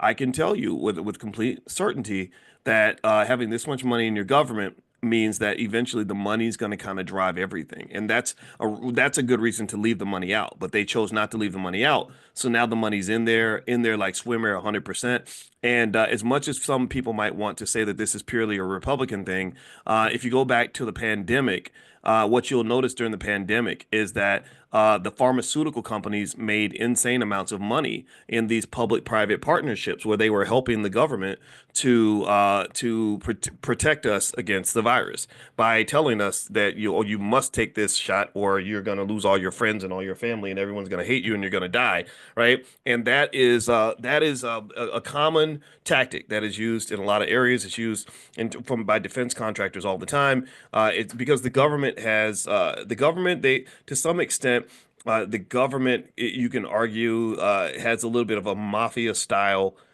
enforcer ability, right? It's almost like if you owe me money and I'd say, hey, you owe me money, can you pay me? You might say, well, screw you, I'm not going to give you anything. But if I got an enforcer next to me who can come to your house and threaten to break your legs or put you in jail or beat you up or take your kids or something, then that makes it easier for me to collect. So the government has the military. They become the enforcer, and the corporations sit back behind the enforcer, and they pay the enforcer to enforce what they need to enforce. They just have to properly label it, right? So, for example, the defense contractors want to make money by selling weapons that shouldn't be really needed by anybody, shouldn't be really used anywhere. But they say, hey, you know what? There's a war in Ukraine, and what we need you to do is we need you to use the bully pulpit, and we need you to go out here and get on TV and use your the power of your voice to tell Americans that for whatever reason we're supposed to hate Russia and love Ukraine. And I'm gonna just tell you the truth. Give me a yes in the chat if you really don't give a damn about Ukraine. I'm gonna be honest. Let's just be honest. Let's keep it real. How many of y'all just really like maybe couldn't even find Ukraine on the map? Don't give a damn about Ukraine at all. Could care less. No disrespect to Ukraine, but we got problems here. We got other places I care more about, like I don't know, Chicago or something, right? Chicago. Yeah, I could go if I want to just go get shot. I can go to Chicago and get shot, right? If I want to go look at a war zone, I can go to parts of my own damn city. So a lot of Black folks, same thing was true with Vietnam. Muhammad Ali said it right when he said, "Ain't no Viet Cong never called me nigga." So ain't no Ukrainian never did nothing for me. Ain't no Russian never hurt me. I could give two shits less about Russia, Ukraine, none of that. But for some reason, we're told like, oh, you're supposed to pick this side and support us as we write $100 billion checks for these wars that don't make sense to anybody. Now again, I'm not here to say that you have to agree with me. I'm just here to lay out a perspective. And so what I believe happens, and the reason that Trump had those oligarchs up on the stage is because it's a common thing across both political parties that you had defense contractors, Raytheon, Lockheed Martin. They're like, okay, we've got these Scud missiles or whatever that we need to sell, and we don't know what to do with them. So there's a war over here, or we're going to help start one. And what we want you to do is we want you to use your military and your forces and your money to basically say that we have to be involved in this war. And then we want you to give money to the Ukrainians. Give money. They don't really give money, in case you don't know that. They don't give the money. Robert Kennedy did a good job of explaining that they're not really giving the money. What they're doing is it's a money laundering exercise. They basically give the money to Ukraine and then they tell Ukraine what to do with the money. So think about this. If I give you money and then tell you what to do with the money, I'm not really giving you money. Do you follow what I'm saying? Like if I say, hey, look, I'm gonna donate $50,000 to you on one condition, and you say, great, oh my God, thank you, Dr. Boyce, that's amazing. I might say, I know you got a school, so I'm gonna donate $50,000 to your school. But here's what I need you to do. I need you to take that 50,000. I need you to go to my brother's business, and I need you to spend that 50,000 buying school supplies from him. He's going to charge whatever price he wants to charge, and you can't dispute that. You're going to have to pay the full price. And why wouldn't you? It's free money, right?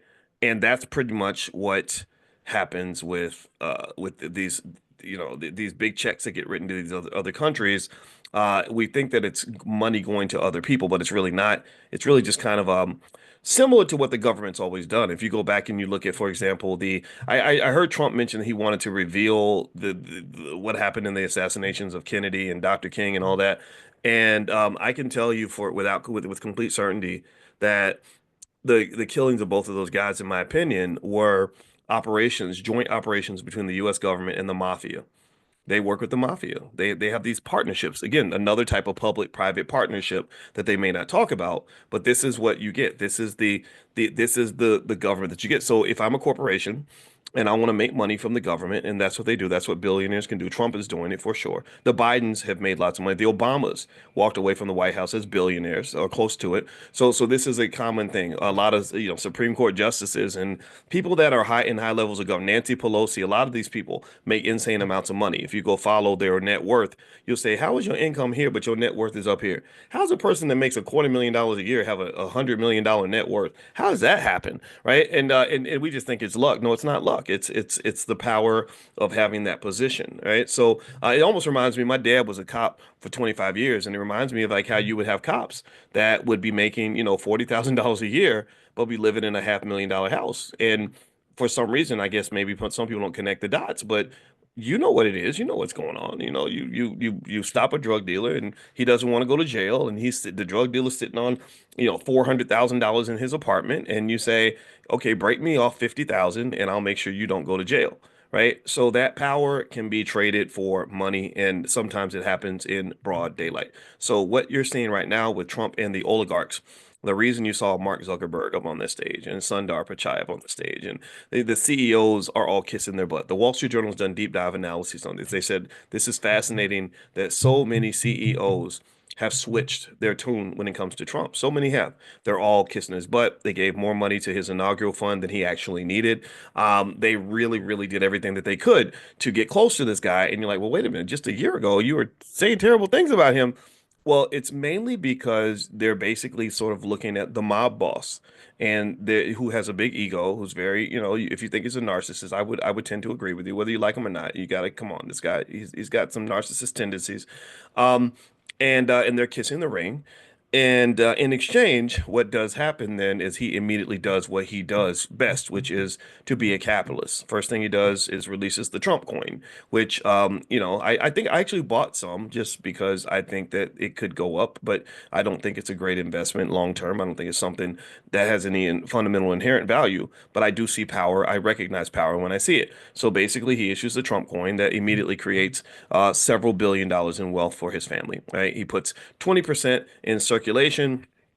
80% he keeps for himself. So if the total market value of all the coins is $8 billion, that means his family's now $6 billion richer. What else happens? He's connected to these, crypto companies and stuff like that as he decides to make the U.S. into this important crypto hub and stuff like that. What else is happening? He did a public-private partnership recently with Mayoshi Son from the Vision Fund, as well as Sam Altman from OpenAI, and they said they're going to put $500 billion into developing AI infrastructure by building data centers and stuff like that. So all these things are definitely happening, and they're very, very real.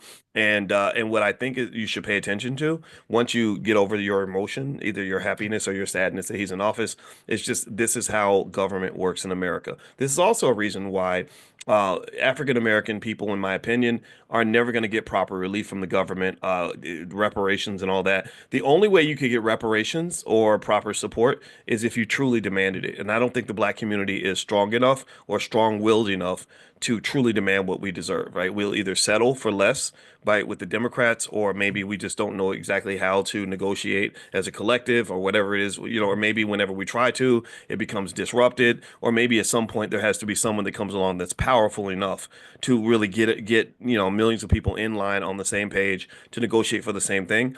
Because right now it's just kind of frazzled everywhere. You have a civil war. You have black people that hate their own cousins because you're a Democrat, I'm a Republican, or you're a Republican, and that's a sellout. And I personally don't understand that, because what's interesting to me is that it's fascinating to me that we will fight harder for the Democratic Party than we'll fight for ourselves. Like if someone shows up and says, "Yeah, he's a Republican, he's a sellout. I hate these Republicans," like everyone gets riled up and going. But if someone says, "Hey, why don't we fight for the black community? Why don't we build to the point where we're strong enough that we don't need to depend on a political party to save us?"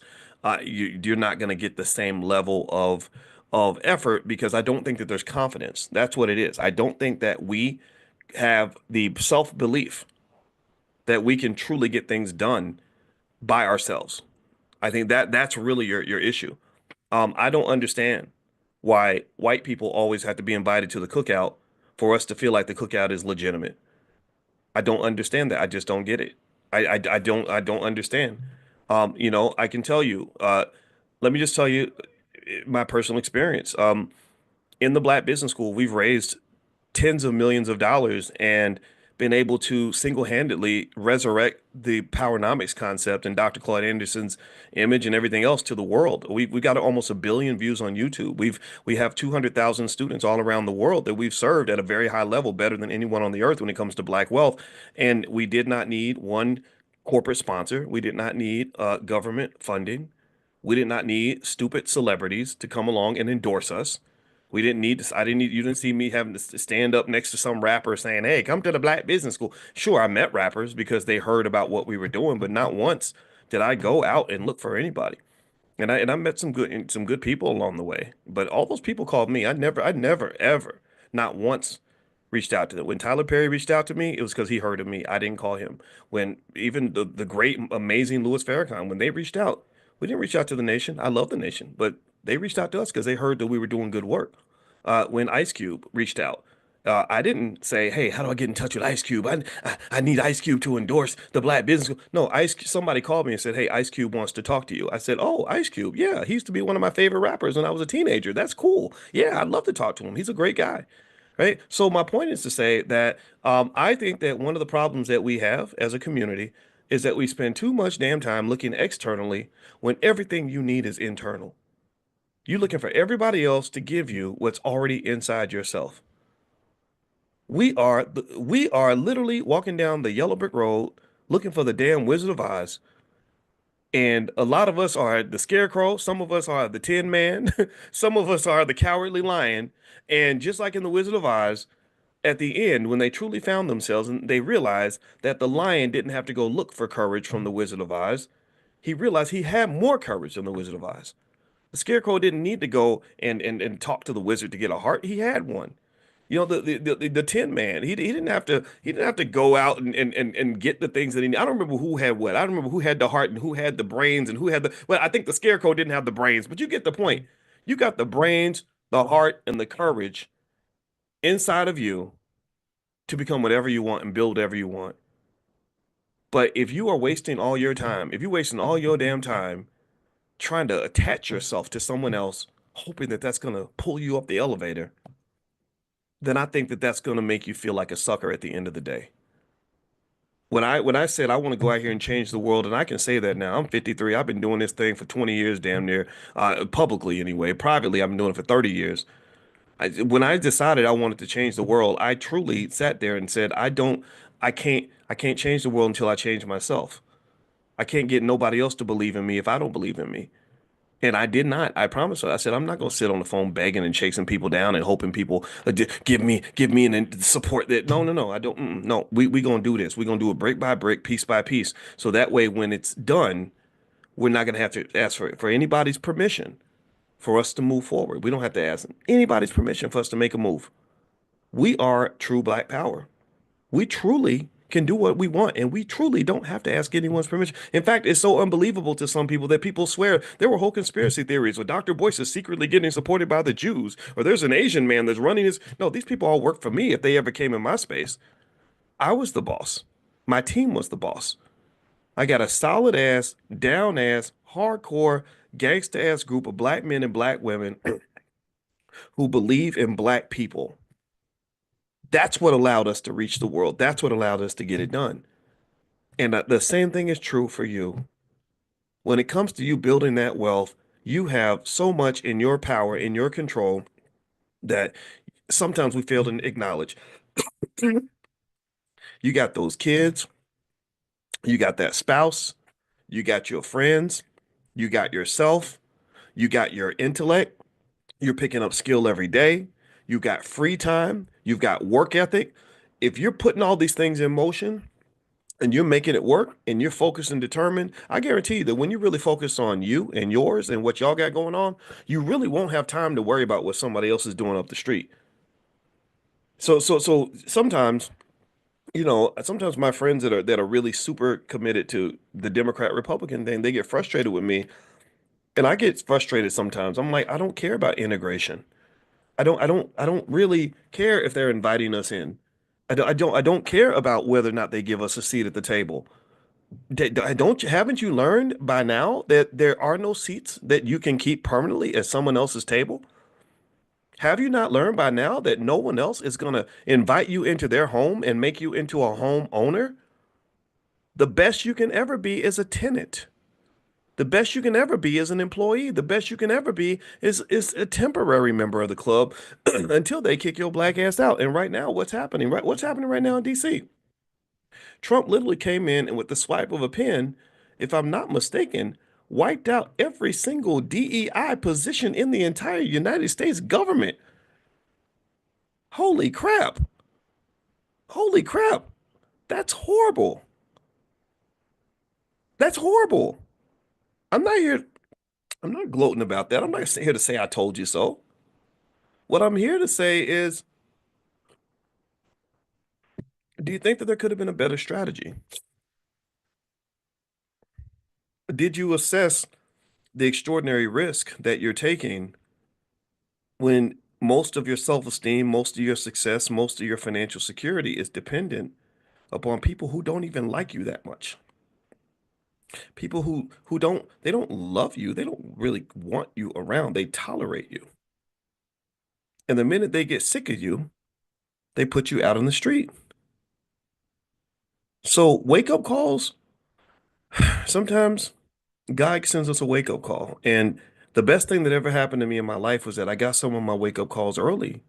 I grew up believing the diversity stuff. I grew up believing in integration. I grew up believing that we had all these opportunities, but I had enough experiences where that white man kicked me upside my head, and I said, "You ain't gonna keep kicking me, damn it.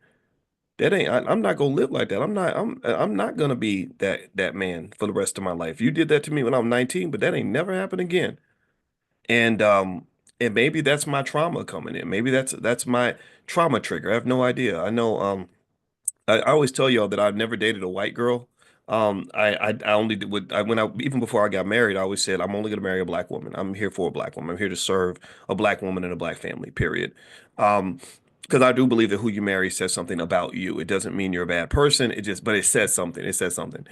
And I never get to talk. I don't talk much about why I felt that way. Well, two things that happened. One is my mother, my beloved mother, who just left us. She just went to heaven Christmas Eve. I remember her saying when she was about probably 32 years old, and I was like 16 because my mother was very young. And I heard her say that a lot of her friends had a hard time finding a good husband. And I remember thinking because I love my mother and I want to please my mother, I said, well, I'm going to be a good husband. I want to marry a black woman and be a good husband. And I did. I felt that way because I wanted my mother and people like her to be happy.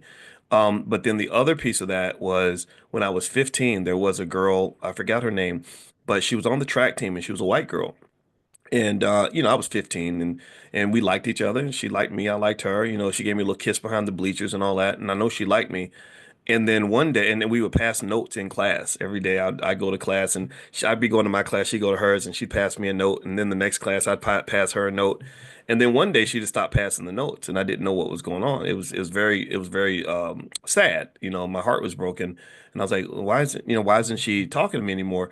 And I called her house, and every time I called her house after that, she wasn't able to answer the phone. She never was available, right? And then one day I think I put two and two together and I asked her, I said, is it because your dad doesn't want you to date a black guy? And she said, yeah. And I remember just being so hurt by that. I told my dad was pissed off. He was a little George Jefferson type. He said, see, that's why you reject them before they reject you. He was mad. He was heated. He was mad. And I think for me, I just felt like, okay, I don't understand why somebody would hate me and they don't even know me. But at that point, I just said, you know what? I'm done. No more. No, never doing this again. And I don't even know if that's a healthy response to that. I'm sure there are lots of white girls who would have dated me. I'm sure there have been white girls that have hit on me in time. I just never noticed it.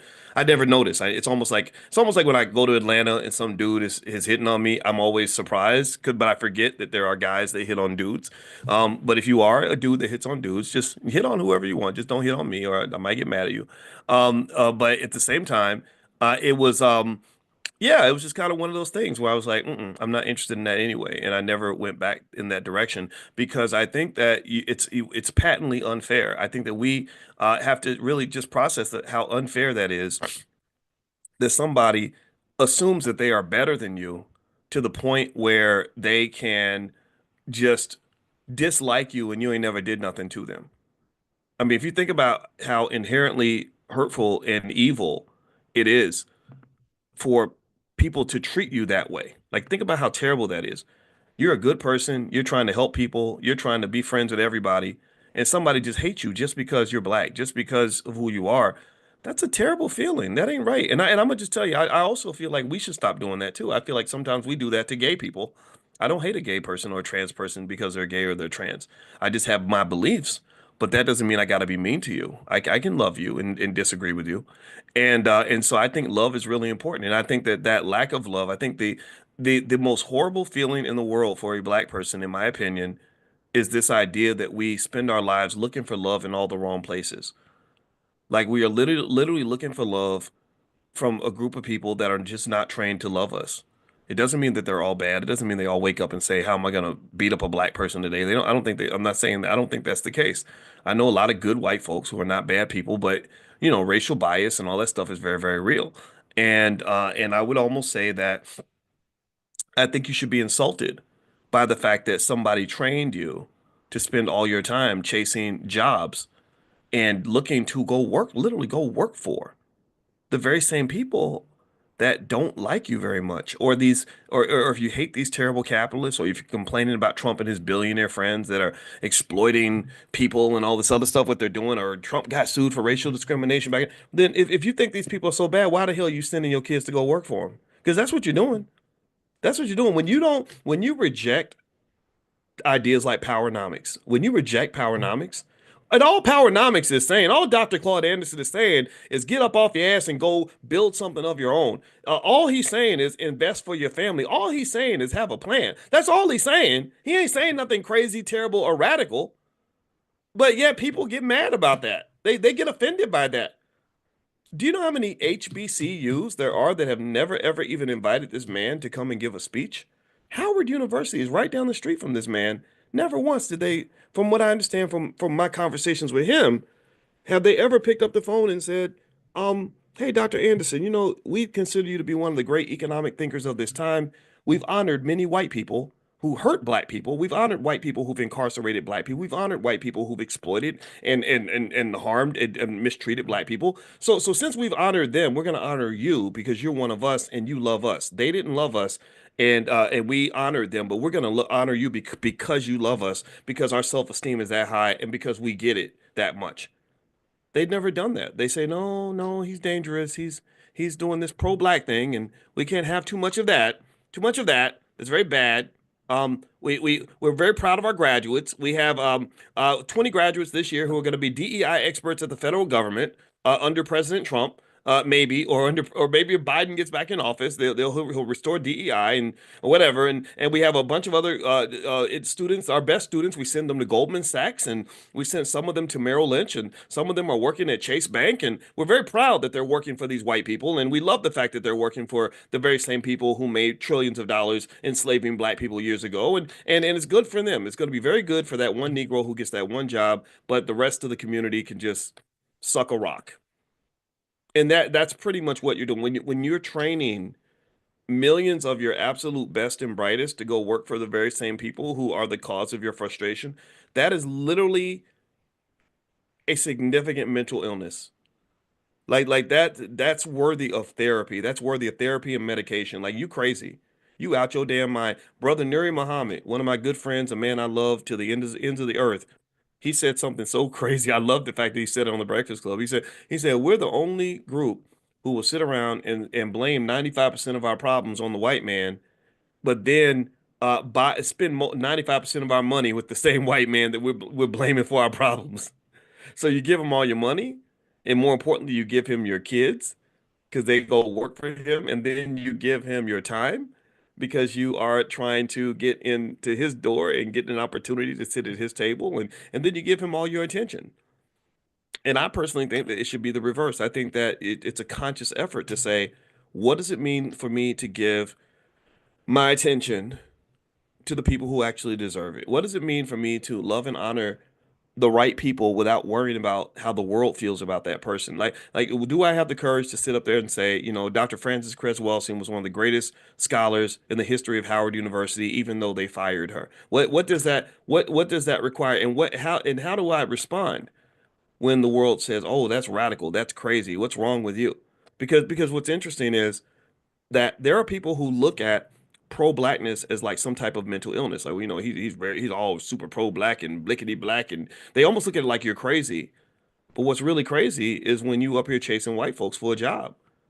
What's really crazy is when you really think that these people who have never ever shown any love for you are gonna come and save you. What's crazy is when you're sitting around waiting for somebody else, your adversary, to give you financial security that they're never going to give you. I can tell you, I know a lot about capitalism. When those oligarchs were sitting up on the stage, I can tell you exactly how all of them made their money. I can tell you exactly what the formula was, what the systems looked like, exactly how it was all done. I can tell you their connection with Donald Trump. I can tell you a lot of things. And one thing about capitalism that we still have not understood, that we got to get through our thick heads, is capitalism ain't got no love for nobody. Capitalism is a jungle. It is an economic jungle that's built on survival of the fittest. Martin Luther King started to realize that when he went right before he died. The poor man, he was not, he was a kid, he was young. When Martin Luther King died, I think he was about 14 years younger than I am right now. So he was young. He was still learning, just like I was when I was his age. I was figuring things out. And also had a whole PhD in finance. So I understand why it took Dr. King a while to get to the point that he was when he understood that the real issue was an economic issue. And one thing Dr. King said that was 100% accurate was he said that he said, wait, America is not just a burning house. It is for many reasons, but it's also just a big liar. It's a hypocrite. He said, on one hand, you're talking about justice, but on the other hand, you're talking about capitalism, which capitalism does not breed justice. Capitalism does not go hand in hand with equality. Capitalism don't give a damn about equality. Capitalism's like, okay, if you're the smartest and you're the hardest working and you got the most connections and you do the best with your resources, you're gonna get ahead and other people are not. And that's fundamentally problematic and unfair because there's some people who just don't have the same level of work ethic or intelligence to do what some people did. Some of y'all came out of the mud. Some of y'all, like me, some of you were born in the projects like I was, who were able to find a way to get to the top. Everybody ain't got that. Everybody doesn't have that level of focus and skill, right? So, and I think it's unfair to expect everyone to have that. So there should be spaces for equality. There should be spaces for justice and fairness and everything else, right? But that's not the America that you live in. That's not the country you live in. That's what America pretends to be. That's what America pretends to be. It's almost like these companies that have these diversity statements, and they're like, remember they used to have those stupid little corporate statements like, here at here at Walmart Corporation, we believe in diversity and we are firmly against discrimination based on race, gender, religion. Like they would just, and they would really make you believe that they really care about that crap. They didn't care about that stuff. And what's happening right now? All those companies, when Trump told these companies to drop their DEI programs, they dropped it quick. They ain't defending you. They ain't and even DEI wasn't defending you. Y'all know what DEI became. Dr. Colin Anderson talks about that. DEI became I mean, it kind of started to benefit black people. When I got my job at Syracuse, that was a diversity hire. They didn't want to hire no black people in that business school. They had almost 100 faculty in the business school. I'll never forget this, and not one single African American anywhere in that school. So they made them do it. We were like Brown versus Board of Education. When the three of us came in, we were the only three black people in the entire department, in the entire business school. All the departments come in. There's like 6 departments. We were the only three black people. So this is what you are going to get. Now, somebody's asking, when am I going to start reading? I just want to say that I think this should be a special powernomics training that goes beyond just what's in the book. I'll read a section of the book, but I actually want to talk about this because so many of you have asked me about the oligarchs and the Trump administration and DEI. So I think that this fits into our powernomics conversation because this is what powernomics is. Powernomics is the only tool available anywhere for Black people that I'm aware of, or one of the prominent tools that gives you the ability to survive in a capitalist society. And a lot of the reason that it has not been fully embraced at the level that it should is because you got hamstrung and you got distracted. You got distracted. To win the game, you're supposed to run 2 miles to the north, and they got you running south and in circles and running up the bleachers and to the left and to the right. And I see Barbara's mentioning the boule, they just all that. They literally did they just get you all like distracted, and you're like, "Ooh, no, stop it.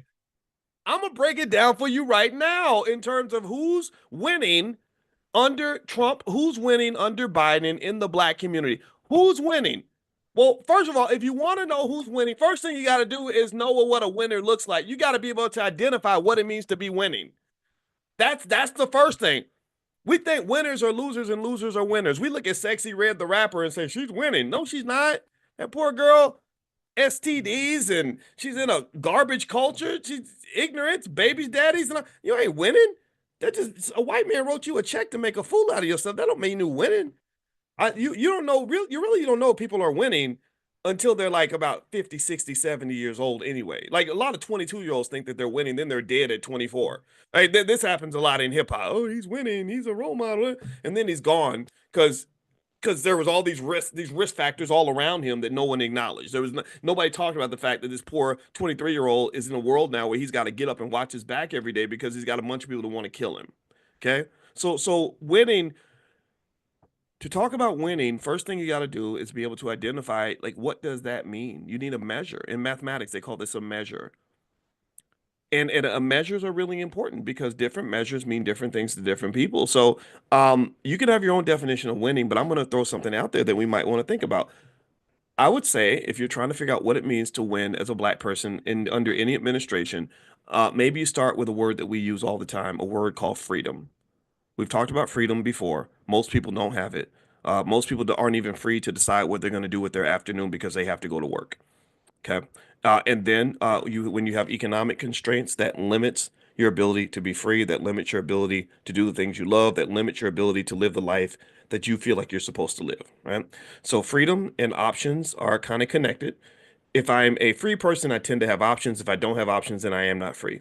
So if you are a Black person that is raised in a way where you are led to believe that you should not have options because you're Black, or that somehow being Black means by definition you're not going to have many options and not much freedom, I feel kind of bad for you because that definitely means that you're not winning, and it might mean that you've been tempted to be led to believe that Black people are supposed to lose unless a white man pulls out the key and unlocks the gate and gives you an opportunity to be free. That's kind of the discussion, right? Even James Brown, when he was making songs like "I'm Black and I'm Proud," and I love James Brown, but I think he was saying something like, "I don't want nobody to give me nothing. Just open the door and I'll get it myself." And I like that statement. I love it. It felt good when I heard it. But eventually I realized, wait, I think that there's another level to this. There's another consciousness to this because the bigger question isn't just, will you open the door? I think the biggest question is, well, who built the damn door? And why do I got to walk through that door? And why do you have to open the door? Who owns the door? Where'd the door come? Why is there a door? Why I got a door and you ain't got no door? Those are to me, those are the bigger questions. Is there another door? Maybe there's another door. I got a door at my house. I can walk through that door and get it myself. What am I getting? What am I trying to get? Why am I going through a door? Where did the door come from? These to me are the existential questions I believe every Black child should be trained to ask. Because what happens is we make statements like, well, one day you'll get a seat at the table, son. Man, F you and your damn table. God gave me the right and the freedom to decide if I want to if I even value your table enough to even try to come sit at it. Maybe I ain't got time to sit at your table. Maybe your table, what is it at your table that is so special? What privilege, what white privilege have I given you by even believing that somehow your table is more important than my table? Do you follow what I'm saying? Do you get what I'm saying? This is really important This is really important to understand. When you talk about values and success, what you got to understand is how, to some extent, there's a certain type of white supremacy embedded in the way we even define things like success. Um, for example, if I consider success as an actor to mean I get an Oscar, and I don't sit back and say, well, where did the Oscars come from? Who created the Oscars? So they get to, so wait a minute, I gotta earn an Oscar. They get to print Oscars. They get to print them and give them to their friends. And I'm looking at their friends like, oh my God, I admire you so much. Could you have an Oscar? Same thing is true with money. With money, do you understand? You read books. You need to read books like I think it's called Lessons from an Economic Hitman or something, and it kind of tells you how economics can be used is used by the United States to oppress other countries, because they have an inherent advantage. If I get some small African country to be really deep in debt to me with dollars, they're automatically going to be at an inherent disadvantage to me. Why? Well, because for them to get a dollar, they got to go earn it. They have to do something to earn it. I don't have to earn it. I can go back in the back and print dollars. So how in the hell are you gonna, how are you ever going to be greater than your God? I am your economic God. I can go print the money. You got to work for it and you got to hope that I'll give you some, but I got it in the back. I can go get whatever. So what's happened is that to some extent sometimes what we call white privilege and white supremacy is really built on somebody convincing us to play a game that's rigged for us to fail. And I can tell you that if you are smart enough, you will learn to decide what games you are going to play and not going to play. I don't want to be in a game that's designed for me to fail. I want to be, how about this? How about we get in games that are designed for us to win? So ultimately what I would say to you is that when you're talking about success and winning under Trump, winning under Biden, winning in a capitalist society, I would start with that word freedom. And then I would go into like, well, what does it look like? What does a winning black person even look like? Well, they're probably free. They're probably doing well in three key areas, one of three, two of three, or three of three. Health, wealth, and relationships, right? Physically and mentally healthy, uh, good relationships with people that they love and trust, like a strong family, all that, and some money in their pocket, financial security and income. All three of these things, there's nothing that I mentioned in this list that you need a white man to produce for you. Now he's all up in the Kool-Aid though. He got systems designed to literally ruin you and enslave you in every one of those areas. He's got food that if you eat the food, you're going to die. You're going to get all the Negro diseases, diabetes, heart disease, cancer, kidney failure, all that, right? That's all this is being revealed, thank goodness, right? And if you don't think about it, then yeah, he can ruin your health, your physical health, mental health. That is a matter of consciousness and shaping your mind in a certain way, where so many of us are distracted by things like media and entertainment and whatever, right? So your mental health can be disrupted. Relationships, black relationships struggle sometimes because we're not trained in how to have those proper relationships, right? But I can tell you that when you talk about mental health, physical health, and relationships, and then you get to money, my specialty, but relationships and all that kind of ties into that. That's why I talk about that. You can't talk about one without the other.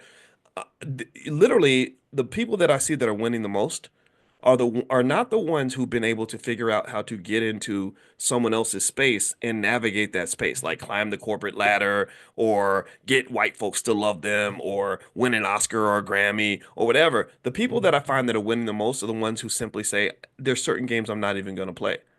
I'm gonna win the game by making sure that I control as much of the game as I possibly can.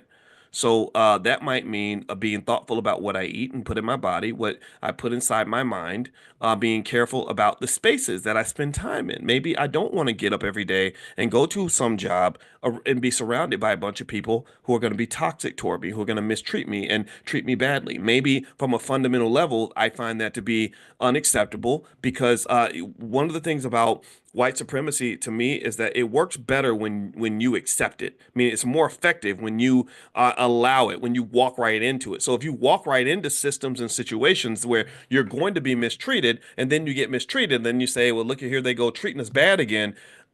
There's not a point where people say, well, why did you even walk in there in the first place?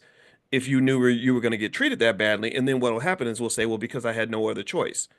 Well, that is where our job might come in. That's where maybe someone like me can help, and I can say, well, you really don't, your kids really don't actually have to go and work for white people their whole life. Like you're not really stuck. It's just, but the problem is though that eventually it requires you to look in the mirror and you have to sort of question some of your habits. You have to say, okay, if my 28-year-old child is going to a job that he hates and being mistreated every day, why isn't it in our family culture to just do little things like invest for him so that he can have plenty of money by the time he's in his 20s? We've talked about this. Blackwealthmasterplan.com. That's the URL, blackwealthmasterplan.com. It's free. That's the $5 a day plan. And I show you literally if you got a kid and you never want your child to work for anyone, all you got to do is just follow that simple formula and they'll be in a position where they'll be financially secure as long as they don't do something stupid and throw away all the money. But ultimately, money drives everything in America for the most part. Money is important in America.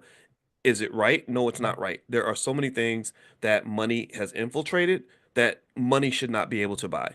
The reason the healthcare CEO got killed is because you shouldn't be weighing someone's life, the value of human life, against a dollar bill, right? That's crazy. That's absolutely crazy. But that's what we do. That's what the healthcare companies do because their job is to make a profit for their shareholders. Welcome to capitalism. If you want to ask me, where do I see aspects of true democracy? Well, one area that I see democracy is in things like the existence of the stock market. I am an expert on the stock market. I've told you all this, and I am a firm believer that one of your best opportunities to be able to succeed in this capitalist society is to take some portion of your money and allocate it towards stock market investments. I really believe that. Yes, I believe in building black-owned businesses and all that stuff. That's very important, of course, but also there's nothing wrong with you owning a piece of somebody else's business. They own businesses where you're doing all the work. It's okay for you to own businesses where they're doing all the work. If I own shares of a Walmart or a Costco, then I'm right in there. That to me is the best form of integration I've ever seen because Costco treats its shareholders all the same. And so many of those shareholders are regular working people who have allocated a percentage of their wealth to investing in a company that they want to be a part of. They say, when you make money, I want to make money because I know money is the key to freedom. And typically, those who are financially secure have better access to the other important areas of life. People that are financially secure tend to have better relationships, better marriages. They tend to have better mental health. They tend to have better physical health because they're not stressed out. They don't have to go and do things they don't want to do in order to make money. So getting that financial piece together, I think, is really important. And I'm gonna tell you, it's gonna work whether you're under Trump or you're under Biden. Most of the people I know that are doing well economically in America, black people, they do well under any administration. They're fine regardless. The bigger picture stuff is interesting. It's fun to watch. It's easy. It's fine to be excited about it or be offended by it. But I would encourage you to also focus on what's happening right there at home. I think that's what's going to get you through almost any storm, any situation. So one thing, and in fact, if there was a benefit to when Republicans get in office and we get all mad and disgruntled, is that we then suddenly realize it's right in our face that we don't have any friends, and then we start saying, well, what are we going to do now? Let's get together, let's rally around each other and help each other, and that actually creates more opportunities. I can tell you that if white folks had been nice to me my whole life and hadn't been mean to me, I don't know if I'd be the person I am now. Sometimes your struggle calls you to greatness. Sometimes you got to go through some hell to be able to create a heaven for yourself. They say that necessity is the mother of invention.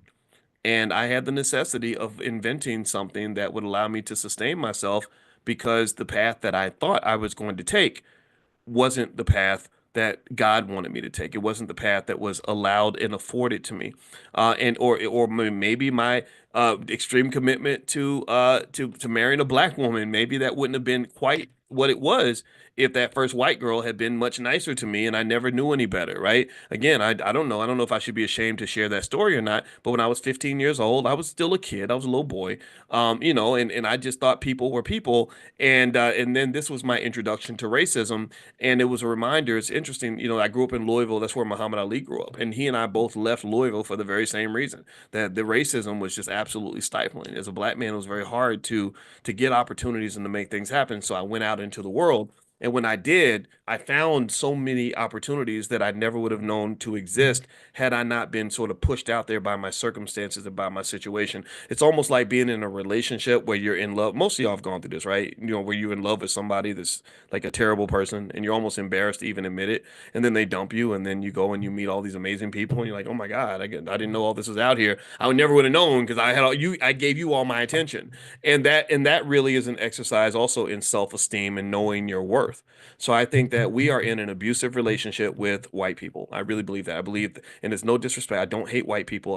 I have to say that just because people get scared when I say white people, But really, I think we are in this abusive relationship with America. This abusive relationship where we give love and don't really expect much love in return. We're looking for acceptance in places that we're not accepted. We're going to be we're looking to be treated kindly in places where we'll never be treated kindly. And I think the only solution is that we have to accept the importance of doing the hard work and reshaping and restructuring how we raise our kids, how we raise them to think. So if I'm raising a black child in America, I'm gonna finish with this point. Then I am gonna read some of Dr. Claude Anderson's book today too. But this is a powernomics conversation.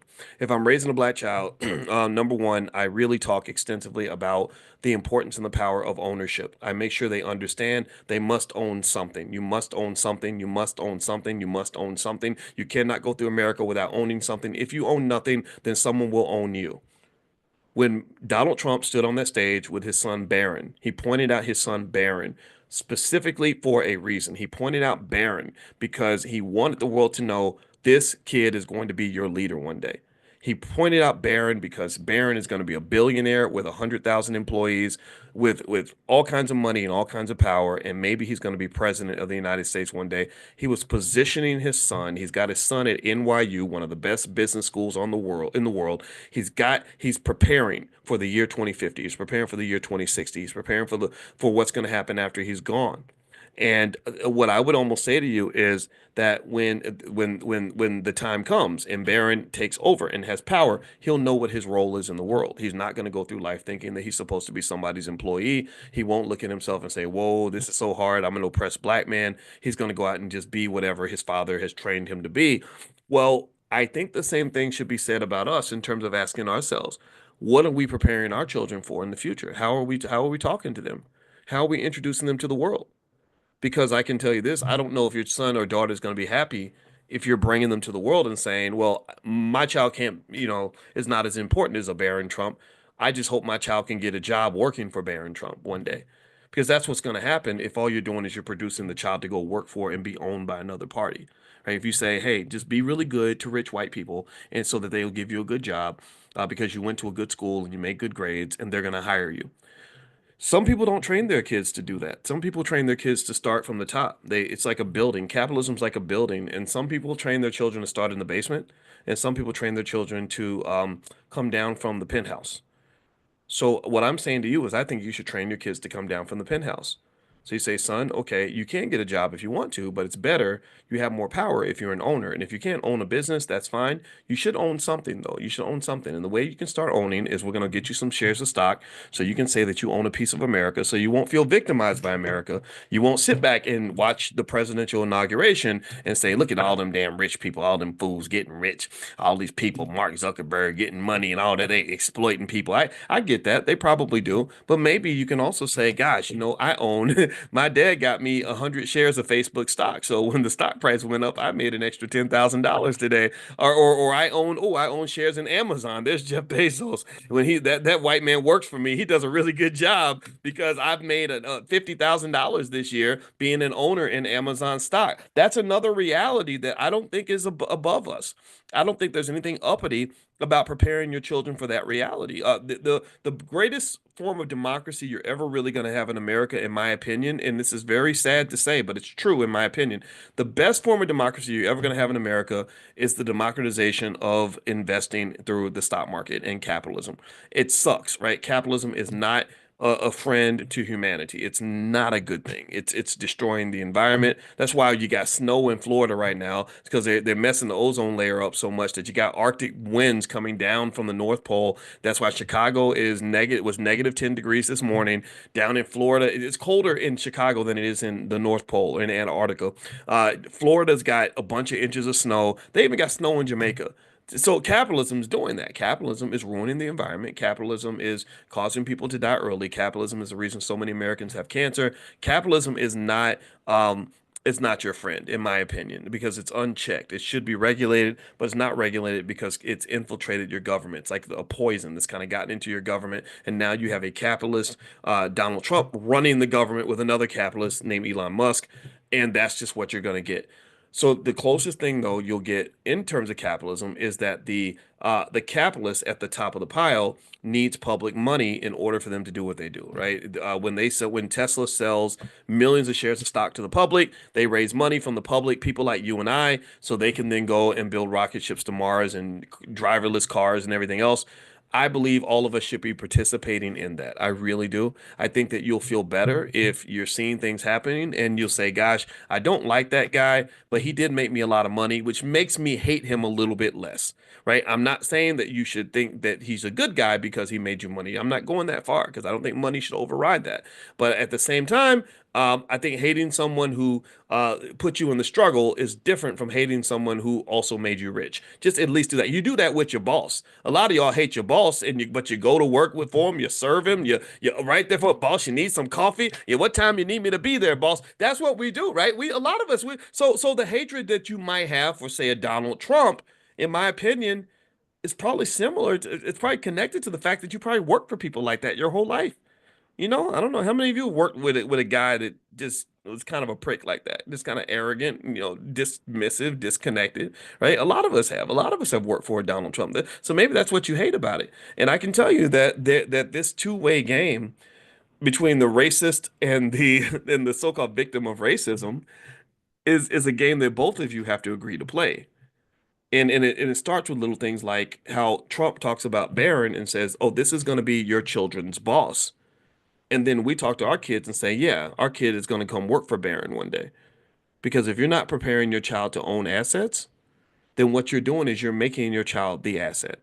There's a saying in business that says, if you get a product and you're not paying for the product, then you are the product.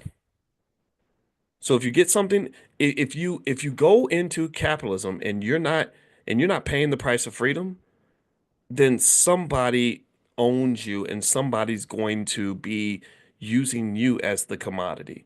If you don't own something in America, and it kind of sucks, but it's true, if you don't own something in America, then someone's probably going to own you. And ownership means, basically, in simple terms, that you're an asset. That's what you are. Ever since slavery, you do know, y'all do know, like the price of a slave was about like buying a car. You could go get a bank loan against your slaves. You could tell the bank and hey, they might say, do you have collateral? They might say, yeah, I own 20 Negroes. Oh, wow, that's plenty of collateral. So they would sign a loan document based on the fact that they have, 20 slaves. So you've always been an asset. I think the question to ask is, have you been an asset to yourself? Right? Because given that capitalism is a very competitive sport, or economics is a competitive sport, you're competing for resources. You're competing to acquire and control things. Just like when they realized how much wealth is in Africa, you had European countries all vying for jockeying for position and carving up Africa, negotiating for pieces of Africa, right? Because there was like a rush, like a gold rush. We're gonna go to Ghana and get this, and we're gonna go to Mali and get that. We're gonna go to Nigeria and get this, right? So there was like this rush to acquire assets to use for their own benefit. Well, remember, you and those precious black babies that you're giving birth to are assets. And there's always a gold rush to acquire that asset. And if you're not conscious enough to realize how valuable that asset is, then someone's going to come along and acquire it. Like, so for example, we have this really handsome, intelligent young black boy in our house who is also 6'9". He's a whole 6'9". He's very tall. He walks in places and people look up and they're like, whoa. And all the girls are like, ooh, you know, and don't you dare for a second, you would not believe how often people look at him and they say, well, how long you been playing basketball? Or who do you play for? When I walk with him through downtown Chicago, everybody looks at him because they think he plays for the Bulls or DePaul or something like that.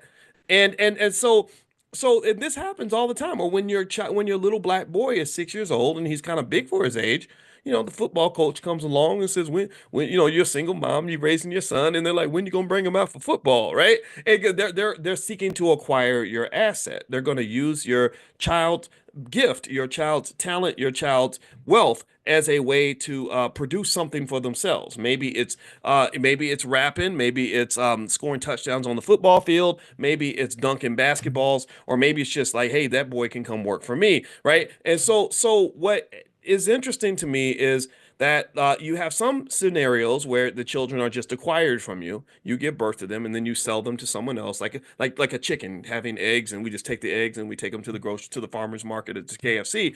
Um, Versus you have some parents who say, no, you're not getting my son. No, my son's not.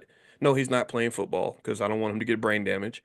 Or like we did with our son, who's 6'9". We said no, he wants to be an engineer. Leave him alone. No, he'll play basketball if he wants to. His talent belongs to him. Let him do what he wants to do with that. Me, if I was 6'9", oh, I'd be out there dunking on everybody. But that's his talent. I can't do anything with that, right? So ultimately, when you're talking about in yourself as well, you're an asset. And what happens is that when we enter the economic system, there's different ways of thinking. There are some people who are there to acquire an asset. The Barron Trumps are trained to acquire assets. Many of us are trained to sell an asset. We're looking to sell ourselves. Like a slave auction. Like, hey, I'm a big, strong negress, who can work hard all day, and it's still I'm good. I'm good with people, and in my resume, I have these credentials and these skills, and I would love to come work for you. That's what we're doing. I'm not making fun of anybody. I'm not making fun of us. I was raised the same way, but I think that that's fine.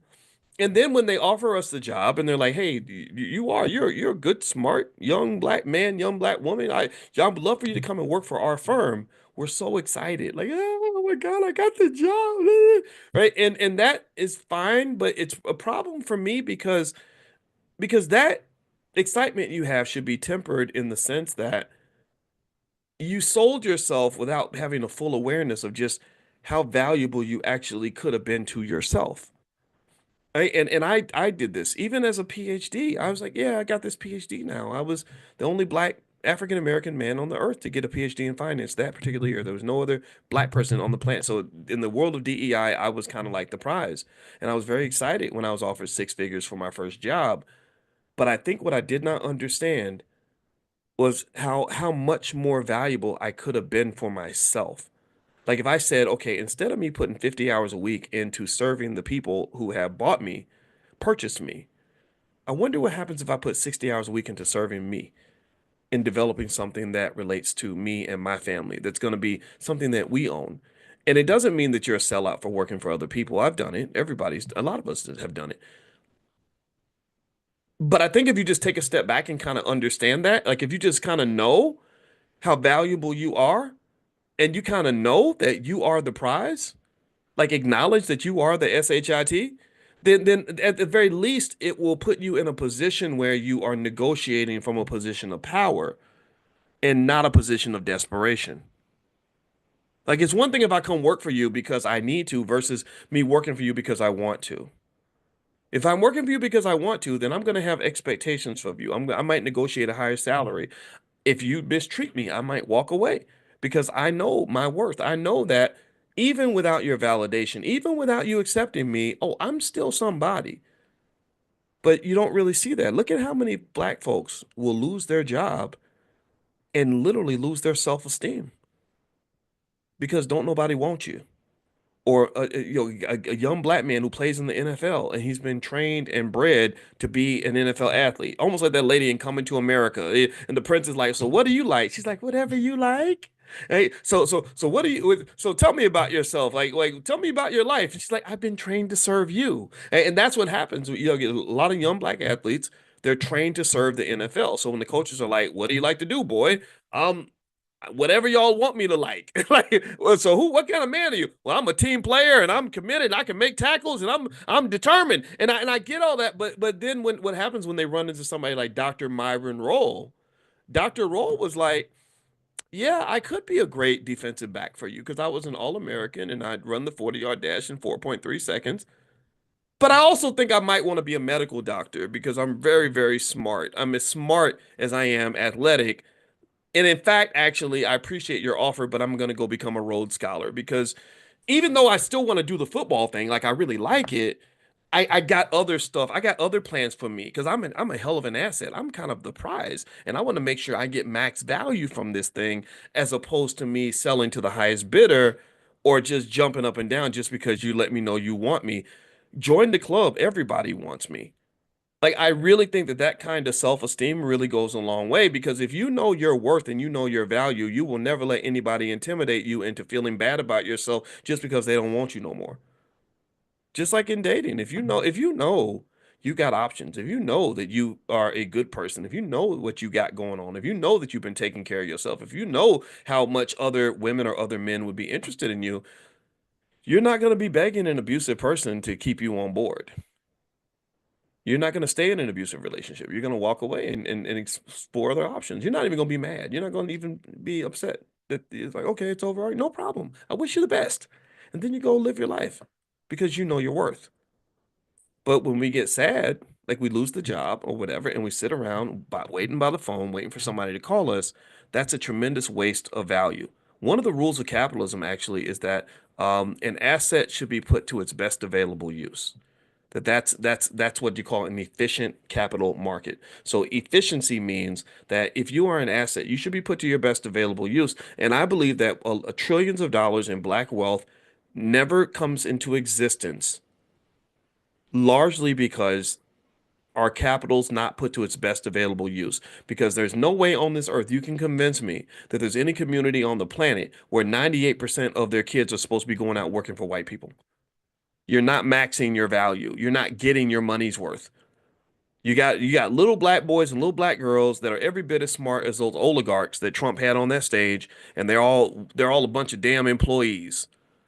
And I'm not saying there's anything wrong with being an employee. If that's all you're able to do, then that's okay. I'm not mad at you for that. But you got some of your children that are damn geniuses.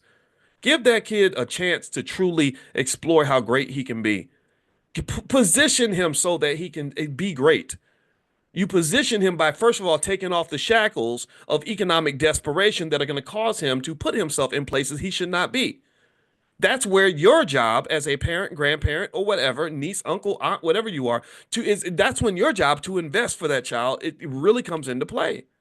Because a 24-year-old who's financially secure navigates the job market very differently than a 24-year-old who has no options.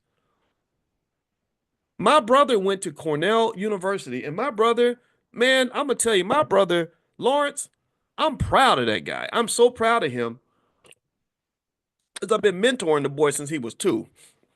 And imagine getting an earful of Boyce Watkins every single day for like 20 something years. My brother's a bad boy. He impresses the hell out of me. He went to Cornell University at about 26 years old, 27 years old. My mother, before she passed, one of her big beliefs was everybody should get a master's degree. She wanted all her kids to get a master's. So my brother started his first business, and he was doing okay. He was making enough money. He's making, over 6 figures or so. Um, and he liked it, but because mama wanted everybody to get a master's, he decided to go to Cornell and get a master's. So he went to Cornell and he did what he does. He did what he does. He went there, he kicked it, but he rocked it out. He made a lot of friends. In fact, to this day, my brother has friends who are billionaires. I don't have any billionaire friends, but he's more social. He's better at that than I am. Well, anyway, when it got time to graduate, when he was done with school, all the other students, everybody went on the job market. At that time, Cornell MBAs were in big demand. They were making somewhere around 200,000, 150 to 200,000 on their first job. And I said, "Well, what are you going to do?" And he didn't go to a single job interview. He didn't go to any job interviews. And I said, "Well, why not?" He said, "Man, when I learned how great it was to have my own business and to be free," he said, "I don't think I can work for anybody ever again." And that was interesting to me because what you saw was a black man who was able to navigate and make his next move without the massive pressure of economic desperation and financial anxiety. because he had something else going on, because he knew that his talents would not be wasted whether he was employed or not. That really allowed him to make the decision from a different perspective than he would have had to make it if he felt like the only area where he could have any value on the earth is if somebody gave him a job to work or an opportunity to work in their company. And that was where I was very proud because I felt like I did that. I did my job for him. He was 12 years younger than me, so I felt almost like a father figure to him, kind of. And I wanted to clear a path for him. I don't want my kids to be desperate. I want them to choose and not be forced into a choice. I want them to have options. That's it. So this is what I would recommend for anybody, all y'all who love your kids. If you don't love your kids, then this is not for you. But if you love your kids, love your grandkids, the best thing you can do for them is position them to where they have options. Options start in the mind. Very beginning. There's 1,000 ways to make money. Giving 100,000 hours of your life to the corporate plantation is not the only way that you can make money. There's a million ways you can make money. Let's go through at least 12 of them or something. That's the first thing. So it starts in the mind, but then it starts with giving them something real. You got a newborn baby, you got 20 years, 25 years really to get them ready. 25 damn years. Do you know how much money a person can have in 25? Do you know if you went back in time 25 years and just bought like a couple $1,000s worth of Apple stock, you would have over $1 million right now? You know what 25 years, and if you bought shares in Amazon 25 years ago, it would be worth $2 or $3 million right now. Like, do you understand that? 25 years is a remarkable amount of time. And time, you should think about building wealth through time, almost like traveling. Like if somebody tells me I gotta get from New York to LA in 30 seconds, that's really hard to do. There's not a vehicle on the earth that can do that. If you tell me I've got 3 days, or not 3 days, let's say you tell me I got 6 hours, that's really hard to do because I gotta rush and get a plane ticket. It's kind of stressful. But what if you told me I got 6 months to get from New York to LA? I could probably walk. I don't have to fly. Yeah, I could ride my bike. I could get in a car. I could definitely drive. Give yourself some time. Battles are won with time. Time should be invested in preparation. The moment is a culmination of what you've done over time. So if you're broke in the moment, that means that a lot of time got wasted that could have been spent building some wealth so that you could have some money right now. Time, and your kids have lots of time. They're babies now. They're not even gonna think about money till about the year 2046. I guarantee you, based on the history of the stock market, you invest consistently small amounts right now, even tiny amounts of money on a regular basis until 2046, you will have a substantial amount of money. Enough money where you ain't got to go sell yourself to nobody. The kids will be fine. So all I'm begging you to do, all I'm saying to you is please don't waste time. That's what I hope that point got across. And I know, I don't want to, I hope I don't sound redundant. This is on my mind. This came to, I think I'm gonna tell you when I watch stuff like I watched that inauguration and I have mixed feelings about Trump. I've been following him for a long time, so I don't hate him as much as some people do. I don't love him like some people. I just see him. I just observe. I just analyze. And when you just see what America looks like, I think that a lot of our people just live in kind of this delusion. I think that we feel that if we just, I think my wife, God bless her, she's a social worker and she she has an opinion that's very different from mine and on a lot of things, but she says we got to speak truth to power. And I'm sorry, I'm a little more practical in the sense that I'm like I could speak about it all day, and I do. I speak truth to power. I believe I do. What do y'all think? Do y'all think I speak truth to power? Give me a yes if you agree that I speak truth to power. Do you think that I do that? I do that. I've been talking a lot. I have almost 1 billion views on YouTube now. Did y'all know that? Like I've been doing this for a long time. So I do. I speak truth to power a lot. But there's also a part of me that knows that talking only does so much. I mean, when you talk the talk, you got to walk the walk. So what are you going to do that's going to allow you to shape the world into what you need it to be? Not change the whole world. I'm not talking about changing the whole world. The oligarchs are going to change the world for sure. I just want you to change your world, right? And this comes down to things like economic self-defense. And all economic self-defense basically means is that you have enough economic security that somebody off the street can't come in and buy you, buy your wife, buy your kids like y'all some damn slaves in 1805. because I guarantee you right now, millions of people are in that spot. Somebody comes along and they can write a big enough check, and they're like, okay, I need you to jump, and here's how high. And you say, I ain't jumping for nobody. Okay, I'll write you a $20,000 check if you jump for me. And then I need you to jump in that direction. Then I need you to do this. And then I'm gonna meet you at the Diddy party. That's how this economic exploitation occurs. So if you are a person that's financially secure and you've got the freedom that starts in the mind, that's self-esteem and stuff like that, and then you got some freedom in your bank account, so you're not stuck in financial desperation that will keep you on a low vibrational frequency, then you can kind of elevate. And that's why in the beginning of 2024, I figured out, I said, I know what we need. We need a daily class called financial consciousness. I want people to understand what that means. Financial consciousness means leveling up your thinking, looking at the whole chessboard, not trying to just win the game, but asking whose game is it? Who designed the game? Why am I in this game in the first place? Because sometimes if you realize that you shouldn't even be in the game, then you ain't got to stress yourself out trying to win. You just you grab your basketball and go home. I'm not playing this game. This is rigged. You know, I had that happen with Damon Dash. I love Damon Dash. He was one of my buddies for a while. We don't hang out as much, but we hung out a lot at one point. And there was one point where Dame was trying to corner me. He got mad at I think one of his baby's mamas or something. And he was complaining about something she did. And I know that in most situations like that, there's like his story, her story, and the truth. And so he's trying to get me to agree with him, and I just wouldn't do it. And he asked me a question where either answer that I gave was going to agree with him. And he said, so what do you think? Which one is it? Which one he said it? I said, I don't have an answer. I'm not answering that question because you've cornered me into a spot where whichever answer I answer is going to be the answer that you want. So I'm refusing to even engage in this conversation. I'm just not going to give you an answer at all. And that's kind of just like with politics, right? It's like, well, which one do you want? The Democrat or the Republican, right? And a smart person is like, they both suck. Like, I don't want either one of them.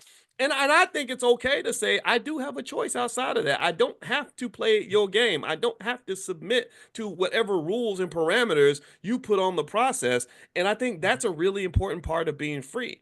Like, being free means having the courage to explore and go outside of boundaries. But it's hard for a lot of people to do that because most people don't feel comfortable doing things that are outside the norm. Most people don't feel comfortable publicly verbalizing a desire to try something different, to go in a different direction, because there's a lot of fear, and fear leads to people sort of following the crowd because they're like, "Oh, I don't want anybody to talk bad about me and stuff like that." And I get talked bad about a lot. I mean, all the time. It almost even sounds like even my own wife was talking bad about me. Like, she's like, "Boyce, yeah, I think that you're," and it's like, no, like I'm just telling you what my opinion is, and you're just not gonna I don't I that's my rule. I'm not letting you bully me, anybody, right? So I would almost say to you guys in general, pick your own path. I think when you do that and you give yourself those degrees of freedom, that's a mathematical term, degrees of freedom. The more degrees of freedom you have when you're solving a problem in mathematics, the more optimal of a solution you're going to find. That's a mathematical fact. That when the more you put more constraints you put on a problem, the more rules and the more you control the solution, the worse the solution is going to be. So if you really want to succeed and you really want to win and you really want to elevate, I encourage you to find that pathway to freedom, whatever that looks like for you. It might be freedom from your friends and family. It might be psychological freedom. It might be breaking away from whatever you believed, whatever you were raised with, breaking away from what your parents taught you. And I guarantee you that that will just put you in places that allow you greater access to this thing that we talk a lot about, but I don't know if we understand it enough. I think a lot of people don't even understand that freedom requires sacrifice, freedom requires discipline, freedom requires accountability, and freedom it typically has a cost attached to it. Anybody who thinks they can get freedom and it's going to be easy and fun and someone's just going to hand it to you doesn't understand what freedom is. Freedom can never be something someone really just hands to you most of the time. Sometimes they can be. It can be if someone really is, crazy enough to just give it to you. But in capitalism, no one gives freedom away. They're not going to give you freedom. Why would they give you freedom when it's going to cost them money? So freedom is something you're going to have to fight for. And some of you are strong enough to fight for it. And I applaud you. I commend you. I encourage you. And I want you to keep fighting because I guarantee you that if you keep fighting, you'll obtain it. You will obtain it. So anyway, I'm done talking. All right. Okay.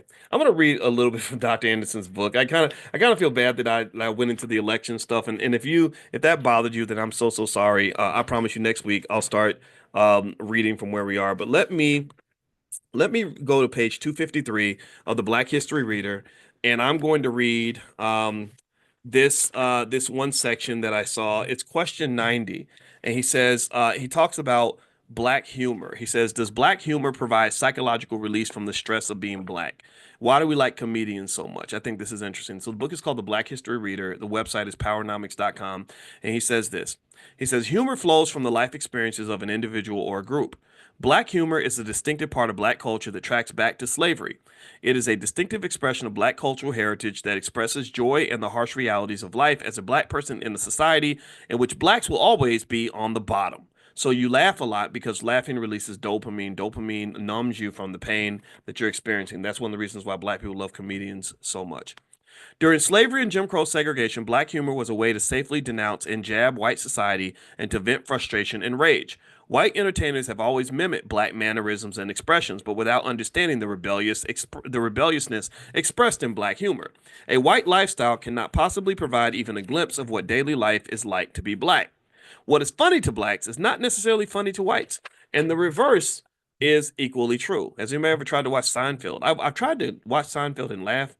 I didn't laugh once. Like nothing on Seinfeld ever made me laugh. It was really crazy that people just talked about the show like it's the greatest thing ever. I could not laugh. I was like, this is not funny. This is terrible. But maybe y'all liked it, so maybe it's just me. All right, so let me keep going. Below are three examples of black humor during different time periods. Here's one: black outwitting a white person. "Pompey, how do I look?" the master asked. "Oh, massa, mighty, you look mighty." "What do you mean, mighty, Pompey?" "Why, massa, you look noble." "What do you mean by noble?" Why, sir, you looks just like a lion." "Why, Pompey, have you ever seen a lion?" "I saw one down in yonder in the field the other day, massa." "Pompey, you foolish fellow, that was a jackass." "Was it, massa?" "Well, you, sir, you look just like him." You get that? You see, that's funny, right?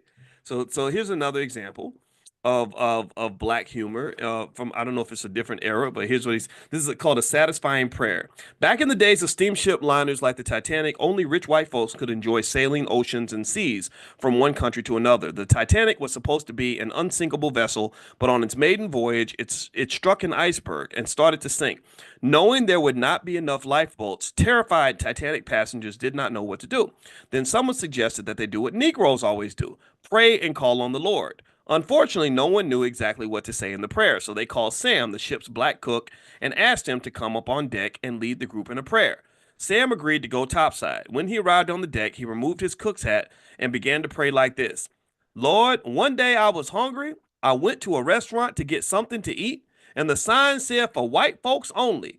Then I went to the water fountain to get some water, and the sign said for white folks only. Then I went to the toilet room, and the sign said for white folks only. So, Lord Almighty, when you decide to let this big old boat sink, let it say for white folks only." In your name I pray, amen. That's funny. That's really funny, right? I like that. That's good. I like that. Okay.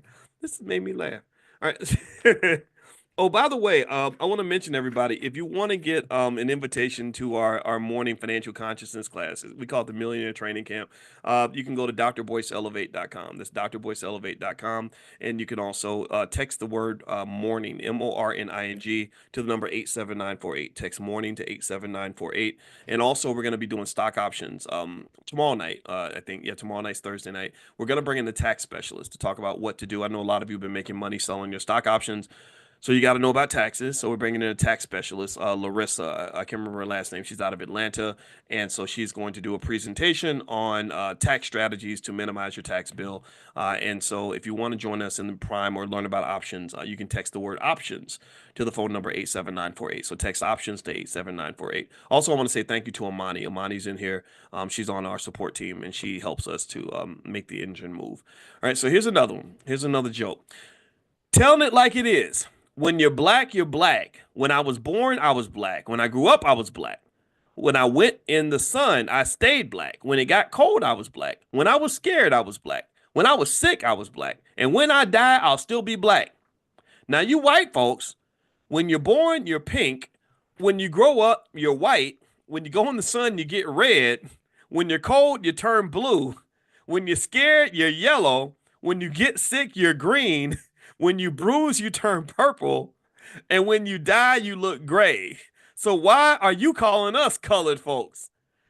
Isn't that's funny? Oh my God, that's hilarious. That is true. That's y'all be changing colors, man. Okay. So he says here that whites have always been attracted to and mimic black humor. Blacks have always used humor as an acceptable vehicle to criticize and make fun of whites. It allows blacks to vent their anxieties, fears, and frustration and to build self-esteem. Interesting, interesting, interesting. Yeah, so anyway, I'm going to bounce out for tonight. It was fun talking to you. And next week we'll jump back to more of our regular scheduled stuff. I figured that this week it was kind of a great opportunity to really talk about what's happening in the country. And I know you may not agree with everything, but let me know. Give me a yes if it's okay for us to disagree, and still love each other. I hope that that's okay. Sometimes I know I'm gonna say stuff you may not agree with, and you may not agree with me, and that's okay. I think we can just talk, and you can say, "Boys, that was stupid. That was crazy. I don't agree with you," and that's all right. And maybe I think you a little crazy, and we just be crazy together. So, I like diversity of perspective. I don't think every black person has to have the same opinion, and just reiterate that I don't care who you voted for in the election. I love you. If you are black first, then you are my brother. You are my sister. I will not, will not, will not, will not, will not, will not, will not, will not, will not fight with another black person over politicians. I just cannot do it. I'm not interested. I don't think it's beneficial, and I think it's a waste of energy. I think it's a waste of energy. If you don't believe me, I want you to look at scenarios where people sit around and talk about the politics all day, whether it's Democrat or Republican. I want you to go look and see what differences they're making in the black community. They're not making any difference at all. They're not making any difference. Nothing. The wealth isn't going up. Opportunities aren't growing. Our children are not better off. Our communities aren't safer. But if you go into spaces like this, I can tell y'all, I know a bunch of black folks right here in this room right now. Give me a yes in the chat if your wealth is going up as a result of all these economic conversations we're having every day. Give me a yes if you have a better vision for your family. Give me a yes if you if you can see things better, if you're making different moves, right? A lot of you, seriously, I meet a lot of you, and I've been collecting data from you since I started doing this in 2006. When I meet you in the airport and you talk to me, I met a young brother that was 31 years old, and he was in the airport on my way to Amsterdam, or not Amsterdam, I'm sorry, Copenhagen, Denmark. And I listen. I don't listen to see if you recognize me. I appreciate that. I don't care if you recognize me. I'm not trying to be a celebrity. I want to know, did anything I say get you to shift your behavior on some level? If it got you to change even something small, like you say, oh, I bought my first share of stock, or oh, I talked to my kids about money, and all this other, that is where I'm in my mind. I'm like, ding, ding, ding, touchdown. We did it. We did it. We did it. Because I'm gonna tell you that this is not just for you. I'm selfish in this to some extent. I told you, on my biggest regret that I admitted to was that I didn't have more kids. I was so busy working. I didn't think I had time to have a family and try to build what I was building at the same time. Luckily, I married a woman that had 3 kids, so I've got the whole experience of being a father, but it's not the same as having kids of my own. So I was like, damn, I wish I could go back and fix that one thing, right? So when you tell me that you're influencing your kids with things that I say, or that somehow what you've learned here is impacting your family in a significant way, that allows me to kind of just have a little piece of legacy, just to kind of know I put some energy out there that's gonna live after I'm gone, because I might be dead tomorrow. Nobody knows. My mother just died. I could die tomorrow. Nobody knows. You never know when your last day is, but I'm not scared to die. But what I am scared of is to die for nothing. And I don't want that to happen. So at the end of the day, that's what I'm looking for. Like I really believe. I know. I don't just believe. I know. I know that if you take just 3% of what we've talked about and you apply 3% of this to your family, you will be so much further ahead than everybody else. You would not believe it. Compound interest is powerful. That little pivot is crazy. I have seen that happen. I knew this kid who went to my alma mater, the Ohio State University, national champions, by the way, hell of a football team. And I met this guy, and he was a 30-year-old millionaire, and he ran this business with his girlfriend, and they were making all this money. And I said, well, how did you end up doing so well at such a young age? And he said, well, when I was a little kid, my daddy used to say, any black man who wants to be free should have his own business. And I said, well, did your father have his own business? He said, no, he didn't. He was a truck driver. He worked for somebody, but he used to say that.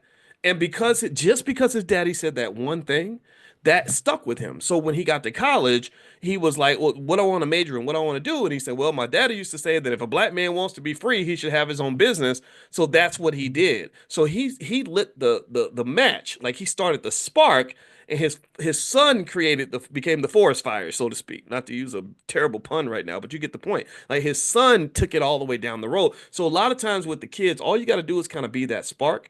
And if you're the spark, they'll do all the work. They'll do all the work, but you just got to kind of help them pivot a little bit, help them point in the right direction. And then when they start running, they're going to be running towards something good and not running towards something bad. So long story short, this is the vision. This is the dream. I know it's going to happen. It's already underway. It's already happening. I went to that great event in InvestFest. I'm gonna go again next year because I had so much fun and so many people. I couldn't go 2 inches, and I kept getting stopped by people, and I was so happy to see this because I believe one of my dreams, one of my visions is that I believe that Black people will be and can be the most economically intelligent group of people on the planet. I believe that there will be a time in 30 years or so, maybe 40 years. I was thinking 2070, it might happen before this, where Black people, when they think about Black people, Black men and Black women, they're going to think about business ownership. They're going to think about stock market investing. They're going to think about real estate. And they're going to say, oh my God, these people are obsessed with their economic power as a pathway to freedom. And this has been done before. This is how the Jewish community built Hollywood. They built Hollywood because they got tired of getting beat up on. They got tired of being discriminated against. They got tired of being blocked out of situations. They got tired of not being invited to sit at the table. So they said, we're going to go build a table out in California, and it's going to be our table. And it became one of the most powerful tables in the world. So this is the future for us. This is what I see when I look 50, 60 years ahead. So the future is very bright for the Black community. So just keep on moving, keep on trucking. Don't get distracted by the nonsense. You do you, make it happen. You got this. All right. So I'm out of here, guys. Have a good night. And don't forget, if you want to join us for class tomorrow, you can go to drboyceelevate.com, or you can also just text the word morning, MORNING, to 87948. And I do have a training called How to Make Money Without Working. It's totally free. If you want to learn about stock options and all that, you can do that by, if you text the word money to 87948, you can grab that. So we got a lot of stuff for you in the Black Business School. Thank you, Amani. Thank you, everybody. Have a good night. I'll see you all tomorrow. Take care. Bye-bye. Good morning, everybody. Good morning. Welcome to Money in the Morning. My name is Dr. Boyce Watkins. It's so great to see everybody. Money in the Morning is our morning millionaire training camp. This is for anybody who plans to be financially successful, everybody who desires to be economically woke, everybody who wants to get ahead in the world and wants to be great, wants to make Black people great again. I want to say good morning, everybody. Welcome. And you guys know we do this every single day, 7 days a week. I want to reiterate that because we are that serious. I don't think there's anywhere you can go where people are, as a community, learning about economics every single day, 7 days a week, every morning. And I'm gonna tell you, it's gonna really pay off, everybody. I want you to just know that. I want you to just understand that this isn't just a feel-good exercise. This is how you prepare for battle. This is how you prepare for greatness. So anyway, today we have a special guest that you can see. This very nice lady in here that you see from Abundant Returns. She's a tax strategist, and her name is Larissa Humphrey. Larissa Humphrey is not just an awesome lady. She's also a student in the Black Business School and has been part of our community for a while. So she's with y'all. She's one of y'all. And I wanted to say good morning to Miss Larissa. How you doing today, ma'am? Doing great. How are you? Doing really good, really good, and so wonderful to see you again. Um, can you tell us a moment, just give us a brief overview? What do you do? I know I know you as a tax strategist. And everybody knows we got to pay our taxes. Why don't you describe who you are so everyone gets the whole story? You're right. I am a tax strategist. What I do is help business owners pay as little as possible in taxes. And if people have a plan, they can pay zero taxes. We specialize in finding all the tax strategies that are available in the tax code that tells you how to pay zero taxes. Most people think the tax code tells you how to pay taxes, but it's the exact opposite. Because if you realize that the Congress people, they're all business owners, investors, real estate owners, and they don't want to pay taxes any more than anybody else. So what they put into the law is all the different ways that you cannot pay taxes. It's a wonderful thing. All you got to do is follow the law and you can keep all your money. Wow. Okay. How to pay zero taxes? Yes. Really? Mm-hmm. Okay, okay, that's a pretty powerful statement. It All right, is. so okay, zero taxes. Now, I know that there, um, right now, for example, I'll just start with the obvious. We're in a pretty heated political climate. I know a lot of students in here have mixed feelings about the recent inauguration of President Trump. And I'm gonna tell you, we don't care in this space what your political affiliation is.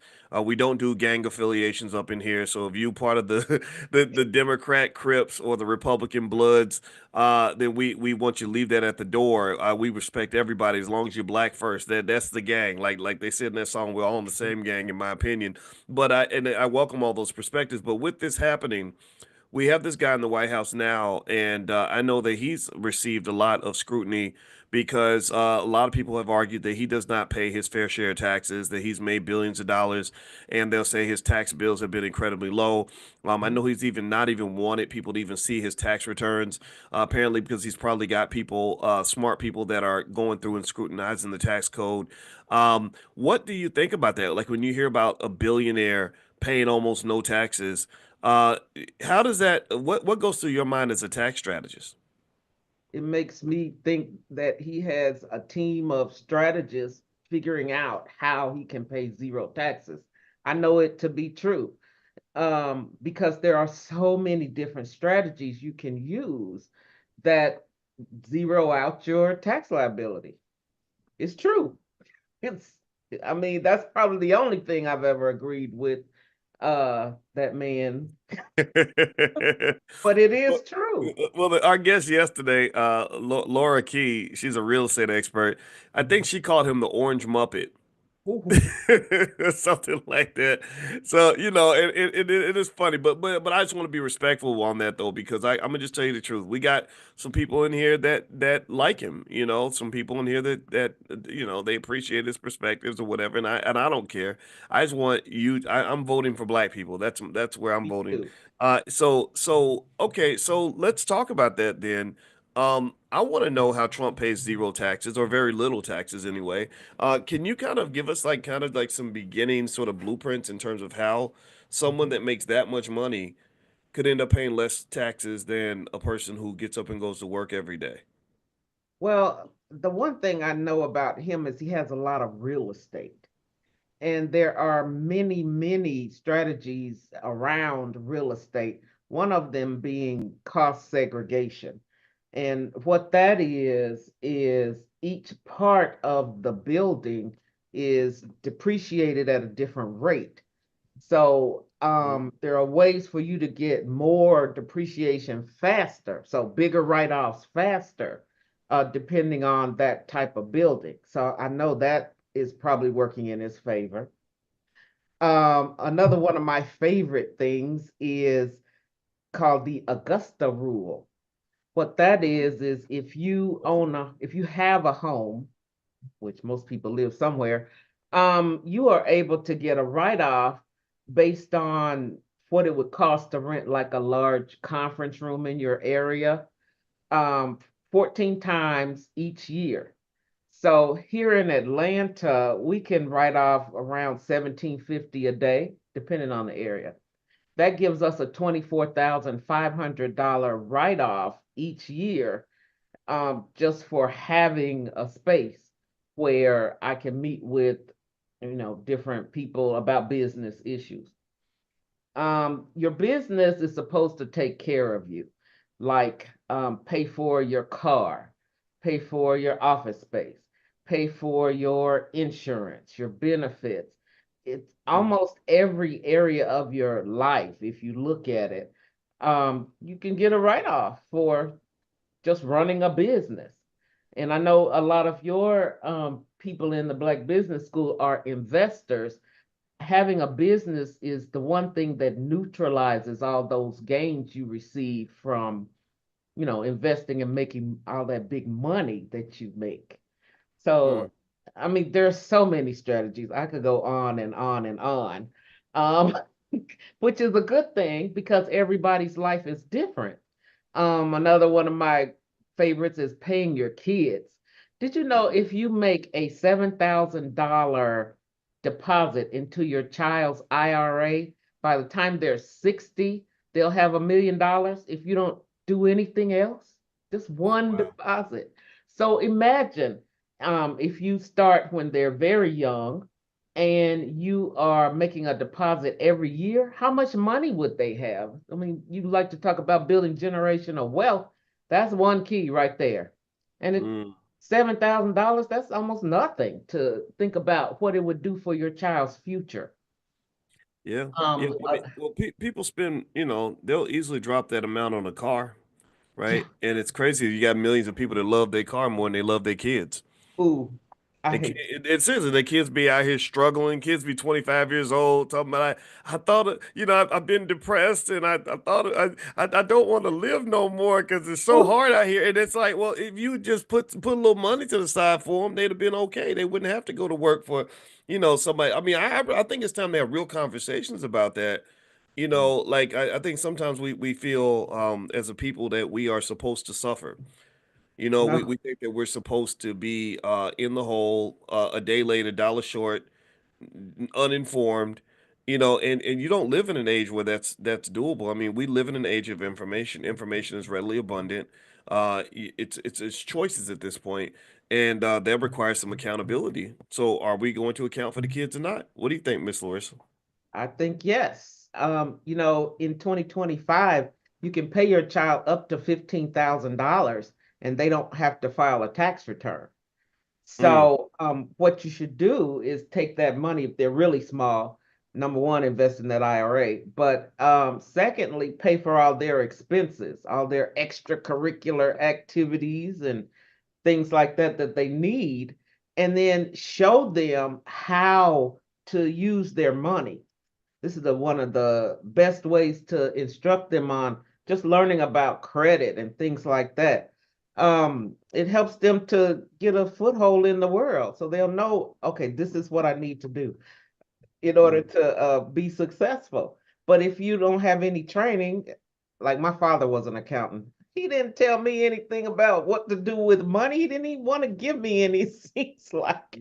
But mm, I did get a little allowance, but there were no lessons attached to that. And I think that's the major thing. We have to teach the children. How do they use the money? What do they do with it?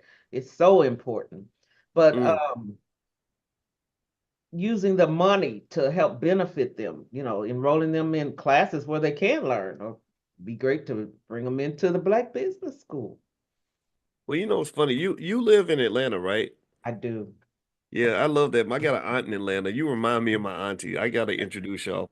But just as a side note, but I'm gonna tell you, it's really interesting, and I did see, I saw a comment where when I mentioned that thing about investing for the kids and the kids struggling, somebody made a good point. They said, well, maybe the kids are struggling because the parents are still struggling, and I do agree with that. But one of the things I want us to understand is that, um, is that what Larissa is saying is that you can do little things that will make a massive difference. When you look at the power of things like compound interest, which is something everybody should understand, because my grandmother introduced me to that. And you will be amazed what you can do for your kids, even if you ain't got a whole lot of money. You could be making minimum wage. If you can afford to eat fast food, you can afford to invest small amounts of money for your child. And we have the $5 a day plan for anybody who's new, anybody who doesn't know about it. The $5 a day plan means your child can be wealthy by the age of 25 if you just invested $5 a day, which is less money. You can't even buy a McDonald's value meal for that. So if you tell me that you're too poor to invest, I'm gonna come back and I'm gonna challenge you. I'm gonna say, well, but can you afford to go to McDonald's? Have you Mm, ever been ate at Popeyes? And then that's when the conversation gets awkward because I think that's where we have to really look in the mirror and say, okay, well, are we preparing our kids? Are we investing as much in ourselves as we're putting in investing in these other things that don't really benefit us? Like investing in that fried chicken, that's not an investment. That's an investment in heart disease, diabetes, strokes, right? I mean, let's be real. I mean, but I love fried chicken, so I need to still up and stop talking. But with that said, Larissa, Larissa, you're a tax expert, a tax strategist. I'd like to ask you about this. I want to go through some things that now everybody in the chat, give me a yes or no if you are a fan of Donald Trump or not. Like, give me a yes or no, or if you're neutral. I'm really curious because I tell you, Larissa, like I said, we got people in here that love Trump. We got people in here that can't stand him. I would say the majority don't like him. But Mhm. so a lot of people are neutral. A lot of people just don't even Democrat, Republican don't do none of that. And we believe in freedom. I do, and I stand on that. I believe everybody has the right to do what they want to do. Don't nobody Yeah. own your vote. But at the same time, there's I love to hear all the different perspectives and all the things in terms of how we can best be prepared, no matter who's in office. And here's one thing that I researched in terms of how Trump himself goes about not paying as much in taxes as people say. Now, some people say, well, he didn't pay taxes because he's a crook. Maybe that's true. He's kind of a gangster mafia kind of guy. He operates in that kind of way. He was in casinos and all that stuff. That's a very Yeah. corrupt industry. But here's some things that he's done. One, he writes us off his losses from his businesses. Apparently, he's able to figure out how to take the losses. Like in 1995, he declared a loss of 916 million, which allowed him to avoid paying income taxes for nearly 18 years. I guess because he could carry the losses forward. Forward. There's a lot of depreciation. As a real estate developer, Trump leveraged depreciation deductions, which permit property owners to deduct a portion of the property's cost over its useful life. And you talked about that. So anybody who's looking to get into real estate, there are ways to use depreciation. He Yeah. classifies a lot of personal expenses as business costs. He reportedly uses things like haircuts and resident money he spends on his residences, like the place he lives or that big jet he flies. There's write-offs there as well, and a lot of people don't really know about that. They don't know that a lot of the way rich people can fly around in private jets and have yachts and all that is they find a way to write that off. He also pays his family members as consultants. So by compensating family members, including his daughter Ivanka, all of his children are multimillionaires. Trump reduces taxable income. These payments, which may lack substantial business purposes, effectively transferred income within the family while lowering tax liabilities. So this is an argument in favor of everyone in here looking into starting some kind of family business, because that's where the big win is. When you and Larissa's the expert. I want her to elaborate on that. But Larissa, it seems to me that when you are a person and you just get up and go to work every day and you work hard and you make your money and you just pay your taxes like a regular person, the tax code is not designed to benefit the regular hardworking people in this country. And it's wrong. I don't agree with it, but it seems like having that LLC goes a long way in terms of maximizing your ability to really write off a big chunk of your lifestyle. What would you say to that? I say that is 100% correct. Let's talk about your board of advisors. Perfect for when you're taking vacations. So you hire your kids, your wife, your spouse, your aunt, your uncles, whoever is coming to the celebration for the holiday to be your board of advisors. And that way you are able to pay for all of their expenses to the location. You can, like, if you run an Airbnb, you could pay for that. If it's in a big hotel, you could pay for that. You could pay for the activities that you do while you're there, because those could be team building activities, or whatever you want to call them. But it's part of the activities that are needed for your board of advisors to help you make decisions about your business. You need this because who doesn't have a coach? Who doesn't have somebody to advise them on what they need to do to help create more income? So, yes, it's in the tax code. You can do it. Um, a lot of people, you got to have a car these days. So there are 5 different ways you could write off the car.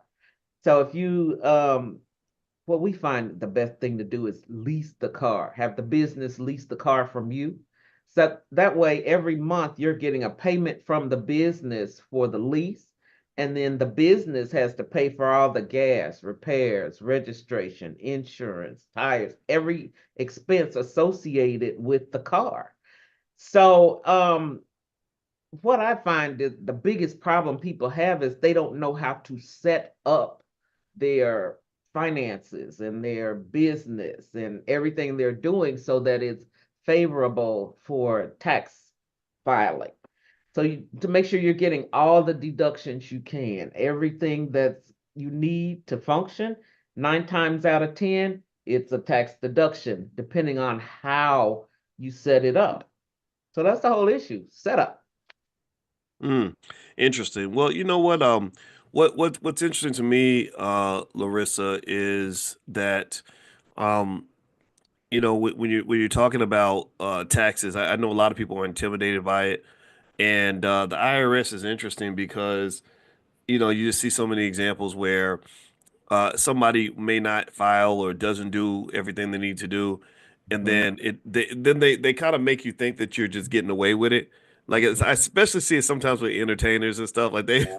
they might go 8 years without filing, nobody says nothing, and then suddenly you get into their spotlight and they go back all these years, and suddenly you have this tax debt. It seems like tax debt is almost like economic quicksand, because it's the more money you make, the bigger it can get. And it's like hard to kind of climb out of that. Like I know, I think was it Joe Louis, the boxer? I think that had a lot of tax problems, and the poor guy was fighting in his old age. And every time he'd get a purse, they would come and the agents would be there waiting to take the money before he could even get his hands on it. Um, what would you say in terms of some of the biggest mistakes you've seen people make when it comes to taxes? If you had to name like two or three things that you've seen in your how many years you've been doing? What, 25, 30 years? 34. In your 34 years of experience, Larissa Humphrey, what would you say are some maybe two or three of the biggest mistakes you've seen people make when it comes to taxes? The one biggest mistake is not having the documentation to prove that this strategy is legal for you to take. Mm. Because that's all the IRS is looking for is proof. I had one auditor tell me it doesn't matter if you did it, can you prove it? Which he was right. He was right. You've got to have the documentation. So if you have that, then you're able to take whatever deduction you are trying to take because you can prove that it fits with the tax law. So when you say the proof, the documentation to prove that you took the deduction, would an example be like if I write off a meal, I keep the receipt of the meal? Is that what you mean by that, or what do you mean by proof? Yes, keep the receipt, but if it's a meal, the IRS wants to know who you met with, what you discussed to make sure there is a business purpose involved. Mm. So the reason you're able to take that write off is because you are discussing business. So you've got to notate this is what we discussed, negotiations for, I don't know, buying a building on Third Street or whatever. Just make sure you've got some notes about what happened. Interesting. Okay, that's good information. And by the way, I want everybody to know, first off, Larissa, let's see, Yvette's asking for your contact information. Did you want to share something where people can follow up and get in touch with you? We can get that out of the way now if you want to. Yes, it's abundantreturns.com. It's my website. Let me just give you the phone number 770-451-6330. 770-451. And what was the last 6330? Yeah, I've got a QR code that where you can just scan it and that'll take you into a place where you can leave your contact information and make an appointment. Okay. Can I Abundant share? return abundantreturns.com. Okay, perfect. Yeah, and that number, I'll read it one more time for everybody. It's 770-451-6330, and it's Mhm. abundantreturns.com. And Yeah. also, for those of you that are Prime members, tomorrow night Larissa's going to do a full presentation on some tax strategies you may want to think about. A lot of you are making a lot more money, a lot of income from what we're doing in the Prime program in terms of selling stock options and stuff like that. And you've asked about taxes. You've asked about that a lot. And since I am not a tax expert, and I do not claim, I would never claim to be able to replicate this lady's 34 years of experience because she's good at what she does. We reached out to Larissa, who's right here in the Black Business School, as a person that could come in and give a presentation. So if you'd like to join the Prime program, you can go to drboyceprime.com. I think you'll like it. It's a great way. There's a lot of money floating around in terms of selling stock options. So drboyceprime.com. All right, so Larissa, so let me ask you this question too. I want to run some stuff by you right quick just to get your Okay. thoughts on this. Now I want you to try to see if you can pull your person. Let's pull our personal opinions about Trump to the side for a moment, and I'm going to talk about some adjustments that he's been making in the Okay. IRS and in taxes. And I just want to get your take on it, as an expert, just kind of what your initial thought might be. So here we go. One, the IRS commissioner immediately resigned. Let's see, right with Trump's inauguration. So there's going to be a new commissioner. Number Yeah. two, the IRS is going to get major budget cuts, most likely, particularly in the enforcement and collection. The administration aims to shift the agency's policies from strict enforcement to enhanced customer service, which may lead to a decrease in audit rates, especially for high income individuals and corporations. The establishment of the External Revenue Service, where Trump wants to basically have a service that goes out and collects tariffs from foreign countries that are selling products in the United States. He's talked about big tariffs, which has the downside of causing inflation. It'll cause prices to go up. The upside, the experts would claim, is that it can long term possibly increase American jobs. Like a lot of people don't know that a lot of manufacturing jobs that used to be in cities like Gary, Indiana, and Milwaukee, etc., were shipped overseas to China when China entered the World Trade Organization and the tariffs went down, so they could sell goods in America but make them in China. And it seems like his policy is if you are going to sell it in America, you better make it in America. If not, you're going to have to pay a tax. That's his argument. Fourth, there are tax policy reforms. They want to make permanent individual tax cuts from the 2017 Tax Cuts and Jobs Act permanent, and also they want to, because they're supposed to expire in 2025. Also, there's a push to simplify the tax code and reduce bureaucracy within the IRS. So it seems like, Larissa, within the IRS, he's trying to make these changes where they're not going to be enforcing as much. They're not going to have as much staff, and they're going to actually enhance their customer service. So maybe when you call them, you can actually get someone on the phone. I don't mind that so much. I mean, I hate calling the IRS. Tell me, what did you hear that what got your senses going? And assume Trump didn't do it. Let's just say Biden or whoever your favorite politician proposed this. How do you feel about that? Well, the biggest issue for me is the customer service. Trying to call the IRS. I even have a special line that's designed to get me through in 3 minutes. Sometimes I'm still waiting an hour, and then they hang up on me when I finally get somebody on the phone. Or the biggest problem is they don't know what they're talking about. That's bad when I have to tell them, no, sir, that's what the form was designed for. But Yeah. anyway, I'm sorry. No, Because yeah. I mean, I have had times where I had to do that, where I was like, look, I'm looking for y'all, trying to write a check to y'all. Like, how come I can't get somebody on the phone to tell me where to send the money? Or you didn't even take the money. We put the money to the side in the account like you asked. You didn't come get it. Now we're trying to call you because I'm like, I don't want you thinking I'm stealing from y'all, but you're not answering the phone. I right. had See, Larissa, you got me triggered now. I'm gonna stop because I'm a trauma. My wife explained. My wife's a therapist because clearly I need one, and she explained to me that I'm high on the trauma scale. I took the trauma test, so when I Okay. get triggered, that's what's going on. So here's where the IRS triggered me. I had to get in my car, Larissa, and drive an hour and a half to the IRS office. This was during the pandemic, and you know how terrible it was dealing with the IRS during the pandemic. I had to Yes. drive and I had to go to their front door and knock on the door, wait outside for a long time, and then wait in the office for like an hour and a half. Wow. And it just, I begged the lady, like, can somebody please talk to me? Because I don't know what to do next. I'm trying to get this issue resolved and I don't know what to do. Tell me about that. Like, so with those reforms, I kind of like the idea of the IRS having better customer service. What do you think? Yes, they need it. They need it really, really bad. To the point we got a letter for one client got a letter saying that we received your return, and then, but we can't find it. So please file it again. And we're like, what?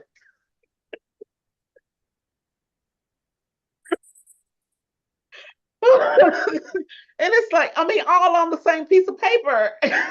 Like, We received your return, but we cannot find it. Are yeah, you kidding me? no, no, sir. I'm not. That's I wish ghetto. I wish I was kidding. And They that's run, how they ridiculous it running has Soul been. Plane up in there. That's what they doing. That's the white version of Soul Plane. They can't even blame black people for that one. That's crazy. So I'm gonna just say this. Here's what I see in those reforms that he's proposing. Um, I think that it's clear that we do definitely have a president who does things in the interest of himself and his friends, True. right? People like him, they hate paying taxes, they hate the IRS.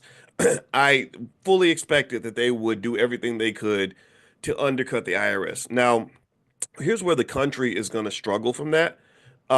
The U.S. budget deficit has just spiraled out of control.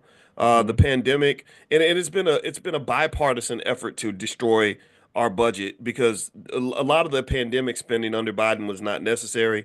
They were just slinging checks out to everybody. Harvard University got a $15 million check in the pandemic. They were like, we didn't even ask for the check. Like, why are you sending us money? So when you increase the money supply and you're printing all that money, you're going to cause inflation. You're also going to cause massive deficits. But the Republicans, as much as they claim to want to be efficient cost wise, they spend money too. So the deficit's out of control. A big part of the reason the deficit's out of control, just so everybody knows the history here, is during the Reagan era when he told everybody that greed was good and introduced false ideas like trickle down economics. What his argument was, which was a false argument, was that if we don't tax rich people as much, they're going to create all these jobs. And that was a bad argument because rich people, they don't get rich by giving money away. Right? So they didn't create jobs, they just put in money in their pocket. So what happened is that the deficit just kept on growing. The debt, especially with the war in Iraq and all that. So long story short, if the end result is lower tax revenue, that's not going to be good for the country, in my opinion. But then what they're arguing is, oh, we're going to have Doge and government efficiency, we're going to cut costs and all that. But then when it becomes partisan, it's a problem, right? Because Republicans want to cut costs in certain areas, Democrats want to cut costs in other areas, right? So it Right. becomes that mess. But with that said, though, I do like the idea of the IRS minimizing the bureaucracy. I like the idea of simplifying the tax code. I like the idea of better customer service. Me too. What say you? You're the one who deals with them far more than any of us. Any thoughts on that? Yes. The IRS has a policy where they do random audits. One time I had an audit for a guy who was like 68 years old. He made $15,000 a year and he was on his way to retire. He used to clean buildings and make this $15,000 in his business. There was no point in auditing him. It was a waste of time. He didn't have any more money. There was nothing to get. It cost them more money to do the audit, to have the auditor come to my office 6 times to audit a man who's making almost nothing. It was so ridiculous. What are you, what's going on? But because it was a random audit, it was a policy that was in place. Everybody that files a return by April 15th goes into this pot. And they may say, okay, we're going to audit every 783rd return. They push the button, it spits your name out, and they come and audit you no matter what you have. That's dumb. It's just stupid. It doesn't make any sense. So if they can get rid of some of these archaic policies, that would greatly help the country because it it just makes no sense. Mm. Um, yes, so if they can reform the IRS, I am all for it. I wish I could go up there and tell them a few things they need to put in place because the way they operate is ridiculous. It doesn't help the government, it's not helping the taxpayer, it's just a waste. Yeah, I tell you, I agree with it, and God bless people like yourself. This is the last question I'm gonna ask you about this. Is I have heard that a lot of people, well, first of all, I want to ask you this. I didn't even ask. Now, your training, are you an accountant by training, like CPA and all that, or did you go a different route to get into taxes in a different way? No, I'm an enrolled agent. So my license comes from the IRS. It's the highest certification that they have. I'm also a certified tax coach and Mm. a certified tax strategist, which means I spend my time um, looking at the tax code to find different strategies to help people save on taxes. And I also used to work at the IRS for a minute or two, just one season. I couldn't take it. It was so ridiculous. But Yes. yeah, I'm very familiar with the tax code. That's why I know the way they are operating is just not, it's ridiculous. Wow. Well, Ridiculous. I'll tell you. And I was going to ask you about that. I heard a lot. I know in the accounting profession, a lot of people are leaving the profession, and people that do taxes are. Tell me if you've seen this, but it seemed like I read somewhere that a lot of people that do taxes were so frustrated with the IRS that they're actually leaving the profession. They're like, I'm not doing this no more. Is that something you've seen? Yes, it is. A lot of my counterparts are leaving because they've had it. It's so ridiculous. You can't get any real answers out of the IRS. And there is always the thought that AI can now do your taxes. It passed the CPA exam. Oh, wow. So, yeah, that's why we are more of an advisory firm. We're going to help you get set up the right way so that you don't have a tax problem. It's not a issue anymore. My clients love tax season because it's time to file their taxes and get that big refund. So it's a wonderful Mm. thing. Hmm. Well, you know what? I'll tell you. It's yeah, what you do is very important, and also I want everybody to know if you want to follow up and take a look at Miss Larissa's company. And by the way, she is a student in the Black Business School. That's how we know her. We have brilliant people that are in our student body. Just in case anybody wants to know, we want to flex for a minute about how amazing our HBCU is. We have 170,000 students around the world. So, and we built this from the ground up, brick by brick, dollar by dollar. I started this with paychecks from money I was making in Syracuse. I'd get my check and I'd spend 70% of my money on this. The rest I had to pay bills with. And so this was a vision that we had many years ago, and the vision could not come true without all of you believing in what we're doing. And so we are global, and we are getting it done. And we did a survey, and I want everybody to know this. The vast majority of you actually said in the survey that you've learned more from us than you learned in college. And a lot of people did all that, for very little money, if anything, right? So we are very proud of that, and also we are the leading Black wealth experts on the planet. We're the only place that educates the entire family. We have theories on how to educate your children so they have a 20-year head start on the competition. So we're not chasing equality. I want everybody to know that. We don't talk about, oh, we won't be equal to white folks one day. No, no, no. We're chasing excellence. Excellence is better than equality. We're not trying to tie. Nobody's ever run a race, Larissa, and said, "I hope I get a tie." I hope I'm gonna run as hard as I can so I can tie for first. No, no, you win. You want to win, so we're That's going to it. win. We're going to dominate economically. Our kids are killing it. So anyway, with that said, let me just stop. But I just want everybody to know this: what you have built, what you've helped us build, and from the bottom of my heart, I want to say thank you to all of y'all. I want to do it. I don't want to do like Elon Musk and do that. Thank you. Hi. Anyway, let me stop. Okay, so Larissa, let me give Larissa's website. It is abundantreturns.com, correct? That's right. Returns.com, and her phone number is 770-451-6330. I just want you to know, Larissa, you're good. So your phone, you better be careful because your phone's gonna blow up. You know that, right? Uh-oh. It's You gonna do blow know, you up. do know that your phone is going to explode. I just have to warn you. But yeah, but that's okay. We should be mobbing our own Black businesses and really supporting the people who support us. And so Miss Larissa, I want to say thank you so much. The number again, 770-451-6330. Somebody type that in the chat, please. Also, I would say thank you very much, Miss Larissa, for joining us today. It's been an honor to have you. Well, thank you for having me. I appreciate this.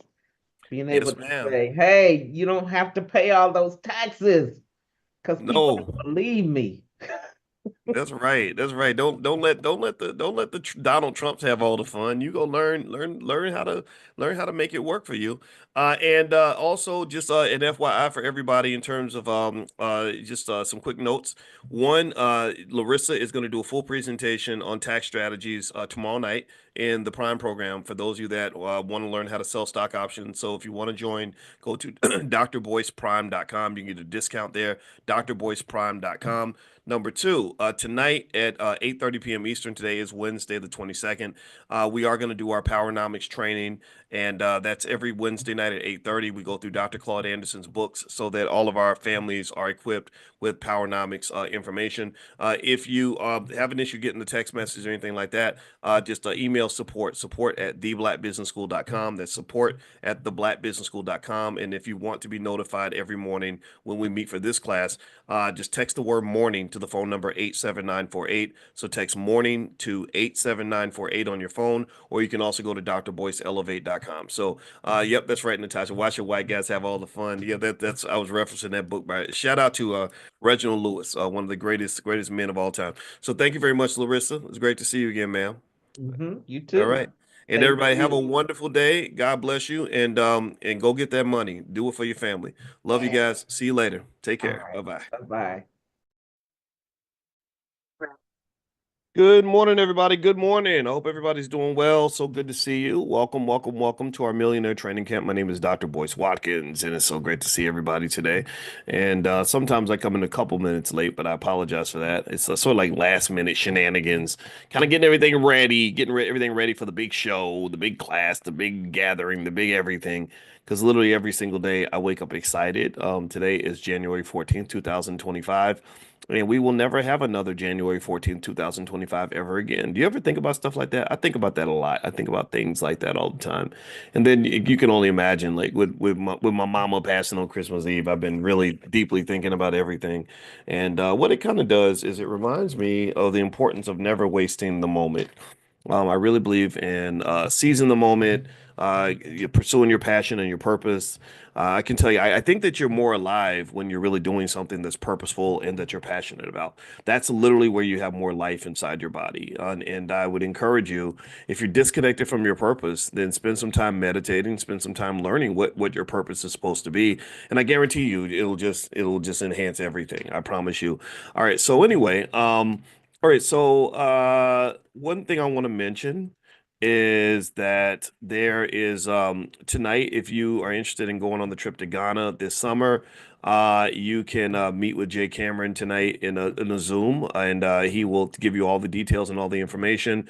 Also, we have other trips that we're partnering with Jay Cameron on. So if you want to just see all the trips that are available, you can go to b1voyages.com. That's b1voyages.com, be the number one voyages.com. And you can also text the word travel to the number 87948. If you text travel to 87948, we'll keep you notified whenever we do anything that's travel related. We are going to go to Black Wall Street. We're going to go to Miami. We're going to go to Ghana, and then maybe we'll go other places. I really want to kind of do a little bit of everything. I'm super excited about that. I'm actually going to go to Denmark tomorrow. And so I'll be sort of talking to you guys from Europe. So that's going to be very interesting. All right. So here, what I want to do is explain to you, basically give you three reasons why China is going to dominate the world. Okay. China is, not a perfect country. They make some mistakes. There are policy errors that I think are very costly for them. But Lord Jesus, man, when I tell you, I hope that did that sound that ain't sacrilegious for me to say Lord Jesus, is it? I don't think so. I wasn't saying it like in a bad way or nothing. But anyway, when I tell you that this country, I wrote notes down. I can never find my notes. When I tell you that this country is doing everything right, like they're just literally just being real gangster with the rest of the world. I'm not kidding. They are right now, China has a trade surplus. A trade surplus is the value of everything you export minus everything you import. So they have a trade surplus with the world. And if you want to understand how a trade surplus works, it's kind of like the opposite of what the black community does with white people. Like, if you want to know how a trade surplus works, a trade surplus basically says that I'm selling you more stuff than you're selling me. That's it. That's all it says. It says I'm selling you. You're buying my stuff, but I ain't buying your stuff. I don't get high on my own supply, but I'm serving these fiends all day, right? To go street with it. Does that make sense? Give me a yes if you understand that, right? So that's kind of what China does. China is uh they are the original gangster with the rest of the world when it comes to economics because they understand powernomics probably as well as Dr. Claude Anderson himself. And Dr. Claude Anderson, he's the goatiest of all goats. We know these things. And you know how much I love this man. But I'm gonna just tell you, when you talk about the implementation of a powernomics philosophy, the Chinese have it down. The Chinese are like, I'm the producer, you're the consumer, and that's how it's gonna be. When I get my money, when you get your money, you trick it off. You're supposed to spend it because you're a dumb American. When I get my money, no, we're going to save. We're not buying your stuff. And if we buy some stuff in China, we're not going to buy the American stuff. We're going to buy the Chinese stuff. So, the same way that we talk about being B1, the Chinese are kind of C1. They're like, no, China first. You want to sell us a car? No, will buy we buy Chinese car. You want to sell us an iPhone? No, we make Chinese iPhone. We call it Chai phone. That's what the Chinese do. The Chinese, they're like, no, no, I don't support your family. I support me family. I support my family. That's kind of what they do. And so I mean, I'm not mad at them for it at all. I think it's amazing and it's very powerful. So let me kind of give you some stats to kind of help you understand the severity of the massive economic imbalance that the Chinese are creating. They're what they're doing in a way is they're kind of doing the same things that America used to do. America used to manufacture stuff. Did y'all know that? We used to make things. And we used to make more things than anybody else in the world. That's how we won wars. That's how we won World War II and probably even World War One. Is we just knew how to like we could make like whatever for every one bullet you made, we'd make 100. For every one ship you could make, we'd make 10. For every one airplane you made, we'd make 50. And that was how America won. America was very productive because we knew how to manufacture things, and we lost that. We threw that away. You know, trade agreements, globalism, all that. So now America doesn't make stuff. That's what you go to cities like Gary, Indiana, Milwaukee, Wisconsin, Detroit, Michigan. You see depleted manufacturing bases that don't exist as much as they used to because we just decided, oh, we don't need to make stuff. We're gonna let other people make stuff, and then we'll just let them serve it back to us. And so the Chinese said, okay, we're gonna take over manufacturing. We're just gonna be the greatest manufacturer on the planet. So here are three reasons why. Here's what's going on with China. So let me give you some stats here. I pulled some stats. And by the way, I want to mention, I forgot to tell you that if you want to come to the Ghana informational session, I didn't follow through on my thoughts. Sorry about that. ADHD kicking in again. Is if you get on the text list, I will text you a link to join us for the Ghana informational session tonight with Jay Cameron. You can get on the text list, text the word morning to 87948. Text the word morning to 87948. Also, for those of you that do stock options with us in the Prime program, I sent you all a video where I was showing you a strategy to adjust to what's going on in the market to generate cash flow. And one of the great students, Errol, another Errol, there's two Errols, both of them are super smart. There's an Errol who has his son. He and his son are learning stock options together. I hope he didn't mind me mentioning that because I think that this is a template for every family. And so Errol asked me to do an example selling puts, and I did and because that's something I'd actually been doing. So I actually sent you all the video link where you can actually apply that strategy, and I did it in my portfolio and generated quite a bit of money that allowed me to deal with the market decline yesterday. So if you want to know more about stock options, and it's a great way to generate income, it's better to me. It's far better than real estate stuff. Like we've talked about this. Feel free to go to drboyceprime.com, or you can also text the word options to the number 87948. Text options to 87948. All right, so let me give you some stats on China. So here's the deal with China. Here are five powerful stats for China's economic dominance. Number one, China accounts for 28% of global manufacturing output, making it the world's largest manufacturer by far. The country's manufacturing sector produces a vast array of goods from electronics to textiles. Anything you need, they got it. We got what you need. We serving these fiends.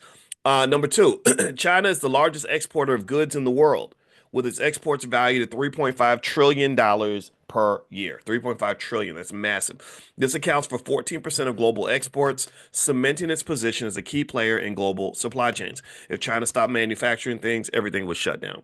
And that's a national security risk for America. And we'll talk about that in a minute. China manufactures over 50%, 50% of the world's electronics, including smartphones, computers, and televisions, which is crazy. Let's see.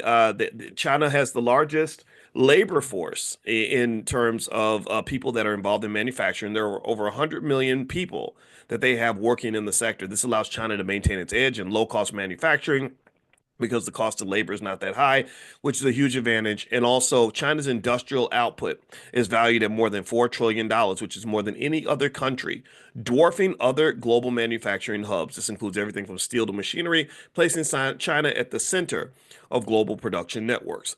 Now, let me continue to tell you why I believe the Chinese are going to dominate the world. Um, I saw the head of the FBI, the former FBI director, on his exit interview as he's leaving office.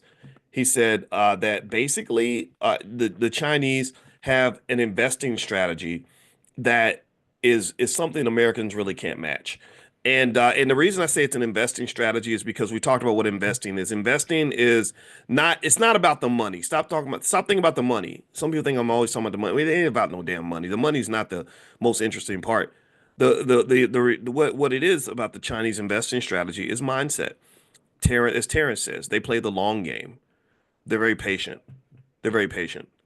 And patient people who are committed to delayed gratification will kick you in your head every time. Like you never want to really get into a war with a really patient person. Like I had a friend the one time that was like kind of a gangster, like she was a drug dealer, and she had a past that we didn't talk much about. And I said, I ain't gonna ask you nothing about nothing that happened in the 90s. But we were talking about her experiences a little bit. She was speaking like hypotheticals, right? So she would be like, well, if I wanted to go and get revenge on somebody, I would not do anything right away because the police are paying attention or whatever. She says, so I would let you think that it was over. I would let you wait 4, 5, 6 years and let your guard down and get into your comfort zone.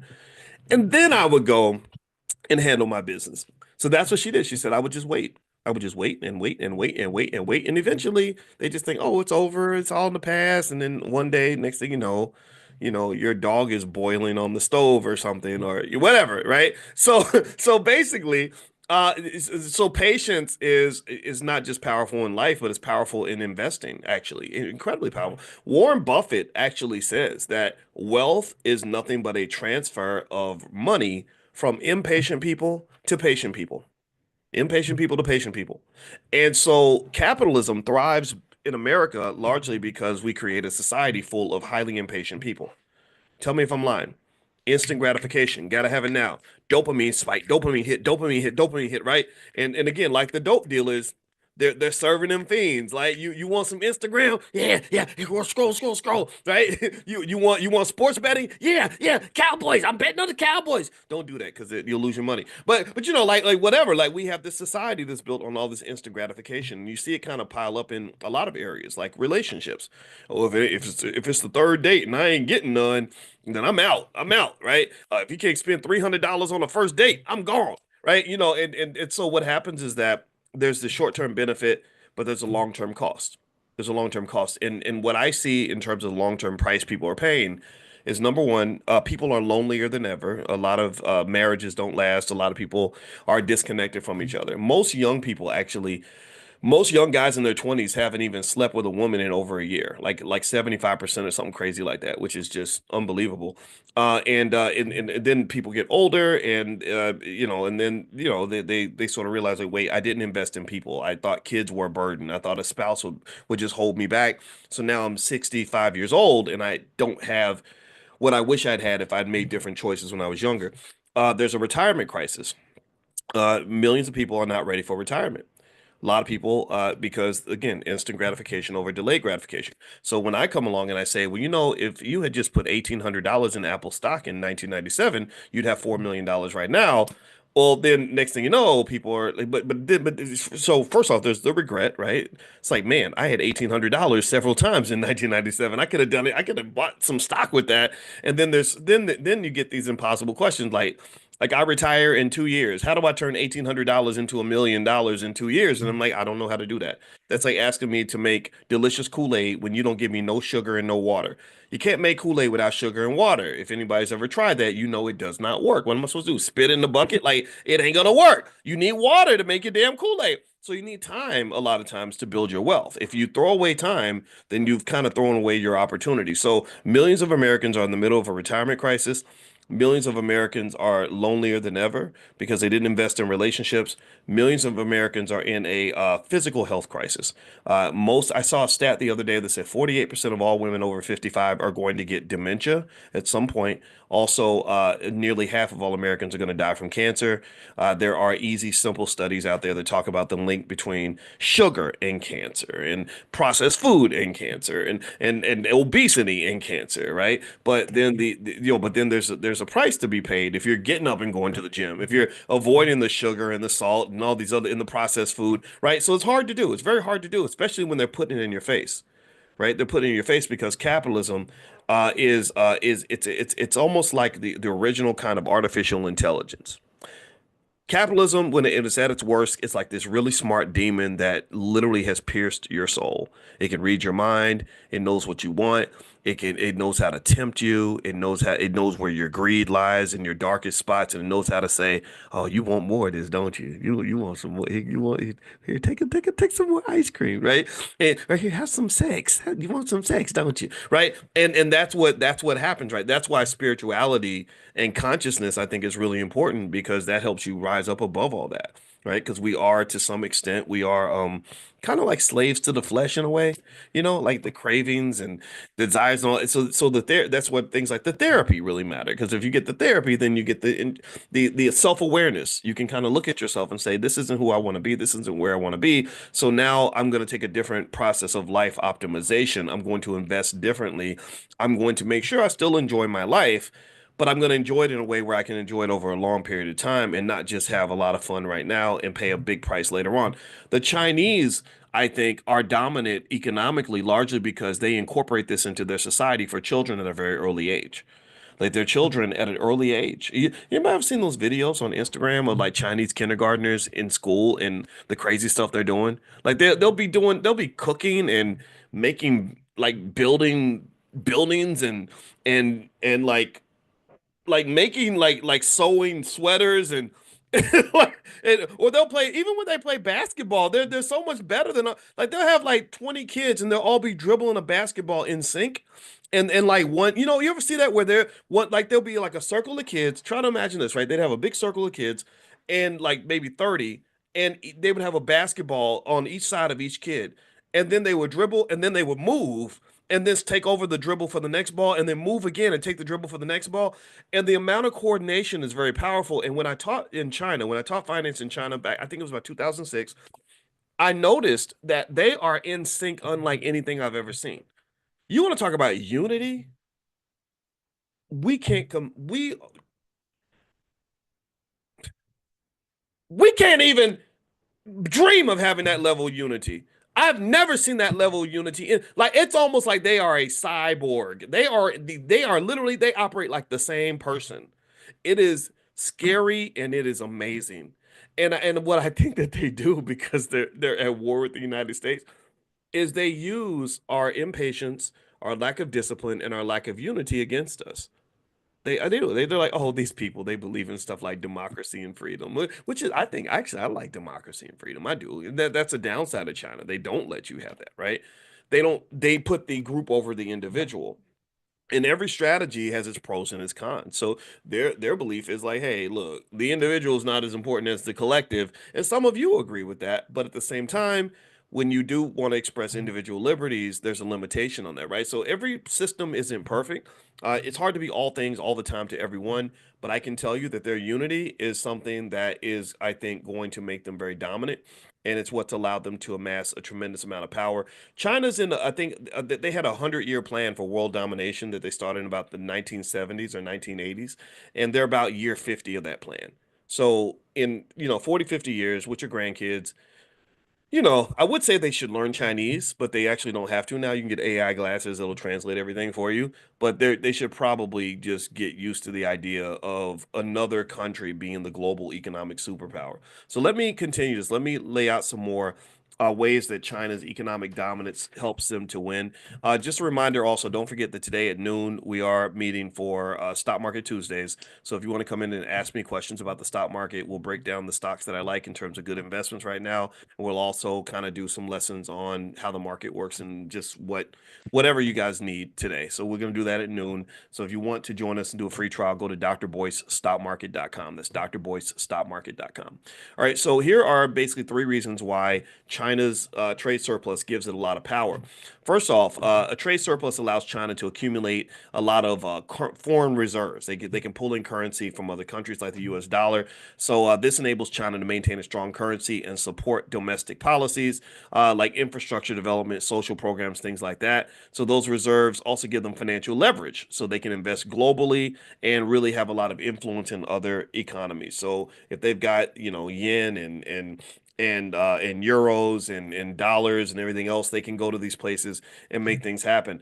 They also have a lot of economic influence. So if you run a trade surplus, they can basically shape global trade and investment patterns. So basically, with China's surplus, they become a major player in global markets. They drive demand for their own goods and services, and they gain the ability to set favorable terms. So he who has the gold makes the rules. China has a lot of the gold. Also, debt financing. So basically, what China does is they lend capital to other countries, especially countries like African countries right now. Anybody ever notice how their influence in Africa has just spiraled out of control? Jamaica. When I was in Jamaica, there was this big highway that went from Kingston all the way up to the north. I don't remember the cities up in the north, but there's this highway, and it was this beautiful, smooth highway. But I noticed there were no cars on the highway, and that was because the Chinese had built this beautiful highway to avoid having to go through the mountains and everything. Going through the mountains and stuff, I think took like 2 or 3 hours, and it was a really scary drive. It was really crazy. So Chinese had built this beautiful highway, but there were no cars on it because the toll was so high. But they had gotten these crazy 99-year leases on all the land going all the way up to the north. And it just really was like, I don't think this was a good deal for Jamaica, but it's a great deal for China. So they use debt financing to gain leverage over other countries, right? So that's no different from you having people in your family where if you have all the money and cousin Pookie comes and says, I want to borrow money, but you want cousin Pookie to start taking care of his kids and stop smoking dope so much. Well, you could, start making rules. You can say, look, if you want my money, you're going to have to change certain things. You're going to have to go to rehab. You're going to have to stop, you have to stop doing X, Y, Z. You're going to have to show up and rake the leaves every day, right? Money talks. Money talks. Period. That's the world we live in. Money talks. So people that are trained on money early, children that are raised in an environment that is economically intelligent and leads to various forms of economic self-sufficiency and the ability to invest for the future and thrive in the future, those individuals tend to have a lot more power than other people. You don't believe me? Just ask the white man. Because a lot of y'all, many of us growing up, pretty much had to do what Massa told us to do every day. If he said get to work by 9 o'clock and be on time, we'd get there at 8:55. If he said work until 5, we'd work until 5:01. If he says don't call your friends while you at work or you're going to get fired, we don't call our friends. Many of us are more loyal to our boss than we are to our own damn spouse, right? And we know what that is. A lot of us have seen this. And where does that come from? Well, it comes from money. If you want to look at the source of black spiritual and political incarceration, it's money. It always comes back to money. And to break out of this horrible rut, It doesn't require you to become a millionaire. You don't have to have $1 million in the bank to be financially free. All you got to do is be able to pay your own bills. That's it. If you can pay your own bills, then it's much harder for people to tell you what to do or where to be or how to do it or anything like that. So to me, if you're raising kids and you're raising black kids and you want them to be free, I mean, you could tell them to go to Al Sharpton marches and pray to white Jesus and everything else, but I'd rather just teach them how to pay their own bills. That's it. If the person who can pay their bills has freedom. Remember when you were little and you say something to your parents, well, so and so said blah blah blah, and they'd be like, well, they don't pay no bills in this house. So you known this her whole life. My mother used to say that. My mother was like, they don't pay no bills up in this house. So my thought, honestly, is if we can get to the point where we just say, I want to be in a space where nobody who oppresses me, no one who hates me is going to be paying bills in my house, that will go a long way toward freedom. That, in fact, that would pretty much give you free. I can just tell you, when you have enough money to pay your own bills, you don't have to listen to shit. Like you really don't. I don't have to. I didn't have to ask anybody's permission to come and talk to you today because I paid the cost to be the boss. I would make money and I invested money to do all the things that I do now. And I did all that because I don't want nobody telling me what to do. I don't want to be getting kicked around. I don't want to be disrespected. When I was 18 years old, and my girlfriend was pregnant and I was on that college campus trying to figure out what my next move was going to be, had no money in the bank, didn't know how I was going to make it. I knew a couple of things. One, I did not want to go back to work at Taco Bell because I got disrespected a lot. And number two, I didn't want to be punked. I didn't want anybody kicking me around. I didn't, I wanted to be a grown man. I didn't want to be in a space where I was treated like a little boy or just put through misery that I had no say in. So I kind of saw education as a way to invest early in my life at a significant level so that long term I would have some freedom. So freedom is typically not free. Freedom is something that has a price to be paid. And one of the things that I think you have to confront is when you see it is those who claim they want freedom but aren't willing to sacrifice for it. There's no individual, no country, nobody, anybody, no one on earth in the history of this world that's ever had freedom and could not fight to obtain it and could not fight to defend it. If you cannot fight to obtain your freedom and defend your freedom, then you will have no freedom.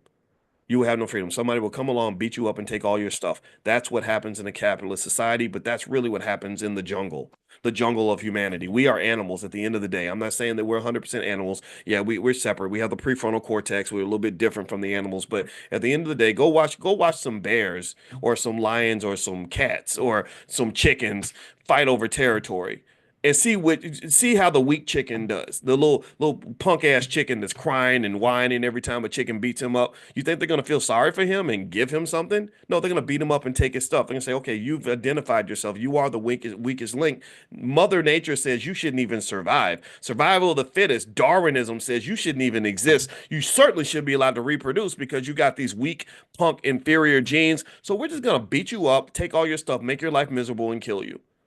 Or you look in a prison. You ever see in a prison? Like it's kind of sad, what they do to the weak, to the weakest in the prisons, right? So what I'm saying is, at the end of the day, I vehemently reject the way black people have been trained to perceive ourselves and perceive each other. I think that we are trained to just feel sorry for ourselves and to be sad and to just politely ask white people to please change your behavior and all this other stuff. And then you see shenanigans. You see a lack of disciplined behavior. Like Dr. Claude Anderson writes about this in Powernomics. He talks about what he calls inappropriate behavior.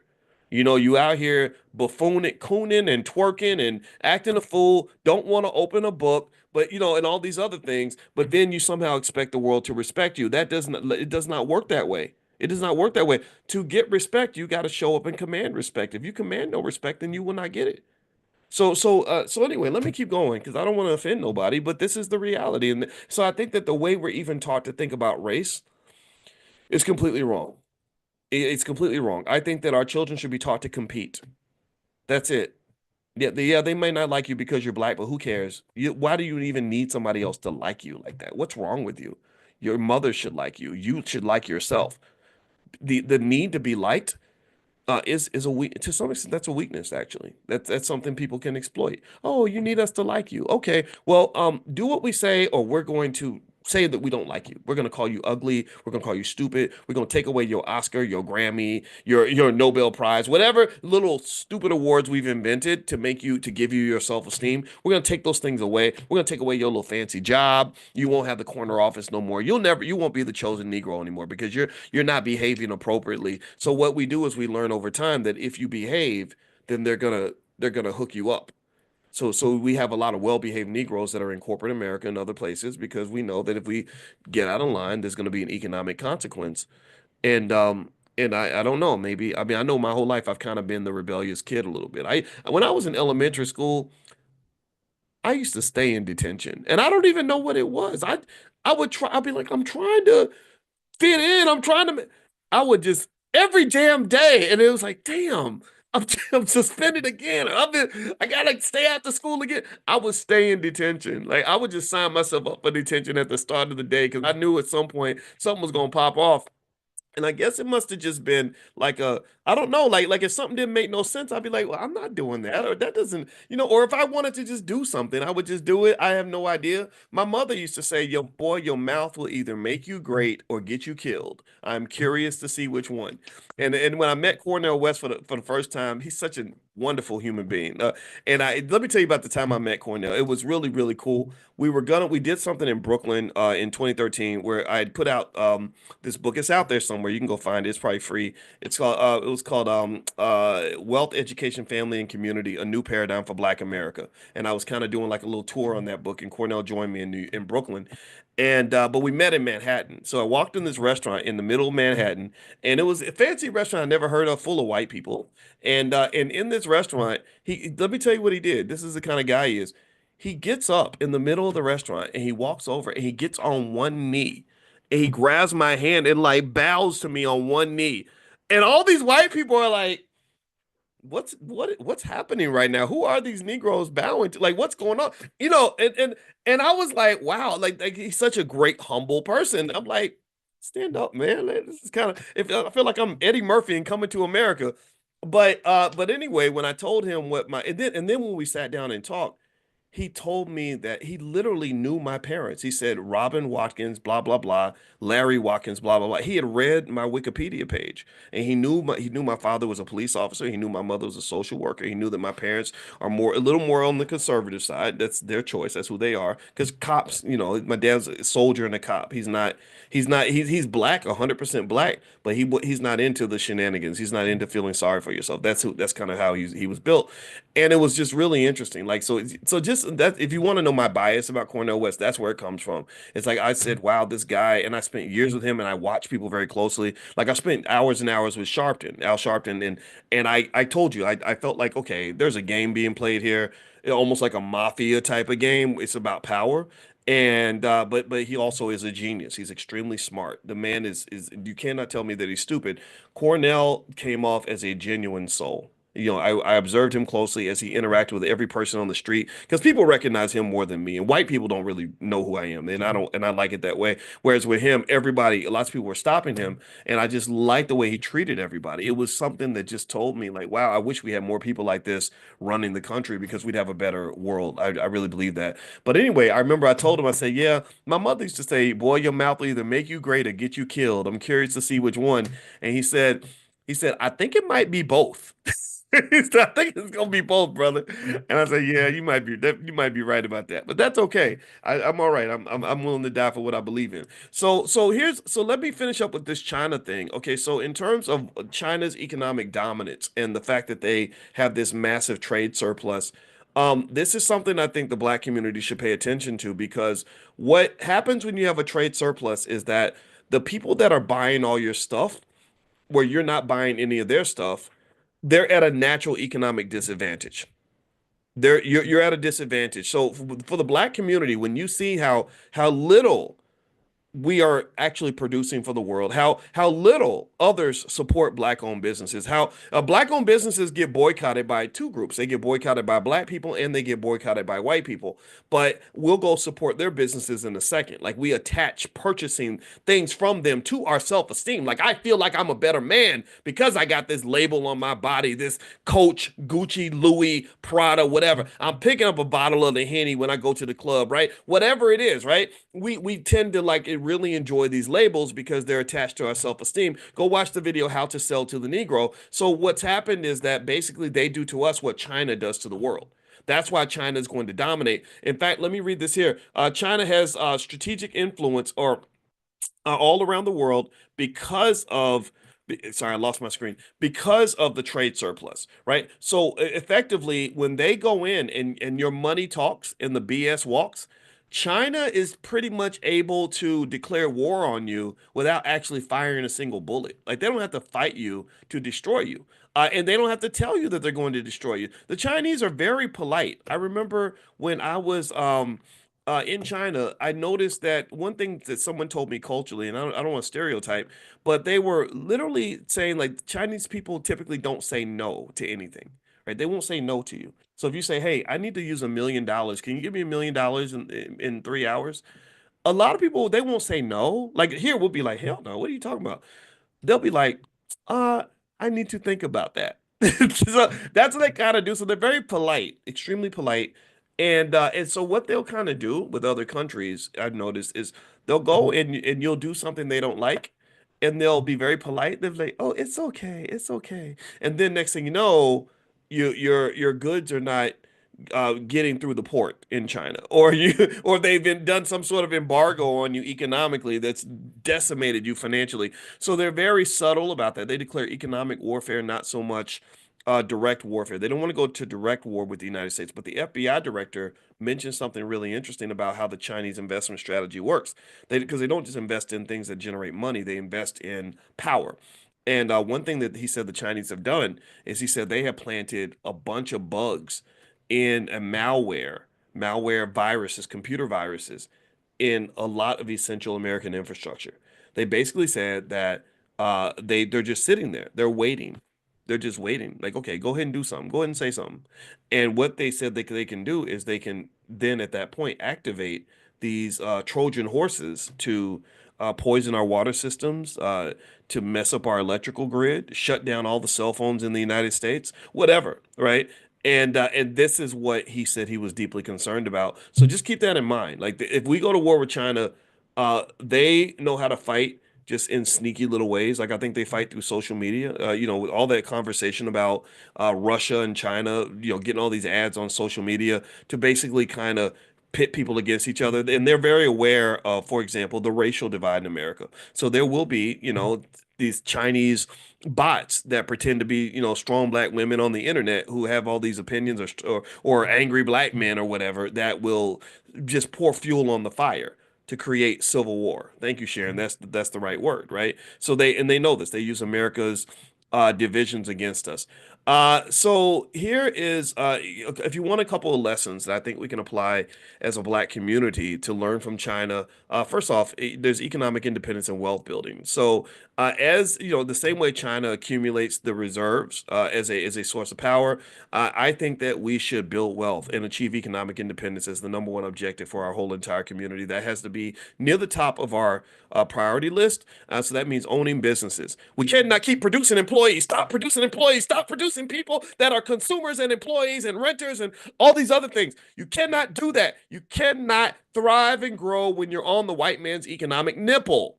You cannot live like that. I'm not saying you can't work with other people. I'm not saying that you're a sucker for getting a job. I'm not saying that you should get mad because a white man walked in the room. None of that. I'm talking about stop taking pride in being horrifically overly dependent on another community. That is a vulnerability. That's a national security issue. Malcolm X, great black nationalist that he was, would understand this. He shared this. He mentioned this. He fought for this. So what happens is that It's really weird. I remember when Damon Dash went on to The Breakfast Club and did that epic interview where he was really talking about having your own business and all, and he was doing it in a Dame Dash kind of way, right? It wasn't perfect. Dame, I told you he's not perfect. I spent a lot of time with the guy and I like him, but he's different. But I remember I remember when I got a call from Charlemagne, and he's like, yeah, man, he said, I need you to come and calm down people because I got brothers calling me, they gonna quit, telling me they gonna quit their jobs tomorrow, they gonna quit their job tomorrow, and I said, yeah, I said, well, I can fix it, I can patch it up a little bit, but he's kind of right. These men, some of these men, he was talking a lot to the men, but I'm sure the women got it too, and I think women can relate as well. I said, some of these guys got to grow their balls back, man. They got to get their testicles reattached to their bodies. Like you can't just, he said, well, white people can go and get jobs and also. I said, yeah, but you got to understand, man, you're not white. You're not white. I'm not saying that we can't get jobs and that we don't deserve jobs. I'm not saying that at all. Right? You go to, you get your master's degree from Brown University or something. You should get that job at the investment bank that you apply for. But what if you don't? What if you don't? What if it doesn't work out? What if they treat you like the rest of us? What if you go through what I went through, where I had the highest grade point average of every black student on the entire University of Kentucky campus? I got 2 bachelor's degrees in 4 years, could have had three if I'd taken one more class, just didn't care. And I applied to 200 Wall Street firms, 250 to be exact. I got rejected by every single one of them. Every one of them, because I didn't have the network. I didn't know what to do. I didn't know how to get these. I just thought you fill out the application, send in your resume, you have good grades, good things are going to happen.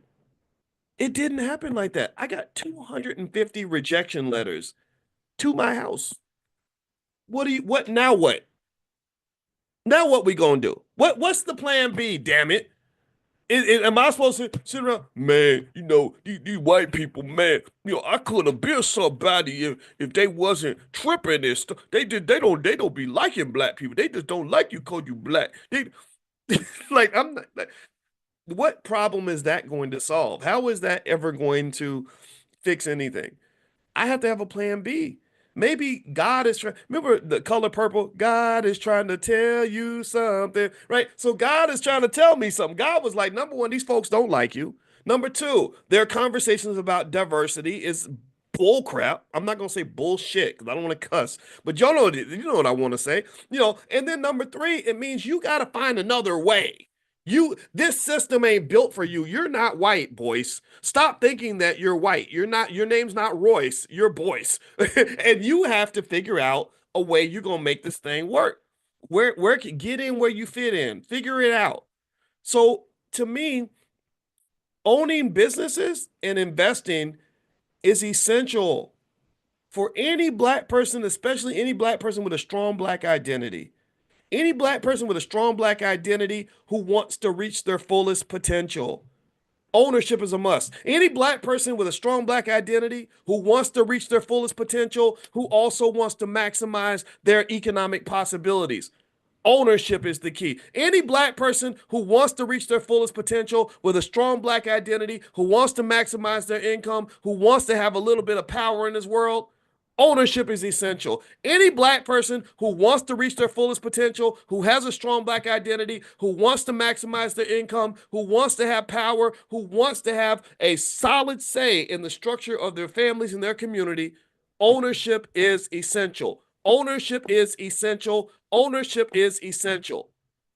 You cannot go through life without owning something in this country, or you will be fried and cooked, stomped out, and busted and disgusted. If you don't believe me, just look around. I don't have to talk you into this because you see it everywhere. Nothing but despair and sadness, and then the conversation will turn into a primitive slavery, like old plantation conversation. We need to get jobs for the Negroes. Black folks needs more jobs. I'm not saying jobs are bad. I'm not saying jobs are bad, but y'all know what job stands for. What does it stand for? Just over broke. Just over broke.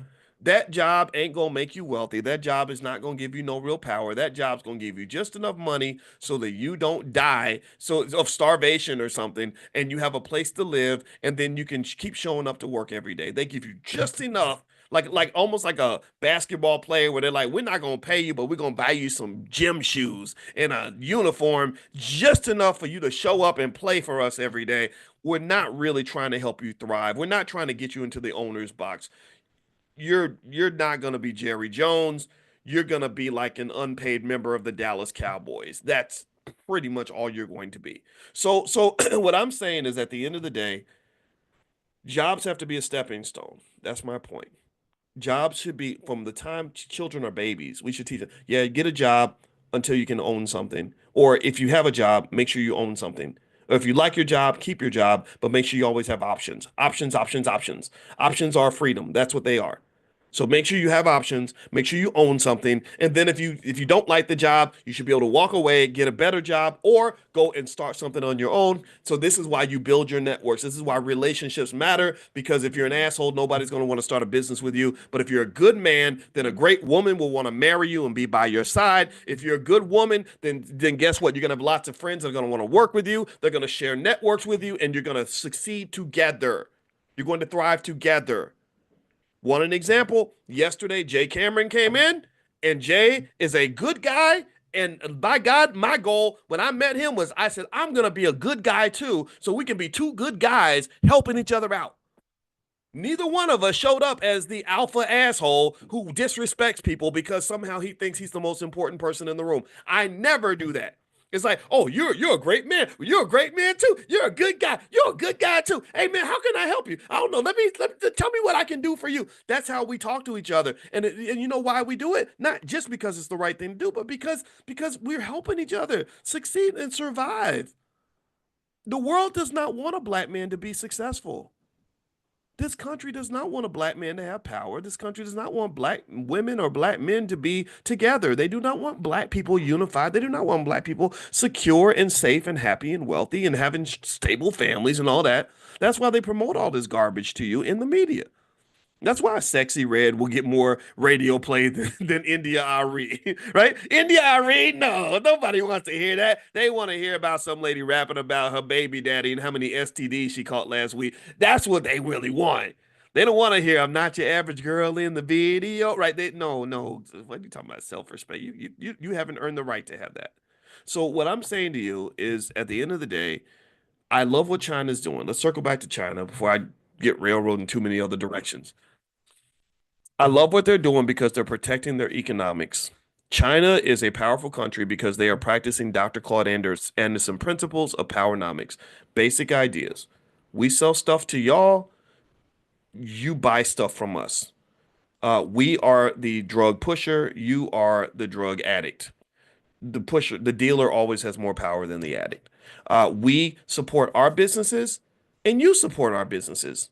But we don't we don't support your businesses. We in China, we don't buy American products. We buy Chinese products. If you go to China, I dare you to go to China and I want you to look up Facebook on your phone and see if you can find Facebook on your phone or Instagram, or Google or Uber. I want you to try to catch an Uber in China. You'll be sitting on the corner for the rest of your life because there is no Uber in China. They said, "Oh no, we no need Uber. We make our own Uber." So and that's where they pour their resources. These are simple ideas. This is going to lead to China and Chinese youth being the most dominant on earth. One other fact about China that's really interesting is they produce more engineers in China every year than India, Japan, and the United States combined, and their engineers are more qualified. They can go on the job, and because they don't spend all their time in college, like going to frat parties and step shows and whatever, they actually learn stuff. So they can actually go on the job on day one, start getting patents, and start actually being productive on day one. American engineers need 2 years of training after college before they can even become an asset to the company. This is just a fact. Look this up. So ultimately, when you talk about power and influence and things like that, when you own assets, you tend to have more power over your life. And then eventually, when you have an agenda or an objective, you're better able to pursue that objective because you're not hamstrung by economic limitations and economic challenges. So this is the mandate for the 21st century and beyond. This is what intelligent Black people are doing. This is the plan for our community. This is where we're going to be. And it's going to take time to build all that, but you put a good 20 or 30 years into this, you become incredibly dominant and you have a lot of leverage in the world. The Jewish community did that with Hollywood, by the way. If you ever go watch that book, I've told you all about how the Jews invented an empire of their own, how the Jews invented Hollywood. Fascinating book. It's a great blueprint. I have nothing against that community. I admire their power. I don't like what's going on in the Middle East. So let's be clear about that. I think they're abusing their power. But still, it's their power to abuse. And I don't want you to abuse your power, but I want you to just have some. Black power is something that is earned through economics. And the book, Tanya, is called An Empire of Their Own: How the Jews Invented Hollywood. Very fascinating book.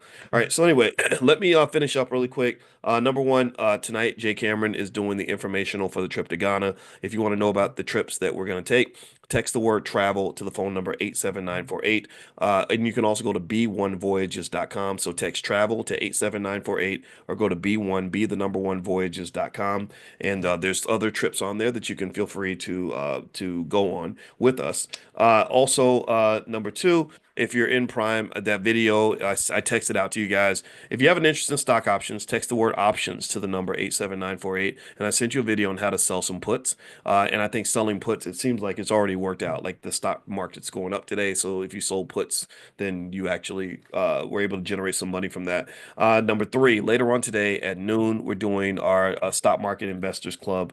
So if you want to give that a try, you can go to drboycestockmarket.com and do a free trial. Somebody put that in the chat, please, drboycestockmarket.com. And also you can share your membership with your entire family. And Dorothea says, I did not get the video. Can you resend? Yes, I will resend it. If you ever miss something and don't see it, don't forget we have a great support team. You can email support@theblackbusinessschool.com, and Amani is right there, and Chanel, and they'll take good care of you. So email support@theblackbusinessschool.com. Okay, Charlene says, I missed what you said. I'm at work. Okay, well, I'll give you, there's a link actually.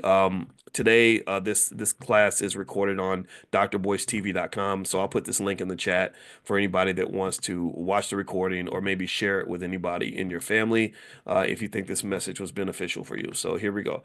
There's the link. All right. So anyway, have a good day, everybody. God bless you. Thank you so much for listening. And I will see you all tomorrow morning at 10 a.m. Make sure you're on the text list for this class. Text the word morning to the phone number 87948. Or if you live in another country, just go to drboyceelevate.com. That's drboyceelevate.com. Have a good day, everybody. God bless you. Take care. Bye-bye. Good morning, everybody. Good morning. Welcome to Money in the Morning, our millionaire training camp. My name is Dr. Boyce Watkins. I hope everybody's having a good day. I'm about to send you all the link to your text. If you're not on the text list, then make sure you get on there. Text the word morning to the number 87948. And I'm going to send you all a text right now, letting you all know that Money in the Morning is starting now. All right. Okay. So I hope everybody's doing well. I'm proud to say that I wasn't just in the 5 a.m. club this morning. I was actually in the 4:45 a.m. club, which meant that I was pretty dead tired and I had to take a nap, but I just woke up from my nap and I'm ready to start my day. And there's something great about starting the day just early in the morning when you're getting a big jump on everything and it's like 9 o'clock and you've already like done 10 million things. Hey, Errol, how you doing, man? Good to see you. Yeah, so Errol, hit me up at some point, Errol, because Errol is actually, he works with us in our Prime program. He's one of our consultants that we have, and we're actually bringing consultants that can support you in whatever you're doing. If you're looking for one-on-one support, things like that. Errol was actually one of the first people that we talked to about this, and Aisha Verzi and some others that are in here. I'll let you guys know about that, but Errol's super smart, and Errol, I'd love for you. We're gonna do our millionaire training camp, our live millionaire training camp in Miami. That's going to be February 21st. And so, Errol, I'd love to have you down there to if you're available. And Aisha and anybody that wants to come down, as well as everyone in here, you're all invited. You guys are the first ones to know about it, and that's something that we're going to do. And also, we are going to probably probably in the next 6 weeks, we created something called COIN, which stands for Certified Options Income Network. So many of you have a strong interest in stock options, and I do too. A lot of you noticed, for example, today a lot of those stocks went berserk this morning because of the inflation numbers. That's why your stocks went up today. And so, if you want to learn about stock options from A to Z, it's going to be an intensive 3-month program, once a week, a full training with a certification at the end. And so, Coin, you guys will be the first ones that are invited, and you can take a look. And if it's something that you're interested in, then we can certainly help you. I think stock options should be understood by every black kid in America. I really do. I just really think that it's so powerful, and that economic superpower can protect them from a lot of the stressors that you might run into when you're talking about the struggle. The struggle is very real. A lot of people are having a hard time financially, and it's okay. It's not to be embarrassed about that. But there are ways to fix that, and so I think stock markets and stock options, given that the stock market is the number one wealth creator in America, without a doubt, undisputed heavyweight champion when it comes to finances, then it's important to really understand at least the basics so you can be involved in that thing. And I got you. I wrote my whole dissertation on the stock market. I didn't know I was being blessed at the time. I didn't know. I just picked the field because finance professors made the most money, and I didn't want to be broke anymore. But after I learned everything and understood it really well, I said, "Wow, I think I love the fact that I picked a career that's sort of right in the middle of the thing that matters most for our people." And so, anyway, all right. So I want to talk about. I was watching this documentary, um, and it's really great. It's on PBS, and it involved a great man out of my hometown of Louisville, Kentucky, called. Guess who it is? Y'all tell me who it is. Y'all know who I'm gonna say. Y'all know who it is, right? One of my greatest heroes of all time, Mr. Muhammad Ali. Muhammad Ali. Every time I can watch a documentary about Muhammad Ali 50 times in a row and never get tired because I feel like I'm watching my dad. I feel like I'm watching a relative. And I am related to him by marriage. My aunt married his cousin, so that's our claim to fame. But in the same streets that he was running up and down in Louisville, I know those streets. My grandma went to high school with him. My grandma would tell these old Muhammad Ali stories about his daddy and his mama and his family and everything. And to sort of see this guy come out of my little city and just become so phenomenal and so powerful in the world really inspired me. And so also, I felt excited about sort of roaming the same spaces he was in. Like he spent a lot of time in Chicago with the Nation of Islam, and you know what happened with that and everything. And I lived 2 blocks from Farrakhan, and I would go to Farrakhan's house about once a year. It's not like you could just walk up to his house and just be hanging out, But I did meet the minister several times, and I just love him. I have a lot of respect for him. And going to New York, meeting some of the same people in New York, and it's just really inspired me. And I saw something in his documentary where they went out of their way to talk about his relationship with the one and only and the extraordinary Malcolm X. And we know that there was an unfortunate divide between the Malcolm X and the Nation of Islam. And I got a lot of friends in the nation, and I just have to be honest and say I love them both, and that ain't gonna change, But I'll tell you what, it was really fascinating because it sort of went into why Ali why he embraced the teachings of the Nation of Islam and why he embraced Malcolm as his friend. And I related to that. I said, okay, I get that. You're a black boy from the South. I was a black boy from the South, and you want to be a black man from the South, and they don't really want you to be a man. Really, in America, I don't think they want the black man to be a full-grown man. They want the black man to be a little girl, a little boy, an ignorant fool, or a punk. That's what they want. If you show up as a little boy, a little girl, an ignorant buffoon, or a punk, then America will embrace you. That's why America loves black comedians. They love black athletes. They love black men who are rappers and stuff like that, entertainers, right? They like all that, but they don't really want you. They don't want you showing up like Malcolm X, and they definitely didn't want Malcolm X hanging out with Muhammad Ali. I mean, there's a lot of political and economic gymnastics that took place when Malcolm and Ali became friends, and Ali embraced the Nation of Islam. And they, right before his first heavyweight fight against Sonny Liston, they told him, "You got to disavow the Nation of Islam, or the fight's going to be called off." He said, "I'm not doing that. I'm just not doing that." So they went and they asked Malcolm, to leave the city. They say, "Can you leave, please, at least leave the city, until after the fight's over, or until the fight." That's what it was. So Malcolm said, "Okay, I'll leave the city to, out of respect for him, and I don't want to mess up his opportunity because that's how my friends in the nation are. They're just smart and logical and intelligent and strategic. So strategically, Malcolm left the city and he came back for the fight, and the rest was history, a black history, extraordinary black history, right? So then he comes out and he's like, "I'm Muhammad Ali, and this is what I believe," and he stood by that, and that's what made him great. That's what made him a legend. That's what made him amazing. And I'm gonna just tell you, I just love all of that. Like I embrace all of that. When I see pictures of Malcolm and Muhammad Ali together, I say, "Oh my God!" Like those are my two favorite men on the planet. Now, the living versions of the men that I love at that level, Dr. Claude Anderson, I love Kenny Gamble out of Philadelphia. I love Dr. George C. Frazier. I love those men that are just strong men, race men that understand what men are supposed to do, provide, protect, support, lead, whatever it is, be smart, be your best, stand up, all these things.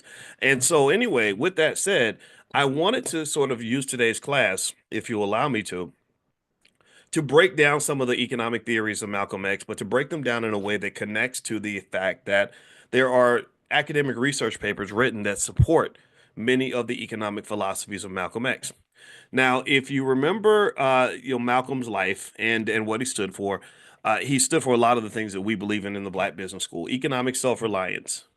Self-reliance. You have to have something of your own if you're ever going to be stronger, successful in America. That's just a fact. If you don't own something, then you're really standing on a slippery slope. You're always on thin ice. That which you claim to possess can be taken away from you at any moment. If I'm renting a house, the landlord can take that house. If I only have jobs and don't own any assets, the landlord of that job can take the job. So even with a job, you are renting your financial security. You're paying for it in sweat, blood, and tears, but there's nothing there really typically that protects you from the fact that they may just decide to downsize and make cuts, and next thing you know, you're gone. He also talked about ownership. Ownership is the new black. Wealth is the new black. Tell me if you agree. Wealth is the new black. Ownership's the new black. Economics is the new black. Can we agree on that? We should put that damn thing on a damn t-shirt. I might I think I'm gonna get a t-shirt. I'm sure somebody else made a shirt similar to it. We about to do that. I'm gonna text my assistant right now. Or actually, I'm sorry, she's my chief operations officer now. Her name is Teresa. She used to be my assistant, but she's so smart. I said, "Hey, you should be the chief operations officer because you're smart." She's been with us for 7 years. I'm gonna text her after we're done. We're gonna put that on a damn shirt. That wealth is the new black. Um, I personally think that as black people, just the embracement of some of Malcolm's ideas, and Malcolm kept it plain, he kept it simple. That's why everybody loved him. That's why everybody connected to him. He could talk to anybody, and everybody's like, "Yeah, that's right. We should have our own stuff. We should have self-reliance. We should own assets."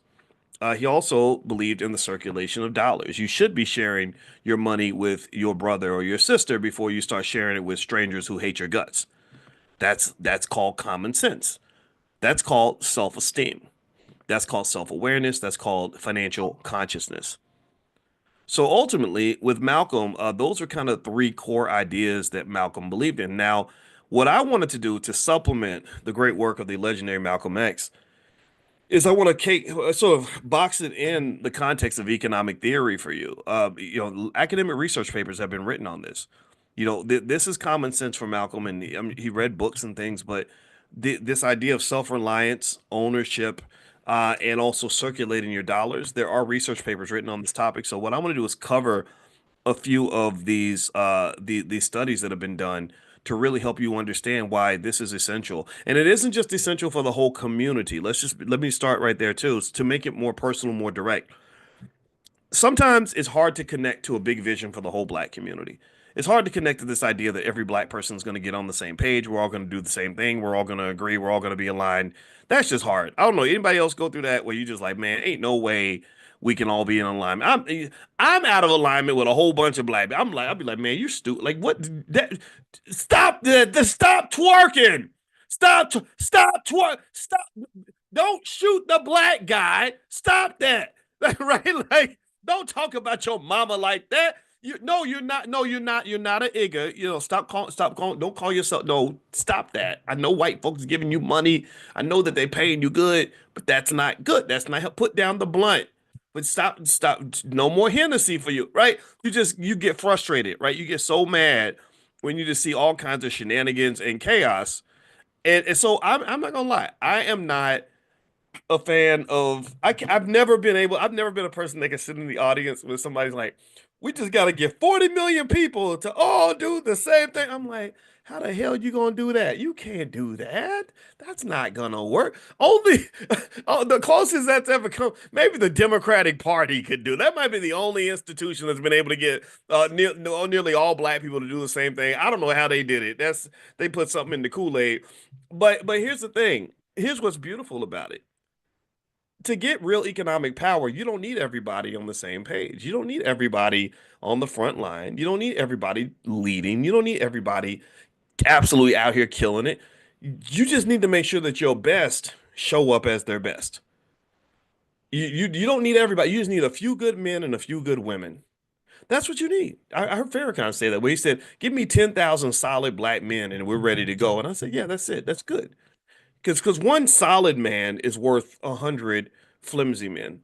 One solid black woman is worth 100 flimsy black women. So literally, if you just sort of make sure that those who get it, and that you got it, and that you run with it, and that you stand on it, and that you put it down, and you push it, and you scramble for it, and you defend it, and you fight for it, then guess what? You have progress, because those individuals who become leaders, who learn those basics in terms of economics, they learn how to create jobs and build wealth and create financial security, then that becomes very contagious.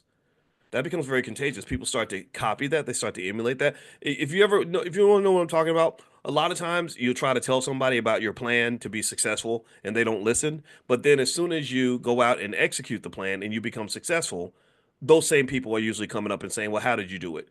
How do I do like you? How do I become like you?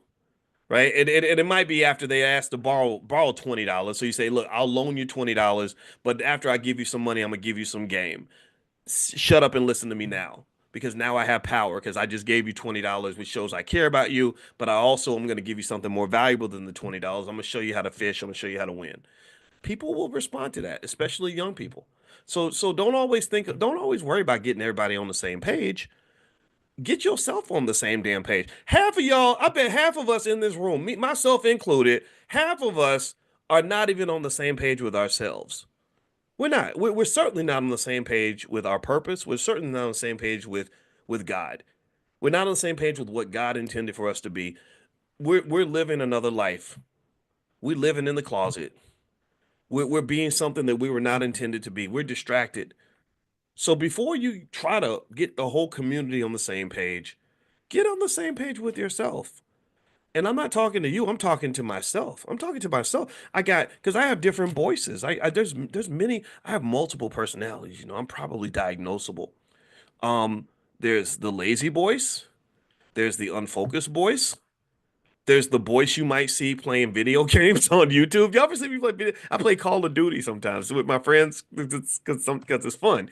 Um, there's the voice that has doubts. There's the voice that has fears. There's the voice that don't want to do no work right now. There's the voice that isn't being the best version of himself. There's the fat voice. You saw him years ago. The fat voice. He didn't exercise. He didn't want to eat the right food, right? So there's those versions of voice, but then there's the other voice, right? There's the focus voice. There's the intellectual voice. There's the fearless voice. There is the determined voice. There is the disciplined voice. There's the voice that gets up at 5 a.m. There's the voice that goes hard every day. There's the voice that believes in something and sticks with. So that version of him is the one I need to show up every day. So I got to get on the same page with him. Do you understand? So before you get the world on the same page with you, ain't nothing holy and righteous about any of us. None of us are holier than thou or better than other people. Get on the same page with yourself. Get on the same page with your purpose. get on the same page with God. I see it that deep. I really see consciousness as getting closer to God. I can explain that to you actually mathematically if you ever want me to break it down. But literally get on the same page with all of that. And then what you'll notice is that when you do that, when you just living in your purpose and you're making it happen, you're marching forward relentlessly, you'll turn around, there'll be 50 people following you. They'll just be right behind you. There's something because there's something magical about you. You've unlocked a superpower that maybe you didn't know that you have. So here's what I'm gonna go through really quickly with Malcolm X, very quickly. And before I do that, I want to mention really fast. I you go. Let's see. Last night, Jay Cameron did his thing with the Ghana trip. You guys know we're going to Ghana this summer. Um, I'll try to get that recording out to you. I'll try to make sure I hit Chanel up about the recording and send that to you if you want to watch it. Number two, what was the other thing too? Oh, Constance Carter, one of the faculty members in the Black Business School. Actually, she's going to do a daily class as well. And so this is something we did Monday in the Morning, the Millionaire Training Camp this year. It went really well. And I said, you know what? Maybe Constance, maybe you should do this too. That way we can be with our people every day and talk to them every day. A lot of you have come in here and seen Constance. You've seen how great she is, how smart she is. So basically, she's going to actually be doing her thing right after I get done. So what I'll do is I will text you all the link so you can go join Constance and hang out with her if you're into this whole Black economics thing and you just want to keep, just hang out with us for a big chunk of the day.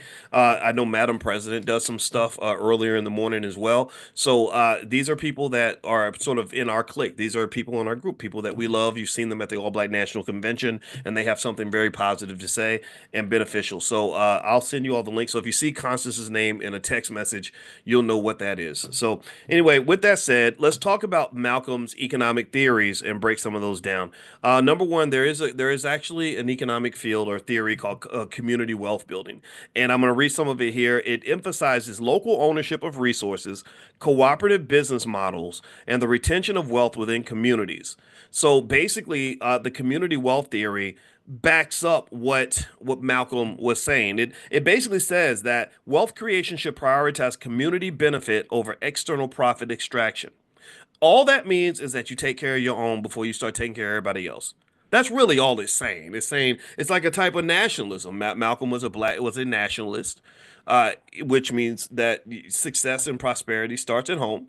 It means that if you have a job available, you hire your friend or family member if you can. You go outside of the space if you have to. If you have $1 to spend, you try to spend it with people that are in your circle. If you can't, then you might go outside of the circle, right? So you do a little bit of both. Also, there are institutions like cooperatives. You probably heard these terms. Give me a guess if you've heard about any of these terms. Has anybody ever heard of a co-op? Co-ops are in this space. Credit unions are built on building community wealth, locally owned businesses, etc. So a lot of times they're used to create economic ecosystems where the money just kind of gets reinvested. And a lot of other communities do this. The Amish do this. The Mormons do this. The Mormons are amazing. The Mormons, they went out to Salt Lake City with what's the guy's name?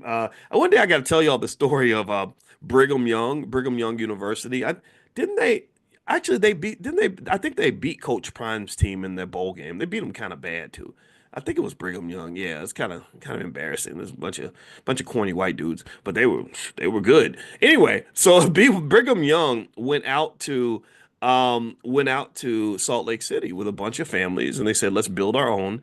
And literally, I think they found out that the Mormons had secretly held like $100 billion in wealth in a vault or something crazy like that. It was in the Wall Street Journal where they were like, they basically were like, the Mormons secretly have $100 billion that they told nobody about. So it's pretty powerful. And what they've done, I think, is that they've actually just taken their faith and tied it into their lifestyle, the way they live and their economics, and I'm not mad at them for it. It provides financial security. Salt Lake City will not go broke anytime in the near future. Number two, there's something called the endogenous growth theory. So this theory supports the idea that investments in local human capital, innovation, and entrepreneurship drive economic growth. Entrepreneurship, innovation, human capital, human capital. Let's translate that. That means that we have all these precious babies. We have $1 trillion worth of babies in our community, $1 trillion worth of kids, and we cannot keep selling our children up the river to the first white man that will hire them for any crappy job that they're willing to do or that will give them just enough money to pay bills. You can't do that. You can't do that. You have to invest in them, and you have to have an entrepreneurial mindset where you can understand human capital. Human capital is the value of a human being. It's the value of a human being's ideas, the value of a human being's labor, the value of a human being's free time, the value of a human being's existence. So you must understand before you start really extracting your worth, you have to be able to see it. Before you start extracting your worth, you have to see it because once you see it, you won't be so quick to give it away. This is consciousness. This is what financial consciousness is. Because before I acquire wealth, I got to know where the wealth is located. Before I own it, I got to be able to visualize it. I have to see something before I grab it. You can't grab something that doesn't exist. A lot of wealth gets passed up. I stand on this point. Most wealth gets passed up because people don't even see it when it walks right by them. Tell me I'm lying. I've run into so many people who passed up $1 million opportunities because they were looking for a paycheck. All their eyes were trained to see was a paycheck. How much is I gonna get paid? That's all they could see. Now paychecks matter. We know this, right? They're very good, especially if you're trying to pay bills and get by. Nothing wrong with that. But here's the thing. Sometimes it's like dating, right? Sometimes it's really like dating. It's a lot like dating. Some people date with no consciousness. They date the prettiest girl with the biggest booty, and then next thing you know, they're miserable and they don't know why. Or they go after the man who has the most money because he's 6 feet tall, and then they're miserable and they don't know why. Well, the reason they don't know why, the reason that they end up like getting a bunch of stuff they didn't sign up for is because they didn't spend the time to gain consciousness. They don't have a full throttle vision of what they're actually investing in. They'll look at a guy and they'll look for one thing. How much money you got, right? And if he's got no money, they'll say, "Oh, girl, I ain't interested in him." But they're not looking at all these other things this man may have to offer, right? That are seen and unseen. They're not even taking the time to explore any of that, not doing the due diligence on the investment. Next thing you know, you pick the other guy because he's tall and has money, and but he beats you up and and kills your cat, and and now you're mad, right? So really, I think it's the same way when it comes to wealth and investing. When I was in college and I had no financial consciousness, most of us, when we picked our jobs, we simply picked the job that paid the most money. That's what we would do. It wasn't always the case that we would look at 5 or 6 other criteria to say, okay, how's this going to fit in my life when I'm 40? What are the growth opportunities in this organization? How does this fit with my work-life balance? Right? You don't learn these things until you get older and you start saying, yeah, I had a job making a whole lot of money, but it was terrible. Like when I got my dream job, I've told you all the story about my dream job. I got my dream job when I was 19 or 21 maybe. I turned 21 no, I turned 20 that summer. I was 19 and I hated that damn job. That job was so terrible. Oh my God. Right. And that was my introduction to wealth consciousness. Like, okay, boys, we can't be going after the most money because sometimes something seems to have the most money but it may not be what's best for you. So the same thing is true when you talk about economic consciousness or you're talking about the endogenous growth theory, that when you're talking about our kids and you're talking about our community and the people that are in it, there's so much value there. And you have to learn how to see that value. So you got that child who's really good with math, who's good with who likes computers or whatever. And you're visualizing, okay, what are they going to do? Well, you can get a great job working for Google or IBM. And that might be true. Of course, Google and IBM would hire that child because, yeah, they love to hire little black geniuses and pay them far beneath what they're actually worth.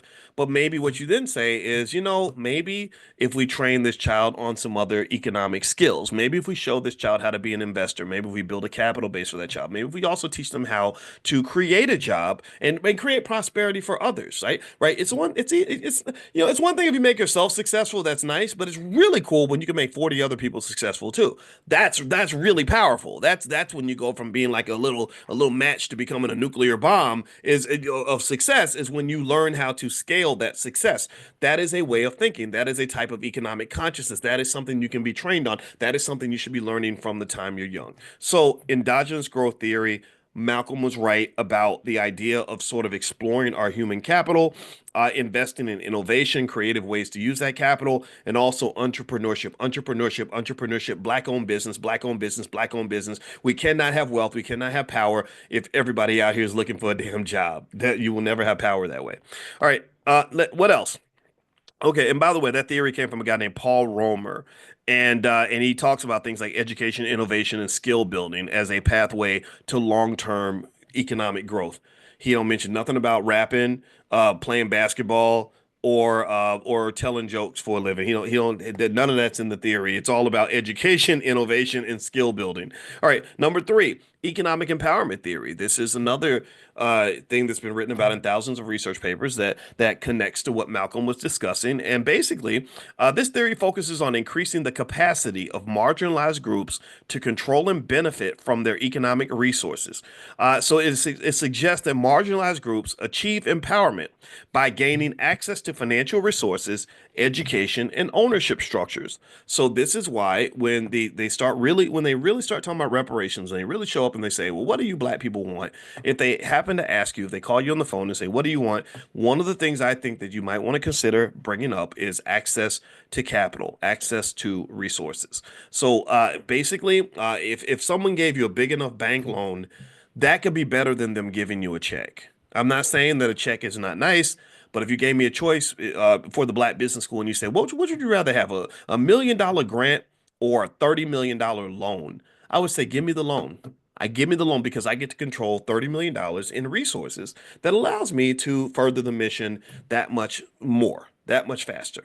And now, yeah, I got to pay the loan back, sure, but capital is a moneymaker if you know what to do with it. You can take capital and I can instantly deploy it and say, okay, we're making an extra $5 million a year now because we've been able to deploy this capital properly. So access to resources is a really important part of economic growth, according to economic empowerment theory. Also, education and ownership structure. See, notice the theme of education, education, education. Also, education does not mean going to school all the time. Going to school can lead to education, but there's a lot of educated fools. So going to school is not the same as education. Education is not the same as knowledge. And knowledge is not the same as wisdom.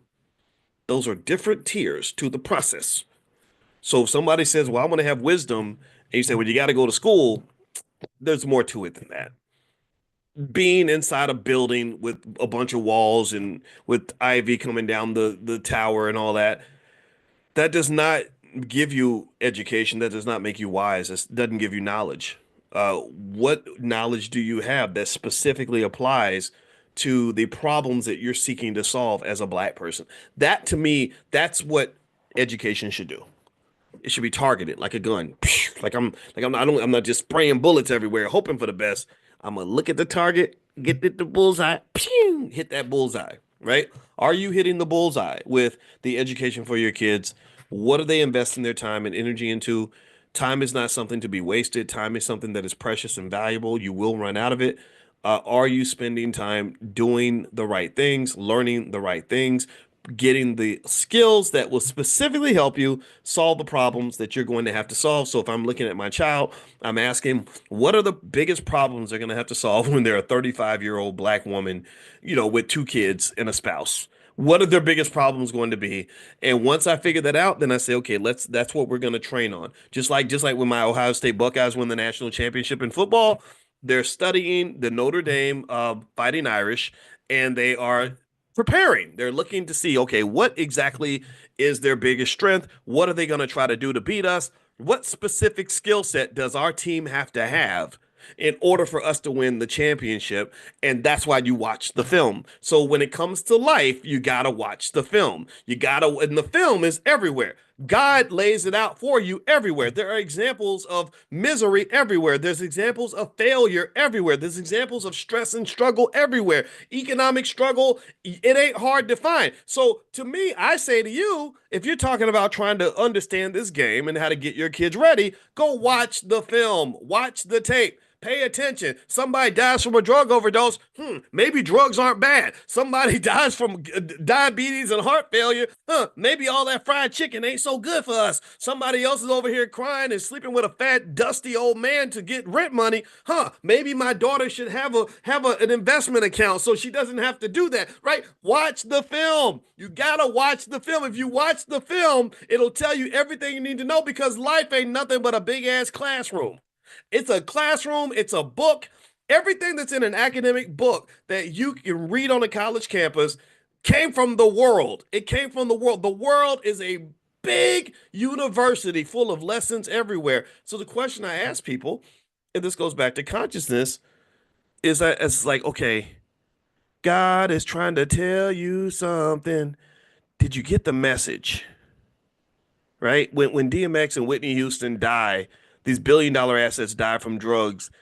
Did you get the message, or are you just spending all your time being sad, waiting for the next tragedy to happen?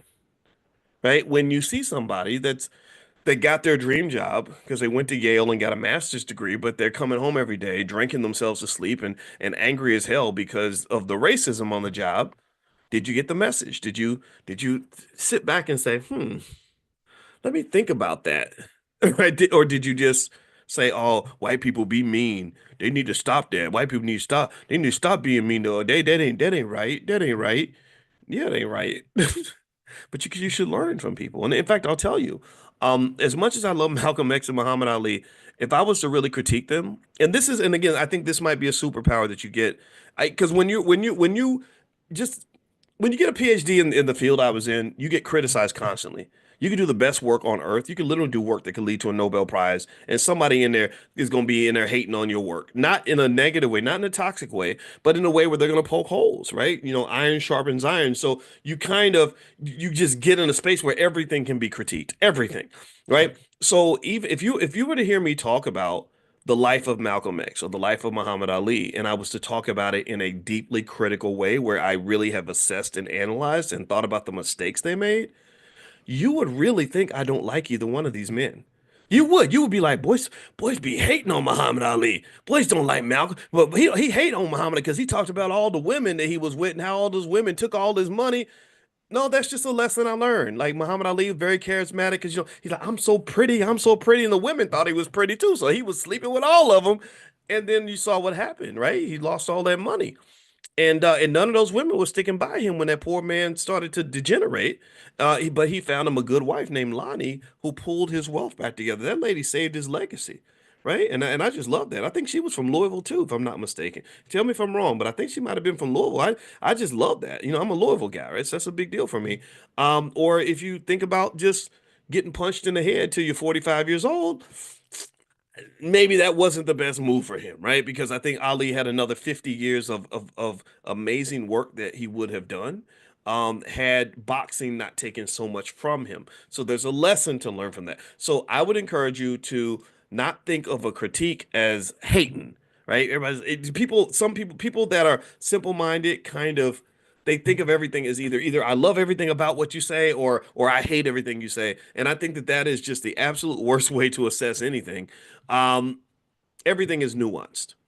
So and through the nuance is where you get the lesson. That's where you learn. That's you're watching the film, you're figuring it out. And when on game day, like my Ohio State Buckeyes, you can actually show up and win. So that's it. That's my thought for today. I ain't got nothing else. So so by the way, Constance Carter is gonna be live in a little bit, maybe 20 minutes after I'm done, and I'll text you all the link. But also, if you want to be notified when she does her daily class, she wants to do this every day. She's a hustler like I am, and so you can text the word Constance to 87948. Text Constance to 87948. Also, you guys know we have Money in the Morning. We also have these bite-sized lessons you can learn different topics, real estate or stock options, called Money in a Minute. And Money in a Minute allows you within the flow of your day to just digest your lesson in less than 3 minutes and to learn this topic. So I have something on stock options called Money in a Minute stock options. Some of you have already done it, but those of you who haven't, I'll send you all a link where you can sign up at a discounted rate. You'll get that later on today. And also, just as an FYI, This week I'm flying to Europe, and which means my time schedule is going to be a little bit off. So I may end up having to miss class a day or so. I hope I don't. But my goal is to basically try to sync it up. But they're 7 hours ahead or something, and I'm going over there to see one of my girls, and I can't wait. And so I'll be broadcasting to you guys from across the sea next time we talk tomorrow. Someone asked, "Can you explain how God and mathematics are related?" Well, I can get to that a little bit later. That's more of a full, thorough conversation, but basically it has to do with dimensions, right? When you do mathematics, like particularly starting with one topic called linear algebra or multivariate calculus, you go into higher dimensions, and basically dimensions are structured in a certain way. And basically, long story short, when you get to the sixth dimension, they say that's where God lives. God lives in the sixth dimension, mathematically speaking. But one day we'll talk about that. So that's my connection there. All right. So anyway, have a good day, everybody. God bless you, and I will see you all tomorrow morning at 10 a.m. And don't forget, if you're not on the text list for this class, just text the word morning to the phone number 87948. Text morning to 87948. Oh, and one more thing too. A lot of you have asked to be, if you could be affiliates on the Black Wealth Mastery Store, where we sell our financial flashcards for kids, our financial workbooks for kids. Dr. Alicia's books are on there. My books are on there. So we actually set up an affiliate program. I think the original commission was 10%. I'm going to up that to 20%, actually. And so if you are looking to build a business, I'd love to be in business with you. I'd love to, I'd love to, build together. So I will text you all only people in this class, the link where you can sign up and become an affiliate. And yeah, and if you so that means you start a YouTube channel, or you see people that love what's going on here, and you want to tell them about it, or you want to talk to your church about it, or your school about it, whatever.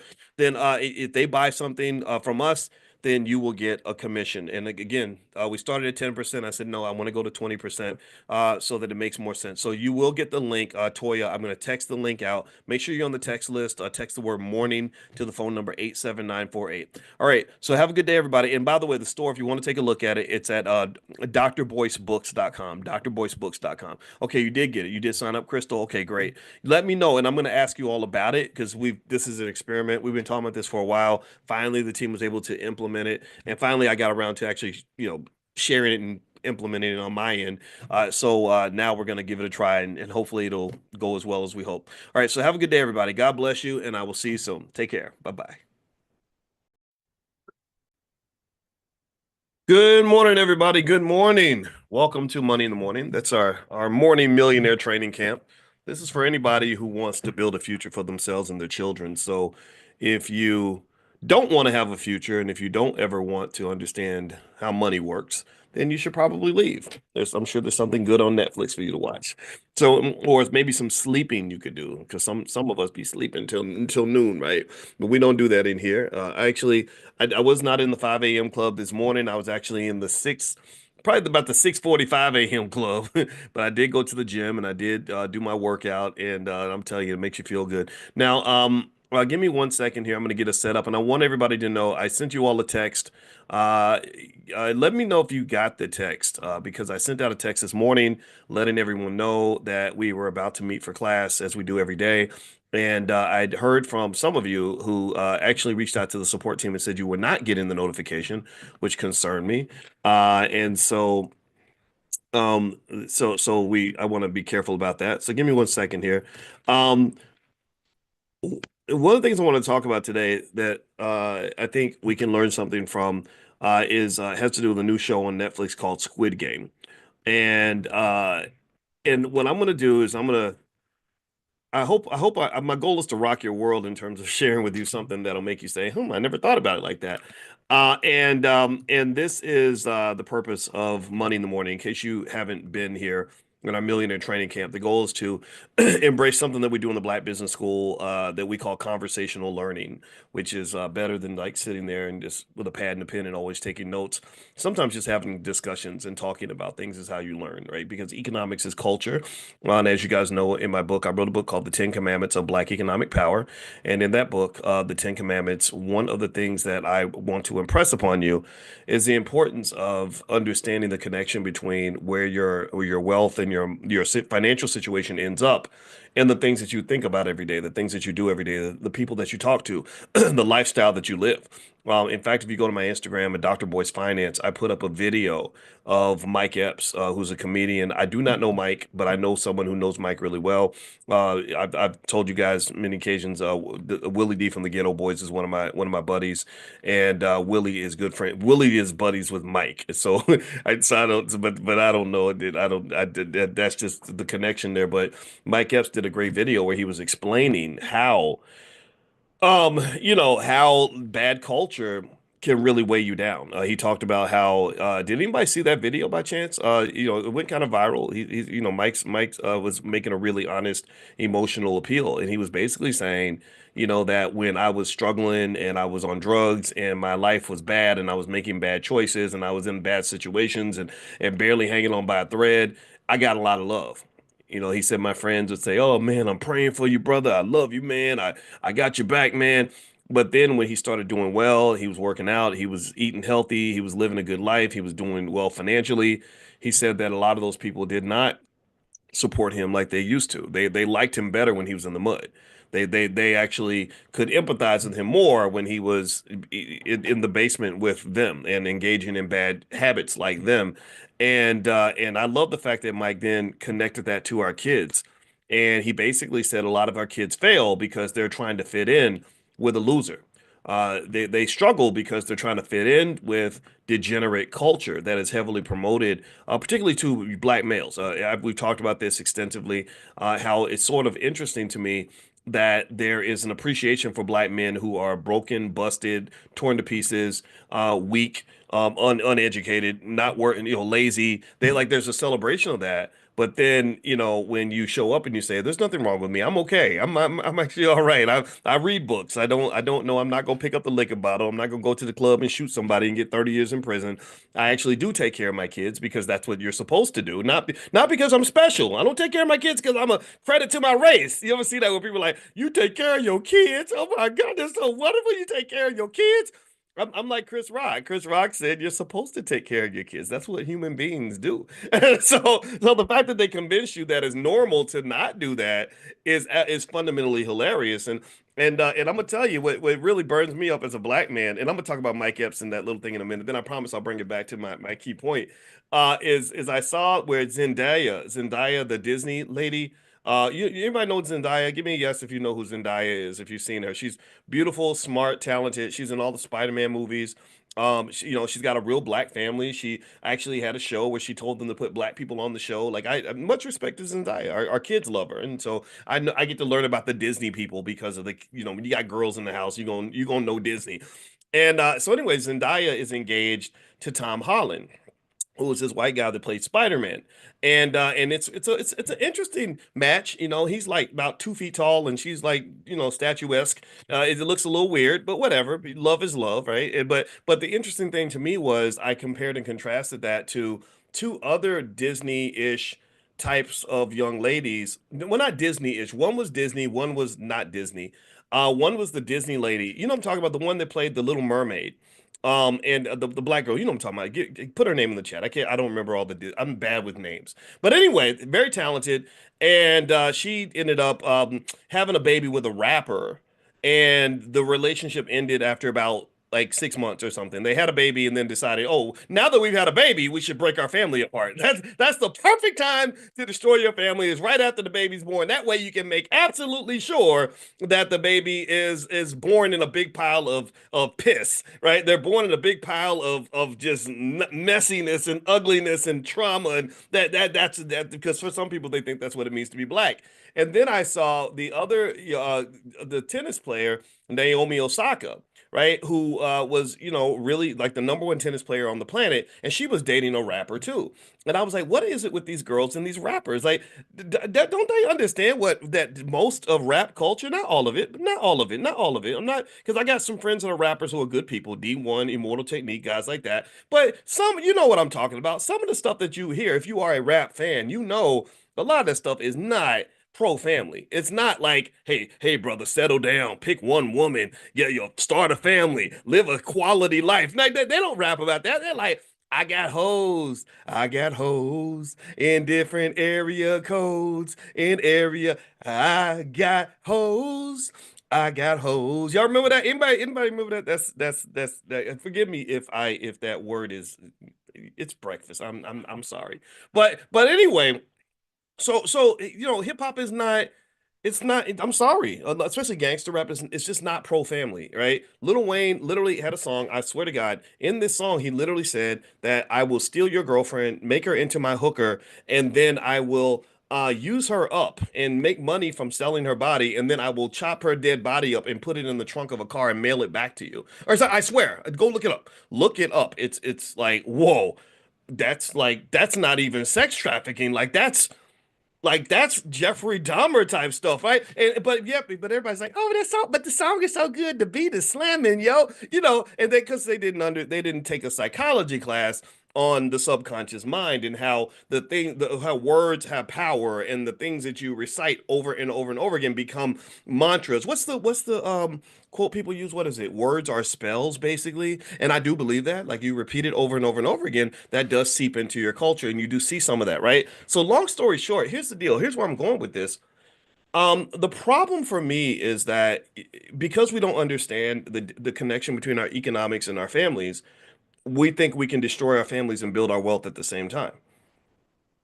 You can't that doesn't it's not happening. You can't destroy your families and build your wealth at the same time. Why am I talking about Naomi Osaka and the Disney Halle Bailey and their rapper boyfriends? Well, because if you're integrating your children into a culture, see integration with white folks, we already know the damage that was done there, but what we don't assess the damage of is the integration with hip hop culture. So you're integrating your family, you're bringing a child into the world, and the daddy's a rapper, where all of his friends are in his ear telling him that relationships are a burden.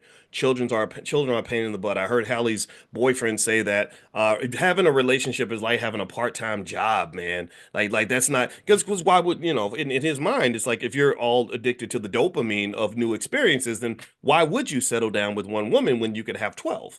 Right? That's the thinking of a 22-year-old child, right? And so ultimately, long story short, what you have is you have a scenario where the infrastructure is broken before it even gets built.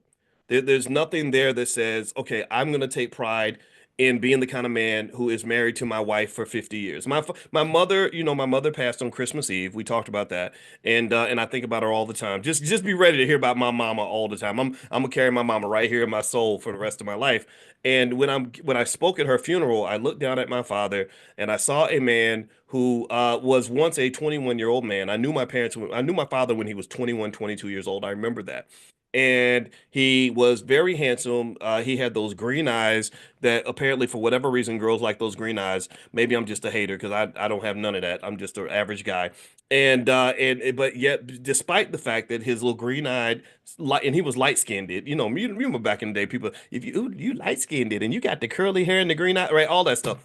He's still, because of how he was shaped as a man, because of how his father shaped him, looked at my mother and said, I'm gonna marry that woman. He didn't say I'm gonna get all them hoes. He didn't say that. He said I'm gonna marry that woman right there. And he claimed her. He went and he pursued her, and he married her, and he stuck by her side until her last breath. When she took her last breath, he was laying right next to her. She passed at about 4:30 in the morning. He was asleep, and he woke up and she was gone. But every single time I talked to him about my mother, his whole conversation was, my job is to take care of her, period. And what I don't get, here's what I'm not processing because I'm old fashioned apparently, is I just really, when I saw Naomi Osaka with this rapper and I saw Chloe Bailey with the other rapper, both of whom have already broken the relationships have already ended. I was kind of like, I wonder why young ladies aren't interested in men like that anymore. Like I wonder what it is that would make you look at someone who's a complete who's not going to have a great future most likely because he's engaging in some unhealthy habits and not really interested in like family and all that is not really kind of like a role model in his head. What would make you want to align your children with him versus the guy who says, I want to be with you, I want to marry you, I want to cherish you, I'm going to take care of you until we're old and gray and dead. I want you to die if you die first, I want you to die right next to me. If I die first, I want you next to my bedside. I don't know if this is where integration was bad for black people, and I'm not talking about civil rights integration. I'm not talking about Brown versus Board of Education. I'm not talking about we shall overcome. Let's go to school with white folks and get jobs working for white. I'm talking about integration with hip hop culture, which is also white culture for the most part. The reason I call it white culture is because the person who has the gold makes the rules. If you want to know who defines what something's going to be, it's the person who writes the damn check. I say this as a finance PhD. The person who writes the check, the person who pays the bills, decides what the culture is going to be. They decide what the rules are going to be. They decide which songs are going to be on the radio. You don't own no radio stations. You don't own the systems of distribution. You haven't raised $1 billion in capital to start a record label. Not one rapper in the history of the world has ever gone to Chase Bank and gotten $1 billion to start a record label. Never has that occurred. So stop acting like hip hop culture is black culture. That is not black culture. That is white culture, where white people are saying, this is what we need y'all to be. This is what we want y'all to be. We want you to be losers. We want you to be degenerates. We want you to have broken families. We want you to be on drugs. We want you to be drinking all the time. We want you throwing your money away. We want you ignorant. We want you lost. We want you with STDs. And if you step out of that role, then you're not interested anymore. So let's circle back. Why was I on the treadmill, feeling some kind of way when I saw Zendaya, engaged to Tom Holland, and I thought about the other Disney princess who got with the rapper, who's never going to have a family with this man. He's already declared that. That's already that the baby's born, but the family breaks apart as soon as the baby's born. There's no consideration like, well, what about the children? How, whatever, none of that, right? It's like, oh, I can be I can just still, I'm gonna come see my son once every month and he's gonna be fine. And okay, whatever, do your thing. But here's the thing: the reason that got to me is because I think that what's happened is that because we've allowed people to use their wealth and their money to bastardize the image of the black man in such a terrible way that people look up to rappers more than they look up to scholars. It makes Tom Holland look like a wonderful guy, right? And when Tom Holland, who doesn't have all these crazy cultural influences, says, "Oh my God, I am next to this wonderful, statuesque, extremely talented African queen. I'm going to worship her. Like I'm going to wash her feet every morning because I am honored to be with this woman." They call that simping when you like express your admiration for your woman. Oh, you a simp, you a simp. That's white culture, hip hop through hip hop. To just so when he does that, other people are gonna go, oh, the white guys are so much nicer to their women than the black guys are. Because I saw the rapper with his Disney princess, and he spit on her in public and cussed her out and called her a blanket. In fact, actually, when the Zendaya, not Zendaya, I'm sorry, the other Disney Halle, when she broke up with the guy, he went on Twitter and said something crazy like about her, about I'm not even think about sex, but think about something that involves your mouth. That's all I'm gonna say because some of y'all got kids watching, and that's all I'm gonna say. Y'all grown, you know what I'm talking about. And I'm like, but you can't say that about a Disney princess. Come on, man, don't do that, man. Like, seems in a Disney movie, bro. We don't want to. That don't even make sense, So my point is to say that when you talk about culture, and it's not entirely true. It's not everybody, right? There are some rappers that have families and and completely have walked away from the culture. But what I'm saying to you is that there's just this awkward bastardization that takes place where Zendaya, who's hanging out with Tom Holland, looks like she made this superior choice to the other Disney princess who now has a baby daddy, right? Or when the rapper Eve goes over to London. Has anyone ever seen the pictures of Eve with her white family? It's really fascinating. Like they look like something out of like they look like a British aristocrats. It was like her with a big long. It was one of those big long tables like the King Henry VIII would have, and it was nothing but like 25 white people at the table and then her, right? And it looked kind of weird, but she looked real happy. She had this big gigantic house and they're probably on like 1,000 acres of land and it almost gives this impression. Or even when the one lady, what's her name? I forgot her name. Meghan Markle married Prince Harry. I saw a lot of people really fantasizing about that wedding. Like they were really excited about this royal British wedding. And what I really think is fascinating, what made me kind of salty a little bit, I'm not gonna lie, is that I know millions of black men, or not millions, but I know a lot. I know a lot of black men who who love women that much, who honor women at that same level, who some of whom may not be able to give you the royal British wedding, but they will treat you well. They will honor you. They'll be honored to be with you. And I think that it's fundamentally unfair that these guys get overshadowed by the rappers. That's what I'm saying. That's what I'm getting at. And that actually made me, and I thought about that when I thought about even the Mike Epps video where he talked about how there's something about this promotion of degeneracy that can occur in the community that fundamentally undermines the community, not just in terms of wealth, but in all the things that allow you to even have a chance to build wealth. It's really hard to build wealth when you own crack. It's really hard to build wealth when your mama is running the streets. It's really hard to build wealth when your daddy is in prison. It's really hard to build wealth if your family is in complete chaos and in the middle of trauma. And just divorce alone, just baby daddy, baby mama-ism alone is a major factor in killing your ability to really thrive in this society. You're kind of in survival mode at that point, almost like a basketball team that has completely thrown out their playbook and is completely disheveled, and half the players are injured, and you don't even know what to do next, and you don't even know which basket is your basket, and you don't even know how to dribble. You're not going to win an NBA championship with that kind of a team. Do you understand? You to win a championship is already hard, even if you're organized. It's hard, even if you have great athletes.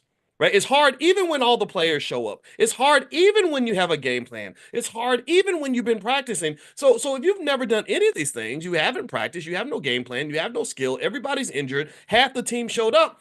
What in the hell makes you think you can ever win anything?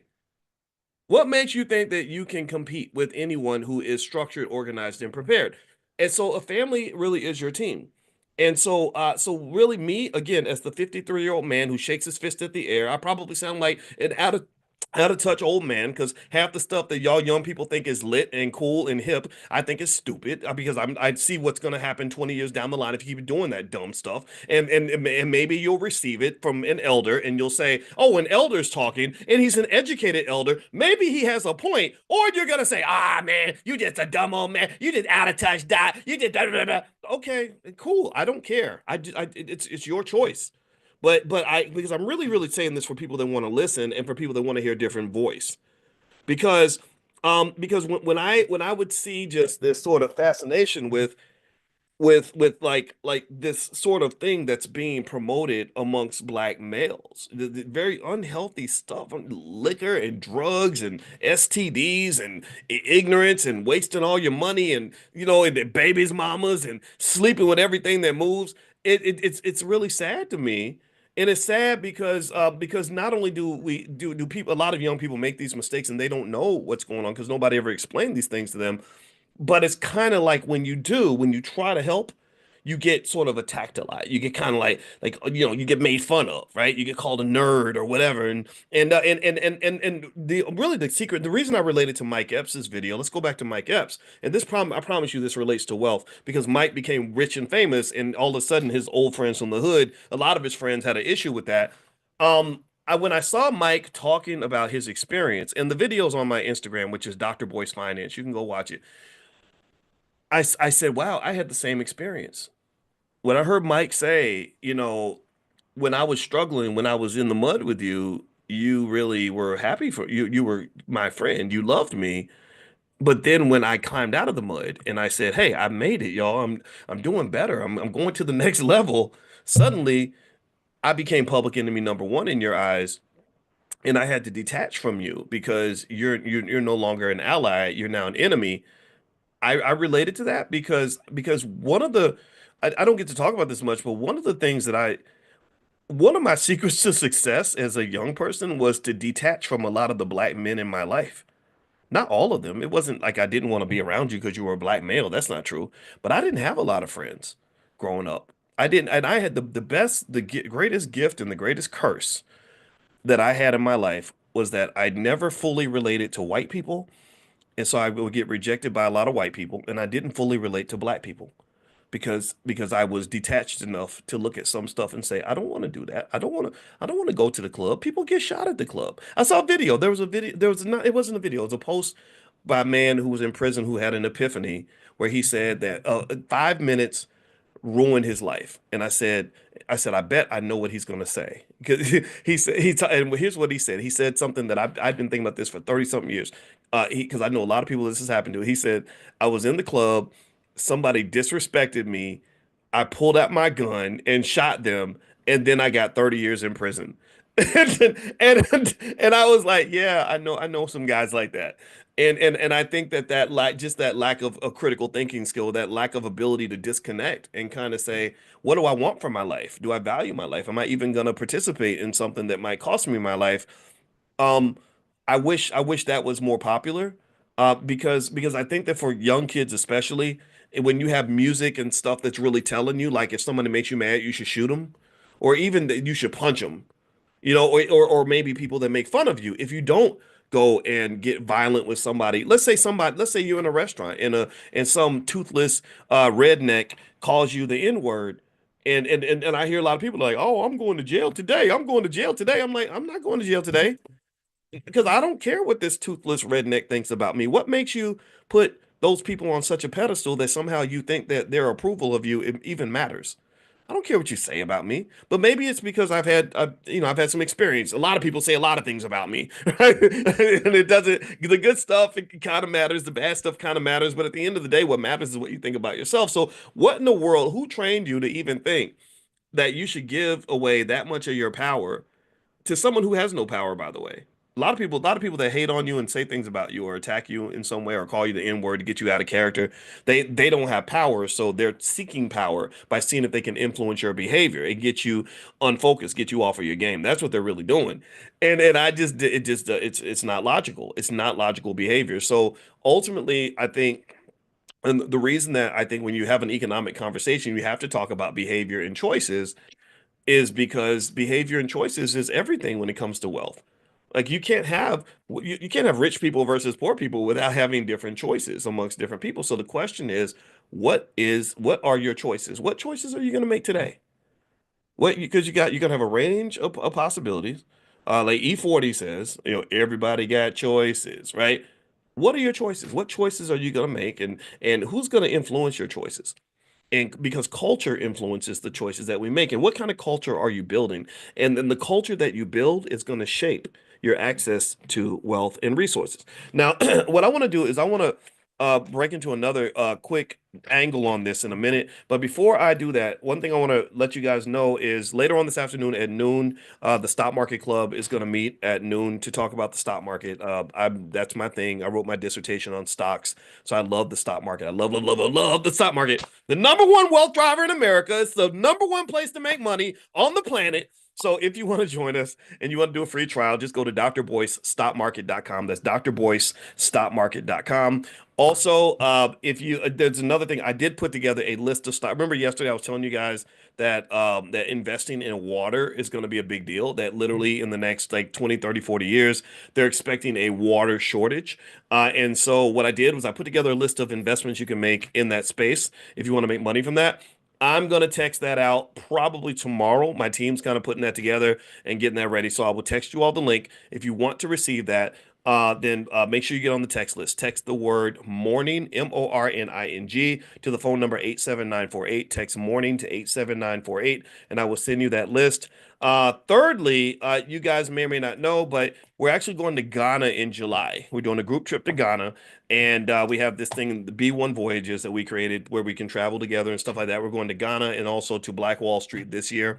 So if you want to be notified when we go on the group trip and you want to connect with some of the other people that are here in this space, get on the text list for the travel. Just text the word travel to that same phone number, 87948, and we'll send you notifications. So text travel to 87948. I'll send you information. All right. So how many of you have watched the Squid Games? Give me a yes if you have seen.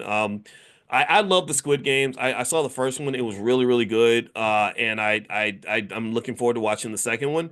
The Squid Games has been, I think, the most popular show in the history of Netflix, and it's really powerful because I think that the Korean South, I think it was made in South Korea, right?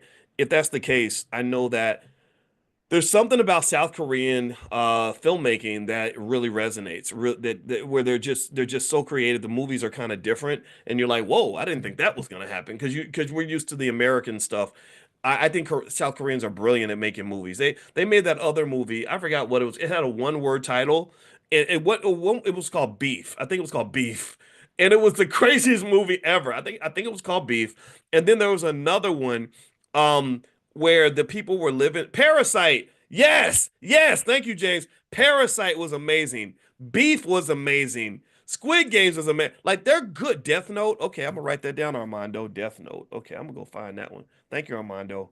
I appreciate your contribution. Oh, Queen of Tears, is that another one? Okay, I'm writing these down because the Koreans just have a great ability to zoom in on things like economic inequality in a really unique and creative way that I think is just really powerful, right? So anyway, with Squid Games, I want to kind of talk about that as an economic lesson because if you don't, in case you don't know, this movie's all about money. It's all about money. It's all about economics. It's all about economic inequality. And so here are some financial theories you can connect to the Squid Games when you're watching to kind of understand how economics works, and also to reiterate the importance of making sure that your children are trained on economics, making sure you're buying stock for them when they're babies, making sure that they understand the different ways to make money in the economy. Like that song. Remember that song? I'm on the highway, making money the flyway. You gotta get a better way. And I was like, what's making money the flyway? What is that? Now, maybe he was talking about something different. I actually met the rapper who made that song. I think it was Lil Troy. I met him. I think he passed away, but he was a very nice guy. I met him at a party. Willie D had a thing, and I went down there and I met him. It was really cool. But anyway, it was so in this song, one of my favorite songs, they talk about making money the flyway. Well, in my mind, making money the flyway means making money in a way that's actually going to accelerate your wealth, allow you to not have to trade time and energy and years of your life to make a dollar. And that really requires a type of economic consciousness where you can see the whole court, so to speak, and position yourself properly. Just like in a basketball game, LeBron James, the reason he was a great player was because he had extraordinary court vision. He had great basketball consciousness, and he could see where everybody was and get the ball to the right spots. Well, the same thing is true economically. You have to be able to see the whole court in terms of how the whole economic game is played and say, okay, I don't want to be over here. I'd rather be over here, right? So basically, in America, it's very, very simple. It's kind of a horse and jockey sort of system where you have the ways that people make the most money through things like real estate, stocks, and entrepreneurship. Those are the three biggest ways that people make money. And really, you could say real estate, stocks, and general investing in other areas. The hard ways to make money are definitely through labor, like working for other people. America does not support its workers. I just heard something on this show called Morning Brew Daily that I listened to, where they said that these ski resort workers are on strike and they work for this massive corporation that makes something like I forgot how many billions of dollars a year that they make, and they literally couldn't get them to give them a $2 raise. Where literally, I think they said it would cost them $900,000 to give them the raise, but the company's net income is like either in the hundreds of millions or the billions of dollars. So literally, they could give them the raise, and it wouldn't even affect their bottom line hardly at all. And I remember thinking, well, the government should be stepping in and forcing them to treat their workers properly and give them worker labor rights. But again, I've explained to you guys in previous conversations that our government has kind of been bought out by the capitalists. So they're not giving and supporting power to, you know, to workers. This is not the country you live in. So making money by working and all that and picking a career and working into the ground and all that just really isn't the best approach. Not just because you don't typically get enough money to thrive, you only get enough to survive, but it's also uh, costly because you're giving up so much more than just your skill. You're actually giving up years of your life. And so even if you do something like become a surgeon, if you become a surgeon and you go to school for what do you do? Go 4 years of college, 4 years of medical school, a 1 year internship, 6 years of surgery, surgical training, right? So you've gone to school, what's that, like 14 years of your life, and you go to school 14 years of your life, just not to make money. It's not like you do the 14 years and they're like, okay, here's a $5 million check for all the years you put in. Now at that point, you have what is referred to as human capital. That means that now have all this skill in your brain. God forbid that you slip and fall and bust your head and or get killed in a car accident on the day of graduation. That's got to be terrible. But even then, you don't have money. You have the ability to make money. So you can go in now. Now, yeah, you can go and you can do surgeries and make $1 million a year, $500,000 a year, whatever. but that's even then you're still working so much that it deteriorates other areas of your life, right? There are a lot of people that are very successful professionally, high paid attorneys, high paid surgeons who have horrible lives, right? Whose mental health is gone, their physical health is gone, their families have fallen apart, or they sacrifice family altogether just for their career. And I personally think that building intellectual capital, building an economic base off of an organic entity, which is you, I think that's a misalignment. I think that is a severe problem. I think that's an addiction a lot of people have. It's what we're taught as kids, and a lot of people aren't really talking about it the way that they should. But I think that's really, really, really a bad trade. It's a bad, horrible trade, right? Horrible trade, right? So instead, why not do a better trade? Why not trade dollar for dollar, capital for capital? So that means, if I've got a kid and I'm like, hey, I don't want you in none of this. I don't want you to even the best parts of this system as a worker. I don't want you to have that. So I'm going to just buy you some stock and get you a capital base. Start when you're little. I remember if you bought $1,800 worth of stock for your kid in 1997, they'd have a couple, $2, $3 million now and never have to work for anyone ever. So I'm going to buy you little shares of stock. Then by the time you're 20, 25 years old, you're going to have a capital base. And also I'm going to give you some knowledge, not anything fancy. I'm just going to, maybe I'll bring you to Dr. Boyce's class every morning with me and we'll just sit here and listen to this weirdo talk. And then after, a few of these trainings, you'll understand economics at a higher level so that you then have the ability to take this capital base that we're building and then be able to kind of make things happen. Okay. So ultimately, this is the trade-off that I think works best. And I think Squid Games is interesting because Squid Games does a good job of really highlighting what happens or the necessity of economic preparation as a protection against financial exploitation and economic vulnerability. Okay, so let me pull this up. I made some notes on this. And by the way, I see some of you are asking about the list of water stocks and investments you can make in terms of water. I'm gonna text that out. So text the word morning to the number 87948. So if you text morning to 87948, I will send it to you. I cannot email it to you. So because I don't have everybody's email right now, I will try to figure out a system. I don't know, or maybe you can go to drboyceelevate.com. If you live out of the country or something, go to drboyceelevate.com. That'll get you on the email list, and then I can also email it out to everyone that's on that list. That way, all of you can get it. All right, so here are a few things that pop up in Squid Games that I want you to look for when you watch the movie. First off, if you notice in Squid Games, the participants are risking their lives in order to make a dollar, right? They are in the midst of a significant economic desperation, which was typically caused by structural inequality. So you have rich people who are the players of the chess game, and then you have poor people that become the pawns.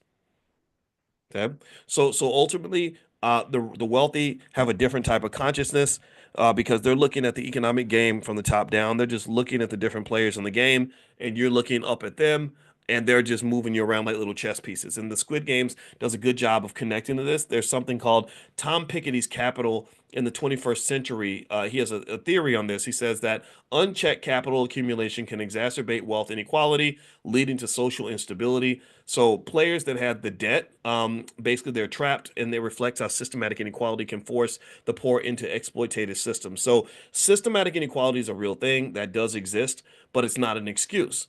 In fact, my argument is that if you have awareness of the inequality and you have time, which I've mentioned to you all that time is the most important element in any wealth equation. Time matters more than money, actually, and this is a mathematical truth. Then you can actually navigate around some of the pathways through which the inequality is created. For example, if I tell you, for example, if we're talking and I say, corporations get you to become a consumer by basically manipulating your dopamine levels by advertising in a certain way, to make you feel aspirational or whatever. Like for example, like that video, how to sell to the Negro. Then now you're aware. Now you know what's going on, right? Now you know. Now you have a choice. Before, maybe you didn't have a choice. Before, you just didn't know, or you just weren't aware of what was going on. But now you know the game. So then at that point, the question is, how are you going to play that game? How are you going to circumvent those issues? Number two is debt as a tool of exploitation. So one thing that happens in Squid Games is that a lot of players join the game because they have so much debt. And remember, debt is something that is powerful if you use it properly. It can become incarceration, financial incarceration. if you use it improperly. So a lot of people, because of student loan debt, they get locked into the corporate plantation because they went to college, and the same institution that will loan you $200,000 for a student loan would not loan you $25,000 for a business loan. Why is that? Well, because a student loan works to their advantage, a business loan works to yours. A student loan means that all you're doing is you're taking that money and you're turning right around and handing it to them. So it's like you're giving them dollar bills, they're giving you Wendy's coupons, right? So if I buy $1 million worth of Wendy's coupons, that's not like having $1 million in cash, because Wendy's coupons are restricted in their use. I can only use that if I go to the restaurant and pay for their product, which already has a markup attached to it. But if you give me $1 million in cash, that's a whole different reality. So if I had a choice, if somebody said, Dr. Boyce, which would you rather have? $1 million in Wendy's coupons or 100,000 in cash? Oh, give me the 100,000, because then I have the ability to apply those funds in any way that I see fit. I don't have to go buy a bunch of damn cheeseburgers at your restaurant and somehow feel like I spent $1 million. So ultimately, that's so debt is when it's sort of applied in a way that's not beneficial to you, it does become a trap. And so when people have in Squid Games, a lot of the players are in debt and they're trying to get out of the debt. And there's a theory. Karl Marx had a theory of exploitation. He explained that capitalists can extract value from workers through asymmetric power dynamics. Their workers have less power than the employer, which is what's happening in the ski resort out in Vail. They're making hundreds of millions of dollars, and the ski workers are saying, "Hey, we just want to make $23 an hour because we can't live in Vail. Our customers can, y'all can, but we can't." And that fits with what Marx said. I'm not a Marxist, but Marx was right about this, and he says that it says here in modern economics, financial institutions also play a similar role, which where they leverage debt to perpetuate class subjugation. So debt is powerful, but you must be very careful with debt. There is good debt and there's bad debt, and so debt can be a good thing in your life or it can harm you. The illusion of meritocracy. This is what's interesting. So the game of the Squid Game appears to be fair, with everyone having an equal chance to win. However, factors like physical strength, alliances, and manipulation of the rules reveal that outcomes are far from equal. And that's kind of like, in a way, what it's like to be black, right? A lot of people are pushing right now, like McDonald's, for example, just got rid of all their diversity programs apparently, and which I personally think, I mentioned this on my podcast on Spotify. It's called the Dr. Boyce Daily, Dr. Boyce Daily Stock Market. You can go listen to the segment if you want.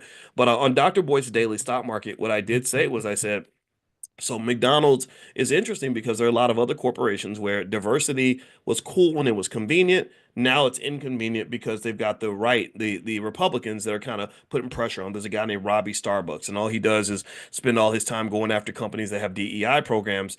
And now, on one hand, DEI kind of got screwed up in the sense that they started equating gay people to black people, which is not the same. I'm sorry. I love my gay friends. Nothing against you, but still, that's not the same. Stop that, right? And then suddenly, you got gay people and white women and everybody else benefiting from the DEI programs. But I do know some black people who are fans of DEI who benefit from DEI.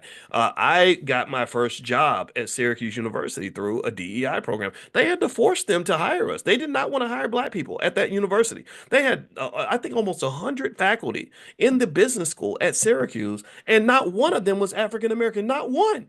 They did not. They were like, we don't want no black people up in here. We want y'all playing basketball, picking up the trash, and tackling people on the football field. We do not want you teaching our white kids. That was. But we'll take black students because we're getting their money. But we don't want black professors because they're the ones making money from the university. Yeah, that's what it was. So they had to force them to hire us. They hired three of us, and one of them was gone very quickly. Two out of the three were gone, and the third one, they treated her so badly.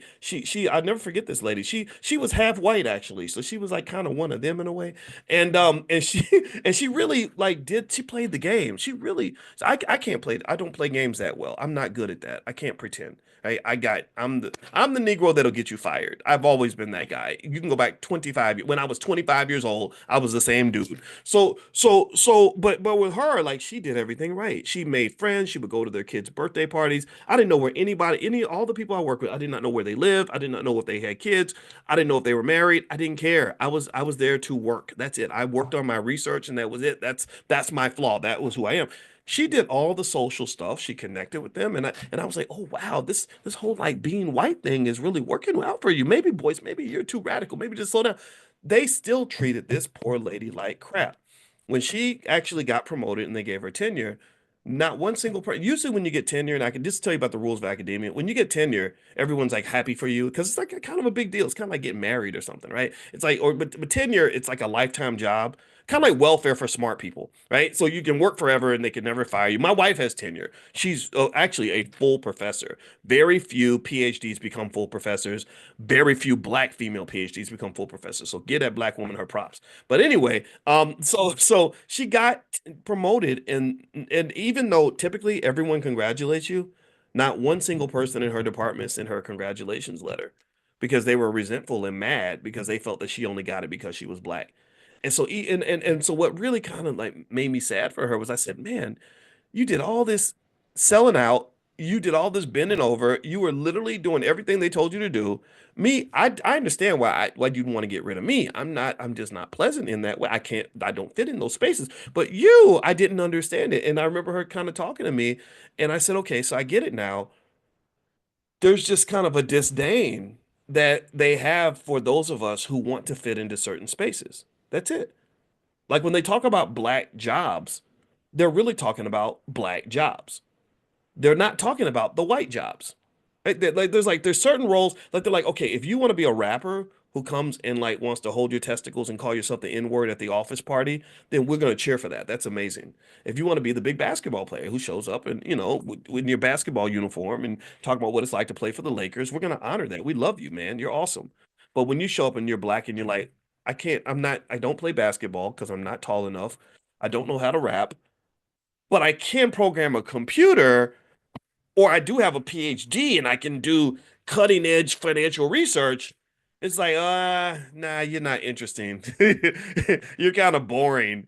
And and I think that this is something that we have to kind of acknowledge and understand. I'm not saying that some of us can't find our way to wiggle through the system. Some of you have, and I congratulate for that. I support you 100%. But I do think that there is kind of a belief about sort of us being in our place, right? These are the places that you can fit. Even when I was on the campus at Syracuse, I remember that there were black people that were kind of kept in in a certain place. Like there was like they would put everybody like in Africana studies. They call that the ghettoization. So every all the black professors, they'd be like, "Oh, you'd be great for the Africana studies department." And that just speaks to the idea that in some spaces, the first thing they see when you're black is that you're black. They don't see you as a human being first. They see you as a black person first. Right? And so what this means, in my opinion, is I think this necessitates the absolute essential nature of what we're dealing with. It tells us what we must do. It tells us what we have no choice. We have to develop spaces and institutions of our own. We have to. We have to develop spaces, not so much where we're just disconnected from the world or that we just walk around being mad at white people all day. No, I think that we get rid of all that because if you're focused on what you're doing, you're not so worried about what he's doing, right? If you got something of your own, you're not jealous of what somebody else has got. Do you understand what I'm saying? Like I think being conscious of what we're conscious of. So like the consciousness of our consciousness is critical in the sense that um every day I wake up, I got to be conscious about what I'm thinking about because there are some things that you can sit around and be mad about all day that are just not going to benefit you. It doesn't benefit me as a black man to sit around and just be angry all day about what white people are doing. I don't think that's gonna fix the issue at all, and they don't really care that much. So really, I'm kind of just hurting myself. I built this little world that only I live in, where I'm just boxing, I'm shadow boxing all day against something that really, to some extent, exists in my imagination. Not that racism is not real, not that discrimination and segregate, not that all those things don't exist. They're real, but that doesn't have to be the only world that I live in. I think that there can be another world where all of our children are raised with basic ideas like get up every day, do the best you can, read books, work together, build wealth, don't give your money away, be smart economically, make a plan, love your wife, love your kids, build your community, take care of your health, stop eating McDonald's, and all these other things, right? So here's the point, right? Let me go back to McDonald's because I didn't finish that part. So the point that I made about McDonald's and their lack of diversity initiatives is I said, well, we could just say like we're mad, like let's just all go boycott McDonald's, which is totally cool. But I said, but really, if you think about it like this, though, let's go deeper. Should you really be eating McDonald's anyway? Like does McDonald's rise to the top of the ladder of like healthy food choices in the first damn place? Do you know what that food does to your colon and your kidneys and your heart? I mean, do you know that you're also listening to a black man whose mama just died a week ago, who ate a lot of McDonald's through the years? Not that McDonald's took my mother's life, but damn, it probably didn't help. So, so, so to me, I don't need McDonald's to cut their diversity programs for me to have a reason to stay away from that damn crack house of a restaurant anyway. I don't need a reason to not give them my money. You shouldn't need a reason to support your own businesses. You shouldn't need a reason to eat healthy food. You should just be doing this because this is what you're supposed to do. Because it just makes more sense anyway. Do you follow me? Like there's people like Juiced Up Reese. I don't know Juiced Up Reese. Look her up. She makes these juices and they're good and they're healthy. And she'll be like, oh, this one has turmeric and vinegar and blah blah blah, and it'll help your heart and your lungs and your like all this, right? And I'm like, I should be. This is what I was supposed to be doing in the beginning. So I'm not really supporting your business because I'm doing something for you. I'm supporting your business because I'm doing something for myself and doing something I should have been doing from the very beginning. So I think that like with our economics, I think that hitting kind of the reset button and instead of building black wealth in response to white oppression, I think we should build black wealth because that's the damn thing God put us on this earth to do in the first place. That's where you were supposed to be already. You were already supposed to be doing what's best for your family. These are the things. So you don't need to be mad at somebody else for you to start loving yourself. Does that make sense? Does that make sense? I hope you get that. I hope I help somebody today with that because that's something I think that if we process this properly, I think that we can really do some things, man. I believe our potential is just infinite. I think that our kids are just amazing. I think that if we do our job in this generation by guiding them in the right way and developing spaces for them to really truly be who they're supposed to be, they're gonna just run off here. They're gonna run out here and just kill it. They're just gonna be amazing. So it's just, now some of us, we're getting older, right? So some of us, we got a lot of regrets or whatever, but I don't think we should raise our children to have those regrets, right? And that's my thought for today. I don't have anything else to talk about. I do, but if I do, I'll be talking all day. So, how about this? Before we go, one thing, if you want to get that list of investments in the water industry, I'll send that out to you. Make sure you're on the text list. Text the word morning, MORNING, to the phone number 87948. So text morning to 87948. Also, those of you that are doing stock options with us or interested in generating income by selling stock options, which is a great way to make money, we're gonna meet. The Prime program is gonna meet tonight at 8:30 p.m. Eastern. I also texted you all a Q&A that I did. I'm going to do another one today where I answer your questions on video and I send out the video and you can watch it and kind of learn the process.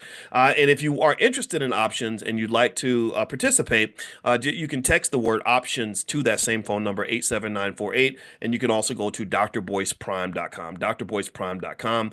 And then, oh, and last but not least, I forgot Tierra KJ Williams is in the chat and she's screaming at me because I forgot to mention that also Constance Carter is doing a great like a little boot camp this weekend in the Fly Nubian Money Club, where basically this is where black women teach. This is all black women teachers. You can be in the audience if you're a man, but this is where we listen to our women because our women are smart and they're the greatest on earth in terms of what they can accomplish. And I just really think that that's important. So if you want to participate in that, just text the word Queens to the phone number 87948 and we'll send you a link if you want to join the Fly Nubian Money Investment Club. So just text the word Queens to 87948. And this is for the men too, right? These are just amazing women. Constance Carter, Tierra's awesome in terms of business storytelling. Dr. Lene Javette is part of it as well. She's an expert on black entrepreneurship. Dr. Alicia Watkins, my wife, is a participant as well. So if you would like to take a look at what they're doing over there, just text that word Queens to 87948. And I'm really also just really talking also to the men too. Like let's put these suckers to the side. These guys that just really don't want to have a good interaction with black women. I think that that's very unhealthy. So So let's really show our women how much we support them, how much we love them, how much we honor them. And really maybe I'm feeling extra sensitive about that because y'all know how much I honor my mama. And because without these women, we would be nothing. We would not exist. We wouldn't be a fraction of who we are. And so I think that that's just very natural to do anyway. So anyway, take care, guys, and have a good day. God bless you. Thank you so much for listening. I will see you all tomorrow. Take care. Peace.